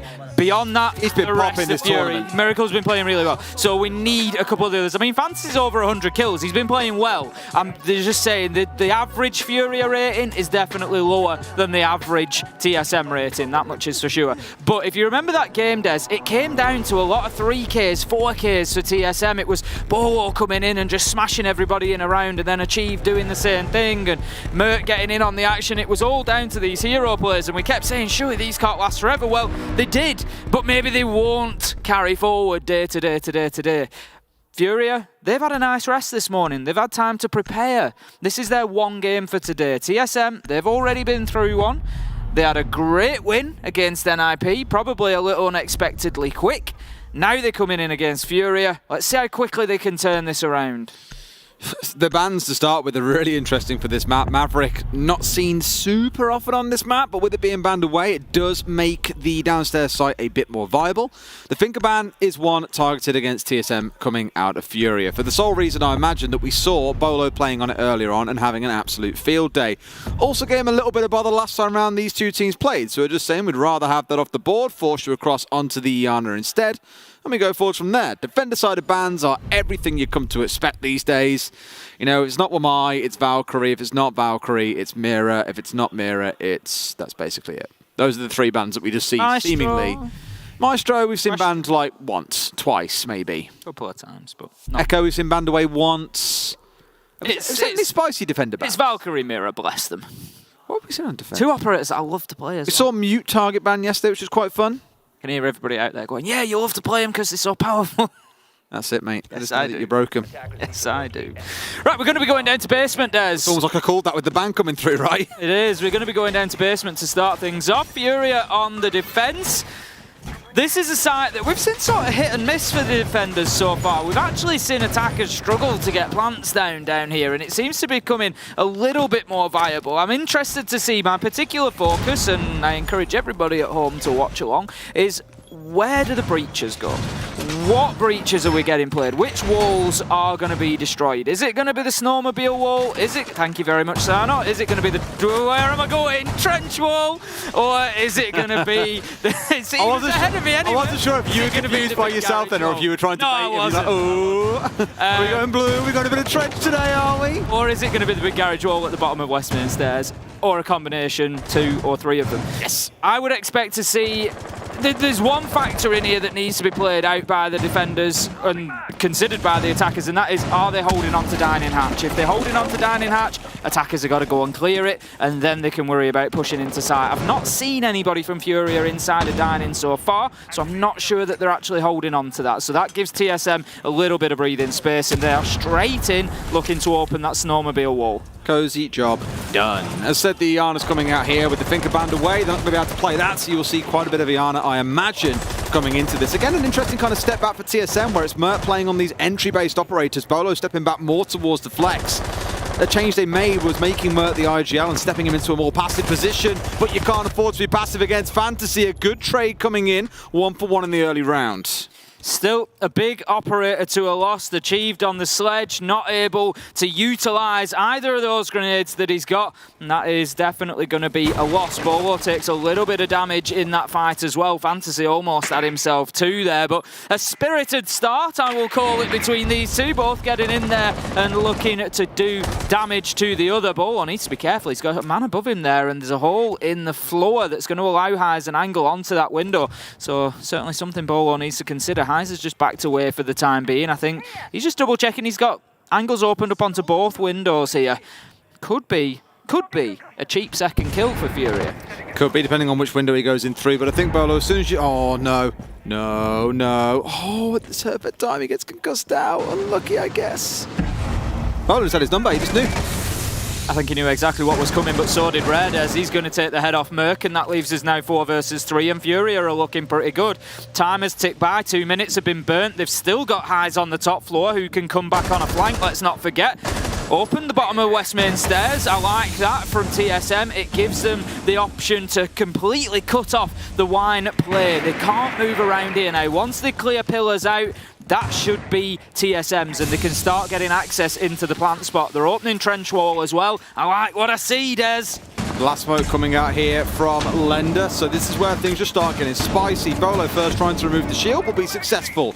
It understands there's going to be one inside the blue, and he would be correct. Lender and one other sat currently, I believe it's Miracle, inside of Connector. So a bit of a double stack going on inside of there that does enable them to challenge onto both the south breach and also up towards the north. But Tim, with 20 seconds on the clock, they've got to get a bit of a move on. Charlotte finding one, Bolo a second. It's all come online in the matter of seconds here as Miracle bounces back. Now down goes the other one. Gio's fallen to the floor. Bolo's left in a 1 versus 2. But can he find the last man? Can't see the swing. The man's outside. He must know about that, but can't do much about it. He can't full sprint, sadly, Tim. Oh, nice. I was nervous for a second. What are you doing to me? Tim's like on the floor having a heart attack here. You can't do that to him on Valentine's Day. Oh, you've got 4 seconds left to go. Why are you peeking that? Don't be doing that to me. Fury are going to take the round. I tell you what, it was a great attack from TSM, and that's exactly... Do you remember I was speaking about this attack the other day, Des? And I'd commented that when FaZe were defending it, they'd had success because Cyber had been able to move around in wine and pop around with the shotgun because they hadn't opened up at the bottom of West Main stairs, so they didn't have the angle through to cut it off. Well, TSM did, and it showed us that with just 3 operators on the attack, you can take on a bigger force and still get into a position to potentially plant. FURIA did well, they stood up tall and they got themselves a couple of kills, which was what was needed. But there's a different timeline there where TSM just find those picks and go in and put the diffuser down. It is absolutely possible. Once you clear pillars out, you need 2 men to just stay in trench corridor. 1 watches towards connector, 1 watches towards blue, and they can do nothing inside a site. So long as you've got a flank drone on West Main, you pretty much can't be flanked unless they drop the hatch into Big Garage. But again, you should have that covered with a Claymore, with an air jab, with another drone. You know, you should have that information to hand for the 2 players that were dead, feeding it back in. It was nice from TSM. It just fell short. What I did actually really enjoy were those vertical holes, right? Even Bowler was aware of them for quite a while over the top of West Main. You can get that cheeky little angle straight down to just shy of the double wall leading in from the north side, but ultimately not used too late in the round. It was more in the early trying to deny entries in through the windows. Baron Gaming, arguably the go-to site on this map, as we've spoken about many, many times, is where we're going to head to in round 2. Merc did 6-pick away from the Twitch into the Nook. Now, if undetected, I imagine on the side of Fury there could be a little bit of nervousness here. They also swapped out last second and brought along highs on the Warden, maybe expecting that to be a pick into a Ying, or just in general to deal with the flashes that are coming out of the Habana. A few teams have been bringing along Warden because they want the shield and they kind of don't really have any other operators to play. You've got a Smoke who's already doing it for you. What else do you want to play in that instance? Achieve getting the entry. But I think here what we've seen from TSM, we saw it in our first series earlier on, NIP did it as well. They bring along the C4. I don't know if it's a really strong LATAM thing since a lot of LATAM teams seem to be doing it, but it's a growing thing we're seeing so far in the tournament. Furia then at a disadvantage here. This time it went the other way. Last time Fantasy was able to pick up Achieved as the opener, but this time he gets his revenge and gives his team the advantage. TSM still need to clear out this top blue stairs position. This is going to be their priority pretty much now because he's helping the man stay on mezzanine. So once one of those goes, both of them likely fall. So it's all about trying to remove Miracle's shield in front of him, and that's exactly what starts happening. The utility will start raining in. They clear that shield out. It means Miracle has to play this position much more passively, and TSM can get aggressive then onto mezzanine. Miracle just taking pot shots through the soft wall there, seeing if he can catch anybody out in office. It's always worth it. They're not short of bullets, but he won't get anybody on this occasion. Halfway through the round, TSM, I won't say stalled out, but just taking their time. They're starting to get all their pieces in order here, Tim, to make a play. Yeah, I'm looking towards Merc, who's now just moved his way into lobby, by the way. He can probably really upset Highs here, who's sat at the top of library stairs. Bolo finds one, and sure enough, Merc has got him behind him. He had no idea he was there. And like that, mezzanine has been blown wide open, not seen on the default cam inside a lobby, and they didn't know this pick was coming because it was a Twitch originally. Good play from TSM and showing how you can use the sick pick to upset the defenders. Beautiful play from the Knock there, using the ability perfectly and just getting back in behind that troublesome mezzanine spot silently to deal with it. 5v2, and it's looking good for TSM, but 45 seconds left to go. That man once again, Miracle. Furia might need one of those inside of this round to win it, but he gets the first kill. He knows exactly where somebody's positioned up above. Lender just managing to avoid a death there. Miracle needs both on 1 HP in here. The nade comes out and downs him. He just didn't make that attack, and he might wish that he'd got a little bit more aggressive. Lender finds one, but that will be all as Bolo gets the trade, and that is going to be TSM taking round number 2. We are 1-0, and I feel like this is going to continue. I think this is going to be a very close game between these two and hard fought. Absolutely. Again, I know we've touched on it in the middle of the round, but big props to the side of TSM for the work that Nook did there. Completely unexpected and clears out Mez. That gives them much more comfortable control of library. You haven't got to worry so much about library stairs. You can just force the man back. Chances are he'll drop away of his own accord, knowing that he is completely unsupported. They've done a bit of a switcheroo here and baited things around. What they're going to do instead is take the Nook away and bring in the Twitch. So, looking to keep Furia guessing. I'm not sure if Lender's change away from the Jaeger onto the Melusi is in response to that, because of course, whether you're invisible to cameras or not, if you step inside range of one of those Banshees, they're going to make a lot of noise and slow you down, which would leave the Nook a sitting duck. The Twitch, a little bit less so, able to help clear out a bunch of utility around the map.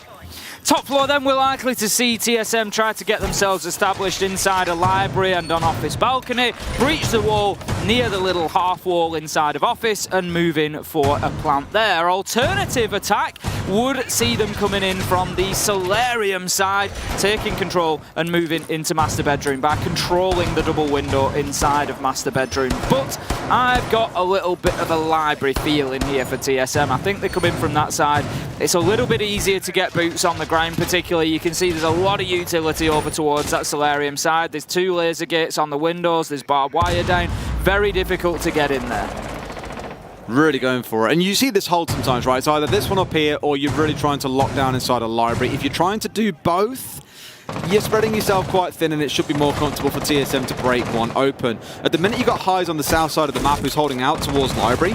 Don't imagine he'll be down there for all too long. He'll pull back at some point because all their focus is indeed going up towards that north side. Rare rotating underneath. He's trying to stop the man coming in through the trophy window. Don't know if they'll listen him on a drone at this point either, but if they come vaulting in, that could be where our first kill in the round steps through, Tim. Certainly could be interesting to see TSM going for this solarium-sided push. It's one that I always enjoy. The yellow ping there, just going to try to give away the position of Rare, but he manages to escape. But the Hounds are here, and they have found him. But here comes Fantasy to the rescue! Manages to shut down Merc and Bolo on a big flank there. The Aruni absolutely destroying 2. A very late trade from Achieved, but the damage may be done. 3v3.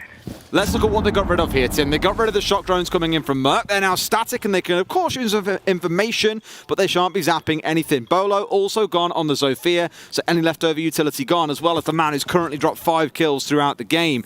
It's a pretty good trade overall, given the Aruni and the Mute have already got all their gadgetry deployed as well. May have dropped with a C4 in back pocket on the side of the Mute, but not the end of the world. For TSM, though, they have 2 minutes to play in a 3 versus 3.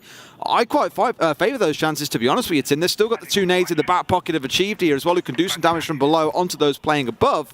So a chaotic start, but one that I don't think has really had either team coming off too badly, to be honest. I'd say all things are equal come the end of it. I would say so. And now FURIA, they're going to try to hold on to this top floor. They're turtling down. They've got themselves back to site, and they know that the pressure is coming from that North Solarium side. TSM just taking the step of rappelling in now. I'm pretty sure they've got one with boots on the ground instead of Solarium, so things could get a little bit difficult. You got to watch the double window. Achieved managing to almost, I don't know how he's missed his shots there, Des. He's actually taken. Now looked across, expecting somebody on FURIA to be half health, but no, it was the Malusia Blender that got away with it, but getting away with nothing is Highs as Charla shuts him down. Lender, I don't know why you're peeking that double window. It's not going to end well. Geo is in, getting the diffuser down. It's all falling apart for FURIA. It's all up to Lender, gets one. Achieved is just going to stay on that window until the end of time now. Geo was unable to get the diffuser down. 20 seconds left. Lender could force a play here. I think he thought so on the other side as well. No, they know exactly where he is. This swing could be absolutely huge. They don't. He doesn't know about the man going in for the plant here. They see him now. They do get the shutdown.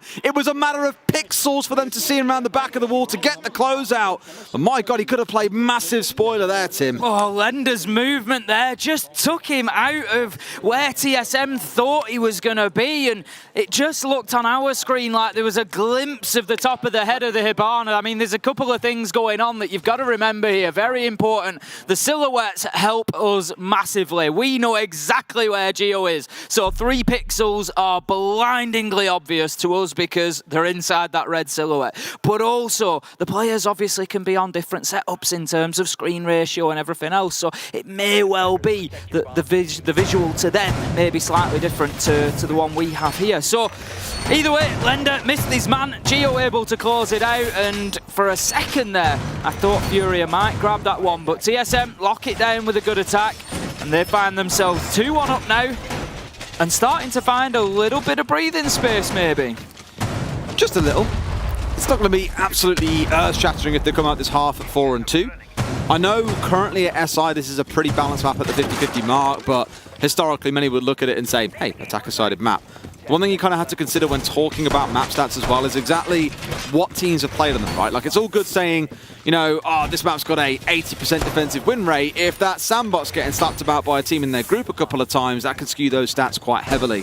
So I'll still lean towards this and say TSM are hoping to come out with at least 3, ideally 4. FURIA will not feel too beat up if they're down on the count coming into the second half, because that's when they'll really get to shine on the attacking side of things. Okay, then we're going to go to kitchen and dining for round number 4. FURIA hoping to lock it down, and we'll be doing much the same as the last round, and that is keeping hold of this top floor. You can see the utilities all in place, reinforcements, walled and aisle. We've got the electricity from Rare just positioned on that office wall. We've got a shield on piano, barbed wire, verticals. Everything is about this top floor and holding on to it for as long as possible. This time TSM have got themselves in from the library side, and I think they're going to be looking to sweep across very, very soon, but they will come across some stiff resistance. That is big though. The Twitch drone able to sneak past Fantasy and take out the electrical. He's starting to take some pressure now as well. Doors being smacked up, the library hallway's been clear. They can get the breach opened up. So much starting to work against Fantasy that sure enough, he will have to dip away, gets himself up towards the north, not overstaying his welcome. Just glad that he's burnt through a couple of drones and wasted a chunk of time.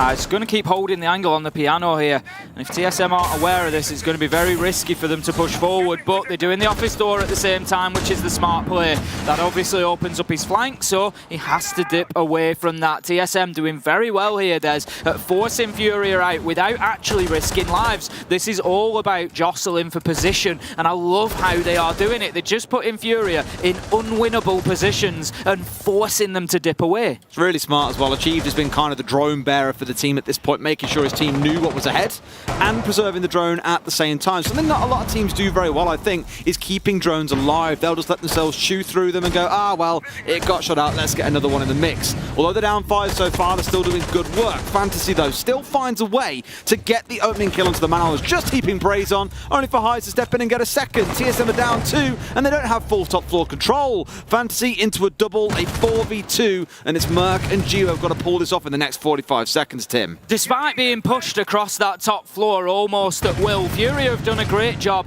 of wasting time. They've held on for long enough, and they've taken up about 2 minutes before TSM really started getting any kills here. They now find themselves with a man advantage. It's 4 versus 1. Cover. 3 versus 1 effectively as Fantasy is down, but with Merc not yet inside of the building and only 24 seconds left to go, Miracle and Rare, they're going to be pretty confident here that they can get this job done, because Merc has to go in and find these kills. They can just hold angles at this point. You can see everything is raining in towards him. He was running a real gauntlet there, and it's ultimately Rare that shuts him down. 2-2 on the scoreboard. Really well played by FURIA. Right? We commend TSM for good drone work, but for the good drone work to take place, there really has to be a team that's matching that reaction on the other side, right? As they got droned out, as the pressure started to build, they slowly pulled their way back towards Solar Stairs, and rather than completely giving up on top floor and saying, hey, let's get back downstairs, let's work our way through Trophy and be back on site ready for the assault to start. No, they kept a couple of them playing around that top floor and just stepping into the pockets that TSM weren't checking. And sure enough, Fantasy finds itself a big 2K, a third one comes through, leaving only Gio and Merc in isolation to try and close it out. And sadly, there wasn't enough time for them to get anything done. So a very good defense by FURIA. Good resistance being shown without overexposing themselves. Round number 5, we head into and back down to the basement. This was a site that won by FURIA back in round 1. It's the first time we're going to see them return there. They could have gone back in the last round, but chose not to. We've actually seen a full rotation of all 4 sites from FURIA. It's something I like about Chalet at the minute, is we are seeing plenty of time for all of the sites. Opening up the dining hatch this time, they didn't really play anybody up there last time around. It was sort of roaming further around the map. It was highs up on top floor and trying to be difficult from there. This time they're going to open that. I think Fantasy's going to play inside a dining, and it just means that TSM have to spend time going to clear him out. They have to risk lives going to do it before they can start pushing in towards rear, if that's what they choose to do again. I don't think their ideas on the last attack were overly bad, to be honest with you. TSM played it really well. It did, yeah. I mean, it came pretty close. It was down to the 1 versus 1 in the close, which was forced largely by the clock. If you remember, you had that momentary heart attack as he backed himself in towards the doorway, and Bolo could have won the 1 versus 1. but just about managed to dodge things out. So TSM haven't got to correct too much to get this right, which is why it then invites the side of FURIA to bring some new ideas, do something a little bit different. They're still doubling down on Mute and Mozzie. 2 C4s being on side, heavy information denial is definitely a smart play. Got to hit that drone, Miracle. Need to be taking them away. Still 9 left on the side of TSM. What a ton of information, Des. You commented on the drone in last round, and it's going to be more of the same. FURIA going to be under an immense amount of pressure, I would imagine, here, and it's already building onto Miracle. He knows that somebody's just knocked out the barricade next to him, so he's going to be keeping a close eye on that. But for the time being, TSM are playing into this roam. Fantasy, if you remember, I pointed out playing in Dining. He's going to take a ton of damage there and needs to be very careful about when he drops this hatch back to site. For sure. I mean, with the breach being opened up, it was the same last time. It just gives the... I often speak about this kind of idea of phantom pressure. You know, no one's actually playing on the window that's been opened or the doorway that's been smashed open or the breach that's been opened up. They've all rotated off. But FURIA don't know that. They're in a position where if someone is there and we ignore it, guess what? We're getting shot in the back and they're cleaning through us like anything else. It'd be far too easy. So you've always got to be mindful of it behind you, even when no one's there, hence the whole phantom pressure. It's not real, but it kind of is at the same time. That's it. It's a smart move for a little bit of utility. We see it with the defenders quite often. They'll slap a mirror window on a wall and not play anybody behind it. But it or just punch a hole in the barricade, right? It just Some takes things like you that. a minute and a half sometimes to actually be confident that that's not a problem. Bolo, he is a problem. Managing to shut down Lender, gets himself a second onto Rare, and Bolo might have just split this defense wide open with those 2 kills. 5 versus 3 and plenty of time on the clock. Fantasy and the rest of FURIA are all pushed back to site. Does he react quickest? He does not. Merc able to lock on, takes a ton of damage from the shotty, but not enough. And this could be a flawless round for TSM. Miracle, last one alive. Bolo's already successfully peaked this twice. Does he get away with it a 3rd time? He shoots down the concussion grenade. It's going to force Miracle out. He takes a lot of damage in doing it. Gio able to start getting that diffuser down. Gets the one shut down, but Gio will be able to stick this plant by the looks of it, and not a lot the Miracle can do from this position. A 1 versus 4. I'd hate to be playing against Bolo knowing what side of the bed he woke up on today. He was ferocious in the series earlier on today, and he's proven to be the same once again. A speaker that's a bit of a cast of curse. I do apologise. Down he goes, a 1v3 Miracle. He's got about 15 seconds to play with here, Tim. I'm going to say that's nowhere near enough to be able to get 3 kills and stick a defuse, so it's looking unlikely, and TSM should be going back into the lead once again.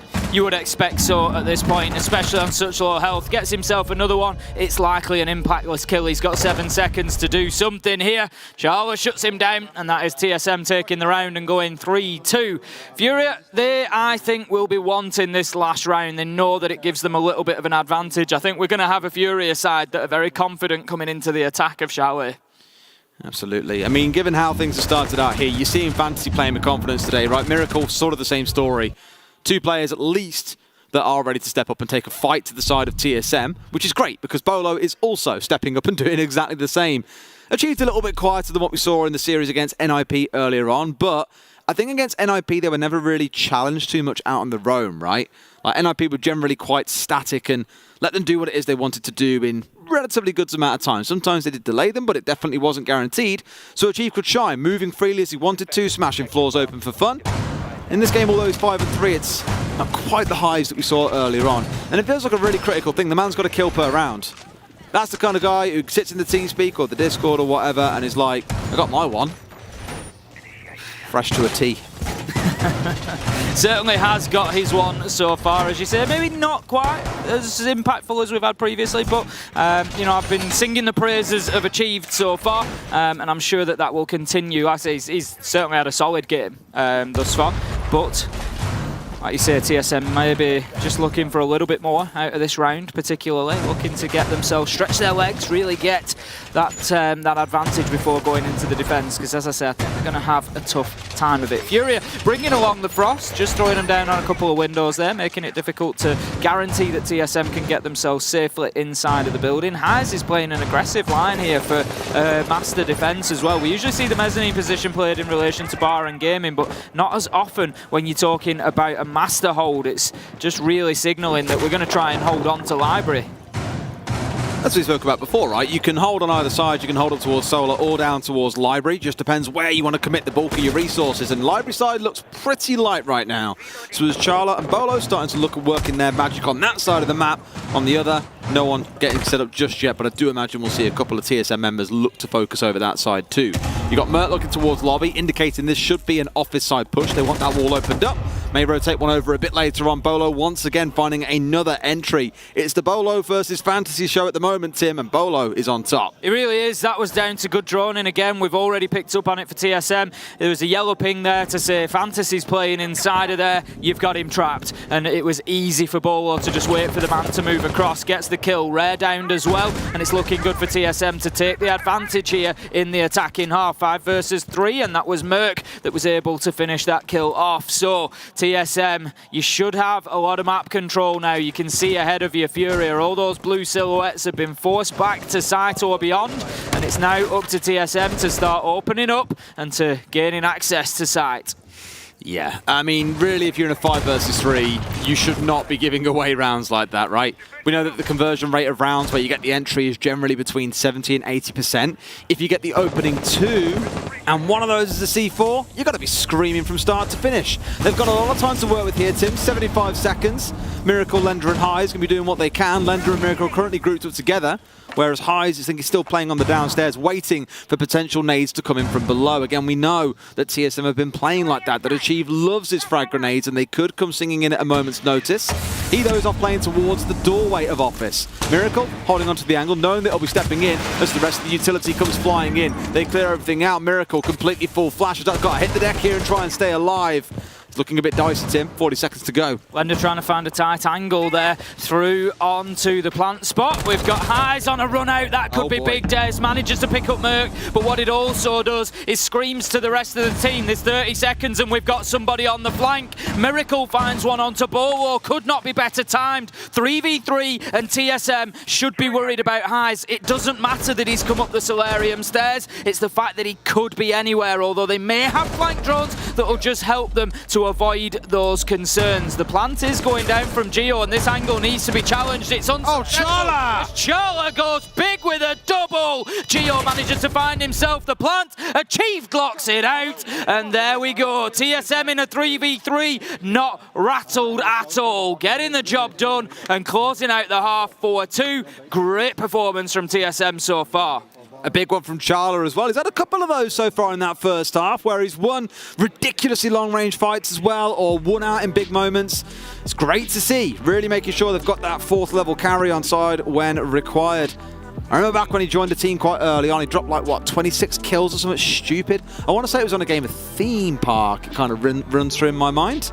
A good long while ago, but if that was true, then hey, he's putting up some good numbers today as well. So, at the end of the half then, Tim, what are your general thoughts? Because for TSM here, again, being up 4-2 on the attacking side, pretty good. FURIA on their own map pick, able to cause a little bit of trouble. A great, aggressive extended hold upstairs when they're defending inside a kitchen. Outside of that, it's been a little bit ropey. It has been, to be fair. Absolutely. I think we're going to see a different FURIA side on the attack now. I think they're going to play into the Chalet stereotype that is attacker favoured. I know we've spoken about the stats. We know that it's been pretty even so far at SI. But I do think that we're going to see a better performance out of FURIA in the next few rounds. TSM, however, have impressed me so far. I've got to say it. You know, as we've said, Achieved has had his moments. We've had Bolo basically going a bit wild. Everybody's getting in on the action. This is the thing. Geo's had a couple of plants, which is what you're looking for from him. Charla with a big double there at the end. I mean, you've only got to look at the stats there. 6-6-8 across the top 3 players. TSM are looking good. They are looking like that top 4 side that I keep touting them as. What about FURIA? Do you put them up there at all? I guess it's a bit early to tell. We should wait until the second half, right? But they were, at the end of the day, first coming out of their group. FURIA are always very difficult to place because they're unpredictable. In that sometimes they'll struggle to close games out. I've spoken about this. They'll get themselves to 6 rounds and then just struggle to shut it down. You never really know from FURIA. I think what I will say is if FURIA play their best Siege, I don't see any reason why they can't get into, like, you know, the top 8 or beyond.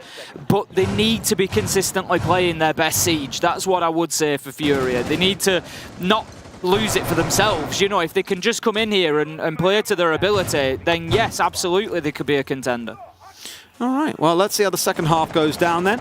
The Oryx on side for TSM. Achieve picking that one up to get things off. In fact, it's a very different lineup overall. Outside of, say, the Smoke and the Malusi, generally looking very different. Not forgetting that when FURIA were on the defensive side, they had the Mute, the Mozzie looking towards the Intel denial. There is absolutely none of that coming out of TSM, instead preferring to lean towards wall denial in the form of that Kaid.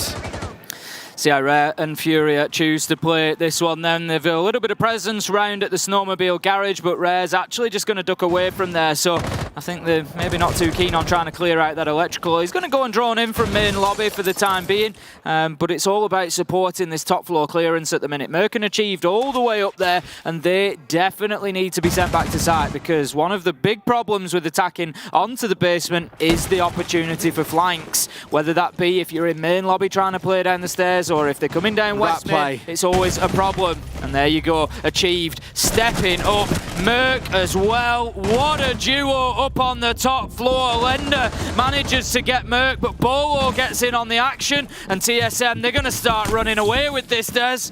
Merc was undroned as well behind the half wall. The drone went straight past him into Piano, got shot out by Achieved on the Oryx, and that was enough. Hives was like, okay, I know where the guy is, not thinking there could be a second one. I should probably check those corners, and they pay the price for it. That said, he did almost lose out in that gunfight. Does walk away, walks away dead in the end, of course, but he was down to about 10 HP, so almost whiffed it.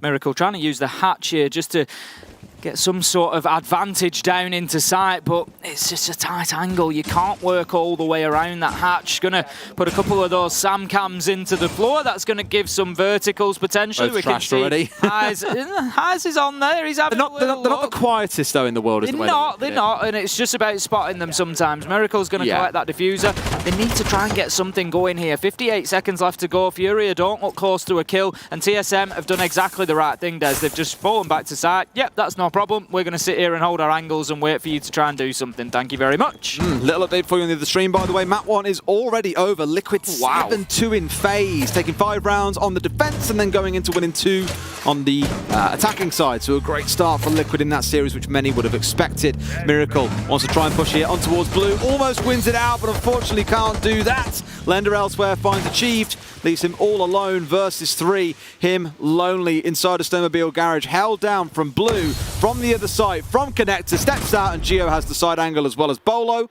The two of them taking those gunfights at the same time ensures Lender goes down and TSM take another round, 5-2. At this rate, it seems like TSM and Liquid are absolutely hell-bent on catching us up with our schedule, Des. Many would have favoured that to be a semi-final or even the grand final. Yeah, the Faze Liquid, absolutely. I've predicted TSM versus TSM Liquid as well. Yeah, it's heading that way if it's carrying on. It could be. And what a matchup that's going to be. Honestly, there's so many mouth-watering prospects when you look forwards in this tour. They would play on Thursday, I want to say. Nobody plays. No, plays on Wednesday. Sorry, I'm a liar. I meant Friday. But Wednesday, these guys would play. Yeah, what a game that would be. Wow. It really would. So, yeah, Liquid is an interesting one. I predicted Liquid, and I thought they might. They just seem to have been a next level above most teams at the minute, looking dangerous, and Faze have been hit and miss. So there we go. That's map number 1. See if there's going to be any improvement in map number 2. If I remember the maps right, that map number 1 was Clubhouse, so that's the Liquid win. And then they go into Oregon, which is a Liquid map through and through. So Faze have got their work cut out now. They're not going to have a good time, that is for sure. It's really interesting looking back at history and thinking Mexico Major, dominated by Team 1, already out in group stage. Sweden Major in November. Won by Faze, now not looking super hot. I love it. It's really interesting how you get those changes so quickly as well. We don't really see, someone actually asked this question, I think the other day on Twitter, they were like, will we ever see a G2 level dynasty? Will we see 2 back-to-back World Championships won? It's looking hard, isn't it? If you remember, I said dominance within Siege now, because the bar has been raised so much, dominance within Siege to me looks like winning 2 major events in 1 calendar year. Yeah. If you can win the Invitational and another major, or 2 of the majors, I think I would class that team as dominant. Yeah. Beyond that, you're talking about like a ridiculous level of performance that I just don't think we're going to see because of how deep the pool is now. But back to the game at hand. Round 8, FURIA 2-5, struggling against TSM here. One of the big hopes of North America, and it's another one of those rat plays. This time it's Murky pops up from the Bathers, and he sends them into a spin as he manages to get that kill. Fantasy taken down as well. This is just becoming one-sided at this point. FURIA have lost their heads here, Des. It's 5 versus 2. It's less than a minute into the round. Someone's definitely said first to 20 gets drinks bought from at the end of the day, because Bolo and Merc are racing towards that finish line right now. The early round is entirely owned by that pair. And Bolo, it's worth mentioning, is playing with the SMG as well. Not the SMG, the FMG. Playing here with the Smoke. We saw this earlier on today from them, where we commented, you know, you are seeing some of these more entry-esque players, or the ones that like to get out in the map playing Smoke, because great gadget, got a shield for what the team needs, also got a great gun in the form of the FMG. You can switch over to playing on the SMG for when you need it. Too many MGs in here for me, Tim. Lots of MGs. Lots of MGs being put to use by lots of GGs soon. There's going to be plenty of those as well. There's going to be at least 10 of them in the server if this continues as it's looking like it will. Hyze is going to dump a nade in there, but TSM have already dropped away in time, so no damage done. Another kill comes in. It's going to be achieved this time, honestly. Like you said, as they're just fighting each other for kills now, and that's when teams get particularly difficult to beat, because they're playing for fun and they're just like racing each other to try and get them, and the confidence is high. It's going to be all up to Hyze here, and I don't think there's very much he can do. He's playing into a shield, he's playing into utility.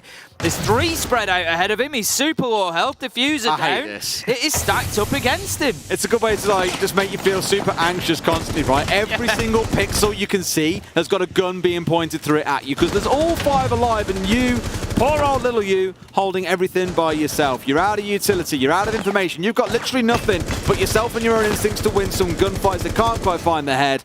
And behind, it's another potentially torturous 30 seconds. One inside a lobby, one out on Mez, one out towards library stairs, one in library itself. What are you going to do except get shut down and give TSM the flawless round? This is going to be a similar situation to that Airstream game, in that TSM are coming in here and absolutely destroying FURIA on their own map choice. We then go into Cafe, where TSM does unbeaten in 7. FURIA fans have got to be panicking right now. I said this at the start, you know, given how TSM played before and given how the series went last time round, we saw them play. Yes, it came down to lots of what I'm calling now big hero plays out of TSM. You know, an ace coming in from Achieved, a 4K from Merc, a 4K from Bolo across 3 rounds, basically won the game for them. But you've just seen TSM go from strength to strength. They've really awakened into the tournament, it feels like. And at this stage, to be that awake, well, you've already had your warm-up today, Tim. You've had NIP. What a great scrim team that was for them to get warmed up ready for the game against FURIA. It was very nice of them, wasn't it? It was such a nice team. Saying, yeah, here you go. Be ready to play against FURIA. They're here to play, but so far it's only TSM that have really logged into the server. That's it, FURIA struggling to show up so far. I wouldn't necessarily count on it being all one-way traffic when we come to Cafe.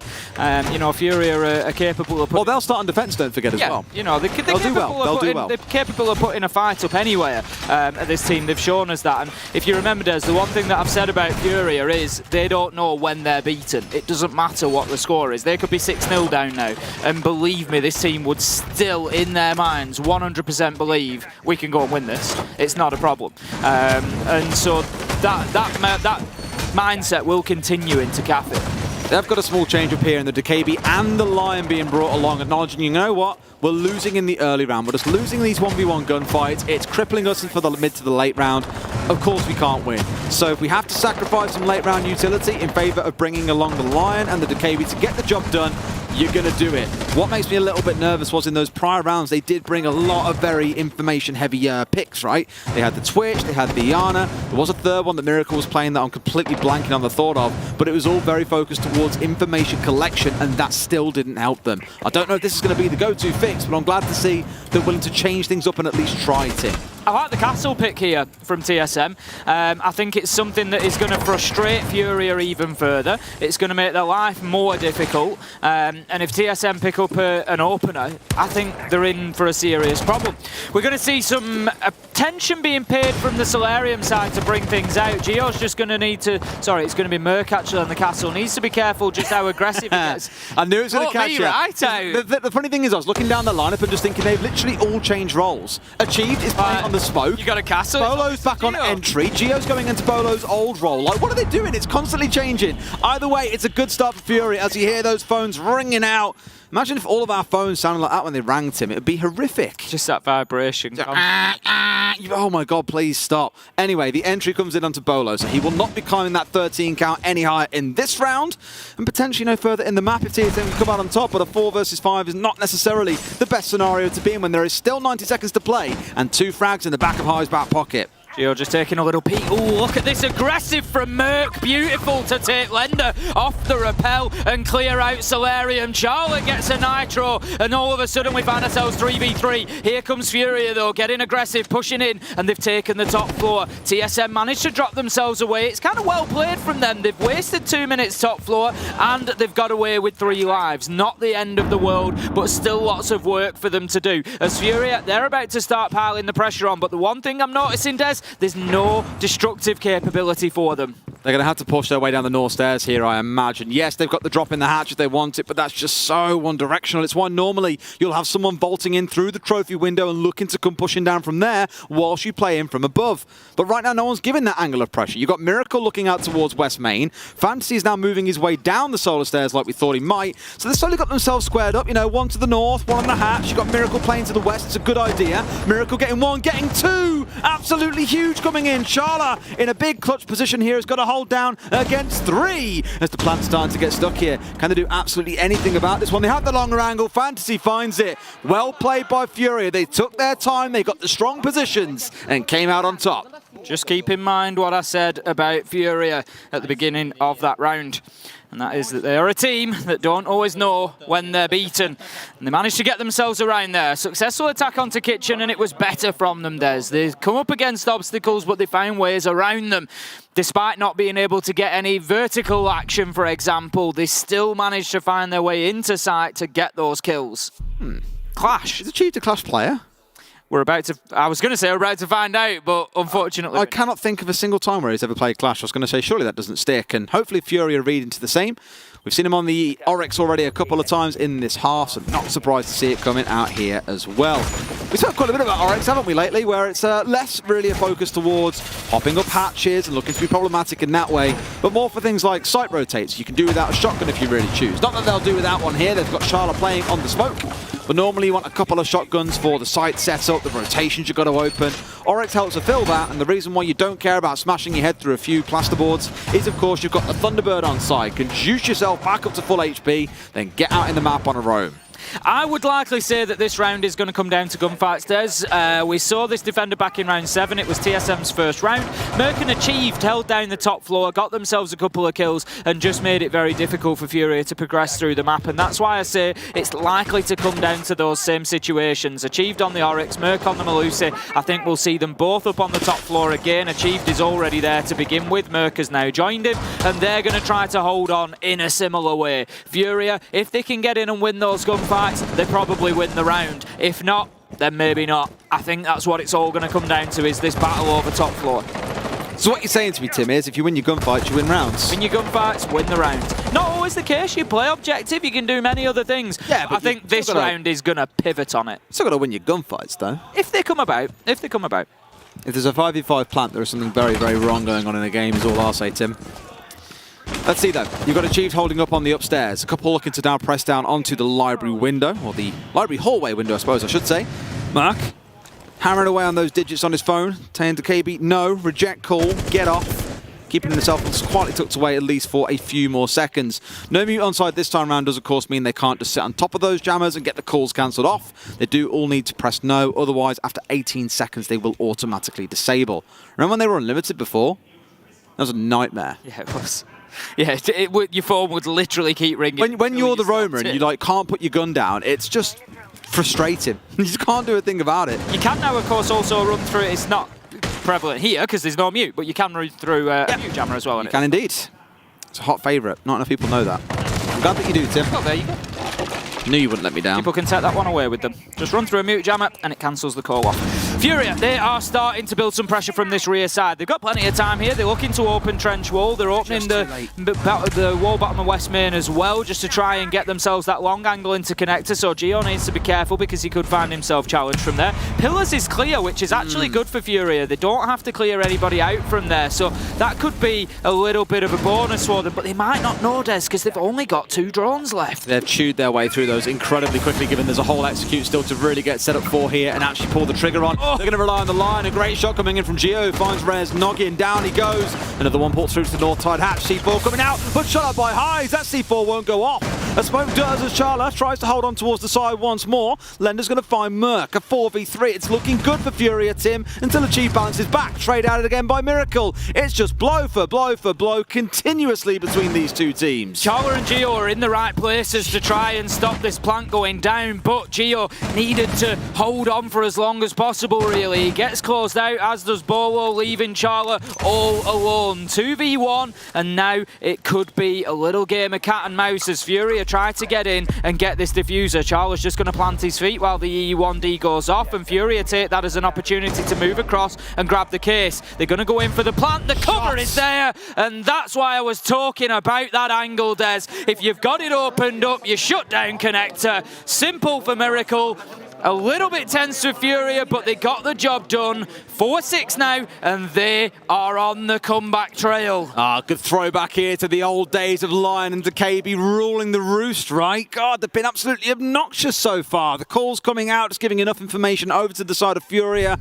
Lion at the right time there, pausing Charlotte in his tracks. Otherwise, he gets across and towards connector before they're fully set up. So really good job there by Fantasy to hold on to that so late into the round and use it so effectively at the perfect moment. Bar and Gaming, we step into next. At this point, TSM have got every single site available to them and can pick to choose wherever they want to go, given the last couple have not gone the way that they would have liked. This could potentially be a big 6-2 comeback, Tim, if this carries on. We almost saw it earlier on today, and it starts to feel like maybe it's on the line once again. If TSM lose this, I think we really need to see a tactical timeout and they go for broke for something a little bit different. Yeah, that's it. They've got to do something to take the wind out of FURIA's sails, and if that can't be winning the round, then yeah, you're sort of thinking you've got to just take that pause at that point and try and recenter, because they're going to be feeling a little bit beaten up. The thing is, we've got to remember this is one of FURIA's top maps. It is one that we don't see TSM on very often, and so it's easy to get it into your head that, you know, this is why we don't play Chalet. This is going to be a problem now. So TSM, they're going to be defending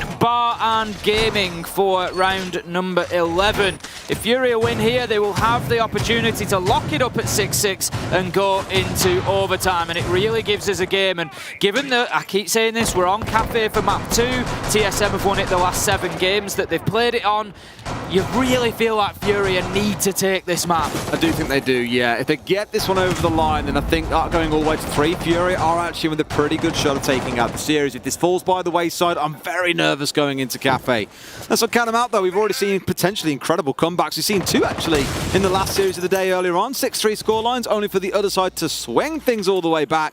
And both NA teams in the form of SSG and... who else played? Remind me. Soniqs. Soniqs, that's the one. It was in my head at the start. Na'Vi and Soniqs. You know when you open your mouth and start talking, you know what you're going to say, then you get to that point in the sentence to say it, and the names have just disappeared. You just get there too quickly. You're too far ahead of you. It's so weird. So weird. A noob, Sonic, promise. Well, we're holding on to Mezzanine for the time being, with Gio in the background as well. Just trying to hold on to that top floor for as long as possible. Lender, look at this, the pressure coming in from FURIA. Very quickly getting aggressive towards Library. They force Gio to drop away, who is this time on the castle Des, so there will be no confusion for Mikos there. Nope. Gio moving back across onto that operator. E1D scan is going to lock Bolo in place, and pressure is mounting on him. Whilst he's still got, it's beautiful. Whilst he's still got Merc at the top of blue stairs, Bolo should be able to stay here. But as soon as one of these get pushed away, it's trouble for the other. He did draw a nade coming in from the office balcony from Highs, who then bailed away for a quick second. He's trying to find the longer angle to someone through onto sides itself, as they have chewed through time. Merc finding Miracle to get things off, almost loses his life, but somehow slips away with 5 HP. Fantasy finally striking and getting the shutdown. Chased him down, finds a second. He is awakened! It's a 3rd kill for Fantasy in the round, who refuses to let FURIA fall by the wayside. At 4 versus 2 as the Lion Scan rings out once again. Surely TSM cannot hold on. Make it a quad, Tim. He wants to go for broke and find all 5. He really is looking for it. Rare's got himself in and is getting that diffuser down. This is Fantasy's kill, surely! And that's That's the ace that say that FURIA just don't have the good grace to know when they are beaten, Des. This one keeps rolling. They've brought it back to 5-6, and just as you suspected, TSM, they hit the button and say, it's time to slow things down. There's the emergency brake. There's the tactical pause. This one is getting out of hand. It's just running away from them, and it's really weird because I thought Fantasy had been really quiet this map, you know. Everyone talks about FURIA, or did at the start of this competition, and said, you know, really Fantasy's the one, and the others are the supporting cast, it feels, in most instances. We've seen Miracle have a prolific tournament alongside Fantasy, and in this game I thought, well, Miracle's here, but where is Fantasy? Where is the Magic Maker himself? And comes up big in the round they need it most, forcing us to 5-6 and to full regulation. All 12 rounds will be played. One more, and we get overtime, Tim. I'm so excited. I really want overtime between these two. Coming into it, I said that I thought it was going to be a hard-fought match. I thought we were going to see a lot of rounds. And honestly, kicking it off with an overtime would just be absolutely perfect. I want to see this turn into one of the classics of SI 2022. TSM, they had the run of LATAM earlier. We can't let them think that it's going to be like that forever, Des. We've got to really prepare these NA teams for coming up against LATAM. And FURIA are in a position to potentially do that, to show just how difficult it can be to beat them. Just really smart play as well. Every single challenge that stood up before him, he was just ready and totally on the money. Either way you look at it, TSM, they're going to try it again, and they've really got to think of something different here, Tim. Because last time round it was Fantasy walking through and taking down all 5. It's very rare that lightning strikes twice, but they are going to be pumped after these last 3 rounds. Funny that you should say that about Fantasy, Des, because it wouldn't be the first time that he's I understand, came in. Yeah, I heard he's had a back-to-back ace, he's that good, all right. Wouldn't be the first time. How many kills did he drop that map? 26, was it? I think so, yes, it was high 20s. Something ridiculous. He got a 4K in another. He had 14 kills in 3 rounds, in 3 of the rounds. Just ludicrous, right? right? Got a 4K later on. Imagine being 1 kill shy of having 3 perfectly flawless rounds. Absolutely ludicrous talent. Absolutely ludicrous. I remember, if you just to give everybody a little trip down memory lane before we get into the meat of the action here. Do you remember SI21 when the Brazilians arrived in France and the whole of the timeline was like, right, EU ranked is not safe anymore. Fantasy's ridiculous. That's kind of kicked off a little bit this weekend again because obviously all the pros are here. So in their downtime yesterday, we're playing a bit of EU ranked. Yep. And not a lot of people are having fun against big, massive death stacks of pros just saying, yeah, well, it's a relax, boys, to be honest. Oh, here's a quick 3-0. It's just horrible, mate. Just not safe. And right now, TSM can't be feeling very safe, Des. They've lost 4 rounds in a row now to be brought back. No, sorry, 3 it is, bringing them back from 6-2 to 6-5. One more will do the job for FURIA. TSM are trying to hold on to Bar and Gaming. They didn't manage it last time around. They've got a very similar setup. I think they've got Geo inside a library, and then you've got Merc Blue stairs, you've got Bolo on mezzanine. It is pretty much exactly the same thing. We were saying they might need to change things up a little bit. The operators have changed. They don't have the castle this time. So that side of things, yes. Positioning, no. It's very, very passive, right? They want to be incredibly defensive here. Don't want to go losing out in the map. They've realised the line and the DKB are a problem. Those 2 picks, everything has changed since they were introduced into this game. TSM just unable to deal with them effectively. Still no mute on side, of course, to help with that. They're leaning instead in towards the utility drain. Merc finding 1. The thing is, Tim, I don't get too excited about that anymore because I've already seen what FURIA can do 3 rounds in a row. Well, this is the thing. It was exactly the same last time. Merc onto Miracle for the opener. It didn't stop FURIA. It didn't stop this man, Fantasy. He knows that Bolo's playing in behind there. He's just going to bypass the shield. He's looking for the angle. Surely Bolo wins it this time. Shuts down Fantasy, and this could be the one for TSM. The tac pause might have given him everything that they needed. Rare somehow manages to get right on top of Bolo before he hears him and finds the kill. Geo trying to fight his way out of library. Nitro goes over the top. Lender gets Charler. It's going absolutely wild here, Des. Geo, he's going to drop himself back to site. FURIA 3v3 and really pressuring TSM now. It kind of pauses for this brief moment here, though, where you've got 10, 20 seconds before the Executor's got to come in. FURIA FURIA have already shown in this half how they can use time effectively to get the information they need and go for a close. Merc with 1, Merc with 2, a big 3K in the round. It's down to Highs, who's had a mediocre performance, is the only way you can call it. Not quite hitting the highs that we've seen before. 4 kills to his name. He's got to almost double the count in this round by getting 3 more. 20 seconds to play with here. Diffuser not in hand. He wants to try and play for these kills by the looks of it. But Tim, they're going to hold the cross here. They're just going to wait for him. I don't think he's going to find much. A nade not going to be anywhere near Merc, who sat down inside a split. This one's going to close out 7-5. FURIA, hearts broken in round number 12. But we get to see what they can do on the defensive half of Cafe after the conclusion of this game. The clock ticks down and TSM take themselves a hard-fought victory. Again? Boy, did they come out of the traps fast there. They were absolutely all over FURIA to begin with. And again, I'm going to give big plaudits to the North American side. They looked lethal. And then FURIA able to just creep their way back into it. Took us all the way. It's so reminiscent of what we saw in the group stages, Des. I just want to see as much of this game as possible. That's all I'm going to say. I mean, you've been blessed there, Tim, because you just had 12 rounds of it as well. What a fantastic map that was. It had everything in there. A fantasy ace is always first on the bingo card when these two teams come together. Multi-kills from Bolo, Merc, Achieved, Miracle having a great game. It was very back, well, don't say it's back and forth because it was quite one-sided for much of it. But the swing back at the end just goes to show this is going to be a really hard series to predict. Yep. My only worry is, as you said, going into the next map, Cafe, it's TSM's. FURIA have got big odds to overturn. It's as simple as that. 7 games unbeaten on Cafe for TSM. It ain't going to be easy for the LATAM team now to keep themselves in the upper bracket. TSM could be breaking LATAM hearts today single-handedly. For the NA teams, we always said it was a gauntlet going up against these LATAM teams, and TSM are doing very, very well at that journey so far. We'll go to a quick break. When we come back, Cafe awaits. See you in a few.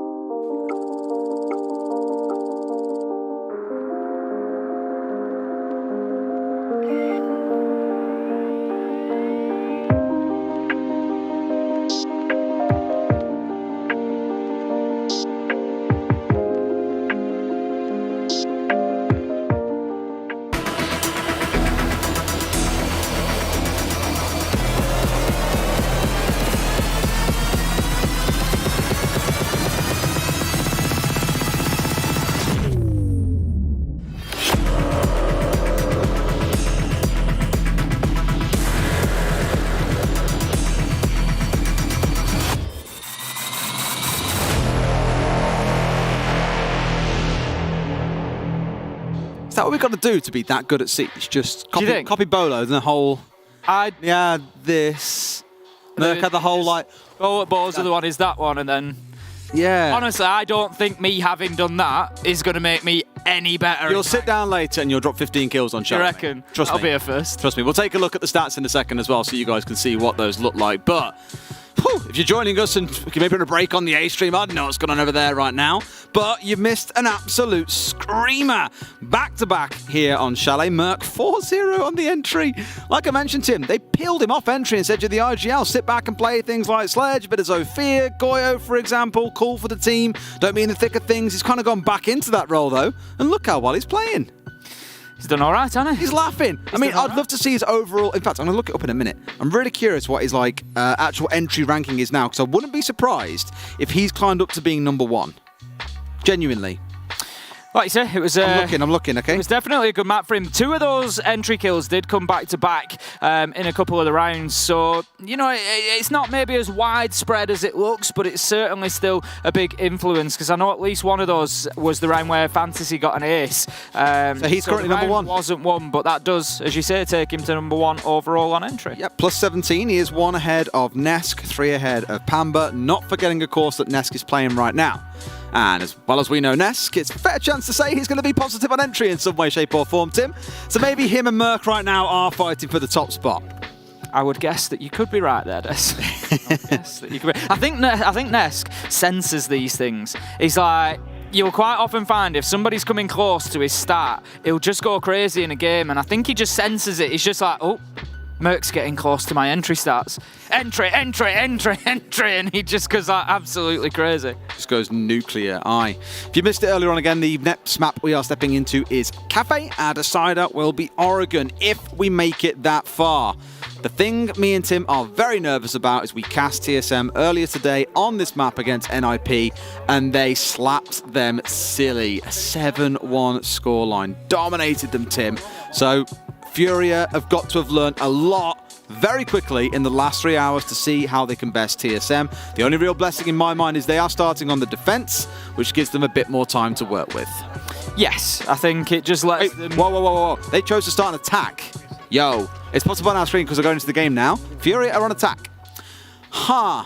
Not too sure about that one, Chief, but let's see how they do. Yeah, forget everything I just said, Tim. I think this will be a quick one. I think it could be. FURIA could be in trouble here, Des, with TSM coming in, starting things on the defence, especially 7, well, I keep repeating it, but 7 games unbeaten on this map.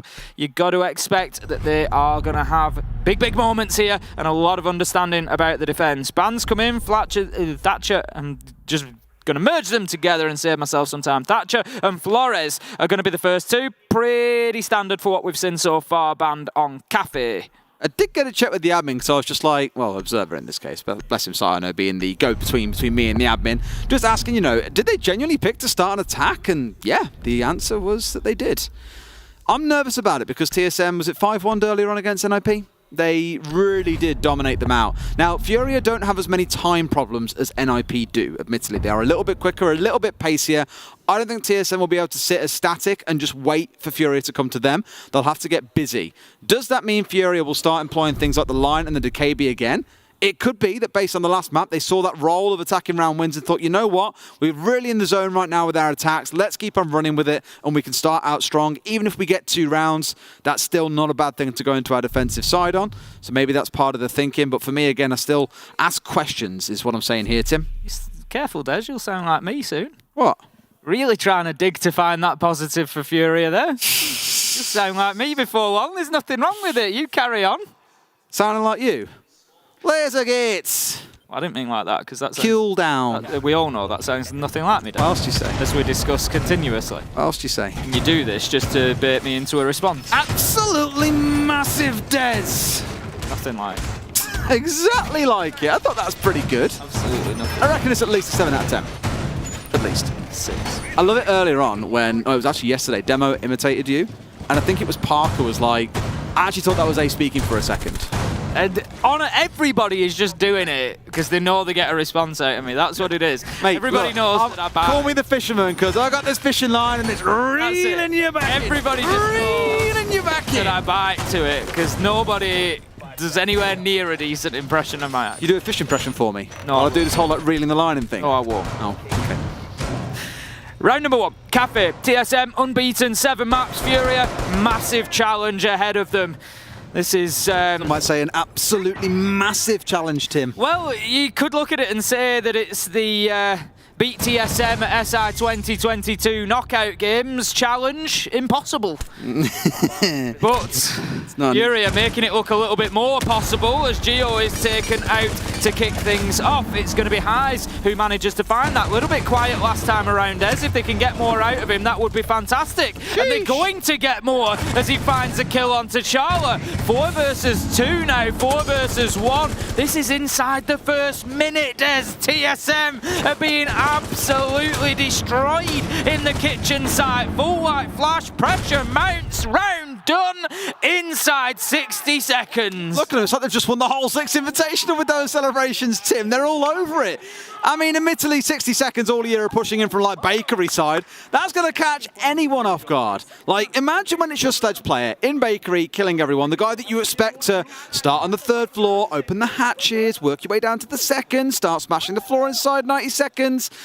No one expected Hyze to be there then, killing 2 or 3 members of TSM and giving FURIA a brilliant first round. 4 men still left standing at the end. It was that dominant. Like I said, if you just come off playing attack really well, you have a short 5-minute break and you're attacking again, chances are your communication is on point. You're absolutely buzzed that you've won 3 rounds back-to-back in the middle of all of it.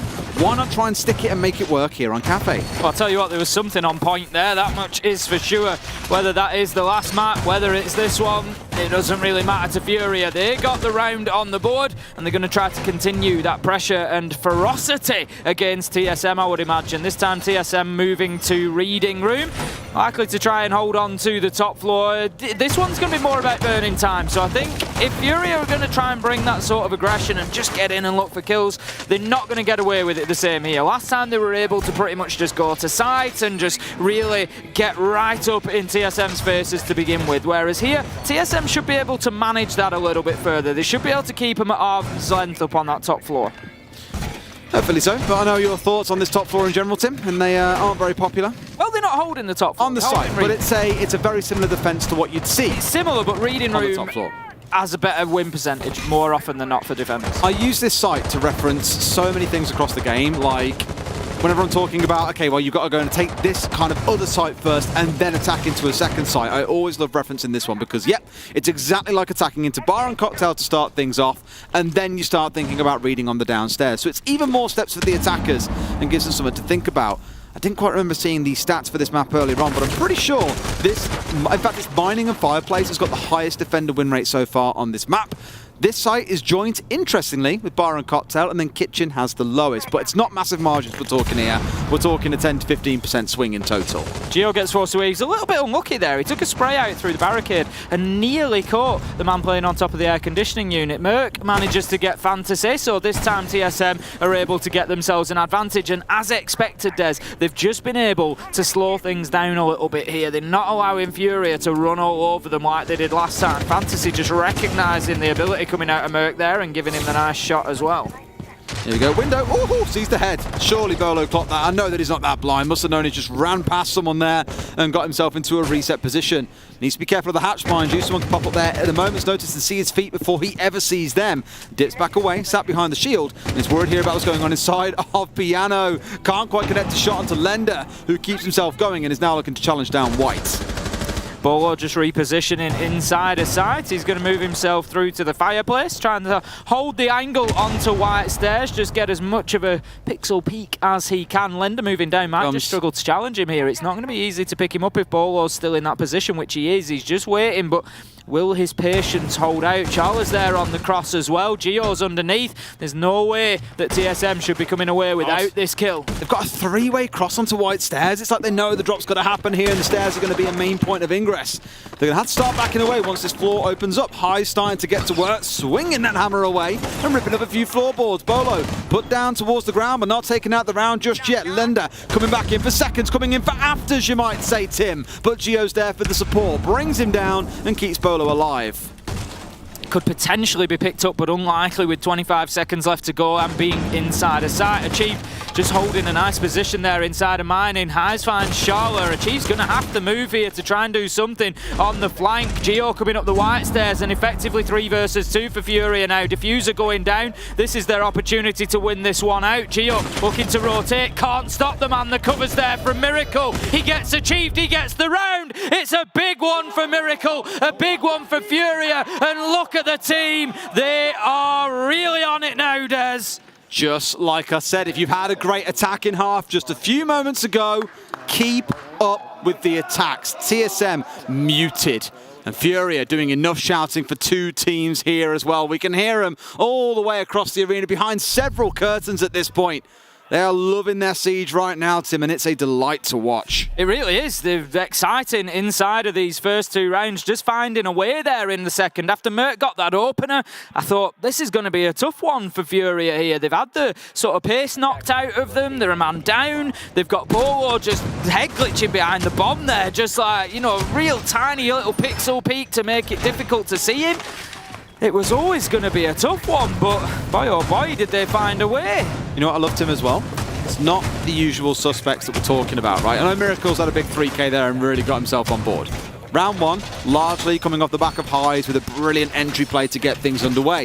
You've got Lender also weighing in. I know Rare hasn't been involved, but he also hasn't died yet. He's doing his job as a support. This is feeling more like a team effort than what we saw out of the attacks on the prior map, and that is worth celebrating. Top 4 it's going to be this time around, and TSM having failed to hold down 2 of the other sites on the map. Man, I just find that they have a tough time here as well. Going to have Charla more than likely, I think it will be, holding down. Yep, he's on the smoke. He's going to try to hold down Cigar. He's got his castle barricades. He's got his Aruni laser gates. There's plenty going on there to try and keep him in. We've seen them hold this area down for upwards of 2 minutes previously, so big question here as to whether FURIA are able to break that down quicker. Well, this time it's a bit of an e-start. Yep, wanting to try and force those out of cocktail out of the way. Oh, Merc finding fantasy already. And second round consecutively. Yeah, I mean, we spoke about Merc's now, what, 2-0 on the entry on this map? Yeah, and both of them have been on. He's heard Nask is playing well, and he's like, right, get him out of the game. Come on, we need to both get going. And FURIA, they're thinking the same. They need to get themselves inside of the map. Almost a minute gone here, and they need to be pressuring Charla's position. As I said, he's done very well at wasting 2 minutes plus previously inside of Cigar, and FURIA really can't afford to waste that sort of time, especially not with a man disadvantage now. Still looking to clear things out. Utility being burnt. Bolo playing on the pixel angle, but taken down. Beautiful shot from there. Nice reaction onto that corner peak coming in. Lender gets Charla. Des, this could be falling apart for TSM again. Achieved, he manages to put the stoppers on with a kill onto Miracle. Halfway through the round, it's 3 versus 3, and Cafe is turning into a bloodbath. It's such a delight to watch a team move with pace and purpose as well, because FURIA started on the East Rappel. They were trying to clear things out. They lost one on the white window. They can either hang around there and keep on trying to make it work, or they can completely move over to a more standard take, getting the hatches, getting the drop inside of red, and that is what they've gone for. And so far, it has netted things back up equal to a 3 versus 3. And because they were very decisive about it, Tim, they've got so much time to play with still. There's 70 seconds on the clock here. They can take all the time in the world to get this one string together. And they even sit here, use the Gemini, get some drones through, for example. They've got 4 out in the field from Rare and Lender. Still, tons to play with, tons of time, lots of resources if they want to be using them, including the frag grenades. I'd be sweating if I were TSM. I'd agree. Merc could come up spoiler here, though, as he starts to aggress through barback storage. Needs to hope that FURIA don't push into Piano here, because he could find himself flanked. They know he's there now, and that's the kill from Lender on the exact angle that I was talking about. I'm not sure if Lender's aware that there's somebody on white stairs. Rare manages to find Geo. It's all up to Achieved from that white stairs position. In at Lumber, shut down by Lender. FURIA does a 3-0 up. Well, this is a turn of fortunes, isn't it, Tim? Sorry, 3-0. 3-0. 3-0, 3-0, whatever you want to take it. I mean, TSM here, again, acknowledgement given to teams that do this, calling a very early tactical pause because things are not going their way. It is looking miserable so far, where even where they're finding the entry kill, they just cannot hold on to a round, or as Canadian once put it, they can't buy a round even with all of Bolo's subscribers, Tim. It's looking not so hot. Right now, it is very, very tough for them. And as I said, FURIA are the sort of team that will just keep coming back at you. They will never give up. I do want to give a lean towards a really special play that happened there. You called out about the angle into storage. Yeah. It was like on a dime in which they reacted, because the Hibana put the X-Kairos across onto that single wall at the top of Cocktail. As the Jaeger, immediately didn't spin around and look at them. He was still holding Piano, expecting someone to come pushing in. Then thinks, okay, I really got to protect my Cocktail play here. Swings around and starts spraying them off. As soon as Lender hears those bullets coming through and the frying of the X-Kairos, swings Piano, shoots the Jaeger player in the back, and that is the centerpiece, the cornerstone of that TSM 3 versus 3 removed. Just very smart team-based play there, and taking cues on what bullets am I hearing, where are they being directed, what's going on across the map, and using that to net a freebie of a kill. Just smart stuff coming out of FURIA in general, and as said, it's really refreshing seeing this pace. It's the reaction time as well, isn't it? It's one thing understanding that that's what's happening. It's another to put that together so quickly as to think, that's a free kill for me, peek out, get it. To go from A to B to C, from hearing it to realising what's happening to reacting to it and carrying out the action. It's just so impressive from Lender. Really well played, FURIA. And they've got TSM on the run right now. There's no other way to put it. And Des, Fantasy's bringing Knock along. They're even trying to up the difficulty level here. I don't think I've ever seen a world where Fantasy has the lowest kills on the team. So far. I mean, last map didn't start particularly high for him, don't forget. It was the Ace that really got his game underway. The Lion being brought along, working absolute wonders for him. Shock horror, and LMG turns out to be pretty strong. Who'd have knew? We're attacking into that downstairs once again. Charlotte's bringing along the Echo. My only concern here being, are you going to have time to even make use of those Yokais? Because the pace at which FURIA are playing right now is breakneck. We've seen teams make good use of the Yokais when people have been trying to plant with 15 seconds left. We saw it earlier on today as a good example when NIP were trying to attack. I'm just not sure TSM are going to find that opportunity, to be honest. I think FURIA will be in far too quick. Sayona, could we just have a quick look at the rotation, please, from Bakery into Small Bakery, just next to the castled door? Thank you very much. That is a very skinny rotate, is all I'm going to say. I don't know if that's even intended as a rotate or more. I don't think it is, no, because of the side bit. It cannot surely be intended as. But I think normally you'd see a rotate in there. But yeah. So the whole idea behind this, for those who don't know, the whole idea behind the reinforcement and the armor panel is that you're really hard to press from someone inside of North Bakery. If they want to come and push you, they've either got to break off the castle barricade, not as hard a task these days, given it now takes fewer hits, or you've got to go and rotate straight through and chuck a nade over the top. But chances are they're going to see you coming in first. It makes it really hard to push through. So yes, I think it was intended to be a rotate, but it's not.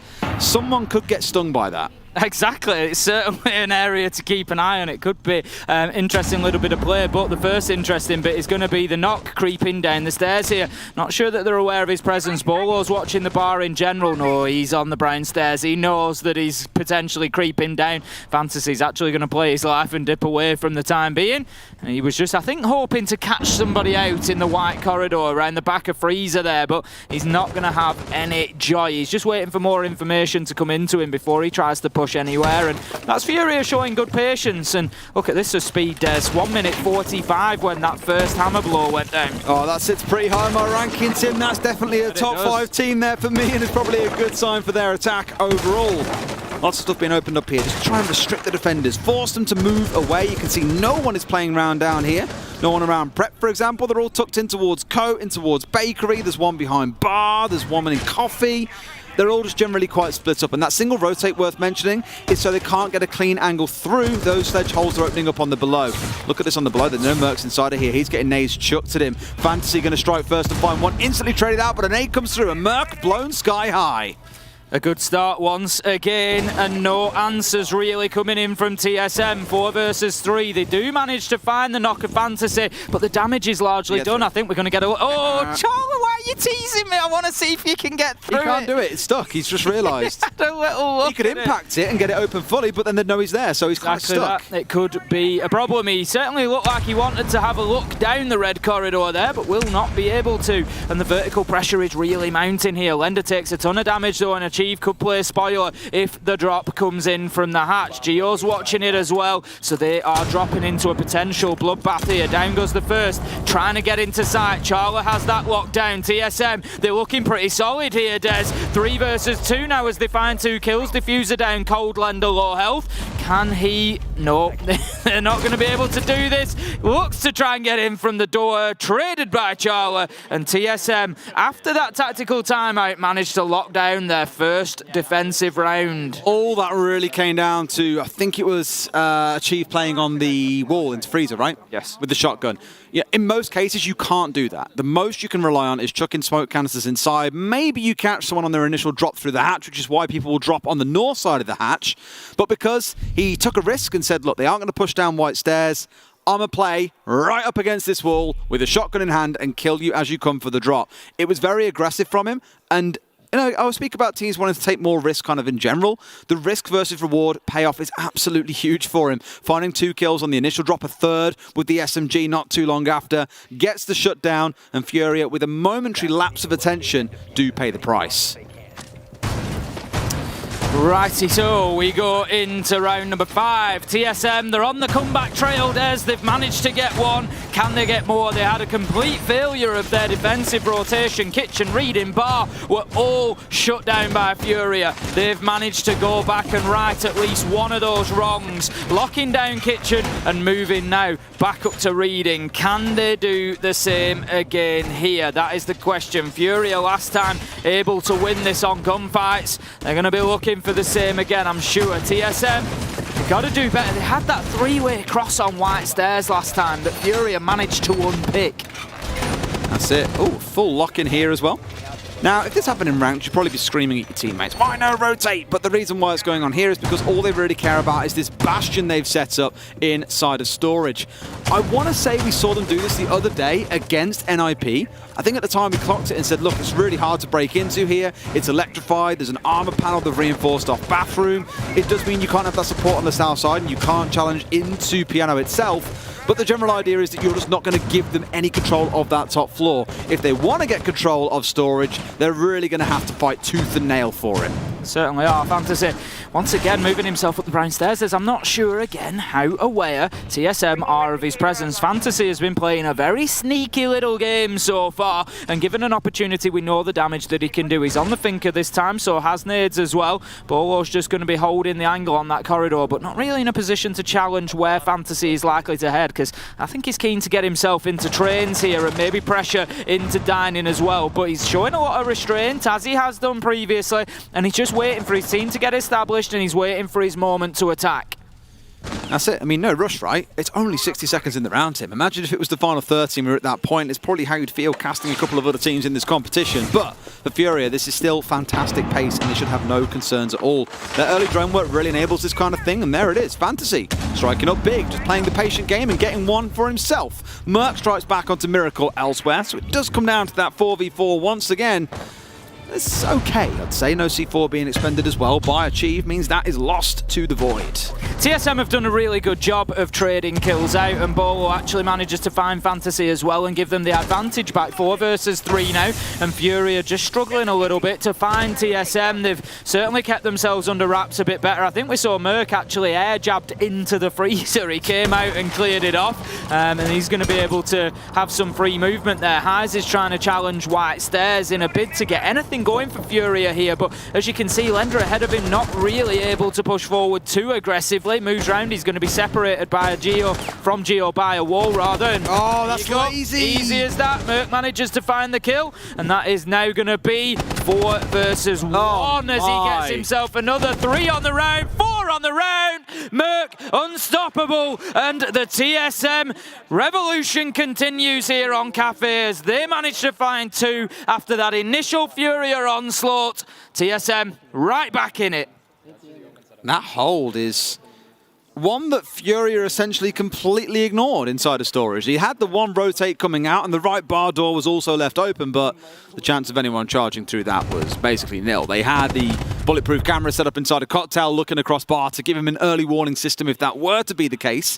So the only real angle you've got is to play from below. Below is the site. That's simply not going to happen. You could get control of white and look to open it up from inside a bathroom, but then you're attacking through a very narrow funnel. It's just super hard to attack into, and I understand why FURIA really struggled there, to be fair, but Lender stepping in and looking towards Cocktail, they should have known Merc was still sat inside of that room. He hadn't moved for the longest time. They knew that he ran into the air jab, for example, and he makes him pay the price. Just, again, a small oversight coming out from FURIA. The same in the last round with white stairs when attacking downstairs. This round it was forgetting that Merc was still sat inside of storage.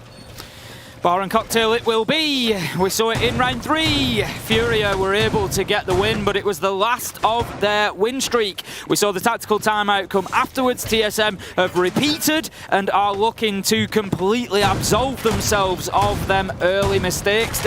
They are now facing a 3-3 half, which didn't look very likely after the first few rounds, but they do need to hold on to what I will still say can be a difficult top floor. Now, interestingly, look at all those holes that we've got opened up by Aruni there, just looking down to the lower level. So I would expect to see somebody from TSM playing underneath, looking to use them.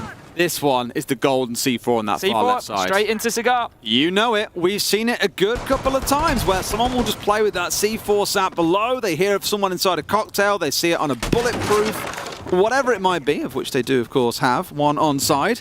That was in the back pocket of Geo. I'm not quite sure exactly where they've placed it, but if it's sat in the right spot, it could be a freebie if they get in the right position. Right now, no one is looking to do that. Maybe it's more the fear factor of what if there is someone there? Because Bolo is sat on Pixel, does have the C4 in back pocket, and that is only one of two that the team have achieved, pocketing the other one. Merc likely to be able to find an angle, to be fair. He's down there with the Jaeger. I'm not sure if the train in the middle of the room might just get in the way of him being able to get far enough back to actually reach the angle through the floor. But for now, it's not going to matter because he's going to head himself back upstairs. But there could be a little crossover. No, Bolo's back into bathroom. This is the position that we've seen him holding down a number of times. He's going to continue to try and do the same here. We saw NIP struggle to move him from this location. Didn't have the nades on hand to be able to scare him away, and if you give him the opportunity, he's going to stay here and he's going to make a nuisance of himself and make it very difficult for you to get inside a piano. But miracle, he's creeping into side, Des. He's going to air jab it off. He's looking to get aggressive. He's going in right now and getting the plant down. Is the cover in place?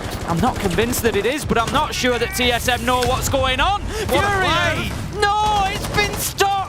Charla in the absolute nick of time, Des, manages to prevent that diffuser going down, and that is huge from TSM. There's still more time to play with, mind you, but now TSM know where the diffuser is. They can just play around it. You got Lender, who was looking to try and play on the below. Grenades in hand. If you can finish off Geo, that'll be a great start. There it is. The nade from below. There's still one more inside a Cocktail, mind you, achieved. Down to about half HP. Another nade from below. 2 coming in 1 round for FURIA. A great start with Fancy hitting the deck. Lender going absolutely nuclear this round. 3 to his name and gets the 4th as well. A big shutout in that round to end the half. 4-2. What a round. My nerves are in tatters, Des.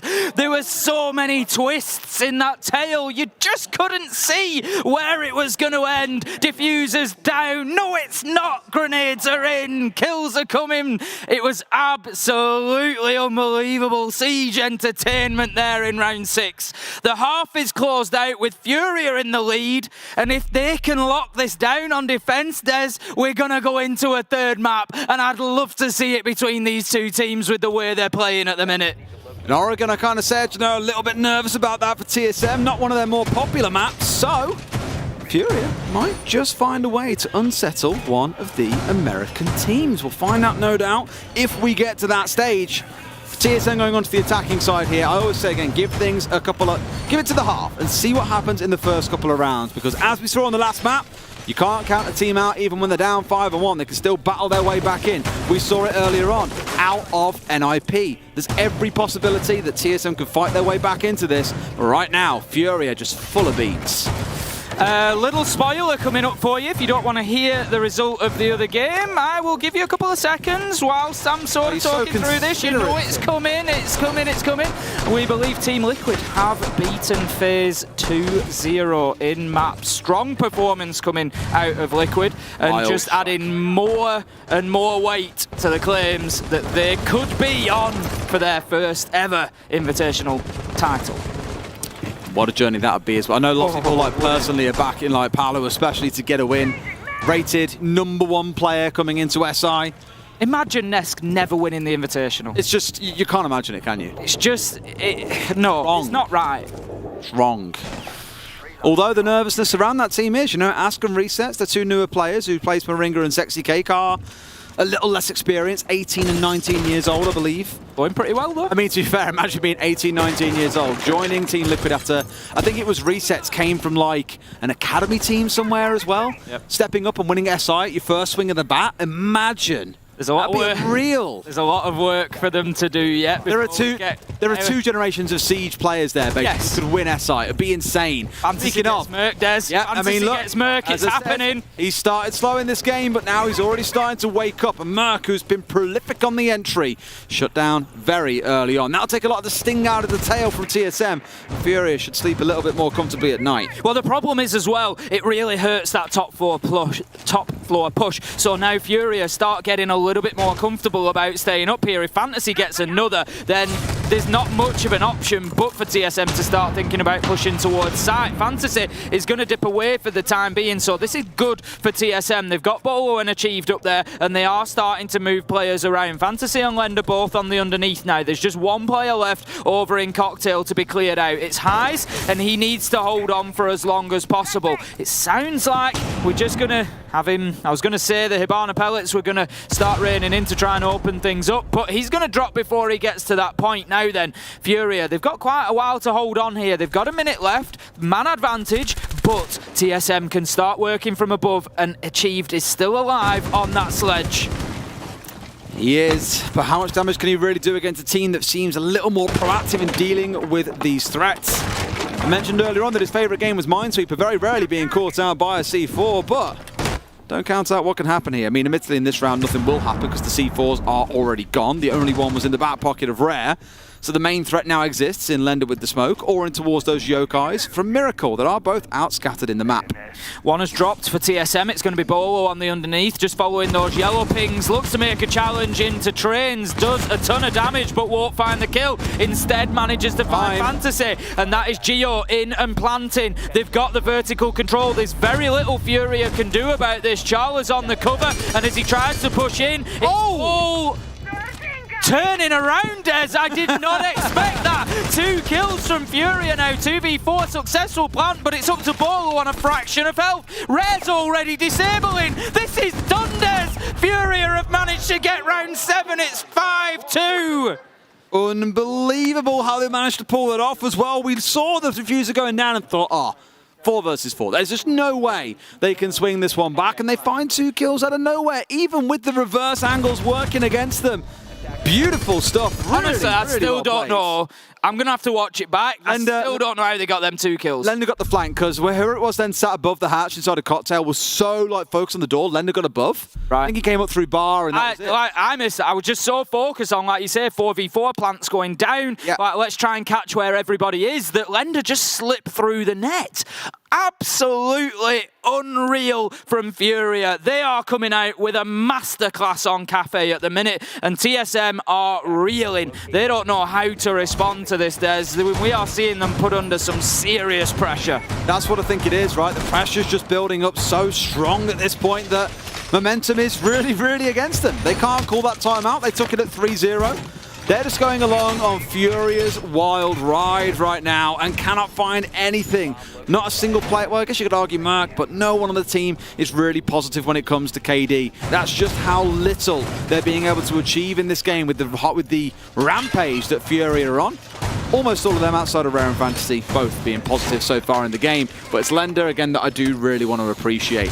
I once termed him Lender the Human Blender, and he is stepping up today and mincing TSM. Thing is, in BR6, Lender puts up some great stats. You know, he can really hit shots, big fragger, and coming into the tournament, talking about FURIA, I said we maybe need to see him stepping up as that second string to Fantasy. You know, that's who we need to start delivering some frags. And look at what happens when he does. Fantasy's been quiet, but it doesn't matter, because Lender Lender is doing the business. Simple as that. They're going to be defending this time mining and dining room. So they are locking down that middle floor. Obviously confident that they can do a little bit more of the same. They've got a top floor presence again, not quite as pronounced this time around, but there are the Capcan traps from Rare up there to try and slow that progress again from TSM. FURIA now just wanting to take the sting out of that attacking push as much as they can, I think.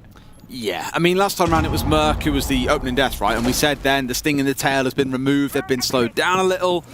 Kind of touched a bit on the C4 count in the last round, only being 1. Here there are 3.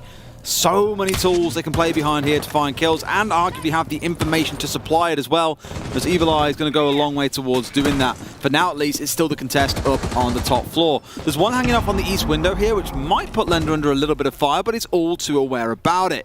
If they can hold this for that little bit longer, even another 30 seconds or so, they'll have wasted about 2 minutes of TSM's clock, and that's not ideal. Surely not. Fantasy gets the opener onto Bolo, ripping him off the rappel, and what a start for FURIA. 5 versus 4 now, and they are looking good here inside of round number 8. Fantasy's going to dip away, he's going to play his life, he's not going to overstay his welcome on that top floor. The clearance continues for TSM, but they still don't really have confident control. The top floor is theirs at this point, but I don't know how much they know it. They're still creeping towards Cocktail. I think they're worried that Fantasy could still be out there. Absolutely. Oh, a second one as well is achieved, hits the deck. Not completely out of it, but not looking too healthy either.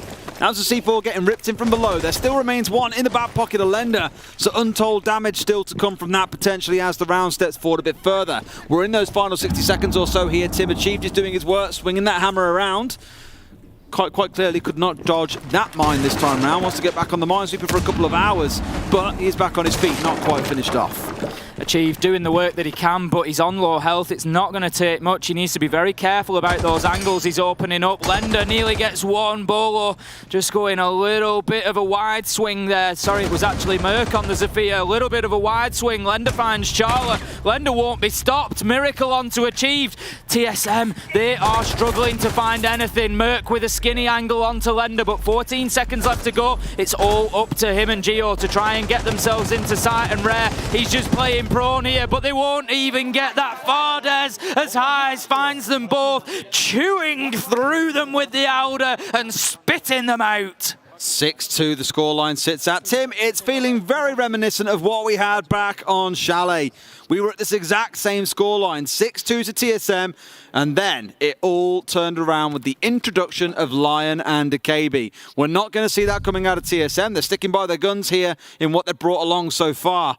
But it's very clear what they've been doing so far simply is not working. A lot of opening kills for Fantasy. I count at least 4 so far. He might not have the most frags on the board this game. He may be struggling overall in those terms, but when 4 out of the 5 are entries, that's giving your team that boost, that 5v4 round over and over and over again. So do not discount Fantasy's efforts here on Cafe just because he's lagging behind a little bit compared to his normal frags. He's having a real game here, as is the Lender. Round number 9, Des. It's 6-2 for FURIA, and I don't think anybody realistically expected this on Cafe. I know that Jesse spoke about it on the analyst desk coming in, how TSM had 7 unbeaten coming into this point on Cafe. It's looking like they might just take the first L for a little while on Cafe.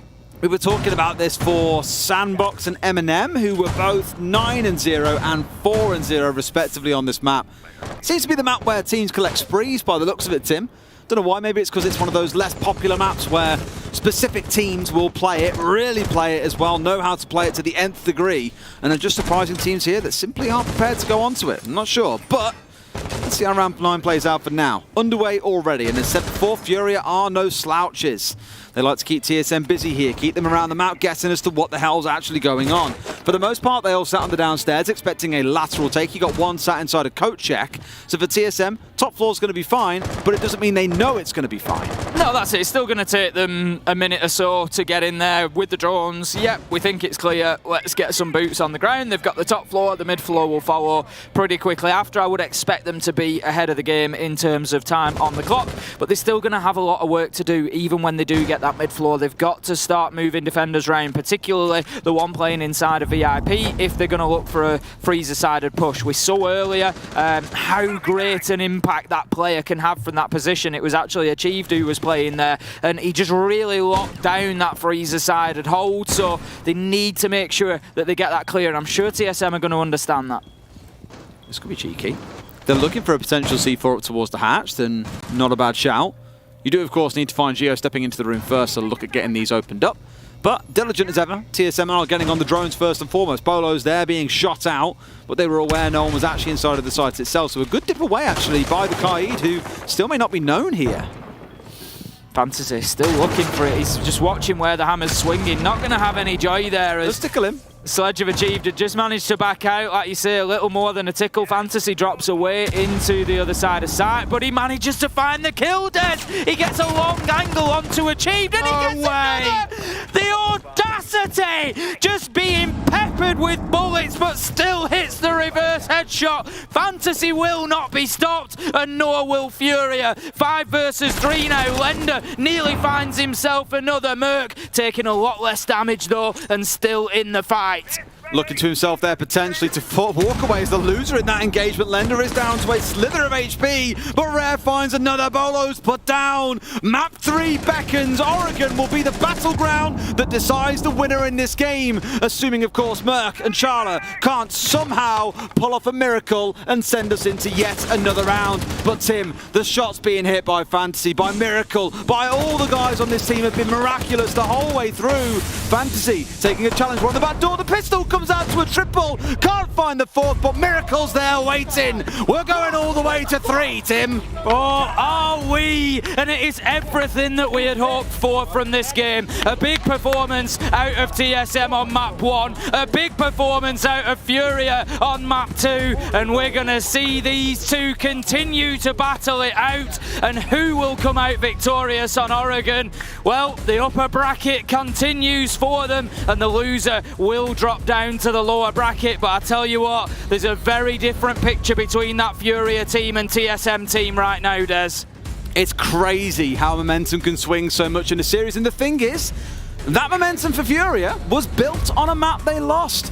We spoke about coming in, okay, it's weird that you picked to attack on Cafe knowing it's TSM's map, but the momentum they built in the second half of Chalet, rolling round after round after round on attack, you could see it, they were buzzed. It was like they were winning SI with the way they were reacting after every single round, and it carried through into Cafe. Beautiful stuff. Absolutely nail-biting stuff. This is some of the best siege that we've seen so far.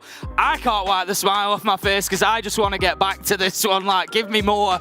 Get a load of this guy, Mr. Latam himself celebrating it. But like you say, it's all about... I don't care who wins. Like, this is just so good. It has been phenomenal all the way through. You know, we know, Map 3 is going to deliver. Back in a few minutes.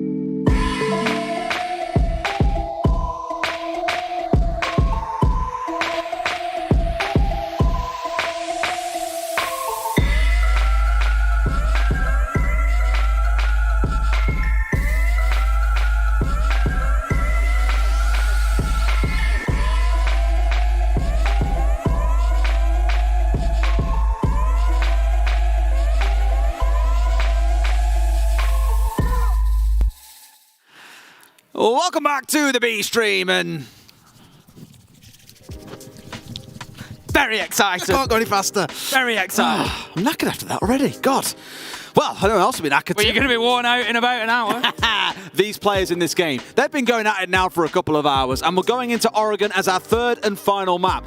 TSM started out wiping the floor with FURIA back on Chalet, then picked it up in the second half, had some really good attacks. Surprised us all by starting on attack on Cafe and wiped the floor with TSM the whole way through on TSM's map pick, which is why stepping into Oregon is going to be so spicy. 5-2 on the entry, Tim, for your boy Fantasy. 8 of his kills coming in from that's ridiculous. 5 out of 8 kills coming in on the entry. That can't really be right. Giving it is. I'd 4 of them. No. The entries are right, but the total kills feels like behind. No, it was. He had at the point he had 5 kills and 4 of them were entries, and that was in like round 6 or something. It really was. His ace was on Chalet. Yeah, it was. Honestly, he's just. Like I say, yes, his numbers might not have been what they always are, but it just doesn't matter because 5 out of 9 rounds, he's given them the advantage. 4 players on TSM below 1.0 rating, Rare the lowest at 1.01, and he was only 3-2. Didn't have to do anything in that game, really, but when he was required,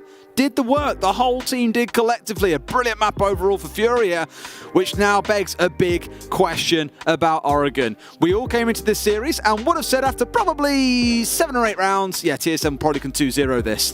Now we're at a point where I think many are going to be backing FURIA and saying they're the ones that can win Oregon and continue through the upper bracket. Well, the thing is, like, FURIA have calmed down now, and you know they're back in. Nah, they have not. They're in the seats, they're ready to go. But after that match, they were up, they were screaming, they were cheering, they were patting each other on the back, they were going absolutely mad. By contrast, TSM, they look down, Des, and they will do. They've just had their map taken away from them, and that could have a big factor coming in here. It might take TSM a couple of rounds to just get back up to speed. I think it's really cute, by the way. For those who don't know, all these kind of map blueprints came from SternUp. He worked with a guy called Badger to produce them all, and every single team has the sheets where they use them now. I think it's really cute as a thing that, you know, God bless you, SternUp, if you're watching, by the way, putting all these out there to free for the community, so much so that even pro teams are now using them as well for all their strats.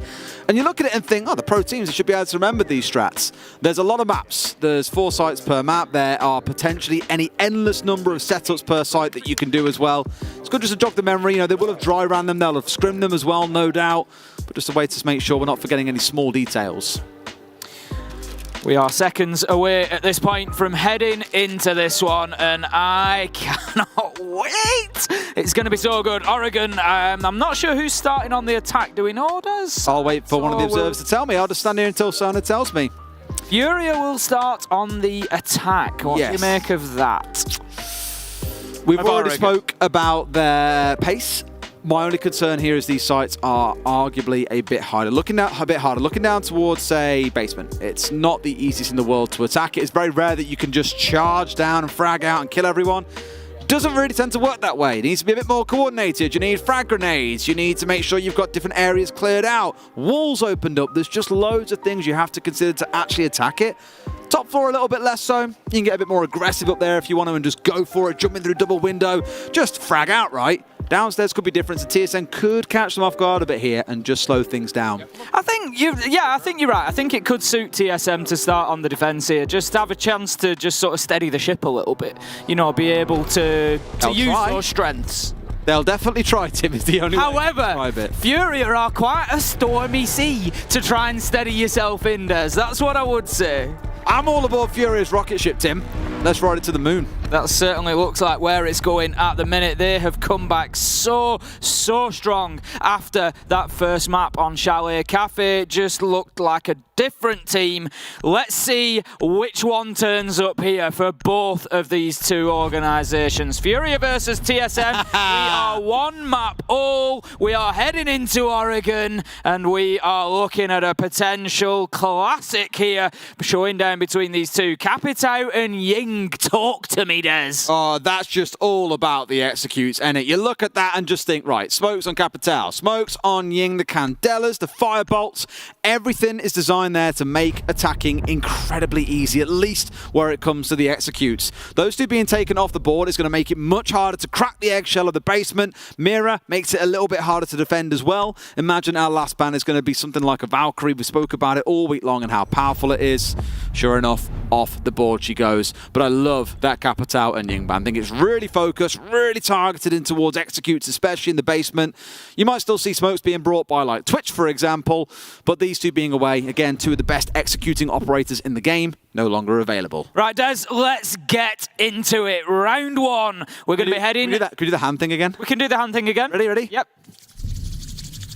There we go. We're ready. We are ready. Me and Des are all ready. Hot. We are ready to go. And we're going to be going down to Laundry. We've had 2 maps to warm us up to this point, and there is no cooling down here, Des. There is no taking your foot off the accelerator. This one, as you say, is going all the way. I'm glad it's like 3 degrees outside, mate, because we're going to need somewhere just to go and chill out. To be fair, it was snowing when we came in this It was. So who knows? We might get out there to a nice sort of white canvas to really cool us down. And I love it. Tim, what did they slap TSM about with on Chalet attacks? What were the 2 ops that really changed the game for them?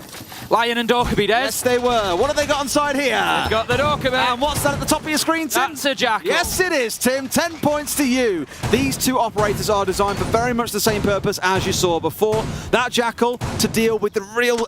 No. How can you really describe him? Frustrating roamers is the best and nicest way to put it. If you're attacking on the top floor and someone's in basement using it as their personal playpen, a Lion isn't really going to cut the mustard. You need something a little bit better than that. And Jackal, far more focused at chasing down those roamers. On this site in particular, I was about to say I wouldn't be surprised if TSM only play on site, and then we've got Geo and Achieve both on top floor. Okay, let's see.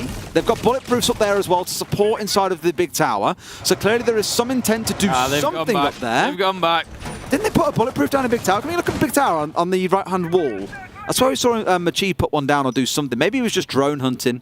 No, never mind. Possibly, yeah. No gadgets over there. Oh, okay. We've seen them both pop. There you go. There's your answer. Geo's going to place it down in the basement at pillars, and that's going to look on towards bunker door. So it's just going to tell them, and through electrical as well. So it'll get a little bit of information from different locations depending on the stage of the game. Fantasy's in there already, Des. He's chasing down here. Very selective on the footprints. One was yellow, but it just flicked to green as he went for the scan on it, I think. So that's going to give him the position of Geo for the time being, who was the one who had rotated through Attic. It's not really going to tell him too much. Merc going for a cheeky nitro there, really long arming it out of the door. Rare. He's going to take a tickle of damage, but not too much. And that is just going to set FURIA behind a little bit, just maybe slow them down.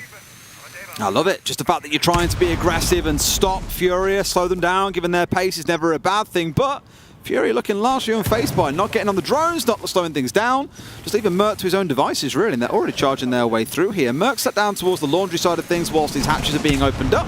So he has dialed back down all 5 members on site in this wonderful kind of pentagon shape that you can see here starting to form. Now Merc, you're just breaking the perfect shape, mate. Please, go back. Fantasy's already pushing down into Freezer. Bolo's going to try to aggress forward a little bit just so he can get that Wamai Magnet out there. He's got his shield to play in behind as well. Needs to be careful because it is the Vulcan shield, so if it is exploded, flames will spill out and will damage him as well. Wow, Miracle's gone for the hatch drop. He's been shut down by Bolo, who was well alert to that. Nade comes in to take the shield out. Bolo's position now a little bit more perilous, but a good start for TSM. Massively so, yeah. I was going to say TSM employed a really sweaty angle the other day. Oh, but Fantasy rolls up and gets 2. Off on highway by himself, hides into a 3rd, and TSM have crumbled again. The pace, the presence, the pressure out of FURIA just too hard to match. Achieve left alone, gets swung on. It's round 1 to FURIA. There is no stopping the Brazilians right now. They're just flooding to sight despite losing Miracle to Bolo. It just doesn't even break their stride. TSM just looking broken at the minute, Des. There's silence amongst the team. They just don't seem to have an answer to this ferocity of FURIA. They just didn't have any idea what was going on in Deep Freezer. Once Bolo got... Yeah, we can hear the cheering from all the way over here. Still, even as the round is starting to get underway. What we had there really was the shield blown away. I can still hear him. Please, guys, there's a game to play. I'm living for it. The shield got blown out in highway, and Bowler then was forced to step back. For a brief second, I mean, really, Merc should have probably had eyes on it on the cross, but was probably too worried about what was going on in Laundry to step across. So no one had insight into what Freezer was doing for the next, like, 5 seconds or so. And what do? FURIA? They aren't a team to sit down and drone it out and make sure it's safe. No, 2 members just charge for that north door, completely blindside TSM, rip Bolo out of highway, and the whole thing just falls apart from there.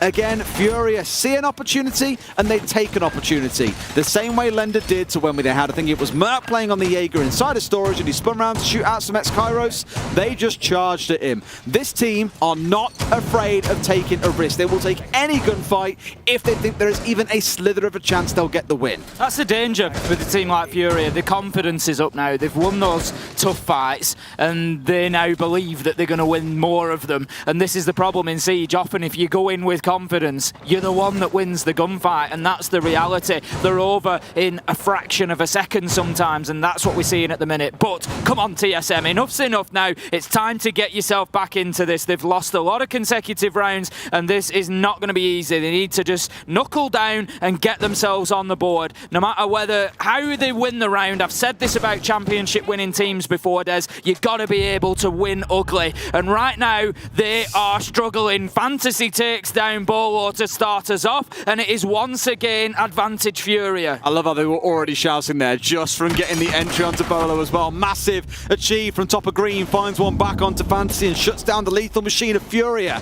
Now 4 versus 4, things can settle, but only for a few seconds, Tim, because we know FURIA are already thinking about the next gunfight. They certainly are. Merc, he's going to try and hold down the attic for the time being. He knows that the Maverick's there. He's just going to signal it out. Pretty standard work coming in from highs. He's going to open up a peak line, a grenade line, and then he's going to open up an entrance on the right-hand side behind the cover. But Merc is well aware that that's going on. Lender has aggressed up into Trophy here, though, and they need to be careful inside of sight about their rotations. They should know, though, because Charla should have spotted that out from behind the shield. As you say, FURIA need to be clearing that out. They're halfway through the round. It's 4 versus 4, and TSM are okay at the minute. Achieved all the way down in the basement, and I'm not sure FURIA have got a handle on his location. Well, why wouldn't you, right? You killed the Jackal early. He was the anti-Roma setup for this team to deal with the sort of stuff that Achieved is looking to do. I mentioned about him disappearing into Narnia in the basement. They're making full use of that now. The Jackal's off board, so very smart stuff. The Goyo shield has been popped away here. Final 60 seconds we start stepping towards.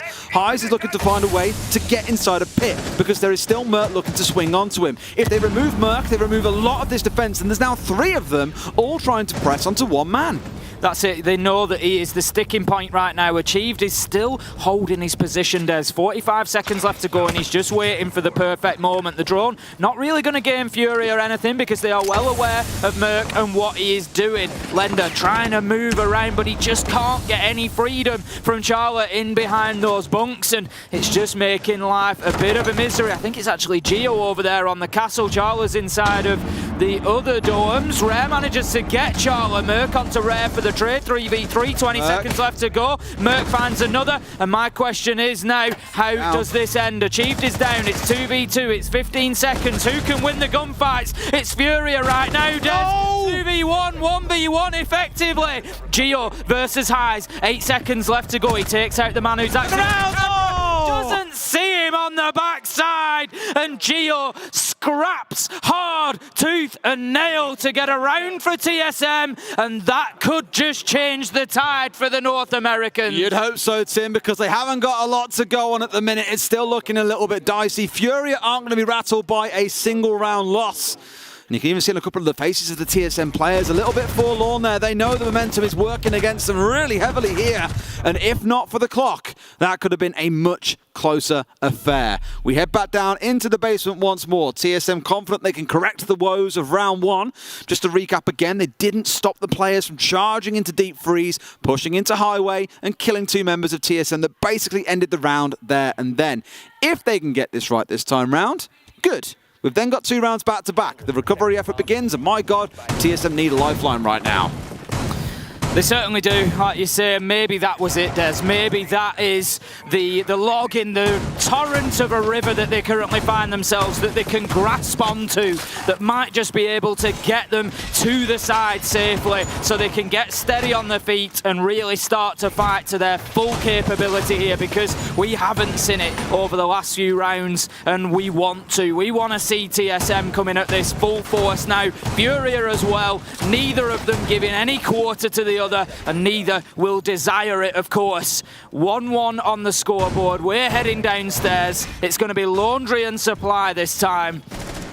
FURIA were able to win it in round 1. It all came after the hatch drop from Miracle. Bolo got the kill onto him, but it just didn't matter. It took TSM's eye off the ball, and FURIA were able to flood in and just wash over them and get the kills. This time, TSM, they need to make sure that they don't give that kind of site access to FURIA. No. The more the freezer control was the big issue, to be honest. Again, just not letting them slip through those couple of key locations will be the way to take yourself a win. With no Jackal on side, I don't know if they'll have clocked it yet because Fantasy hasn't been rolling out with those Roteros, but once they get moving, they can then probably start doing a little bit of quick maths and understand there's a very good chance there is not a Jackal on side this time, and they can make good use of a roam. No use, of course, if they are already all on site, which they are, but you might find a Chief looking to pop his way up big tower stairs, for example, deal with a flank drone, and then go on a little adventure to try and find a couple of members of FURIA in the backside whilst they're trying to work on the lobby and Freezer's side, which appears to be, for now at least, where they want to start. They're going to get the hatches open, should give them access into Freezer. Bolo is playing in there, just looking to peek around the lockers, and he's actually just moved back into Highway, but he's got his angles through, he's got his shield still in place. Cautious of playing too close to it, of course, as I've said previously, it's the Goyo Vulcan shield, so damage will be done if it does explode around him. That's one of those cleared out with a Rotero drone. Rare just darting in as well, taking further utility out with the Twitch drone. I think he's going to lose that one to Chala as he darts through the drone hole there. Merc just trying to hold on to the bottom of Laundry Stairs. He knows that there's attention coming and a push in that direction, but FURIA may be getting ahead of themselves here, pushing too close to the bottom of those stairs. Lender lucky not to lose his life. They're not ready in Freezer yet, Des. They need to coordinate this push. That is so mental that he's literally sat on 1 HP. Fancy doing as he did last time around and looking to push up quite deep inside here. They're forced the players back. Bolo this time is inside of Freezer, mind you, so he should be able to contest a much better angle. Round comes the drone, easily taken out, and they really wanted to remove a shield that might have been present inside a Highway, but this time round there isn't wanted. They've backed away a little bit deeper here and have dug in, ready for the assault to begin.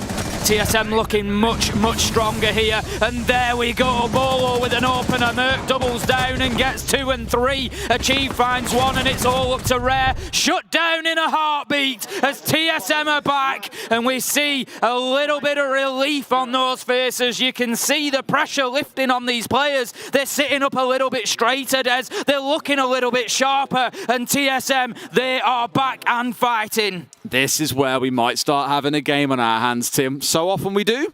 This one, as you called at the very start of the series, could turn into one of the greats here at SI.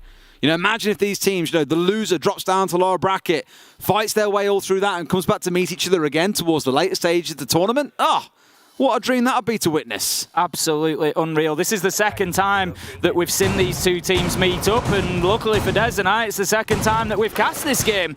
We were honoured enough to do the first one, and it was a close game. It was 2-0 to TSM that time around. FURIA weren't able to find that map win, but both of them were close. One of them going to overtime. 7-5, 8-6, yeah? Yep, exactly that. Whereas this time, FURIA, they managed to find that extra yard. They managed to find that extra little bit that they needed to get that map, and they take us all the way to 3, and it's being hard fought at the minute. We would expect TSM to have the better half here on the defence of Oregon, generally speaking. FURIA, if they can find another 2 rounds, I think they will see that as a real opportunity. Whew, okay. I can't believe I'm saying this, but TSM with 2 successful rounds in a row. It's been a long time since we said those words.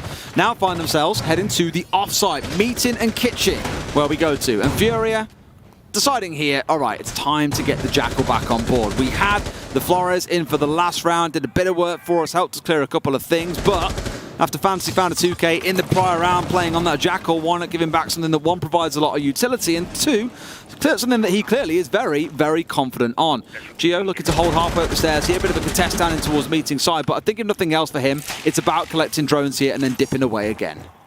Lender just using the Gemini decoy there, dropping back out of it. I'm not sure what happened there, whether he thought he was being pressured maybe. He's got Bolo pushing right up behind him because he's inside of Armory, so he wouldn't be too far wrong, but he jumped straight onto his normal drone and had a little look to see if he could find the man. He's going to aggress over because he knows that Bolo was just pushing a little bit far forward there, and he's looking on this upper floor clearance, but Desi goes running in and Bolo cuts him down. TSM are flying in these last couple of rounds, and this is what we wanted to see out of the North American side. They're really showing us what they have over the last couple of days now. We're seeing the best rather than them struggling. Fantasy, he's still on the chase. He's all the way down in basement. It's going to be Achieve that he's looking for. He's creeping around. Who's going to find it? He gets one. Does he get away with it? Yes, he gets Merc on the drop and escapes with his life. Also being challenged now from another set of stairs by the looks of it, just waiting through, at least into security. Nothing to be found yet. Charla dug in with a shotgun, who's probably on the wrong side of this cross. Unless Fantasy just ignores him and goes straight upstairs, which is exactly what he'll do. Has the footprints on his ground if he wants to try and track those to see where Bolo is. Got to be careful now that Bolo at least is being pressured from 3 different directions. A Miracle don't need no tracking, just finds a headshot straight onto Bolo. The only tracking he was doing was onto that noggin. Now down to a 4 versus 3. Furia again starting to build back into the round. Really well played from Furia there. Beautiful teamwork to coordinate that push onto Bolo and clear him out. They've got the vertical. They can start thinking about how to get themselves onto site. It's 4 versus 3 man advantage as well. Miracle's going to go in through small tower, so you would expect the potential for a kitchen plant here, but he's going to have to be careful with that diffuser in hand. He needs to let Fantasy take the challenge, whilst Achieved looks to try and reclaim the top floor, but he gets one kill. There's one not far behind him, though. It's Rare who gets the trade. It would have been Fantasy if not, and it's all up to Geo. 1 versus 3, and Miracle has an opportunity to go in and get this diffuser down, but he needs to make sure that he's got the cover. I think Geo might just be able to find himself one here if he's smart. Bottom of white stairs. He knows exactly where the man is. There's a couple of bullets coming towards him. He's going to try to hold down from security, and right now, the focus for Furia needs to be on getting this diffuser down. They've got 10 seconds left to do something about it, and Fantasy's going to do something. He's going to find the final kill after he pings out the Jackal and closes out the round, and that is Furia answering back 2-2. Keeping it nice and tight, aren't they? And every attacking round win is going to speak volumes here as well. If they can get a third, either on Kid Storms or up on the second floor, which should likely be the next 2 sites that we see.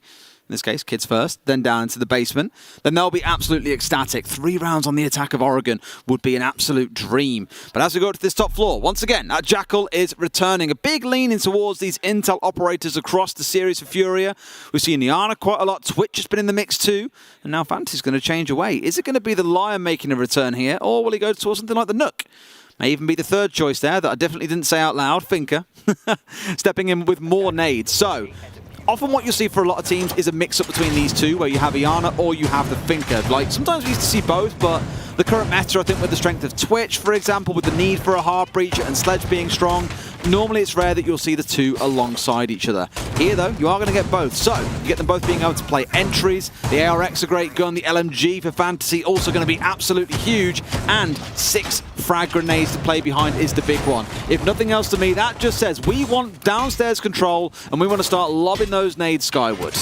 That's it. We've not actually seen too many of those kills utilised so far in this game, really. We've had 1 or 2. Well, we had Lender getting 2 in 1 round, if you remember. That was magic. 2 kills 1 round, but like I say, it's not been a consistent theme throughout. And like you say, Furia just wanting to maybe bring it as a little bit of a secret weapon, a little bit of a pocket strat. You know, let TSM feel safe. They've not been using the underneath too much. Right, bang, here you go. 6 nades from underneath. See how you feel about that when the floor is erupting around you. Bolo's going to get himself a drone there in the main lobby. That brings the countdown to 7 for Furia at the start of the action phase. That's actually pretty good going from TSM. 2 Gun 6s on side is worth noting as well, so I can't imagine you'll see shields or bulletproof cameras really being too long for this world. The Wamai are the only thing really around to prevent these things being taken out by nades, for example.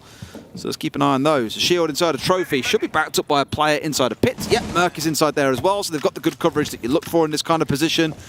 Geo being quite aggressive down main, just in case someone is coming crouch walking up. The answer for now at least is no. Just narrowly missed out on the drone and sat on that door too.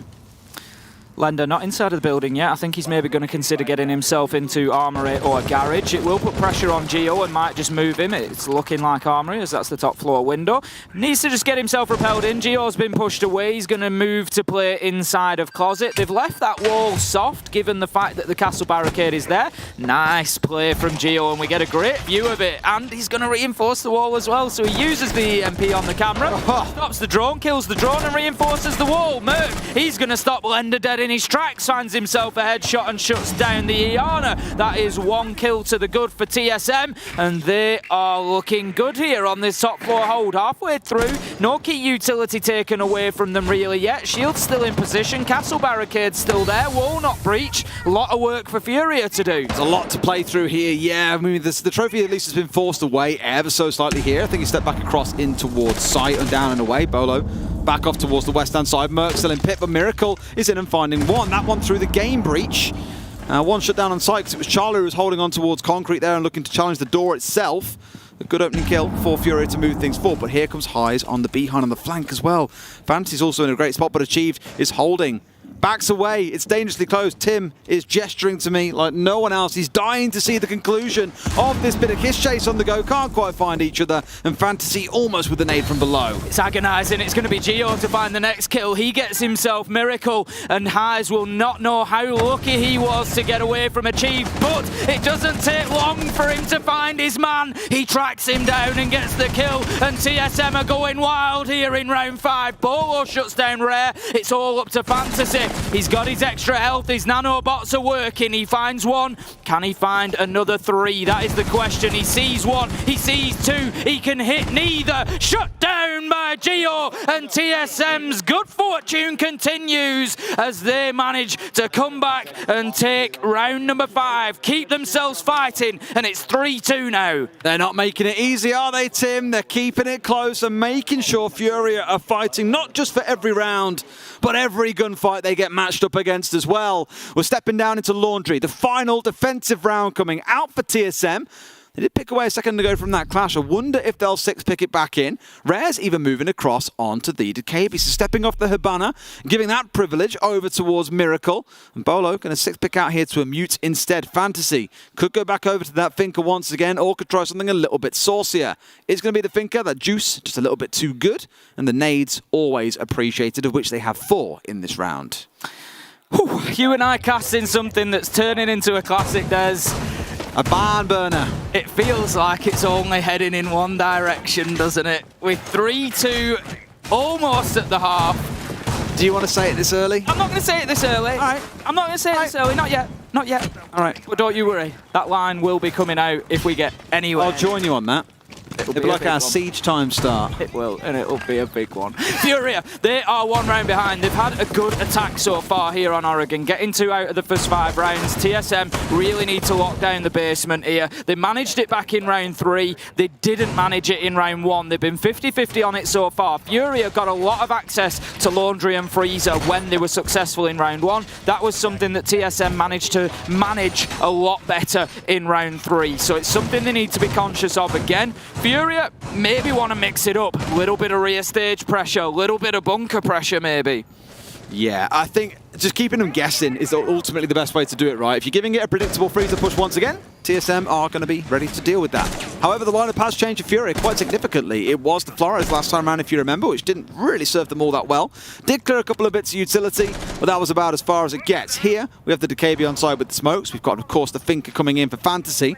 So a number of things moving around for them here. A couple of changes they can make as you hear the first phone call ring out. Bolo playing on the mute is going to help lessen the effect of those. Again, if you're inside the mute area, either when the call goes off or if you enter it whilst the call is going off, it will disable the call or prevent it altogether. As suggested, FURIA just looking to mount a little bit of rear stage pressure as well. Surely this is one for Fantasy. Oh! Unbelievable start from him. Bolo Bolor manages to shut him down, but not before the damage is done, Des. That's Malusi, that's Jaeger, done. I think we'd have lost our marbles then if that turned into a third onto Bolo inside of sight. Tim, I saw it line up for him as well. The TSM, you've been hit by Furia in the opening 60 seconds in at least half of these rounds. You know what they're trying to do to you, and you're still falling for it time and time again. It's a little bit of a kicker. They lose 2, sure. Fantasy goes down in the process. He takes 2 frag grenades with him, but those 2 kills cannot be understated. It's a 4 versus 3 with 90 seconds still to play. Just taking over the cams there. That's why we see Merc just deciding to knock the glass out of the bulletproof. The door could be having full access. Bolo, he's going to be pivotal here, trying to hold on to rear stage. Needs to hold that position for as long as possible. Sharla as well, just looking to keep them out of elbow. Miracle, he's going to be down. Merc finds one. This is an unbelievable round as Lender's going to take a lot of damage. Rare's down. TSM are fighting back. They're digging deep and they are finding the answers. Merc gets Bolo gets highs and the round falls apart for the Brazilians. Bolo with another 3 in the round and TSM keep fighting. 4-2 on the half. I thought surely there's no way they bring that one back after the initial 2 kills coming out of Fantasy, breaking the defense wide open. But you remember, secret super weapon Bolo is still alive. Did a lot of work there. 1 shut down Fantasy and went on to collect a 3K in the round itself. What a half of Siege we've just bore witness to, Tim. It ended 4-2 like many others have before it, but none quite in that fashion. Absolutely not. I love what I'm seeing out of TSM here. They are showing such heart inside of this game. They've got themselves a reasonable advantage now, and they've had to really fight hard and dig deep for some of these rounds, and that just speaks to the mentality of this North American team. Really impressive so far, but let's not forget Furia, a team who do not know when they are done. They do not know when a match is over until that losing screen comes up, and they're going to keep fighting here. They head on to the defense. They've got some rounds to catch up, but I don't think they'll be too worried about that. They're going to be confident in locking down at least 2 of these sites, I would have thought. Every round's a new round, Tim. No one is influenced by the prior outside of what sites you can and can't pick. It's something very unique to Siege, you get the feel, whereas in other games you think of in the esports world, generally snowballing away with money, generally it's based on money. You just get enough gold that you start amassing and you just find yourself pulling ahead through other means, whereas in this game it is a full reset. That mentality piece, again, cannot be understated. To be able to keep coming out and fighting no matter what happens, whether it's Furia or TSM, both are giving it their all in that game. Sure, TSM fell asleep a little bit on the last map and through to the start of this map, but have warmed back into things. And I'm at that point now, Tim, where I'm probably saying it's a good 50-50 split. I don't know who walks away the winner. I've really no idea. It's a roll of the dice. That's the only way that you can put it. If TSM can carry the momentum and get themselves a good attack here to begin with and go 5-2, you start feeling like that's going to be a real knock to Furia. But on the flip side, if Furia take this first round, then it is game on. They are right back into it now then. TSM just stacking up a drone at the top of Freezer would suggest that they may be going to pay a bit of attention. Furia with a typical LATAM defense of Freezer here, and that's a shotgun and a rifle at the bottom of the stairs, waiting to take that engagement right in the face. But I think that they will be dropping away fairly quickly as that security hatch gets opened up by the Maverick. Here's a pretty slow start by Charlie. How aggressive! See the head? Oh, surely you can almost see the head as he pops it out there. Hatch pops off, nearly finds him a matter of pixels, keeping Charla alive and in the game. So aggressive from Furia there. They do not want to give an inch. I'm all about it. They just will not give an inch at the minute. They've drawn their line in the sand and they will not be pushed back further than it. Now then, Charla going to work on the meeting hatch, getting some good work done here, and that is going to really increase the pressure on Furia. Rare, he's going to struggle to stay in that spot once this hatch is dropped. Stressing me out on the ADS, and I was like, bro, it's really slow. Let's keep going. Destroy more of it. But he does get it open there with about a quarter of a gas tank left in the backpack. Stepping forward from here then, looking towards TSM side. They've got a lot of drones still intact here, Tim. There's a lot of information still being fed, to say that. And they lose 2 more. So, down to just 5, half remaining at that 60-second mark. And here comes a potential push in as TSM starting to square themselves up for an execute. TSM definitely ready to go here. Merc's going to take a lot of damage there, but continues pushing his way through. He's going to find it reinforced. I don't think they were expecting that, but Bolo, he manages to find Lender, going either way. Rare gets the trade. Rare manages to lock down Freezer. Could be a good power position for FURIA. 35 seconds left to go, and TSM have just taken the foot off the gas a little bit here. They got themselves in quickly, but they've just had to reassess. They've opened up the hole in the wall with a Maverick, and one goes either way again. 3v3. And this is going to be an absolute onslaught in a minute. Geo caught out by the Wamai Magnet. Won't be able to flash Freezer. Rhea has an opportunity to peek this. The diffuser was going to go down. Smoke will take out Merc. Charla's down. Surely this is a FURIA round. Geo, he's got to get the diffuser down. 6 seconds. He's just in the middle of sight, throwing it around. And there comes the final kill. And that is going to be FURIA bringing us back to 3v4 on the scoreboard. Much better as well. Again, looking back at round 1, it was on exactly the same site as in round 7. Only this time round, the defenders win where the attackers won before. That could be the difference maker. Second floor, we move up to now inside Kids' dorms. And on the side of TSM, that wasn't an awful attempt, but it was more that they all got themselves so crowded together. You had Charla with a quarter of a tank opening the tiniest of holes inside that supply wall to get an angle across the freezer. He was immediately put down, could do very little. The rest all came in through E-Box, and they were eating smoke for fun, Tim. They just kept on getting tagged out by Merc, even having to charge through it at one point. It was not a good outcome for TSM. Hopefully, the top floor can go better. I don't know, as I called it at the time, I don't know whether Merc was just confident that Charla was behind him on the Maverick. It felt like he was dashing to elbow on the Ash in the hope of getting through that rotation, but found it reinforced, and it was maybe just a little bit of a, this needs to change, and Charla was already behind him. I don't know, maybe it was already the plan and they knew that it had been reinforced at that point, but the fact that he ran through toxic gas would suggest that the smoke was there not very long ago, so it may well have still been open. It was a definite worthwhile attempt from Merc, but it just shows how switched on FURIA were with that timing.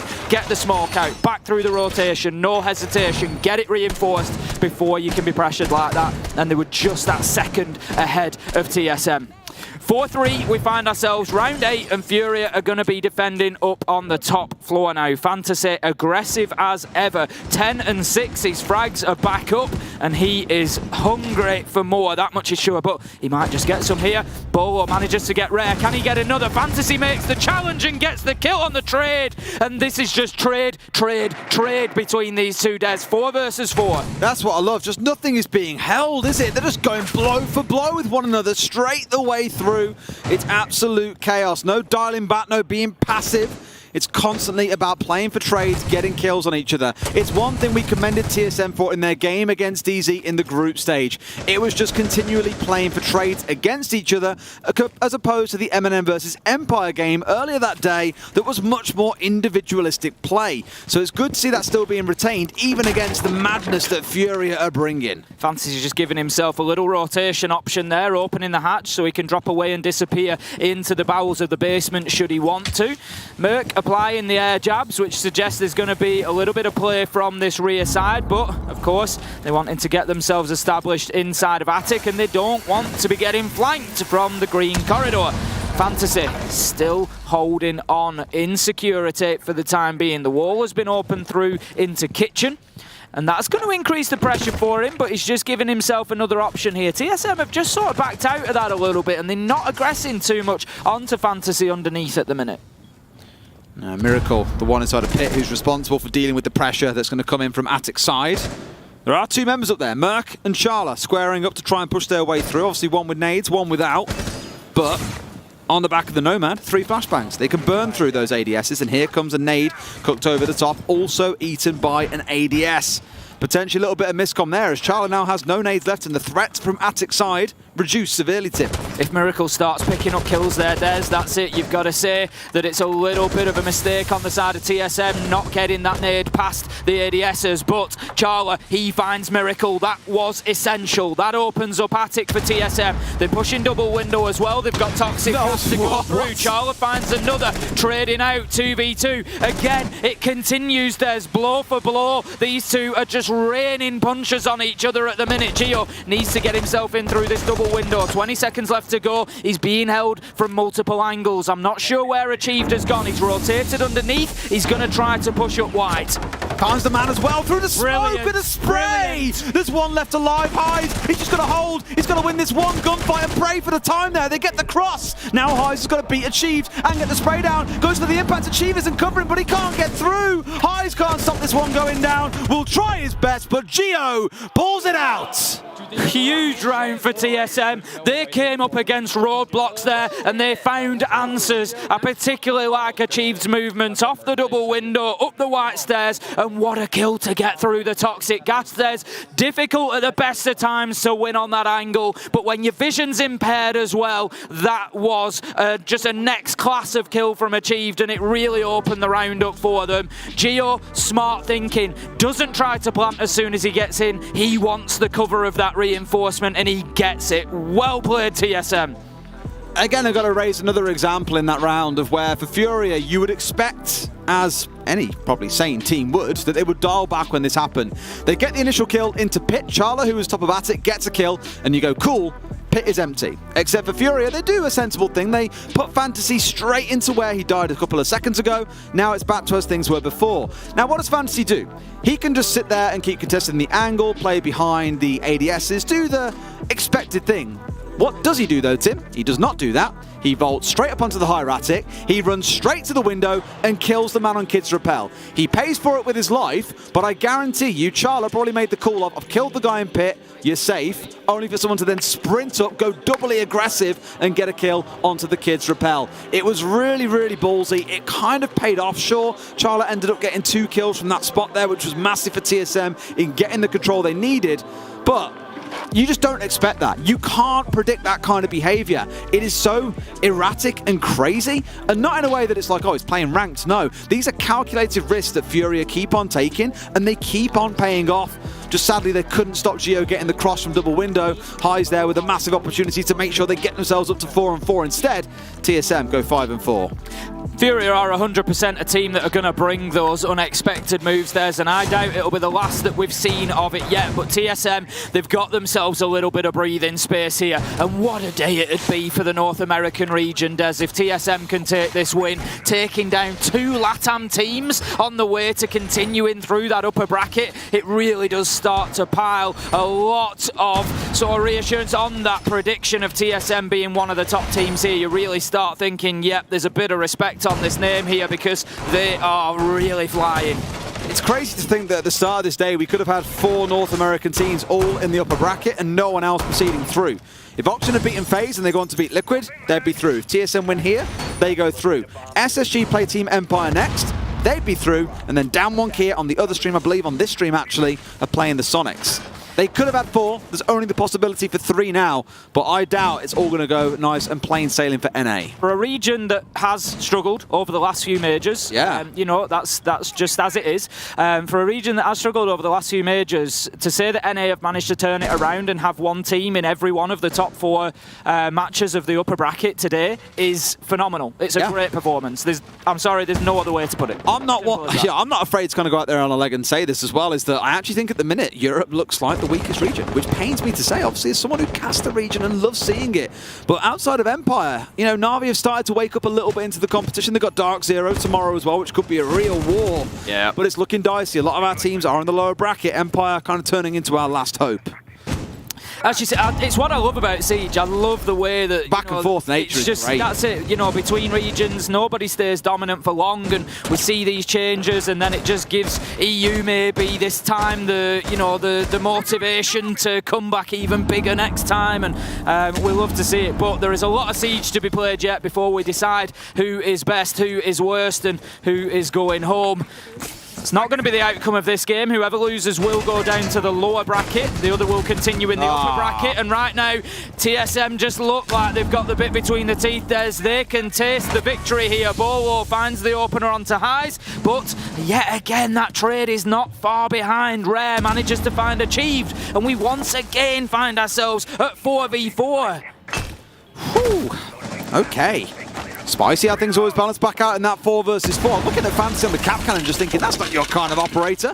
But we know what those cap cannon traps can do. Now you can double stack them. Some teams leave it till very late in the round and end up running headfirst into them. I'll never forget during EUL, I want to say it was not the finals, it was definitely during EUL.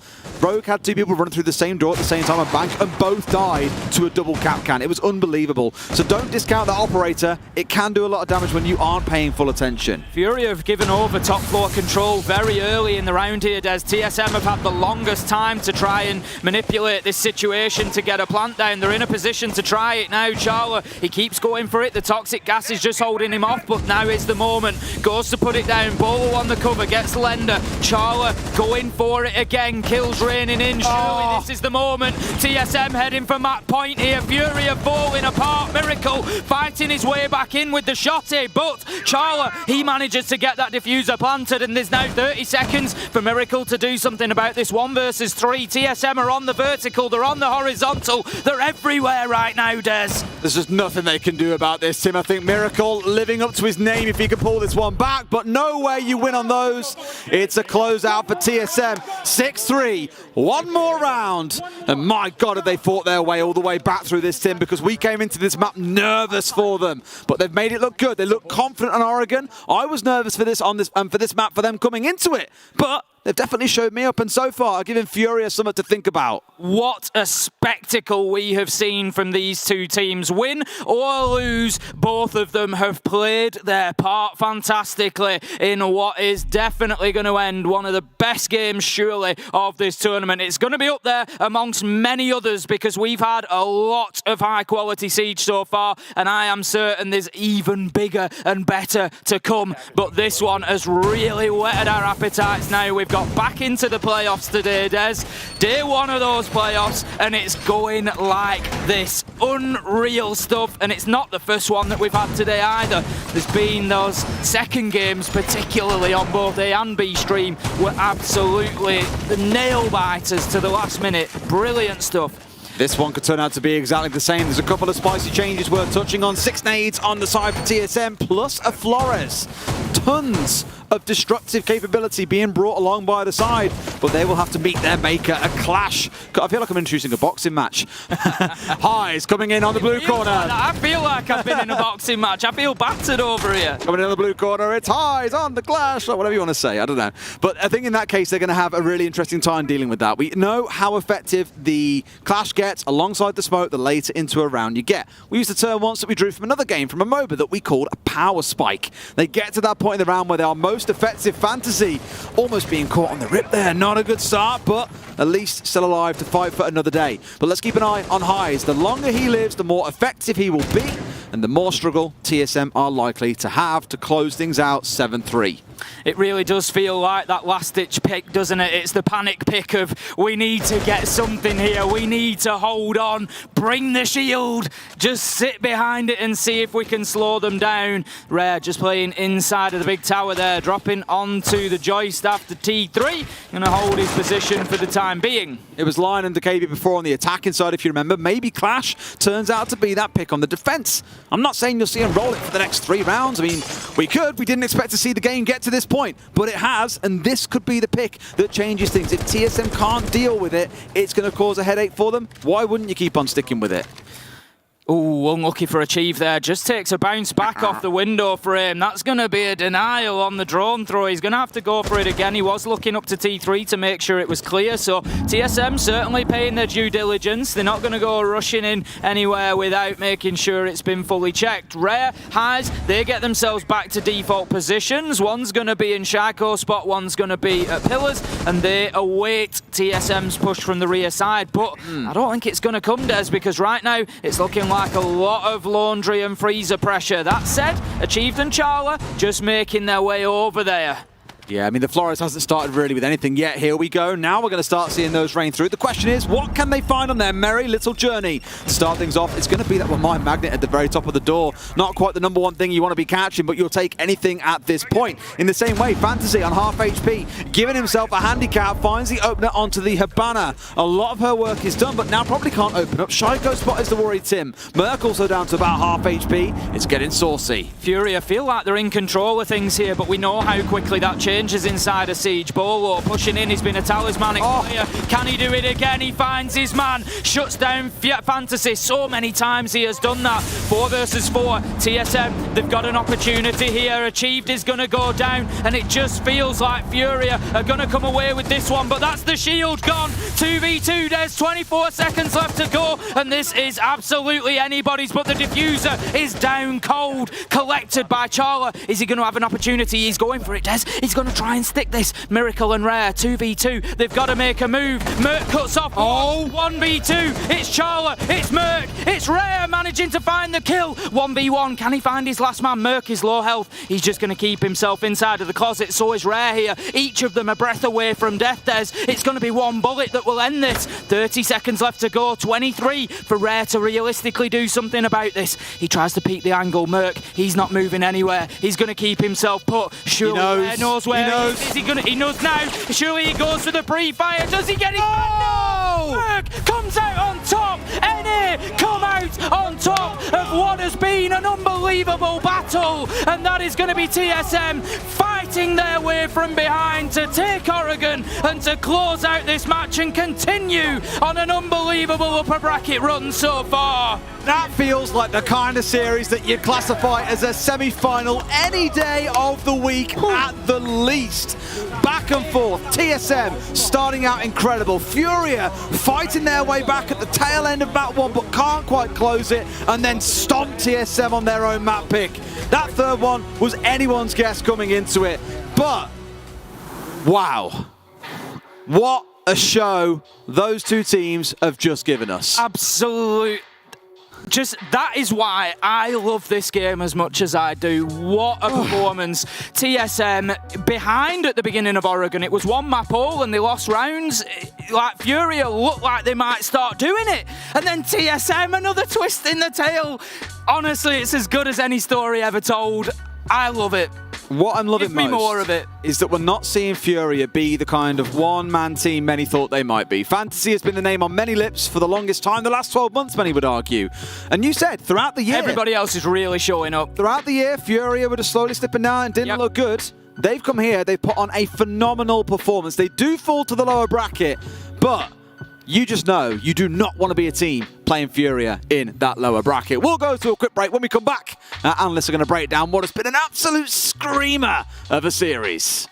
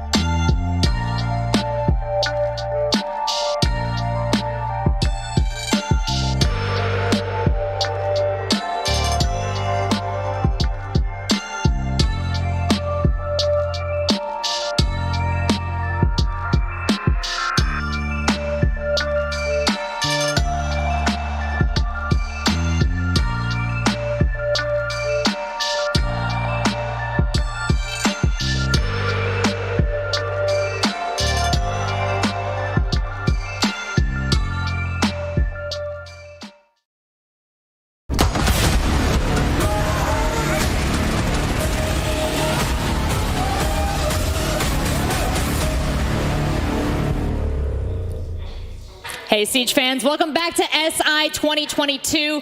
A lot of you are asking in chat, I saw you, when does Bolo play? Well, the answer is a couple minutes ago, you guys. You missed it, but the other answer is in the future, because you have conquered your match in FURIA. You are moving on in the bracket, and we've seen some really impressive play from y'all. So how is it feeling after that match? I mean, it feels pretty good. We beat FURIA 2-0 in the group stages, so you know, they were able to clinch away one more map than they did, but we felt confident going into it. They gave us a run for our money, but we're feeling really, really good. And we get a day off, so that's what it's all for. Yeah, I was going to ask, you had a match earlier today. Did that affect your play coming into this one? I think we're pretty good about, you know, whether we have long days, short days, whatever it may be. I think it was a pretty good warm-up for all of us, you know, get the comms flowing and everything, and, you know, I think it definitely helped. Well, in the first map of the day, it looked like, well, sorry, in the first map of your second match of the day, it's been a long day, folks. You looked very comfortable, but when we got to the second map, things looked a little different. So where was the team's headspace at going into map 2? We're talking about this most recent match? Yeah, we're talking about Cafe. I mean, we felt good in the Chalet. You know, Chalet's always been a nice map, even last SI, and we felt good. We took it away, and the Cafe, they were playing a little bit of a different style that we were used to, you know, a little bit different than just the normal LATAM play style, personally. So they capitalized on a lot of our mistakes, and they gave us, you know, some good lessons. Now, on Cafe, of all places, as I understand it, you've had a bit of a streak on that map until today. Yeah, I mean, I think a lot of people, even in NAL, internationally, people talk about our Cafe. So we lost it. You know, maybe people will take us to it some more.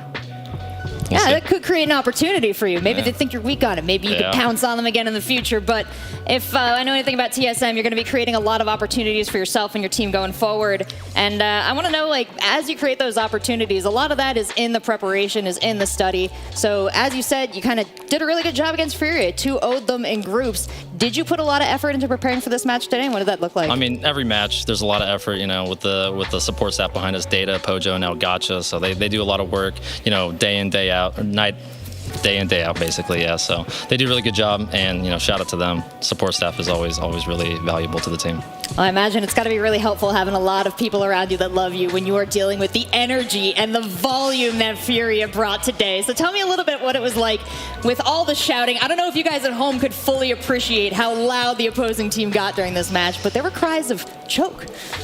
Yeah, I mean, it's playing LATAM teams on an international stage. There's always that. It's like a big like animal, basically just right in front of you, always screaming no matter what. Like you could probably even have them lose a round and they would still just be in your face with high energy. So it's you know, it's definitely a psychological factor sometimes, and sometimes you gotta, you know, maybe quiet them down a little bit. Yeah, you guys were calm and steady in the face of the storm, so I gotta say, any thoughts on your team going into the rest of the tournament? Anything you want to say to all the fans out there to watch for?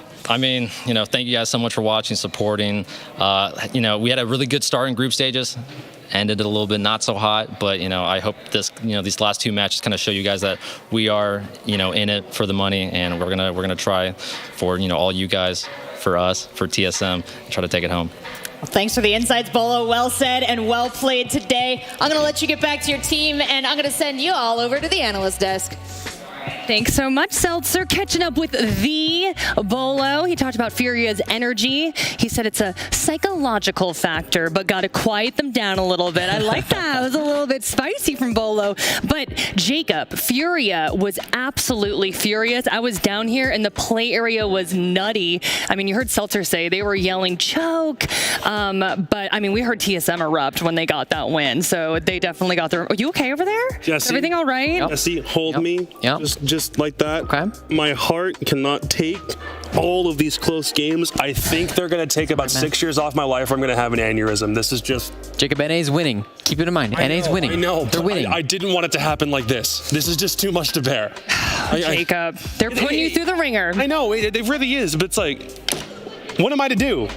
They're so close. I appreciate the effort that the other teams are putting in to get us to a point where it's that tantalizing every single time. But we talked about the NA factor being, for some reason, they couldn't close maps out. Now it kind of turns out against TSM, they're not capable of just that one little extra X factor they need, the 1 or 2 rounds required. Somewhere along the way, TSM is just putting them in the mental gutter consistently, and they now have 2 series wins on the day against 2 Latin American squads. Honestly, they probably, at the very least, should have lost that second series.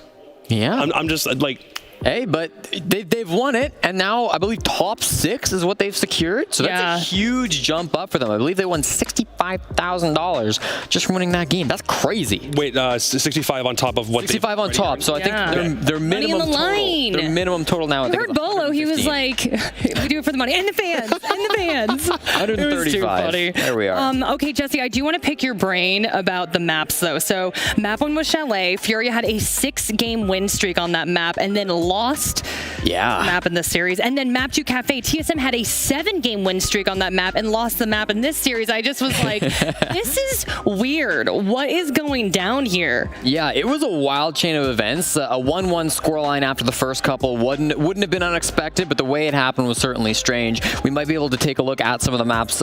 Pulling up for map 1 first, Chalet. This was a map that we saw TSM honestly dominate at the very beginning here. The way that they were able to just shut down all of FURIA's roams, even when FURIA were rocking with a lot of that drone denial, it didn't seem to matter. And in the really late pushes, when TSM had low man count, there were 2 big things I noticed for them. Number 1, they always had enough time to make their execute work. And number 2, they were really good about deciding whether they wanted to go for kills or just go for the plant. And then when we moved on to Cafe for map number 2, it was kind of the opposite. It was really more dominant, I would say, than we started on Chalet, because we had a 7-2 game, Jacob, and TSM looked lost. I mean, they did a lot of the same stuff they did against NIP, but it felt like FURIA just countered it so much better. Somehow they were watching that game a little bit and went, yeah, especially like, well, we saw, well, it opened up with 1 round on Kitchen where it was the exact same setup they used against NIP. They said, we want utility upstairs. We want to ensure they come up to us instead. They prioritized vertical play, and instead, FURIA just hit them with a horizontal kick in the face. Well, the big thing for that round, Jacob, round 1 was Highs just running into Bakery, shutting down Chala on the Echo, which was the big problem that NIP faced earlier this morning. So yeah, I think you're 100% right. I think FURIA were watching that Cafe match this morning and said, okay, well, now we know what to do. And we have the map 2 summary up right now. And again, those first 2 maps were a little wild. I feel like the crux of this series, though, really came down to that map 3, Jacob. It was a dogfight back and forth. Why do you think TSM was able to edge them out? I mean, ultimately, Oregon does just swing that way kind of as a native response. You're not like on defense. If it doesn't get that kind of round count for TSM, I do think that there were plenty of fundamentals they could have like made mistakes on, but it does come down to that 1v1 ultimately that Merc had on the very last round of this map overall. And it's just further proof that the way that this team has meshed over the past couple of months continues to succeed time and time again. Merc, as an IGL in the thick of the fight constantly, it's not only turned TSM into a much louder squad, a more communicative team, but it also means just because Merc is capable of shifting into a lot of these aggressive spots whenever he needs to, and he was there, a +4 overall with Bolo directly above him. The 2 essentially were the backbone of the squad, and you can't rely on Fantasy to get those crazy plays that Ace and Dez were going insane over on the desk from earlier. You can't rely on that consistently, and that seemed like it was the only thing FURIA and Fantasy were really capable of doing on Oregon. So, Jesse, I'm looking at Highs stats here. Are you still high on Highs? Honestly, I didn't think I needed to be high on Highs today, Jackie, because Fantasy finally stepped up and showed us the performance that we wanted to see. Map 1, maybe not so much, right? Fantasy, we talking about his entry stat. We're talking about how he was dropping the ball yesterday, or a couple days ago, I should say, and Highs had to pick it up. This time on map 1, Fantasy was there. He went 2 out of the 5 engagements, so almost 50%. Highs wasn't contributing at all. 0% of those engagements. Wasn't in a single one. But oh boy, Cafe. Fantasy popped off. That's where we saw a 5-2 record on entry for him. So of 7 matches, or 7 engagements, he won 5 of them. That's the typical Fantasy that we needed to see, and he finally came out here against TSM. Of course, wasn't enough in the end, but still, I love to see that from Fantasy. Finally showing up. That might help him in the lower bracket. Yeah, better performance for sure. Jacob, talk to me about what's next for these 2 teams. Let's see if we can bring up the bracket here, but man, it has been quite a journey for both of them, certainly. And I know y'all, you're the NA analysts, so I know who you guys are rooting for. Yeah, I mean, that's just inherent bias. biased, but yeah, no, the bracket now is a little interesting because TSM have now become the first team so far to defeat a #1 seed. They've had to play 2 series on the day. They've won them both, which now means a date with Team Liquid is on the horizon. The guys who just schooled Faze Clan in their second match, their second best of 3 so far in this tournament, is now their next opponent. Honestly, a favorite for a lot of people to win this tournament outright. The winner of that heads to an upper bracket final that doesn't get played for several days. The kind of break that you can get from something like this is monumental, and then all it takes after that upper bracket final suddenly is a trip to the grand final. You are so tantalizingly close for both of these squads, and it means just skip the entire lower bracket escapade. And for FURIA, they may have lost, but their journey's not over because they finished high enough in the group stage. They started upper bracket. They dropped now down here to the lower bracket, and as you can see, they will face the winner of Ninjas in Pyjamas versus MIBR tomorrow. That'll be the second game tomorrow. Works similar to how we did the upper bracket games today. So they've got a bit of time as well to prep for these 2 opponents they could be facing, get ready for that, and hopefully win their Latin American rivalry. Well, TSM defeating FURIA, thank you both for your excellent analysis as always. But coming up, still tons of fun to be had, everybody. It's the 6th Invitational. So we have some more matchups and some pre-match analysis. Don't go anywhere. DWG KIA versus Soniqs. That's right. Put up the peace sign, selfie, smile. We'll be back in a little bit.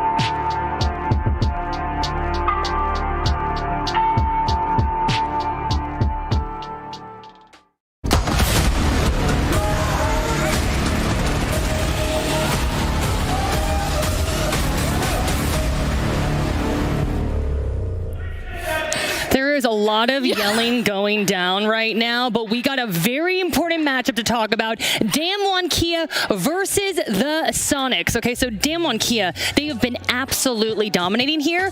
The Soniqs, though, they are undefeated against APAC teams. But, Dev, they haven't played DWG. I know your APAC loving heart is just so excited to talk about an APAC team being the top dog. Look, it is possible, but I had to eat my words earlier today when Soniqs took down Elevate. So technically, Soniqs are also undefeated against APAC teams. So who knows how this will go down. DWG, I think, definitely go into this as the favorites. Okay, and so DWG is the team that we cannot stop watching. They've risen from the ashes. They're like a phoenix ready to spread their wings. But for real, we've just been absolutely blown away by their performance. Yeah, I mean, they've been stomping teams in their group, really. After day 3, they were the first team that was confirmed in that upper seed of the groups to make it through and have that day off as well in the playoffs. So we've been hyping up Yes and Rin a lot coming into this tournament, but I feel like there's someone else that we really need to talk about, and I think you have some good things about it too. Boogeyman hasn't an MVP award yet, and he's just been an astonishing player for the roster, really. Yeah, absolutely. Boogeyman's really been a highlight, really come into his own this event, because like you said previously, it was other members of that roster that got the spotlight, and Boogeyman, I know that we've got, I believe, a clip, a 1v2 clutch that he managed to pull off. He's been nuts. Play day 1 of the tournament was just his. He was the MVP for that, and even when a moment seems unwinnable, he can just step up like he does right here. And this is just one instance of many when Boogeyman shows that as an individual player, even when in a 1v2, even with that diffuser down on the ground, even when he's been concussed by Zafir, you just can't count him out. Oh, sorry. I was just shocked. Boogeyman is top 5 on Siege GG for 3 different categories. Like, Dev, he is undoubtedly the star player here. He's nuts. And I think you were going to say he had no C4 in this instance as well. But I have very vivid memories of watching this in the talent room and be like, oh, he doesn't have a C4, it's a 1v2 post plan. There's no way he's going to win that. We were probably sweating watching this, and then seeing him being blocked by an injured Kino and the diffuser timer on 12, it was absolutely crazy. I mean, you look at the timer right now, I think he only made it by 1.5 seconds or something like that. Very so close. Just really incredible way to make that 1v2 work. Okay, let's start talking about their opponent here, Dev. Soniqs are very structured. Their IGL is very calculative, but DWG KIA, they're going to keep them on their toes for sure. They will. I think this is probably going to be the most challenging game that the Soniqs have had so far in the tournament, especially, you know, we are in the upper bracket, of course, but Soniqs have shown that even when they get off to a rough start, they can come back from a significant deficit. We saw that earlier today against Elevate. Soniqs looked pretty silly on the first map, and Elevate were far ahead of them. Soniqs said, or Super, I guess, in his interview, he made a point of saying that they had to change up their game plan. Halfway through the game, they realized what was going wrong. They figured out how to adapt. They came back from a 6-3 deficit on the second map and reverse swept the whole series. Yeah, it's good if you can do that as a team, and that might be something they'll need to do. I feel like everyone's been saying, DWG KIA's got a really good shot over in the entire series, the entire tournament, so they'll definitely have to step up their game today. So we've been talking about numerous players here on the analyst desk, but I feel like we have not talked very much about Grixer, and he's kind of been overshadowed by Nesk, but he really should not be overlooked. Yeah, we have a beautiful graphic supporting this, and actually, if you look at all the statistics for this event, how everyone's been doing, Grixer at this moment in time is actually leading the rating leaderboard as well as the KD leaderboard, so definitely someone that we should be talking about a lot. I know we've mentioned Nesk, and everyone's been talking about him, but these performances are absolutely astonishing, and, well, he's a key player for the roster. We made the mathematical equation earlier today. If he is alive and around, that round is very much winnable. It's kind of funny, really. Like, I know people give Super a lot of crap for, you know, not always fragging out. He has his own value to the team, but it's almost like every kill that Super could be getting, like, Grixer just takes those. Like, and you look and you see him with a 2.0 KD and you're like, yeah, no, everything's playing as normal. Players like Super are the backline to enable these insane fraggers. And in fact, Soniqs are a really, really strong team when it comes to the opening engagements. Grixer himself, funnily enough, only the second best player on his team when it comes to opening engagements. Yeti is insane. He is plus 13 in opening engagements this tournament so far. And I think Soniqs is just going to continue running away with that in the early round. And I feel like so many people have fallen in love with Damwon Kia's story. Why do you think that is? I mean, to be fair, a lot of people don't maybe know much about APAC or don't really expect these teams to be performing well. We've seen them before and they weren't able to really step up in international tournaments. They were really close to getting to finals, but no APAC team has made it to a final yet so far. So this is probably APAC's best shot, you would say. And yeah, maybe people have been underestimating them a little bit. Yeah, honestly, it's kind of amazing that potentially the first team from APAC to make it to a grand final at a major or SI could be a team that's only been around for 1 year. These guys, well, a couple of them back in the GC Busan roster qualified for APAC North through the relegations about a year ago, got picked up by Damwon Kia, and oh my god, how far have they gone since then? Started to make a name for themselves in Mexico, and then Sweden was another matter entirely, of course, yeah. Infamously 1 kill away from taking down Faze, the eventual major champions, and would have replaced them in that grand final. Yeah, and they've been focusing a lot on eliminating errors rather than really reinventing their strategies. And I feel like with their performance so far, they have shown people that they're not here to fight, but they're here to literally stomp people in the face with their good performance so far. Oh, man. Are they going to stomp the Soniqs in the face, though? That's the big question. And we have their roster graphic up right now. Dev, how do you think that these two squads are going to line up? I mean, Damwon, I mean, just so intimidating, I feel like. Yeah, I think Damwon are the favorites, but there's no doubt that Soniqs are coming into this with confidence of their own. We've seen how deadpan Super is, and you can see that in the photo right now. I mean, they're an intimidating bunch of lads. I certainly wouldn't want to be going up against them. And they've got a lot to fight for here. They've proven that they can come back even from being the lowest seed against Elevate, who, funnily enough, chose them as their opponent. And now they're going to have to take down another APAC team.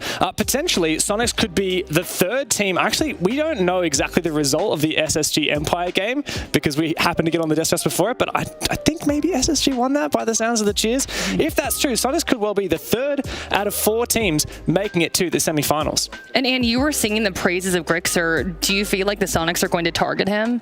That could potentially happen, yeah. I feel like if you're going to target Grixer and you're going to stop him from getting all these frags, it might be more difficult. But we've seen other players of this roster be high up in the CGG ratings, so it's not just Grixer. I mean, like you mentioned before, James, you'll have to have people supporting you in order to acquire and get those frags, because just by yourself, you won't be able to. Yeah, one of the things that's really amazing about Soniqs is what I was saying before, opening kills. They have 80 opening kills and 60 opening deaths. It's a plus minus of 20. Plus 20 on the opening kills. In contrast, Damwon Kia is only 53 opening kills and 54 opening deaths. So that's actually -1 across the whole. Even Soniqs not only are better at opening kills per round, but also their trade percentage when they get the opening kill, when that is traded back by the enemy, that's a number you want low. That's actually 5% lower than Damwon's as well. So we know that Soniqs are really good in the early rounds. Okay, so we are moving into the map ban phase now. We have some information going up on your screen. And what do you think? That all just came down, actually, so we even have the decider. We have all the information here, but we started with Soniqs and the Villa ban. It is a map that they performed 50-50 on so far. I would say their attack and win rate and defensive win rate aren't too exciting, and it's a map that they ban a lot, so it makes sense that they would ban it out straight away. Seems to be a good map for them one too, so just get your opponent's best map out of the way straight away. Yeah, look, you know what, speaking of banning a lot, Soniqs really love to ban Bank. They've banned it in 4 of their 5 matches so far, and they haven't played it for 3 months, so this is a really surprising ban. This is Soniqs' second most banned map, and they're picking it against Damwon Kia. Yeah, I feel like what Soniqs has been saying to help them improve to get out of groups has been they want to expand their map pool, and they've said to us like, oh, we play all 7 maps. Cafe seems to be a map that they don't play. It's interesting how they've let it up for so far through the entire map, and Faze, it could have potentially been Cafe as a decider even, but it is Oregon. So them expanding their map pool and then having banned a few maps and now playing it might make it so that we'll see an entire new team with a lot of strategies on here. Yeah, and speaking of the second map, Damwon Kia picked Chalet, which is a map that is of no surprise to people who are Damwon Kia fans. They are 10-1 on that in recent history. Also, we need to talk about the impeccable fashion from Joe Bro. Am I wrong? I mean, like, absolutely stepping it up. And you know who else has impeccable fashion? Pengu and Intero. So take it away, gentlemen. Damwon Kia versus the Soniqs. Let's go! Thank you so very much. I feel like today we're not as well dressed, especially not as well dressed as Joe Bro is. Nope, certainly not. You look kind of nice. You look kind of nice too, and it is Valentine's, Parker. It is. It's a day where we spend time together. I'm wearing my red shirt. This is This is my Valentine right here. Oh, that's so sweet of you. I have my own, unfortunately. Riley is, at home. We're going to be FaceTiming later tonight, talking about... Parker, what do you... No, it's not. It's okay. It's okay. We'll find you someone here. Jacob is available, sure. I'm good. Okay. I'll stay single. That's fine. That's my bad. I don't need... Moving on. It's getting too emotional here. Moving on. We got a matchup in front of us. It's meaner that you would suggest Jacob than just saying outright no. Thank you. I appreciate that. Soniqs were in action earlier today. They got a scrappy win over another APAC team. In Elevate, they're looking for a second win over the same region. There's only 2 APAC teams remaining in this whole event. Oh. Elevate was in action earlier. They're now down in the lower bracket. They're going to square off against Rogue. DWG KIA have looked like one of the best teams at the tournament. If your money is not on either Team Liquid or DWG KIA, what are you spending your money on? That is the real question. And I when you look at these maps, I have some questions, as talked about. Number 1, Bank is a map that has not been played by either of these teams here at this event. When you think back at the map pool that the Soniqs have, Bank is not in that, yet they chose to pick that map here, which I think is fascinating. They've hit it for a reason, and now they're ready to bring it out. And let's not waste any time, by the way. Let's get into the actual matchup, because we know you want to see DWG KIA. We know you want to see the Soniqs. They had their hands full against Elevate earlier on, but guess what? They persevered. Will they be able to do the same thing against what many would consider to be a much stronger opponent? Well, let's take a look. We'll load in. The community sure seems... the community sure seems to think that this is... All right. This one's already over, according to them. 82% of you thinking the DWG KIA is going to win. First ban was a Nook ban. On Bank, that's pretty typical. Nook is quite strong. Grixer has been playing a lot of Nook. That he has. We saw that in Soniqs' previous matchup. And the other side for DWG KIA is that they've been watching the Soniqs play earlier today, because this is their first game of today. So basically, they've been able to study their opposition, whereas Soniqs, might be a bit more tired, might not have as much energy, but I'm sure they have just about as much preparation, because they knew that if they were to beat Elevate, they would have to face DWG KIA next on this same exact day. Nook, Hibana, Kaid, and Mira, nothing quite out of the ordinary besides, of course, the target ban onto Grixer, that is the Nook. It's something that the Soniqs used earlier today on both Villa and Oregon. Not so much in great success on Villa, but it certainly worked out in favor of Soniqs on the second map, the second time around, so that's going to be off the board for them. And of course, we're going to be going into CEO. Fun fact, Bank is actually attacker favored as of now. It's a 44-56, so it's not like heavily skewed, but it is attacker favored. Bomb site wise, we're pretty close. 43% lockers, 45% open area kitchen, and 47% CEO. Only really archives and tellers being down the gutter on those numbers. The 2 most played bomb sites are lockers, CCTV down on the bottom floor, and then open area and kitchen on that main floor. Following it up, our CEO upstairs, and then Teller's Archives only has 8 plays out of 136 rounds on this map. Not a single bomb site is currently defender favored. I think that's also quite worth talking about, because we might have a map, Nick, where it might not be a defender-sided map, but 1 or 2 sites are quite good. Not the case here on Bank. None of the sites are good for the defenders at all. DWG KIA will have their hands full in that case. Even though this is a Soniqs map, the Soniqs and the Soniqs start on an advantageous side. You cannot take DWG KIA, DWG KIA out of the fight ever. They go by DK in game. You might hear us go from DWG KIA to DK interchangeably. Yeah.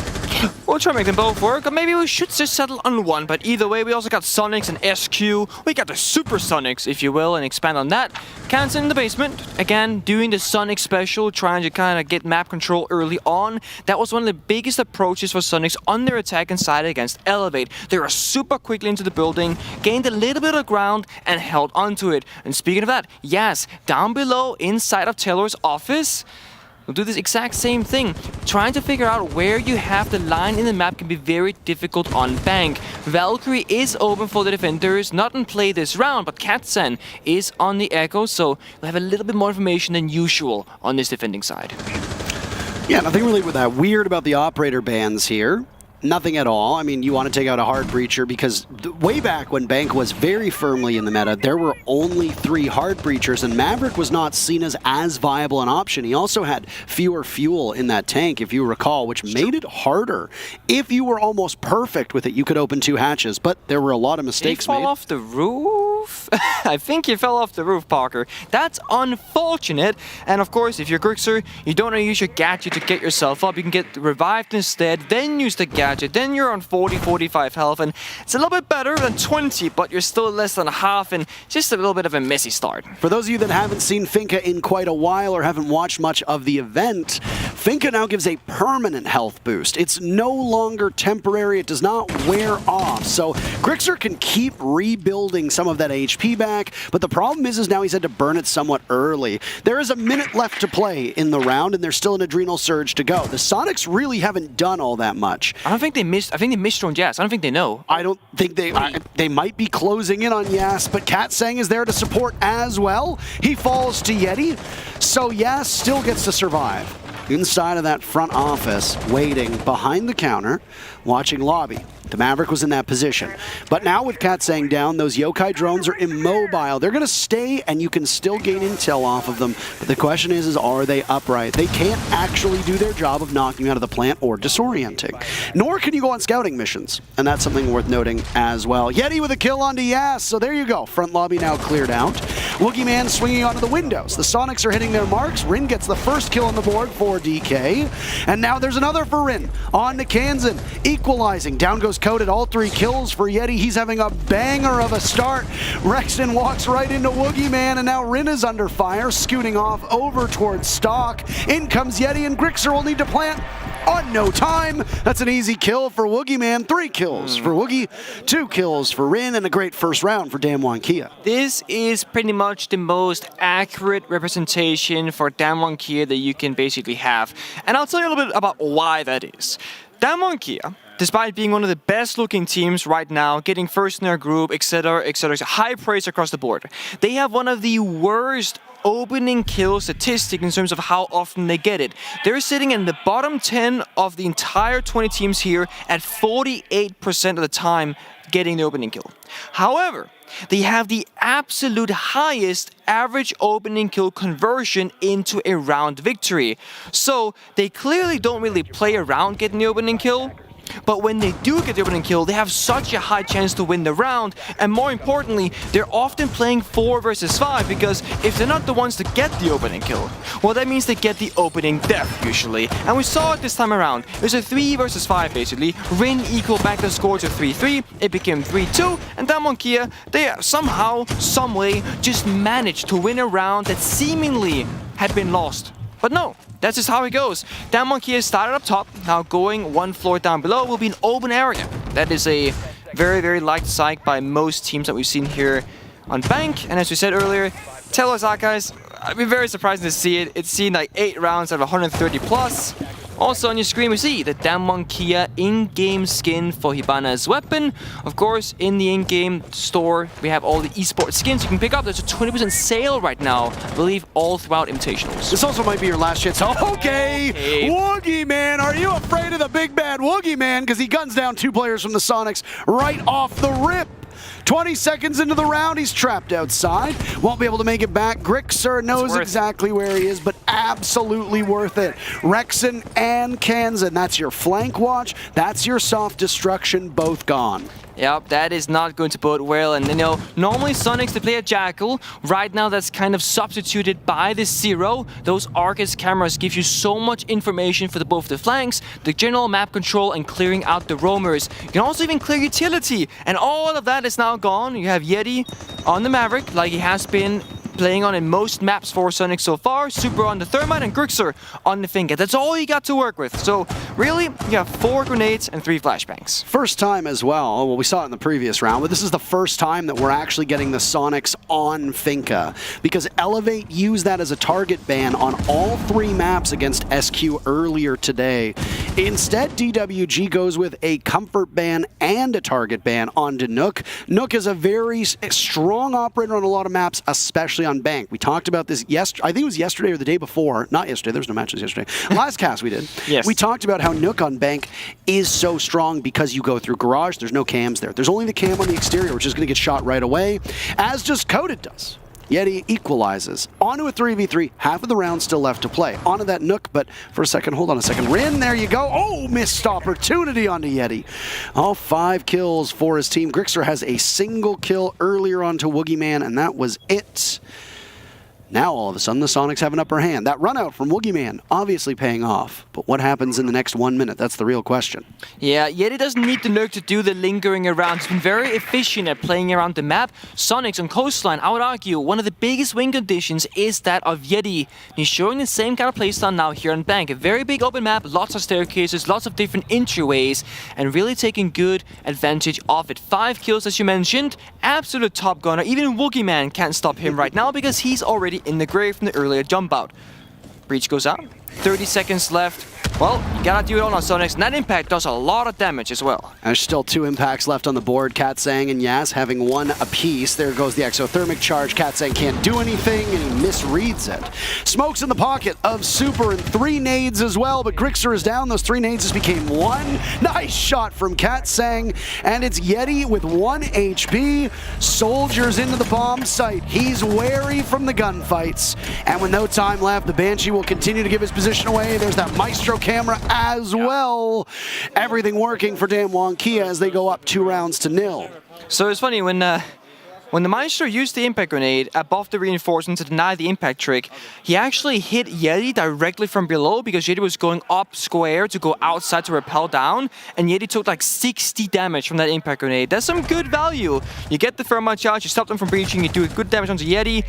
You don't see it, unfortunately, but yeah, Yeti was almost dead on a very low amount of HP, and I'll give you guys another statistic about DWG KIA, just to kind of set the tone here. DWG KIA is the most clutch team. They have the most, clutches per round. They have 13 1vx's so far. That means 11% of all the rounds so far has been a clutch, if you will.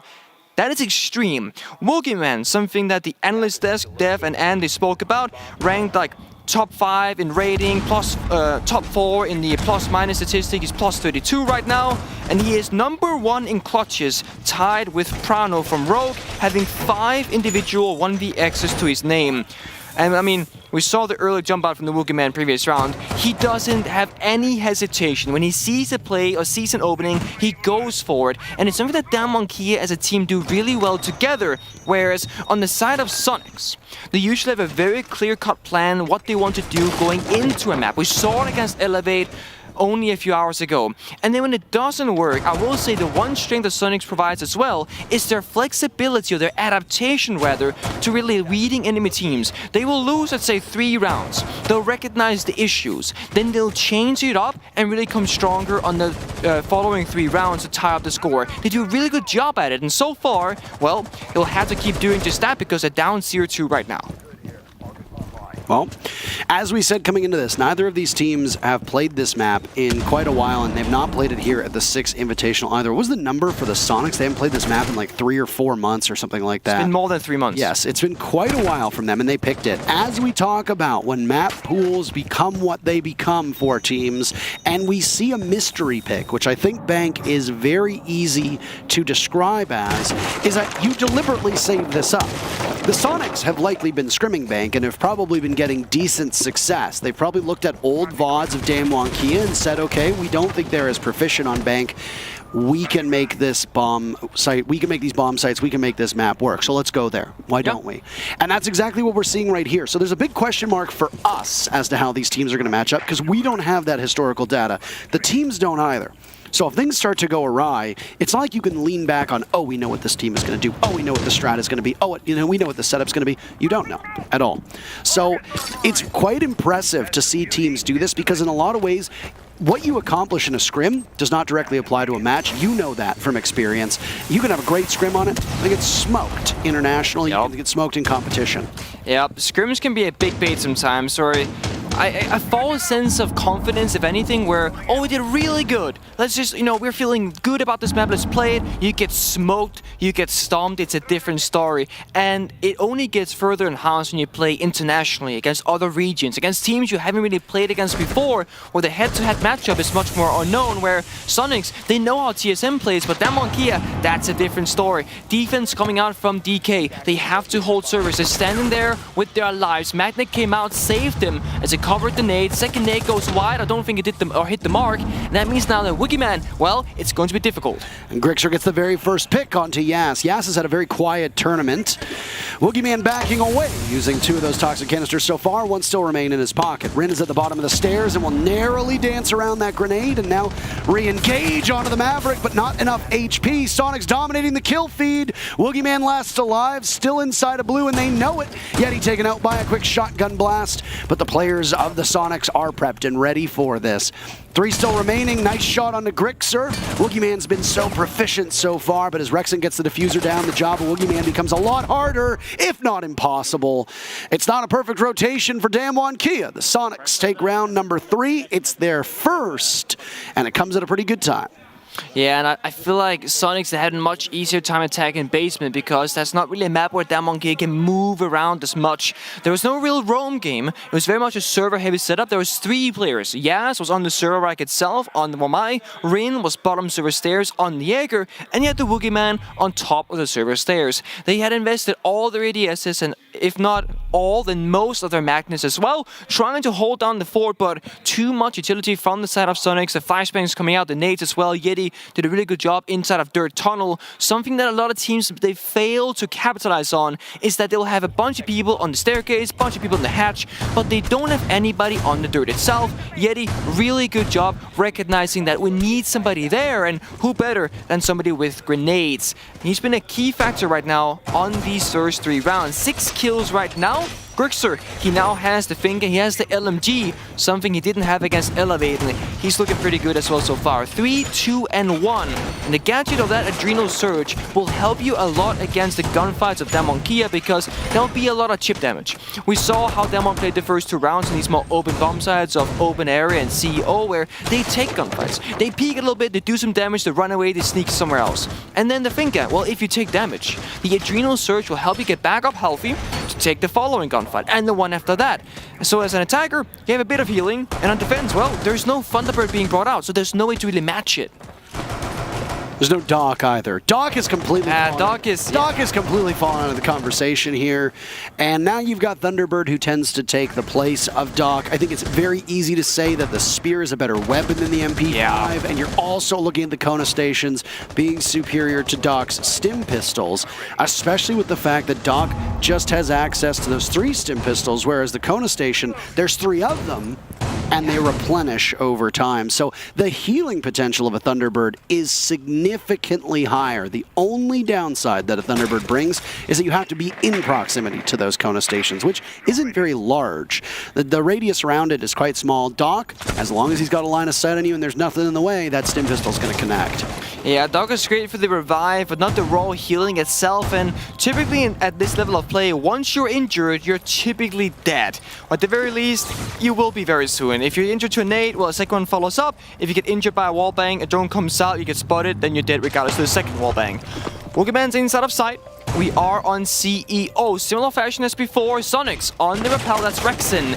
As he is on the 0, looking to get active. He has 3 more Argus cameras in his pocket and 2 can openers. So Soniqs, they're bringing that secondary hard breach in case something else fails. It's kind of like their insurance policy, where if Super falls down early, well, Yeti, he's doing Yeti things across the map. That means Rexon, he's the second support if anything. And with the gadget of the cameras, and the secondary heartbeat gadget, that means that you have a lot of adaptability around the map if something fails. Grixer says, we'll make it work early. Boogeyman off the board, that's Jaeger. So the gadget stays around, he'll help out his team, but he'll be watching cams for now. 2 opening picks for Grixer in the last 2 rounds. Picking off Boogeyman is huge. Nobody else from Damwon Kia have been quite as proficient or as formidable in this matchup. Plenty of time for them to find that, but Soniqs has opened up one of the back panels leading into the CEO portion of the bomb site. And they've got control of square stairs. The next obstacle is Rin sitting behind a deployable shield. This was a powerful spot for Rin before. Took down 2 players of the Soniqs before ultimately all of the Soniqs fell, leaving Grixer inside of the bomb site alone, if you recall. Super's going for a plant. There's a Yokai drone getting into position and it'll knock him out of it, so he can't really do too much, but it cost the Yokai drone its life. Now Coded under fire. Skatsang fires away, missing out on Super. The head shown of one of the players of the Soniqs, and there goes Super to Coded. A swing in, bad coverage for the Soniqs. Everybody falling just as the Soniqs dominated the kill feed before. Now it's DWG KIA's turn. Yeti and Kansan the last 2 alive. Make that just Kansan as Yas picks up another big kill, and so does Coded. Confusing round from the Sonic standards. Where were they to watch Super and watch the diffuser being planted like that? DWG KIA are up 3-1. Yeah, basically Soniqs never quite took control over janitors, and that left open some angles from the side of DWG KIA to abuse. They didn't have any C4s, there was no smoke, it was just that one Yokai drone, the final remaining one, that stopped Super, got information, and delayed the plan from Soniqs, and after that they just found the angles, they found the picks, but Soniqs, once again, they have this weakness. They tend to go for the easy, simple, direct kind of execute, and it's punishing them, and I think it'll continue to haunt them the better teams they play against. Against the worst teams, or worser, there's no bad teams here, you'll get away with simple stuff, because they won't punish you for it. But DWG KIA, well, if you present an open angle, they'll take it. They'll take the fight, they'll hit the shot, they'll take you out, you'll learn from it. Soniqs will really have to show their ability to adapt throughout this game, because, as you mentioned, Parker, this is not a map that either team has shown at this Invitational. You're going in with very little study work, which I think is Soniqs' strong side for the most part, but they've shown great adaptability inside the game when all else fails. I think we're at that point. What they're trying to do is not working. Now it's time to adapt. You attacked every single bomb site except for Archives Tillers, you know what to expect. So on the second time around on the bomb site rotation, now it's your turn to show that you've learned from the past. Rexen with the IQ, that might be the first step. They recognize that they want to map the layout, they want to figure out where the utility is. If there's an Echo on the board, if there's a Valkyrie on the board, they can find the gadgetry. They can take them out, reduce the information gain from DWG KIA to make them less likely to swing you. Great first step. Now we get to see it in action. Yeti doing the same thing. Kansan and Rexen playing together while Yeti's halfway across the map. I say that Kansan and Rexen together, but they're really not, because they're like 3 floors apart. Kansan's in the basement and Rexen is going up above. Kansan having that same entry point as the first round, coming up blue stairs from server. Boogeyman lingering, holding the entry from back alley. Good drone work here, making sure we don't peek it, because with no information, it's not going to bode well. Boogeyman biding his time, waiting patiently, getting the drone, but wants to assert dominance, assert aggression, make sure the map control stays in his team's favor. As Kansan gets the gunfight, gets the kill, good headshot. It's the first kill for Kansan as well. 4 of the 5 rounds right now, Nick, have gone in favor of the Soniqs on that initial bit of action. So, again, DWG KIA will play without one of their players, and again, it's Boogeyman, one of the easy top performers of this entire event, and now has a handful of MVPs to his name, despite the fact that he has been ineffective for about 3 of these rounds. Still leads the team in 6 kills, and there was that run out that you saw from Boogeyman all the way back in round number 2, I believe it was, or round number 3. I can't remember the specific round when he went for that leap out, but round 2 it worked for the team, and he was paramount in giving them a little bit more breathing room. So the Soniqs being able to start this off on a map like Bank, it's good for them, but they only have 1 round. That's it. Yeah, it is, and we see Yeti actually proning inside of lobby. He was using a pillar to make his body smaller, or to appear smaller, to not be shot in case somebody swung it out, but that wasn't the case. Jazz now, yes, inside of Tiller's Archives. There's a second person to follow as well, but Yeti finds a kill on to Coded. That means it's a 5v3. Gets traded back by Yaz. Very nicely done. Yeti off the board, top gunner as well. No nades inside of Maverick to be used this round. And heads back to the bomb site. Looking into Archives, there's a small opening, and that angle being held by Yas. The thing that we don't talk about enough is how strong Yas can be. Yes, he has not had the most spectacular performance, but there's still always that looming threat. He's been the best player in APAC by a country mile over the last year, so even if there's a bit of a lull or role change for DWG KIA, still as formidable as ever. We're talking now because there really isn't all that much happening. Exothermic charges go off, and DWG KIA have peeled back. They trail in terms of numbers. Super and the Soniqs have opened up the wall. Rexen flank as well. Rexen is indeed flanking on main stairs, and there we go. Sound being made. Katsang going down. Yas engaged with the IQ, gets the kill right back in. Swatted away by Grixer. Super sticking the plant. Rin needs to stop it in his tracks, and next to that castle barricade is where the diffuser is going down, so Rin is boxed out, and the Soniqs close out the bomb site and stop Rin from being effective at all. I suspect that part of that play was the Oryx to hop up through those hatches in open area, but when the hatch control is held by the Soniqs, you're essentially climbing up, and you're very vulnerable for those couple seconds, and then you are as good as dead. It's gonna feel really bad if you're in, because the planter was spotted out, you knew exactly what was happening. You run up the blue stairs, you turn to your right, you see, a castle barricade. It's meant to help your team. It's meant to enforce the bomb site itself, but in this particular instance, it actually stopped Rin from taking down Super, who was on that plant. With the time running quite low, that could have been a clutch, but instead, the castle barricade provided fortification for the attackers, despite being a defender gadget, and that 1v3, well, became very difficult to win. Now we're down in the basement. We're continuing the same rotation of CEO, open area, and basement. And we're going to be seeing Valkyrie brought up from Yas, so we're going to get more information on the board. Not the most plant denied. We only got one C4, we got Toxic Base from Woogieman, and we got the Evil Eyes from Coded. Evil Eyes don't typically do a whole ton of damage to the planter. It's more like, oh, the attackers have to destroy them, because if they don't, well, you have information, and the attackers know that you have information. And that's frustrating. It's annoying. It'll spot you, it'll ping you, it'll shoot your drones if you don't cover it. So that can be quite annoying to deal with. Yas getting the hatch in open area, making sure that all of those are reinforced. Same thing for Woogieman inside of lobby. Katsang, he's going to be vibing around on that first floor. Probably kill a drone or two. I don't expect too hard of a roam here. He will impact the wall and make his way back down to side. So, relatively passive for now, but a little bit of presence on the first floor. Soniqs will have to attack it. They got a similar lineup. They went off the IQ. They said, you know what? We got the DOP. It worked. Great. Now back onto the zero. That is Rexen. Cameron's out of garage. He's going to provide good information. Rin, now, verticality. Raining from above. It's going to force him back on the main stairs and down to basement. On the hunt, the Soniqs will start off this 6th round with very limited action through the 30 seconds, but that's okay. Finding the remaining Valkyrie cameras that are strewn about, not too close to the bomb site. Another downstairs, as you said, and this hold for DWG KIA might be better than what we saw before. It doesn't look like DK are roaming as aggressively, at least from the vantage point that we have. They seem to be more protected, more sheltered, and playing closer to the bomb site. And I think that might be the right move strategically, especially with how quick the Soniqs were to clear out the front lobby. Hatches being opened up by the Soniqs. They still run those dual hard breacher combo with Yeti sitting on the Maverick now for this entire half, and Super running on the Thermite. Rexen as well, bringing that can opener means that you've got tons of hard destruction at your disposal, and a single operator with that hard breach secondary can open everything up.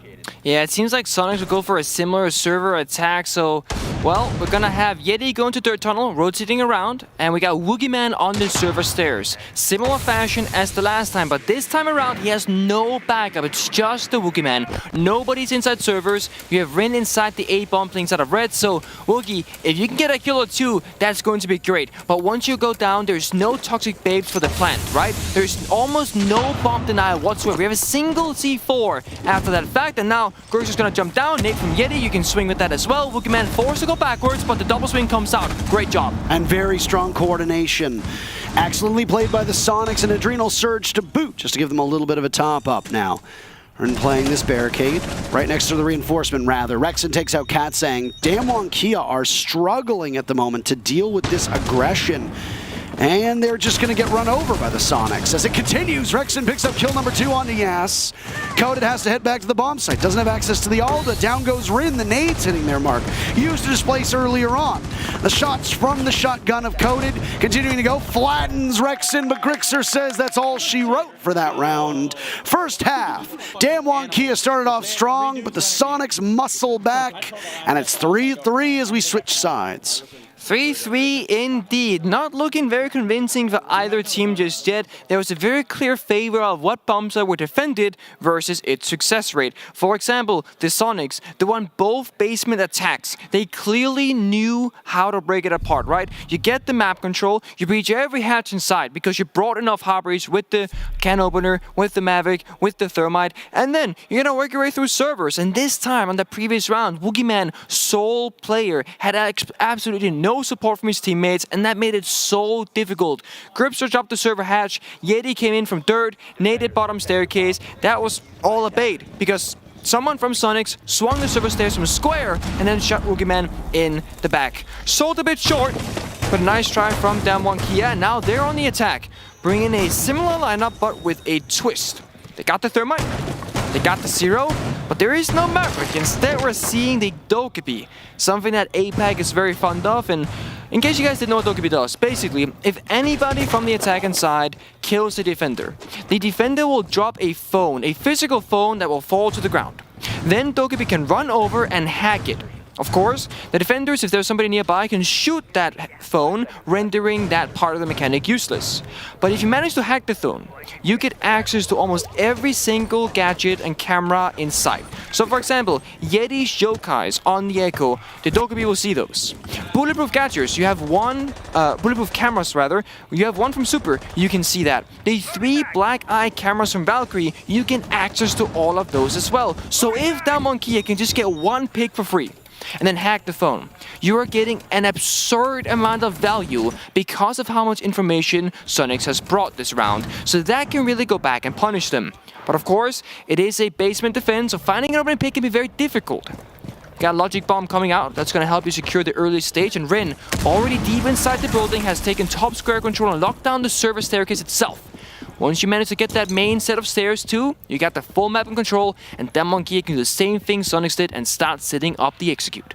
Given what we know of this map and the stats that you read out, Nick, this is an attacker-favored map. So the fact that DWG KIA got to go even with the Soniqs is a good sign for DK, Absolutely. I would argue, especially the fact that this is Soniqs' map choice. So Soniqs plus the better side equals should have decisively won the first half. They did not.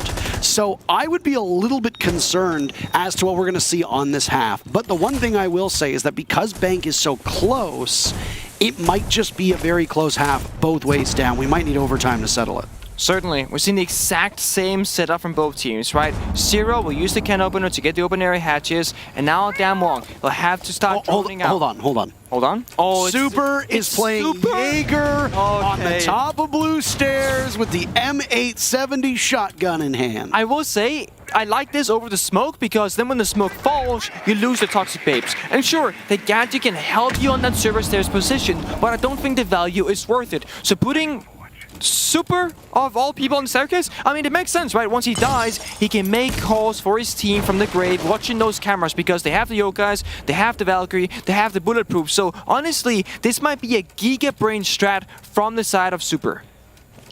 We'll see if he can do it. Get a kill or two, buy some time. Right now, DWG KIA being quite slow, but Rin just gonna walk on in. This is exactly what we've seen from a bunch of teams here on Bank, which is that you want to go for the pinch. Oh, Super walks right over and destroys. Yes, that's one of the best players in all of APAC, taken down by Super, who's looking for more. 3 and 4 in this position, and there you go, a bit of a distraction. Those Swiss cheese holes allow Rin to blow open the wall, but took some damage in the process before that. DWG KIA dangerously close to stalling out on their attack right now with 15 seconds left in the round.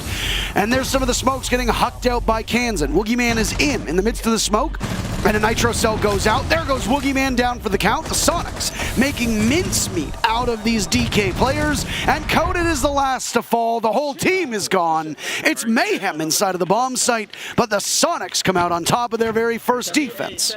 It looked all right for DWG KIA, besides the clock ticking down, but time wasn't really the issue there. They had a good setup. Smokes came out, one player flanked the main stairs. The most important part of that execute is that the Dokkaebi used the last logic bomb call, which basically meant that every single defender that was alive had to get off the cameras. That includes the Echo, who couldn't stop the plant, but instead as C4 came out, that just simply took him out of the equation. It was a very nice try, it was a decent execute. Super finding that kill and buying so much time for his team actually played a big factor, and that's where Soniqs, they were a little bit faster to clearing that server stairs, whereas Damwon were a bit more cautious, fearing that Jaeger shotgun. And well, that's how you gain the advantage. If you buy enough time or buy enough resources, well, then you got the advantage.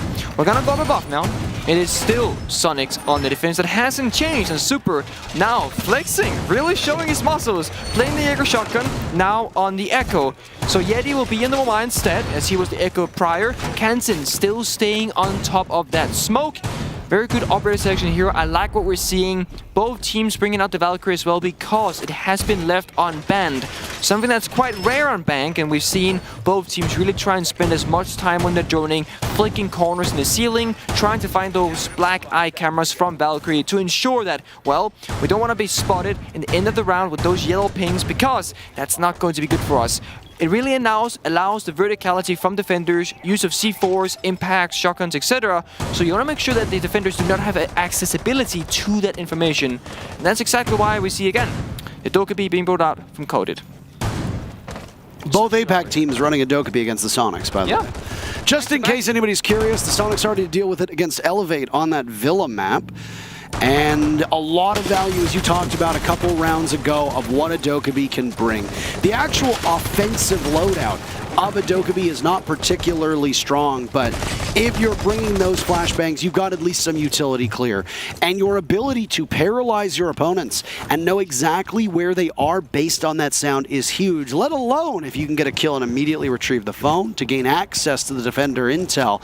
It gains more value as a Dokkaebi if there are multiple bulletproof cameras up, if there are Maestro cameras up, if you've got a Valkyrie in play, and hey, would you look at that, there's tons of intel that's available right now because of the Soniqs lineup.